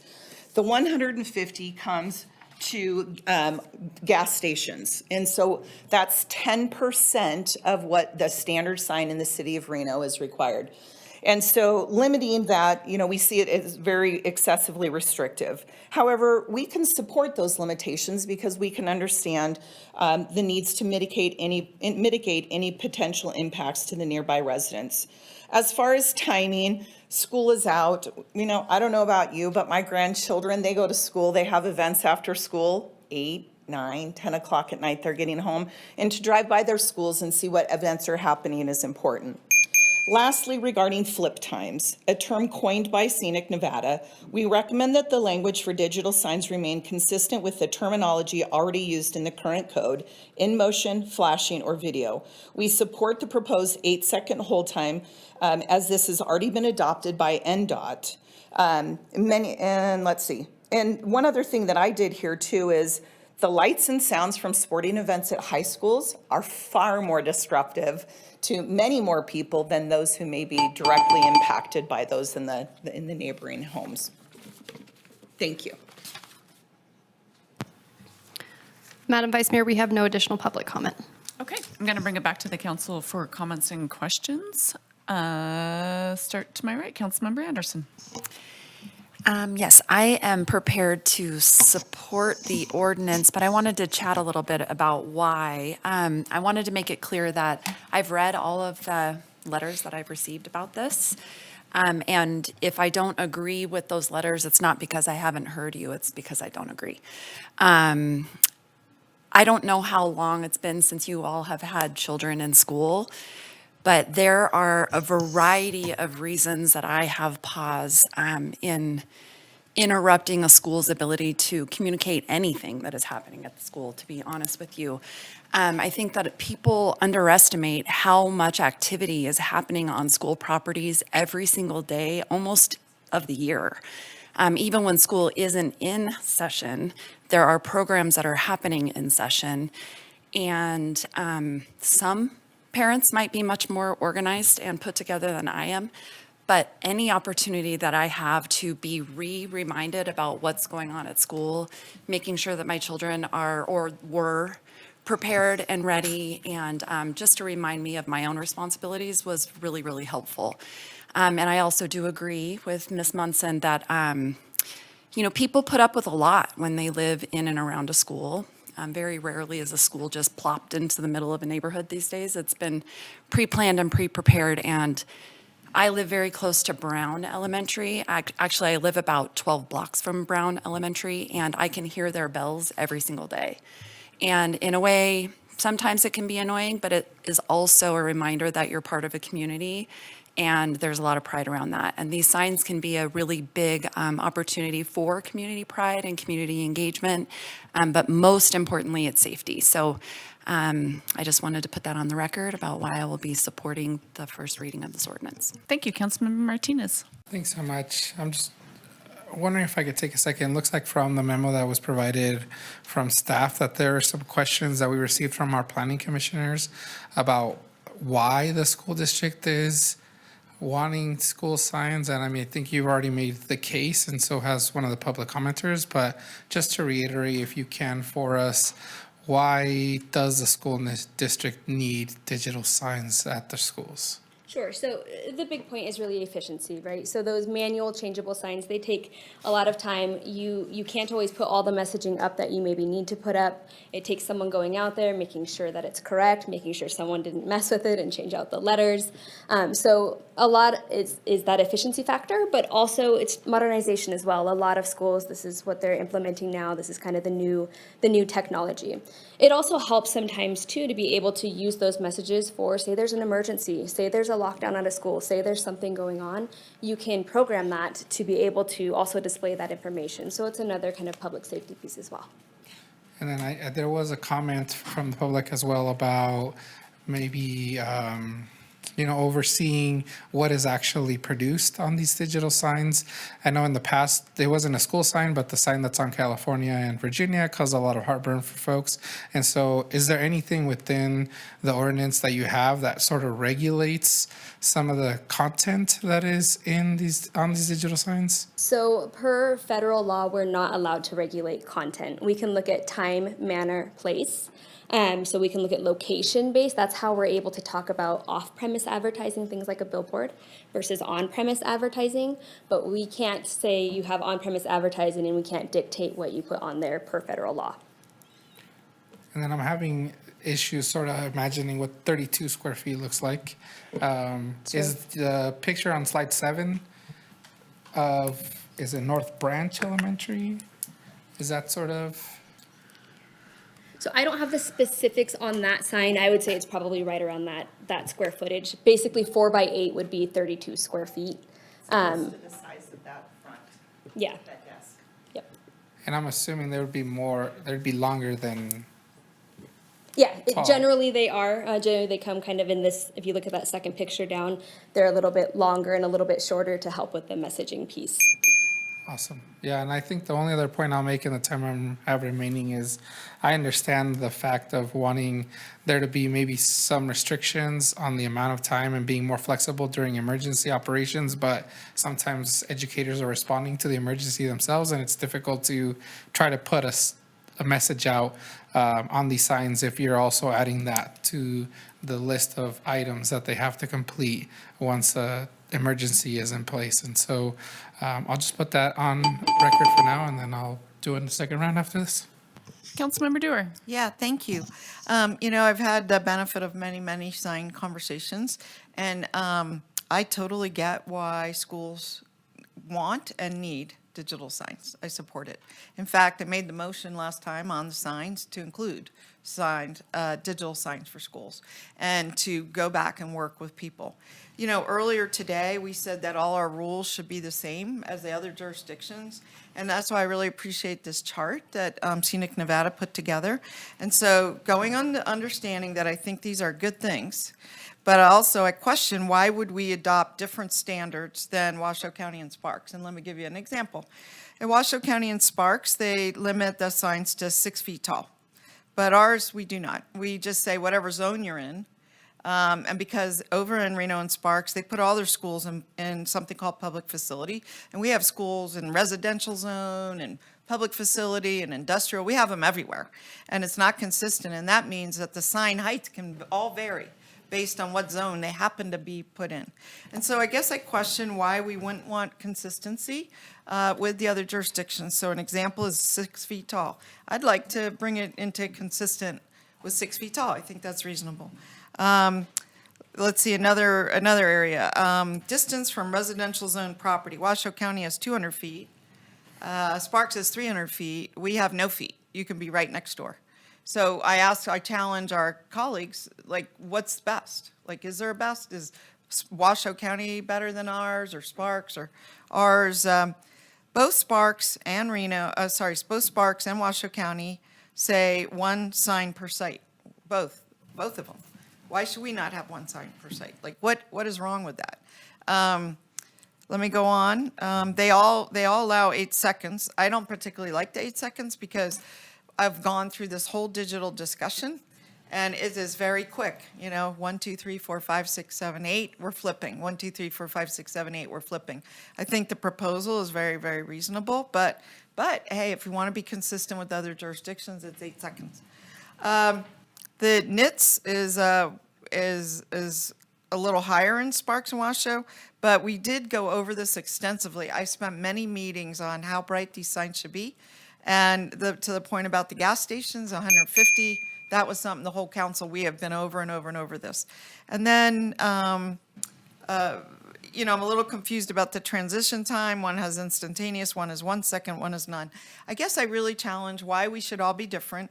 Why, especially it sounds like the Planning Commission, based on your overhead here, recommended a lot of these things. The one sign per school, the flip time, the height, and the hours of operation. So do we want to diverge from the Planning Commission? I'm ready to do what they say. Again, I want to. Okay, we're gonna be. Okay, I'll wrap up, but and we'll come again, I back want again. to Councilmember support the Ebert. digital signs with some reasonable restrictions. Thank you. You bet. Yeah, I also agree with wanting the residents to have some kind of notice if there's going to be a sign going in that, could potentially be on until 10 p.m. at night. I have little kids in school right now.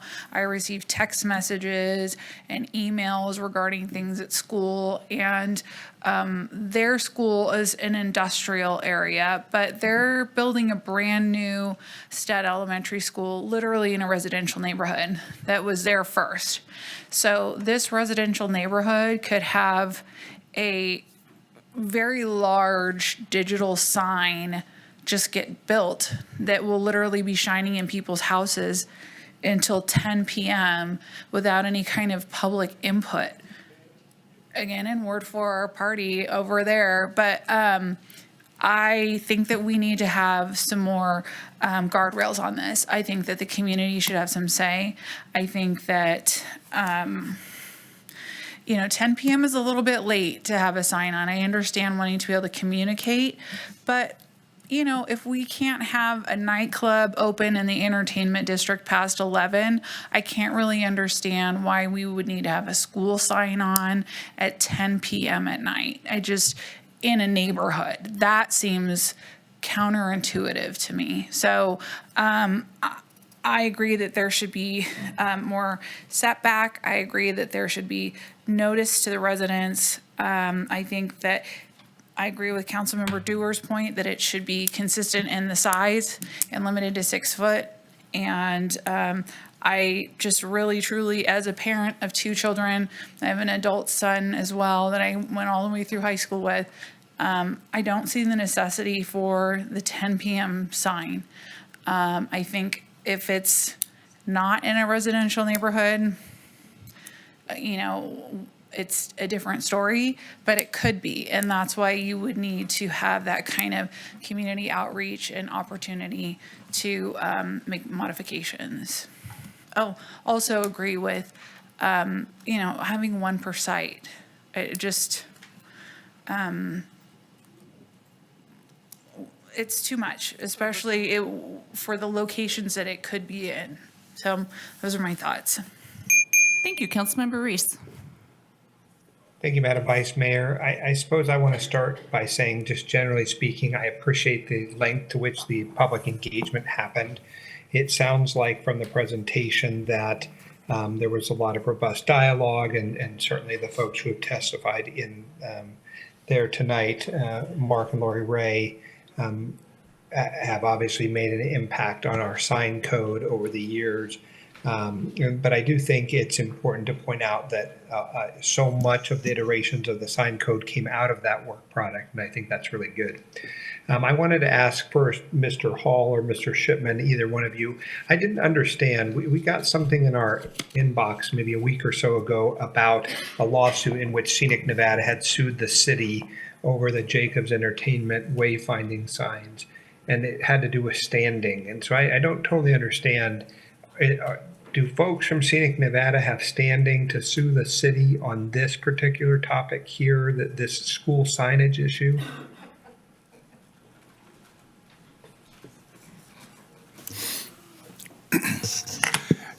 They can file a suit, and then we would, challenge their standing to, determine whether or not they are actually an aggrieved party. If they want to bring a suit and challenge the validity of the code, they can do that. Okay, I didn't totally understand what the impact of that is because we haven't had a briefing on it. I did read the opinion of the Nevada Supreme Court, which found in favor of the city of Reno, and so I just didn't know if that implicated our discussion here tonight.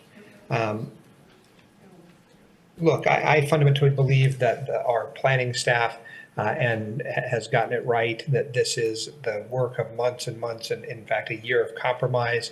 Sounds like 99% of what the folks who had objections to these signs asked about, they got. I'm happy to see where we are. I do trust the school district to be good neighbors. They will build and place them and use the WC1 funds to make these improvements at each school site. I suppose the only ones I'm concerned about would be like where someone puts a charter school right next to an existing elementary school. Like, how would you know whose sign is which? Like, that seems an odd thing, but I know in Ward 4 that was done, charter school right adjacent to a school. But I think that's not the same as asking whether or not a single school might have two signs. So for my part, I'm going to be supporting the planning staff's recommendations and supporting the school district, and believe that they should know best, how to place them, how large they might be, how often they can be changed. I don't think we're going to see, advertisements up there, mostly like PTA meeting Thursday kind of stuff, but I'll leave that to them. Thank you, Councilmember Reese. I'll look to my right. Any other comments or questions? Councilmember Dewar. Sure. So I have an unanswered question to my colleagues. We just made a pitch that we should all be the same on everything, and I'm still struggling with that. I was outvoted on that issue that we should maybe be different. So, I would like to support the things that are the same in Washoe County and Sparks. Why should they be different here just because we have an artifact of weird zoning? So I'd like to. Ms. Dewar, I can answer that question for me. Are you asking me? Sure. Yeah. Well, the reality is we don't control the elected bodies in other cities and jurisdictions or why they've arrived at their reasoning, right? We can only control us. And so because those signs will only be the ones that are in Reno, we got to do our best yo person's effort, right? And you even noted that the NITS requirements were higher in other places than our place. So you aren't saying we should go to the higher NIT, are you? I probably was. I'm looking for consistency, that's all, and thank you for responding. I don't think that, well, I'm just saying, I don't think there has to be consistency. It just has to be what we think is the best issue. Well, and in the end, I think the school district is the one who has said what they want to do, and that's good enough for me. So the school district, just to respond to that point, has the school district focus, but we have the job of planning our community and setting regulations. That's our job. We have different jobs. And so I want to make sure we do our job. And Kyle used to work here and enforce our regulations. So, now he is basically advocating the school would like as much, as many, wherever, as few restrictions. And we hear that, and I respect it, and I've already said I support it.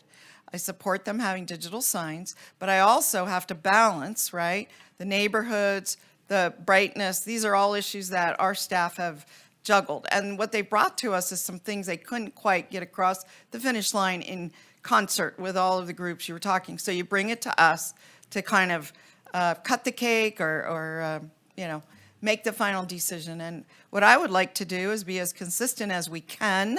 Okay, not if it's not uniform, but they also make fees, which we just made an argument that our fees should be identical to their fees, even though We have different processing costs here. I mean, I have many arguments about that, but that's not what we're talking about here.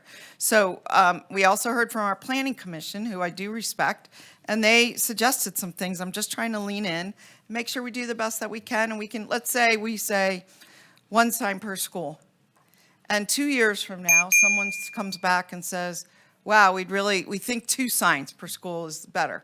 We can reevaluate that, but I don't think in our first pass to allow these, you know, if people can agree on one, I mean, Scenic Nevada's agreed on it, they want it at all the schools, why not start there? That would be, I don't understand, you know, is 3 right? I mean, I just think let's start with 1, let's get some experience under our belt, and, you know, I'm prepared to make a motion when we get there, thank you. Ms. Stewart, can I just respond Sure, to Councilmember also Amherst. just answer? Yeah, that'd be The great. reason on the consistency here, I don't think it's apples and apples. I don't think that the fees being consistent with other jurisdictions are the same. It's not apples to apples. Our team has done a 1.5 years worth of very, very significant work for Reno sign code. And I don't think it should be thrown out with the bathwater just because we want to be consistent here. And I definitely don't think that you want to increase the nits here. I mean, people have worked really hard to get to these areas. And as it relates to number of signs and what needs to go on the sign and size of sign and things like that, I personally want to give the trust and respect to the school district to make those decisions on their school's behalf. And so that is my position on that, just to answer your Yeah, question. thank you. I didn't know how far it went, that we should all be the same. I really didn't, and I didn't see them that different, so I appreciate that. Councilmember Ebert, do you want a second round? Yeah, I mean, not to just kind of spiral on this, but I mean, the same could be said about our finance team today. You know, they put a lot of work into trying to figure out how to set up a fee schedule, and then it was asked that they match with other areas in the region, and I don't think that their work should be taken lightly either. But there's been an interest expressed by this body to keep things consistent across the region. I think that something that Councilmember Dewar and I are struggling with is just kind of the lack of consistency with the board. So I think I've already kind of made my opinion known about this. I think Councilmember Dewar has as well. I agree with her that we should kind of just try and stay consistent. I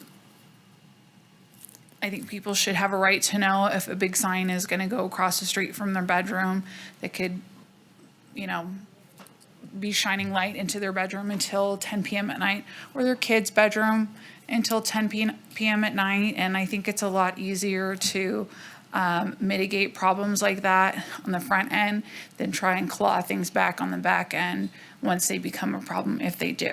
Yeah, I'm just not comfortable with this ordinance as it's written based on those items. But I do very much appreciate your work. That is not in any way a dig at you. That's just my hesitation and wanting to protect the surrounding residential communities around these schools. Great. I think we've had some really good discussion. I will say, I worked at a gas station many, many years ago. And besides cleaning the bathroom, changing the signs were the worst thing with that big pole and the wind blowing and the numbers going out into the street. So I think there was lots of community engagement. Washoe County School District had to give some, staff had to give some, Scenic Nevada had to give some. We're in a different age, as Councilmember Anderson said. I lived across the street from a school, and you know, the sign was there, and so I think one of the commenters brought up a sign that said, you know, spring break was still in session. I've seen it. I understand where we're moving with this. I will try a motion for discussion and see where we go from there. I move to refer the bill for a second reading and adoption. Second. We have a motion and a second. Further discussion? Well, I wanted to see where the council was and how far they were going to apply this consistency thing, because it was really a first time I've heard it today. And it sounds like we can apply consistency when it seems right, and then when it doesn't, we want to make our own rules. And I'm okay with our own, I have been there for making our own rules for a really long time. But I also have been on this topic of digital signs, and in some of our zoning districts, we have allowance of 12-foot high signs. Well, that's not really, I don't think that's neighborhood friendly. Just because that site happens to be zoned that way, doesn't mean that we should have 12-foot high and then the sign. I don't agree with that. So I would love, Madam Vice Mayor, if you'd consider this, at least 6 foot seems to be supported by the other two jurisdictions. I'd love to see a 6 foot limitation on ours. Is that something that, just that you could consider? Do you want me to answer? Or do you want to go? I'm going to go forward with the motion at hand in the second, and then if it fails, or we'll see what happens, and we can try another one. Okay. And then the flip time is very reasonable. I mean, they're not flipping on these static signs for months. I think we're talking 8 seconds.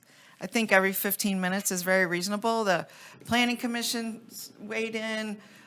We've had, 60-some letters from various members of the public that advocate for those things, so I'd love to see the flip time reduced to some. I mean, is there a reason that they have to flip this fast? I don't understand. You want to address that? Sure. So again, for the record, Lauren Knox. So the 8-second flip time comes from the Nevada Administrative Code, and that is specific to billboards. So it's not a perfect changeover. Okay. But again, that is what the other jurisdictions which we've have eliminated. As well. Billboards, yes, by ballot initiative. Yeah, it's a different section of code. But yes, so it's not perfect, but it is what is consistent with the other jurisdictions is that 8-second piece. So, and then finally, this timing, to Councilmember Ebert's point, I mean, do we need to have bright signs at night at 10 o'clock at night in the dark? I just don't really understand. I understand all day long. Believe me, I support this concept. All I'm trying to do is just kind of have a uniform regulation. We're going to add like 70, 80, couple hundred more signs. So let's just make them reasonable, right? Sure. And the reason that we looked at this, the 6 to 10 p.m. piece was because we did put in that more dim nit requirement. So that 150 nits is kind of that it's very limited. So just kind of looking at comparable things. For example, a residential street light. That when you calc it out, it's about 1,000 nits. So when factoring in this adjacency piece with residentials and the time frame, the idea was that nit limiter actually really limits that to be. Well, since my time's up, I just want to say, guys, I want us to work together, and I want us to be responsive to the public, and I want us to help the school district. And all I'm trying to do is come up with a compromise on the issues that are outstanding. And I just want it to be understood in that context, and that we can lean in and work together with both our residents and our school district in this case, but it could be someone else in another case. So, I don't want to vote no. I want to vote yes. I just want to get to a better place. That's been my whole thing the whole darn time I've been on council, so thanks. Okay, well, let's see where this vote goes. We have a motion and a second. Vice Mayor, I have a commentary on the motion. Okay. Councilmember Reese? Thank you so much. Ms. Dewar, I want to make sure that I am hearing your concerns and understand that just because I don't always agree with you doesn't mean I'm not listening to you. But please understand, every one of us on the dais tries to take the information we have and synthesize it to the best of our ability. Right. And we aren't doing it to thumb our nose at you or someone who disagrees with us. Right. Oftentimes, we know that we can make better policies by finding compromise. Right. But oftentimes, what I see is you doing the exact same thing that you want us to not do on this issue, on other issues, right? You have a particular idea about whatever it might be, insert trees or some other issue, and you are very passionate about it. And we just don't necessarily see the same thing that you do. Right. And so we don't go that way. So, for example, you've said consistency. Now, Ms. Knox said, well, to be consistent, here's the ordinance, it should be 8 seconds. But you don't like that, right? So here you are being inconsistent. No, right? I said I was willing. I think I have the floor, and so I'm just trying to point out what I just don't want you to hear. mischaracterize. Yeah. I would never seek to mischaracterize you. You are a dear friend, and I love you dearly. So, but understand what I hear when you say that is You wanted something different than what was being proposed. And when it was said to you that that thing was different because the state regulated it that way, you were okay with being different there, right? So you're using consistency as like a sword and a shield.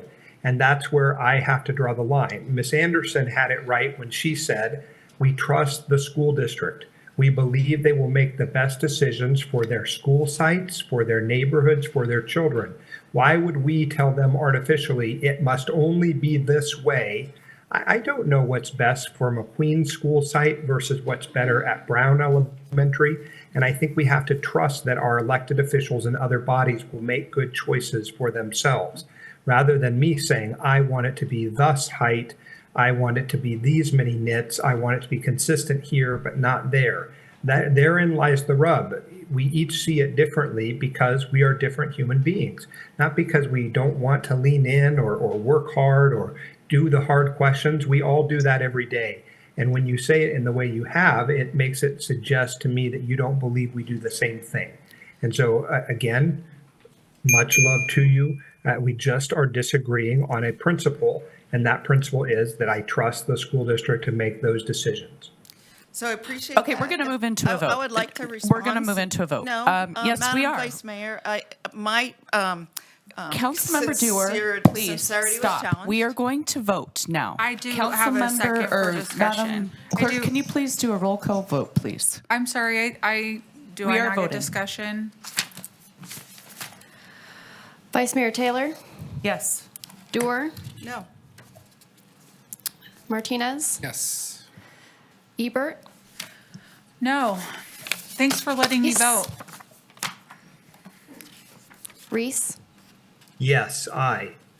Anderson, Aye. Sheevy absent. Vote passes 4-2. Okay, we're going to take a 10-minute recess. Thank you.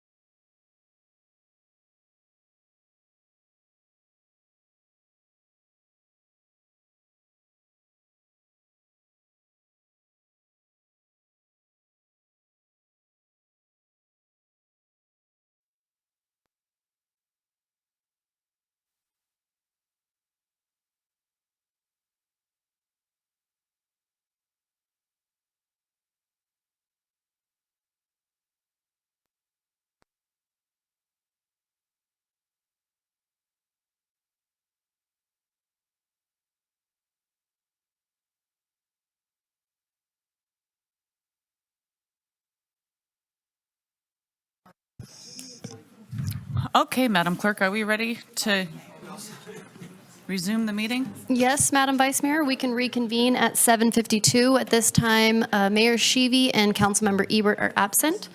We're moving on to item E1, which is an ordinance introduction to be read by the City Attorney's Office. Okay. Mr. Hall, will you please read the ordinance?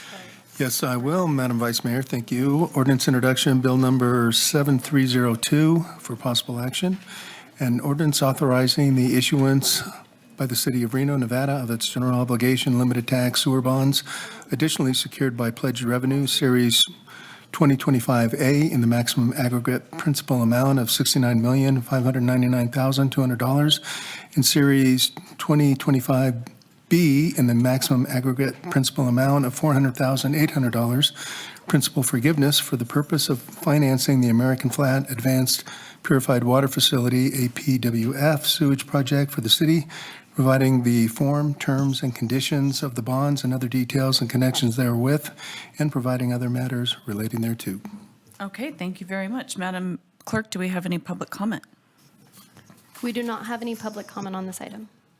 Okay, do we have any discussions or questions from council on this? I'll make a motion. Okay. I'd like to move to adopt this ordinance introduction, E1. Do you need me to read this whole thing, or what's the story? Just a motion to refer, I think. A motion to refer. Second. Okay, we have a motion and a second. All those in favor? Aye. Motion carries unanimously. Moving on to item E2. Council members, do we need a presentation on this? No, but I have a question. Okay. Okay. I thought Mr. Pingree did a really great job. He sent us a memo that highlighted the changes from the previous ordinance. I mean, I asked him to do it. He did it. He presented it, and it was really easy to understand. The one thing I didn't get a answer to, and that was years ago, I asked Mr. Pingree when we were going to adopt there's a Southwest Convention on implementing EV charging, okay? And he had told me at that time the next code update. And what I'm not sure is it included? This has come out from the Southwest Energy Project. And I didn't know, Chris, thank you, I didn't even know you were here. I didn't know if this did we end up, since it's part of the electrical code, did we end up incorporating anything about the charging stations? Sorry, Chris Pingree for the record. Can you repeat that question, Yeah. please? I didn't catch the So whole a thing. couple of years ago, you and I talked about the EV charging stations, and you said like the country was different places on it. And I discussed the Southwest Energy Project, I think it's called, and they have a model code that Denver's adopted and other communities have adopted. And years ago, I asked you, when would we be adopting it? And I thought you said the next time we updated the code. And I just didn't know if there's so much in this code, I didn't know if it was buried in there somewhere. So it's a great question, and yes, we did have that conversation. And the region, and to stay consistent with the state of Nevada, the EV charging is all incorporated into the appendices of both the International Residential and International Building Code. Okay. To where those appendices are basically guidelines for departments, building departments throughout the country, or in our case, the state, to use those as a professional document. So if one is to install an EV charger in a residence or a commercial building, that gives you the guidelines on how it's done and how it's done safely. Okay. So we have nothing in in our regional amendments or in the International Residential Code or Building Code requires EV charging stations, but it gives us the tools in the appendices to install them safely and how they would be wired. All right, thank you. I think it's probably a two-part process. One is the how, and then the other is a policy question of should you. And in the Southwest Energy Project, they recommend cities do adopt a policy that says if you have X amount of parking spots, which is usually in our building development code, if you have X amount of parking spots, a certain percentage of them should be two different ways. One would be EV ready, that means plug and play. And another would be, well, I might have the terms, but the other one would be the cables run. If the developer later wants to put it in, at least the cable's put in with the concrete, you don't have to tear everything up to put in an EV charging station. So they've got the panel correct and the conduit correct. So we're not there yet, but we are with, is that correct? And a good point, but also with the requirements for a parking lot of a commercial building, there are code requirements for EV charging stations. Oh, well, that's what I'm asking. What there is, I was thinking you were thinking the structure itself No. as far as residential. But yes, we do have those in our code currently. And the number, the location, they all have to, their per EV charging station is accessible parking space. That is all defined in the code now Okay. currently on a site. Is that a parking new related. change, or has that been in for years? That's been in for years. Okay, Yeah. all right, thank you. Councilmember Reese, your hand is up. Did you have a question? No, I think that it just was from the last time. Sorry about that. Okay. Council members, any other questions, or are we looking for a motion? We need the city attorney to read the bill introduction. Can you please read the bill introduction? Yep, I'll read it real quick. This is Bill number 7303, ordinance to amend Reno Municipal Code Title 14, Building Construction, Chapter 1404, Building and Housing Code, Section 1404001, Purpose, Section 1404007, Interpretation, Section 1404010, International Existing Building Code, Section 1404050, International Building Code, Section 1404100, International Residential Code, Section 1404105, International Mechanical Code, Section 1404110, International Fuel Gas Code, Section 1404115, Uniform Mechanical Code, Section 1404120, Uniform Plumbing Code, Section 1404120.010, Section subsection D, Apprentice Plumbing Certificate, Section 1404125 National Electric Code, and to adopt the amended versions of the following: 2024 International Existing Building Code, 2024 International Building Code, 2024 International Residential Code, 2024 International Mechanical Code, 2024 International Fuel Gas Code, 2024 Uniform Plumbing Code, 2023 National Electric Code, Section 1404125.0005, subsection C, certificates required under the National Electric Code, Section 1404125.005, subsection E, certificates required under the National Electric Code, Section 1404125.010, subsection D, apprentice electrical certificates, Section 1404130, International Energy Conservation Code, together with the Northern Nevada amendments associated with each code to add and delete certain wording related thereto, together with the matters properly relating thereto. Thank you. Now, can we get a motion? I'll make a motion again. For Second. To refer. Is that Okay. the, what? We have a motion and a second. All those in favor? Aye. Aye. Aye. Okay, motion carries Did you unanimously. not want me to? I'm missing the joke, I guess.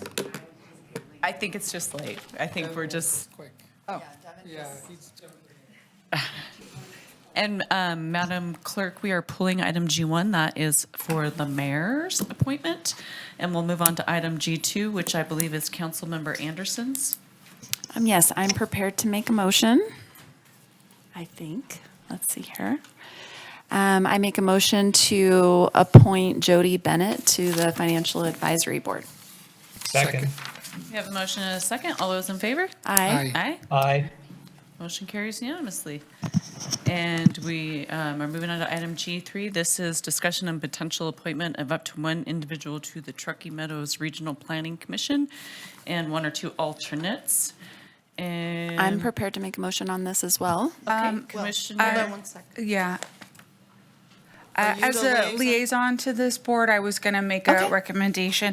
Okay. I would like to make a recommendation to appoint Christina Del Villar for the, to the regular appointment. If you want to add somebody as an alternate to the motion, Brandy, I don't know.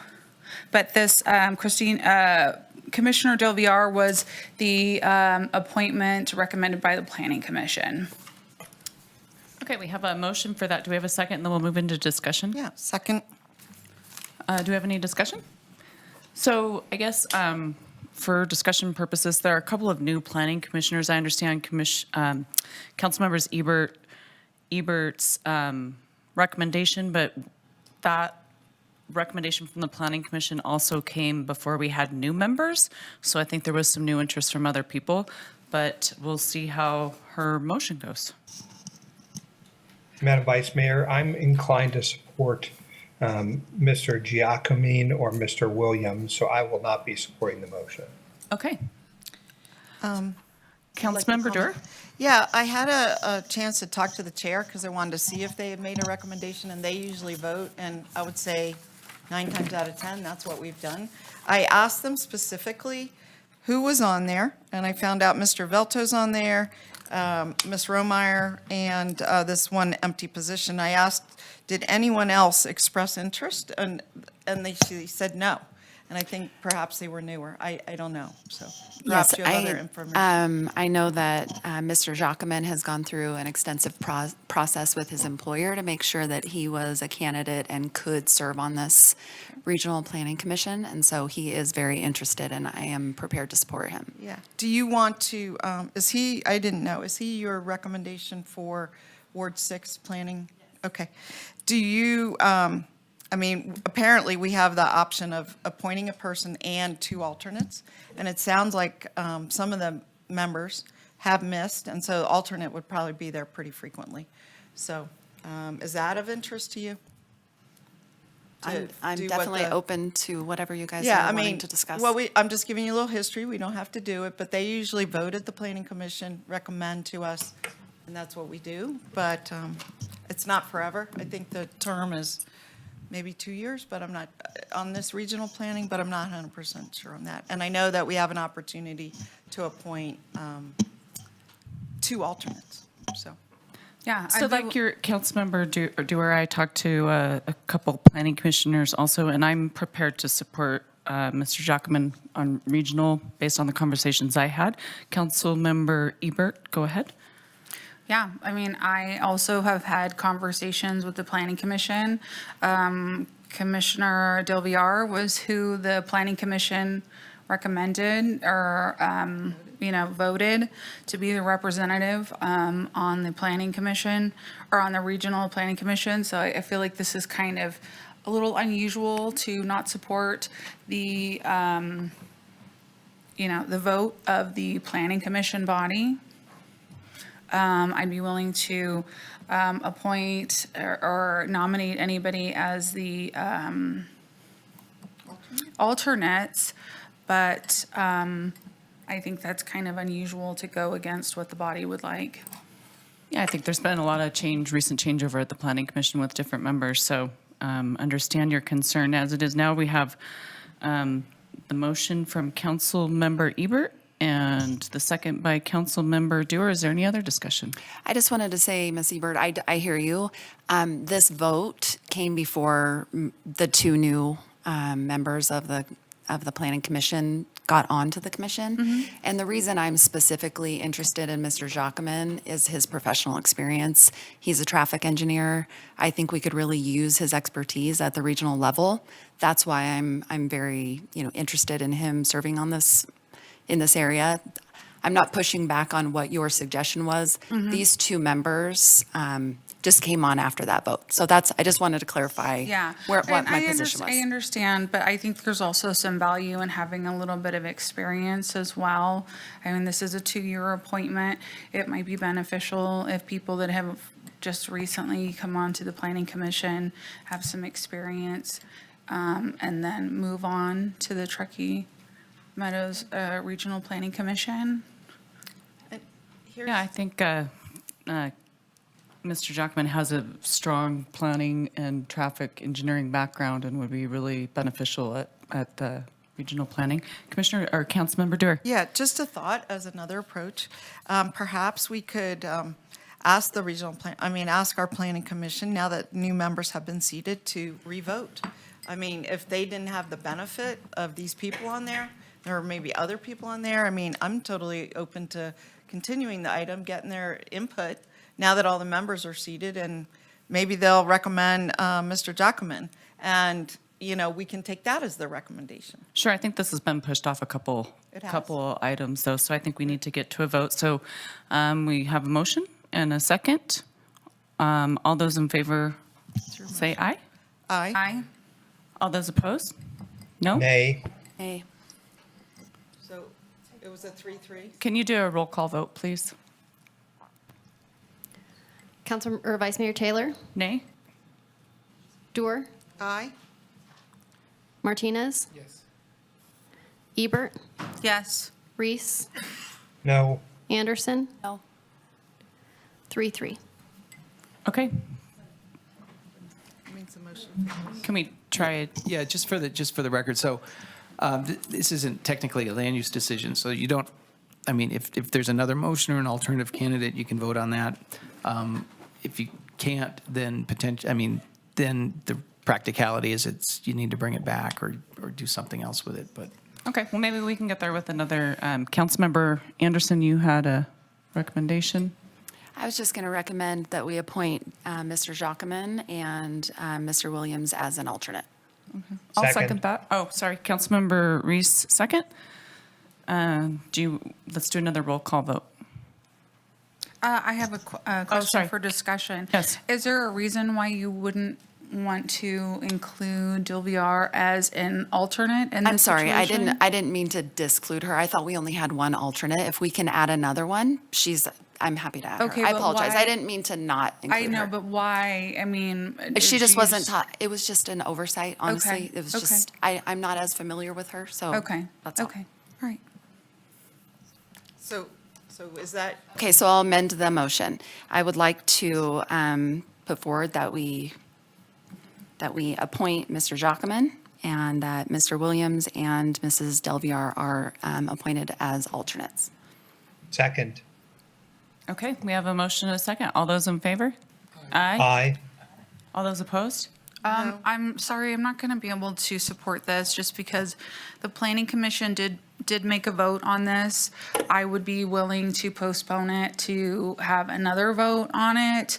But I just think that this is really bad form to not uphold their decision or to give them an opportunity to make another decision with the new body. If the discussion is there's new people on there, then we should have a new vote on their end. So as much as I would like to support this, I'm just not able to, so thank you. Okay, well, can we please do a roll call again? Vice Mayor Taylor? Yes? Dewar? no? Martinez? Yes. Hebert? No. Reese? Yes. Anderson? Yes. Motion passes 4-2. Okay, thank you. We are moving on to our final item, which is council comments and announcements. Councilmember Reese, why don't you kick us off? Do you have anything? No, I don't. Thank you so much. Councilmember Anderson? No. Councilman Martinez? Councilmember Dewar? No. Councilmember Ebert? Yeah, I do have some comments. I just want to express my frustration and disappointment in the lack of regard given to the community at large and their input to the community that they live in. I think that it is unfortunate that there isn't more care given to the people that have to live with the consequences of our votes. There's not more consideration given to them. I think it's quite prideful to assume that you know better than every single member of the community without going to any of the meetings, without touring the site, without understanding what's going on. I think that, I know the mayor has some issues with ward-only voting. I know that my ward is fine with my representation, but there is still mayoral races that are citywide, and I think people who are going to be running for mayor should be considerate of the people that live in Reno and maybe give a little more credence to the people that live in this city and value their opinions a little more. So those are my comments. Okay, thank you. Do we have any public comment? We do have public comment registered by Linda Cross. Thank you for being with us so late.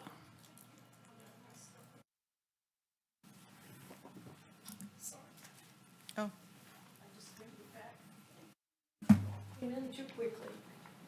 Okay. I wanted to speak. I'm Linda Cross from Reno, Nevada, Greenbrook Drive, 6133. And I wanted to speak regarding the discussion you had earlier that I unfortunately mostly missed. A little bit I heard before it went off my computer on the way here. And the recommendation, I don't know if you made any specific recommendations or came to any conclusions, but I do think the NABs are important because it creates a specific time when people can get together and express their comments without having a clock to beep them out. And also get other people's opinions and so forth. The comments, of course, are important, and I would hope that one of these days that you all would listen. I mean, if you remember, last month, you had a massive exodus here, and it wasn't any 50 people like somebody said. It was more like 150. But that's another subject. I do believe that they're important. I think that the town hall type meetings are important as well, but when you have those, if you just go by ward, then you're not getting the whole world's opinion. So if you're gonna do that, you need to do it just like you're campaigning, because really you should be campaigning, and then you should follow up after you campaign and do what you say you're gonna do, because I find that that is not a case in so many cases. And the other thing is, I think everyone needs to make sure that they review all of these items before they're talked about. Unfortunately, I was as aware about the signs, or I would have made comment, but the word consistency has been thrown around here. And that's absolutely one thing I don't see here ever. The consistency that there should be. The whole county should be consistent. The cities should be getting along.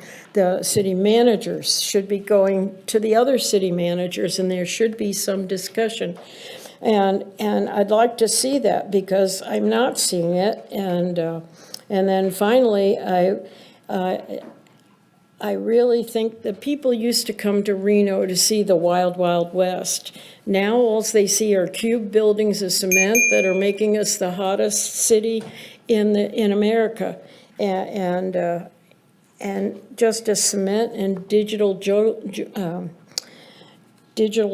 jungle that continues to do that. And instead of more trees and so forth, you're authorizing more buildings. And I think you need to really think about it, because, and especially that mess at my street, that's going to ruin everything. And so you need to think of the people and not override everything. I mean, the master plan that was set up so many years ago that thousands of people bought their homes and based their life on. And y'all just overrode it like it was, a dead animal laying in the road, and just, oh, well, it's already dead, let's run on over it again. I just really want to see some of that change, and I would like to see more get-togethers so everybody knows what's going on. So Thank you, many Ms. people Cross. don't know. Thank you. You're welcome. Yeah. And I think we're looking for a motion. I'll fill out a form, sorry, okay. under public comment. I just wanted to really support what Ms. Cross said. I mean, the reason that I brought up consistency about the school district signs, I want to be clear. The school district has buildings in Reno, Sparks, and Washoe County, but they're going to be following 3 different standards, 3 different light standards, 3 different size standards, 3 different height standards. I mean, I think she makes a great point, that on something like that, that's crossing jurisdictions, we should be able to find some consistency. Over in Washoe County, you have to have a hearing now, okay, per their rules. You don't in Reno. Over in Washoe County, it has to be a certain distance from another property, another school property. You have to have one sign. These are some of the things that I think you're making an excellent point on, Ms. Cross, and I want to support that kind of point. There's plenty of reasons for us to be different. I totally get that.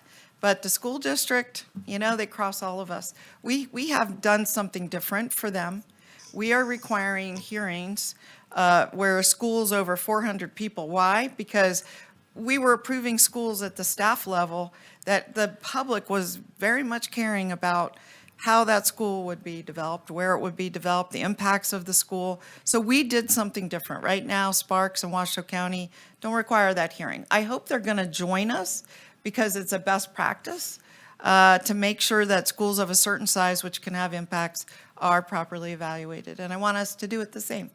So I want to express that at times I think there is a reason to try to be consistent, and other times there's reasons for us to be unique and different and special. So I don't want you to think I'm all about consistency all day long and all against it on other days, or I'm being opportunistic. There's thought that goes into it. I have spent some time as a regulator, more time than I want to think about. And, I just want you to, the public and my colleagues to understand where I'm coming from. It's driven out of this poor school district has to interpret 3 different regulations on their signs right now. That's where we're going. So anyway, it is what it is. I accept it. We're moving on. But I do want to just say that sometimes there's good reasons for doing these things. It's not just trying to be different or against the group or something. It's not what it is about. So thank you. Madam Vice Mayor, for the record, we received 7 comments which were general in nature, not directly associated with an agenda item after 4 p.m. yesterday, Tuesday, May 20th. These have been distributed to the Reno City Council and are part of the record. 4 letters of opposition and 3 letters of concern. And we're looking for a motion to adjourn. Move to adjourn. Second. All those in favor? Aye. Motion Aye. carries. Thank you. Have a great night.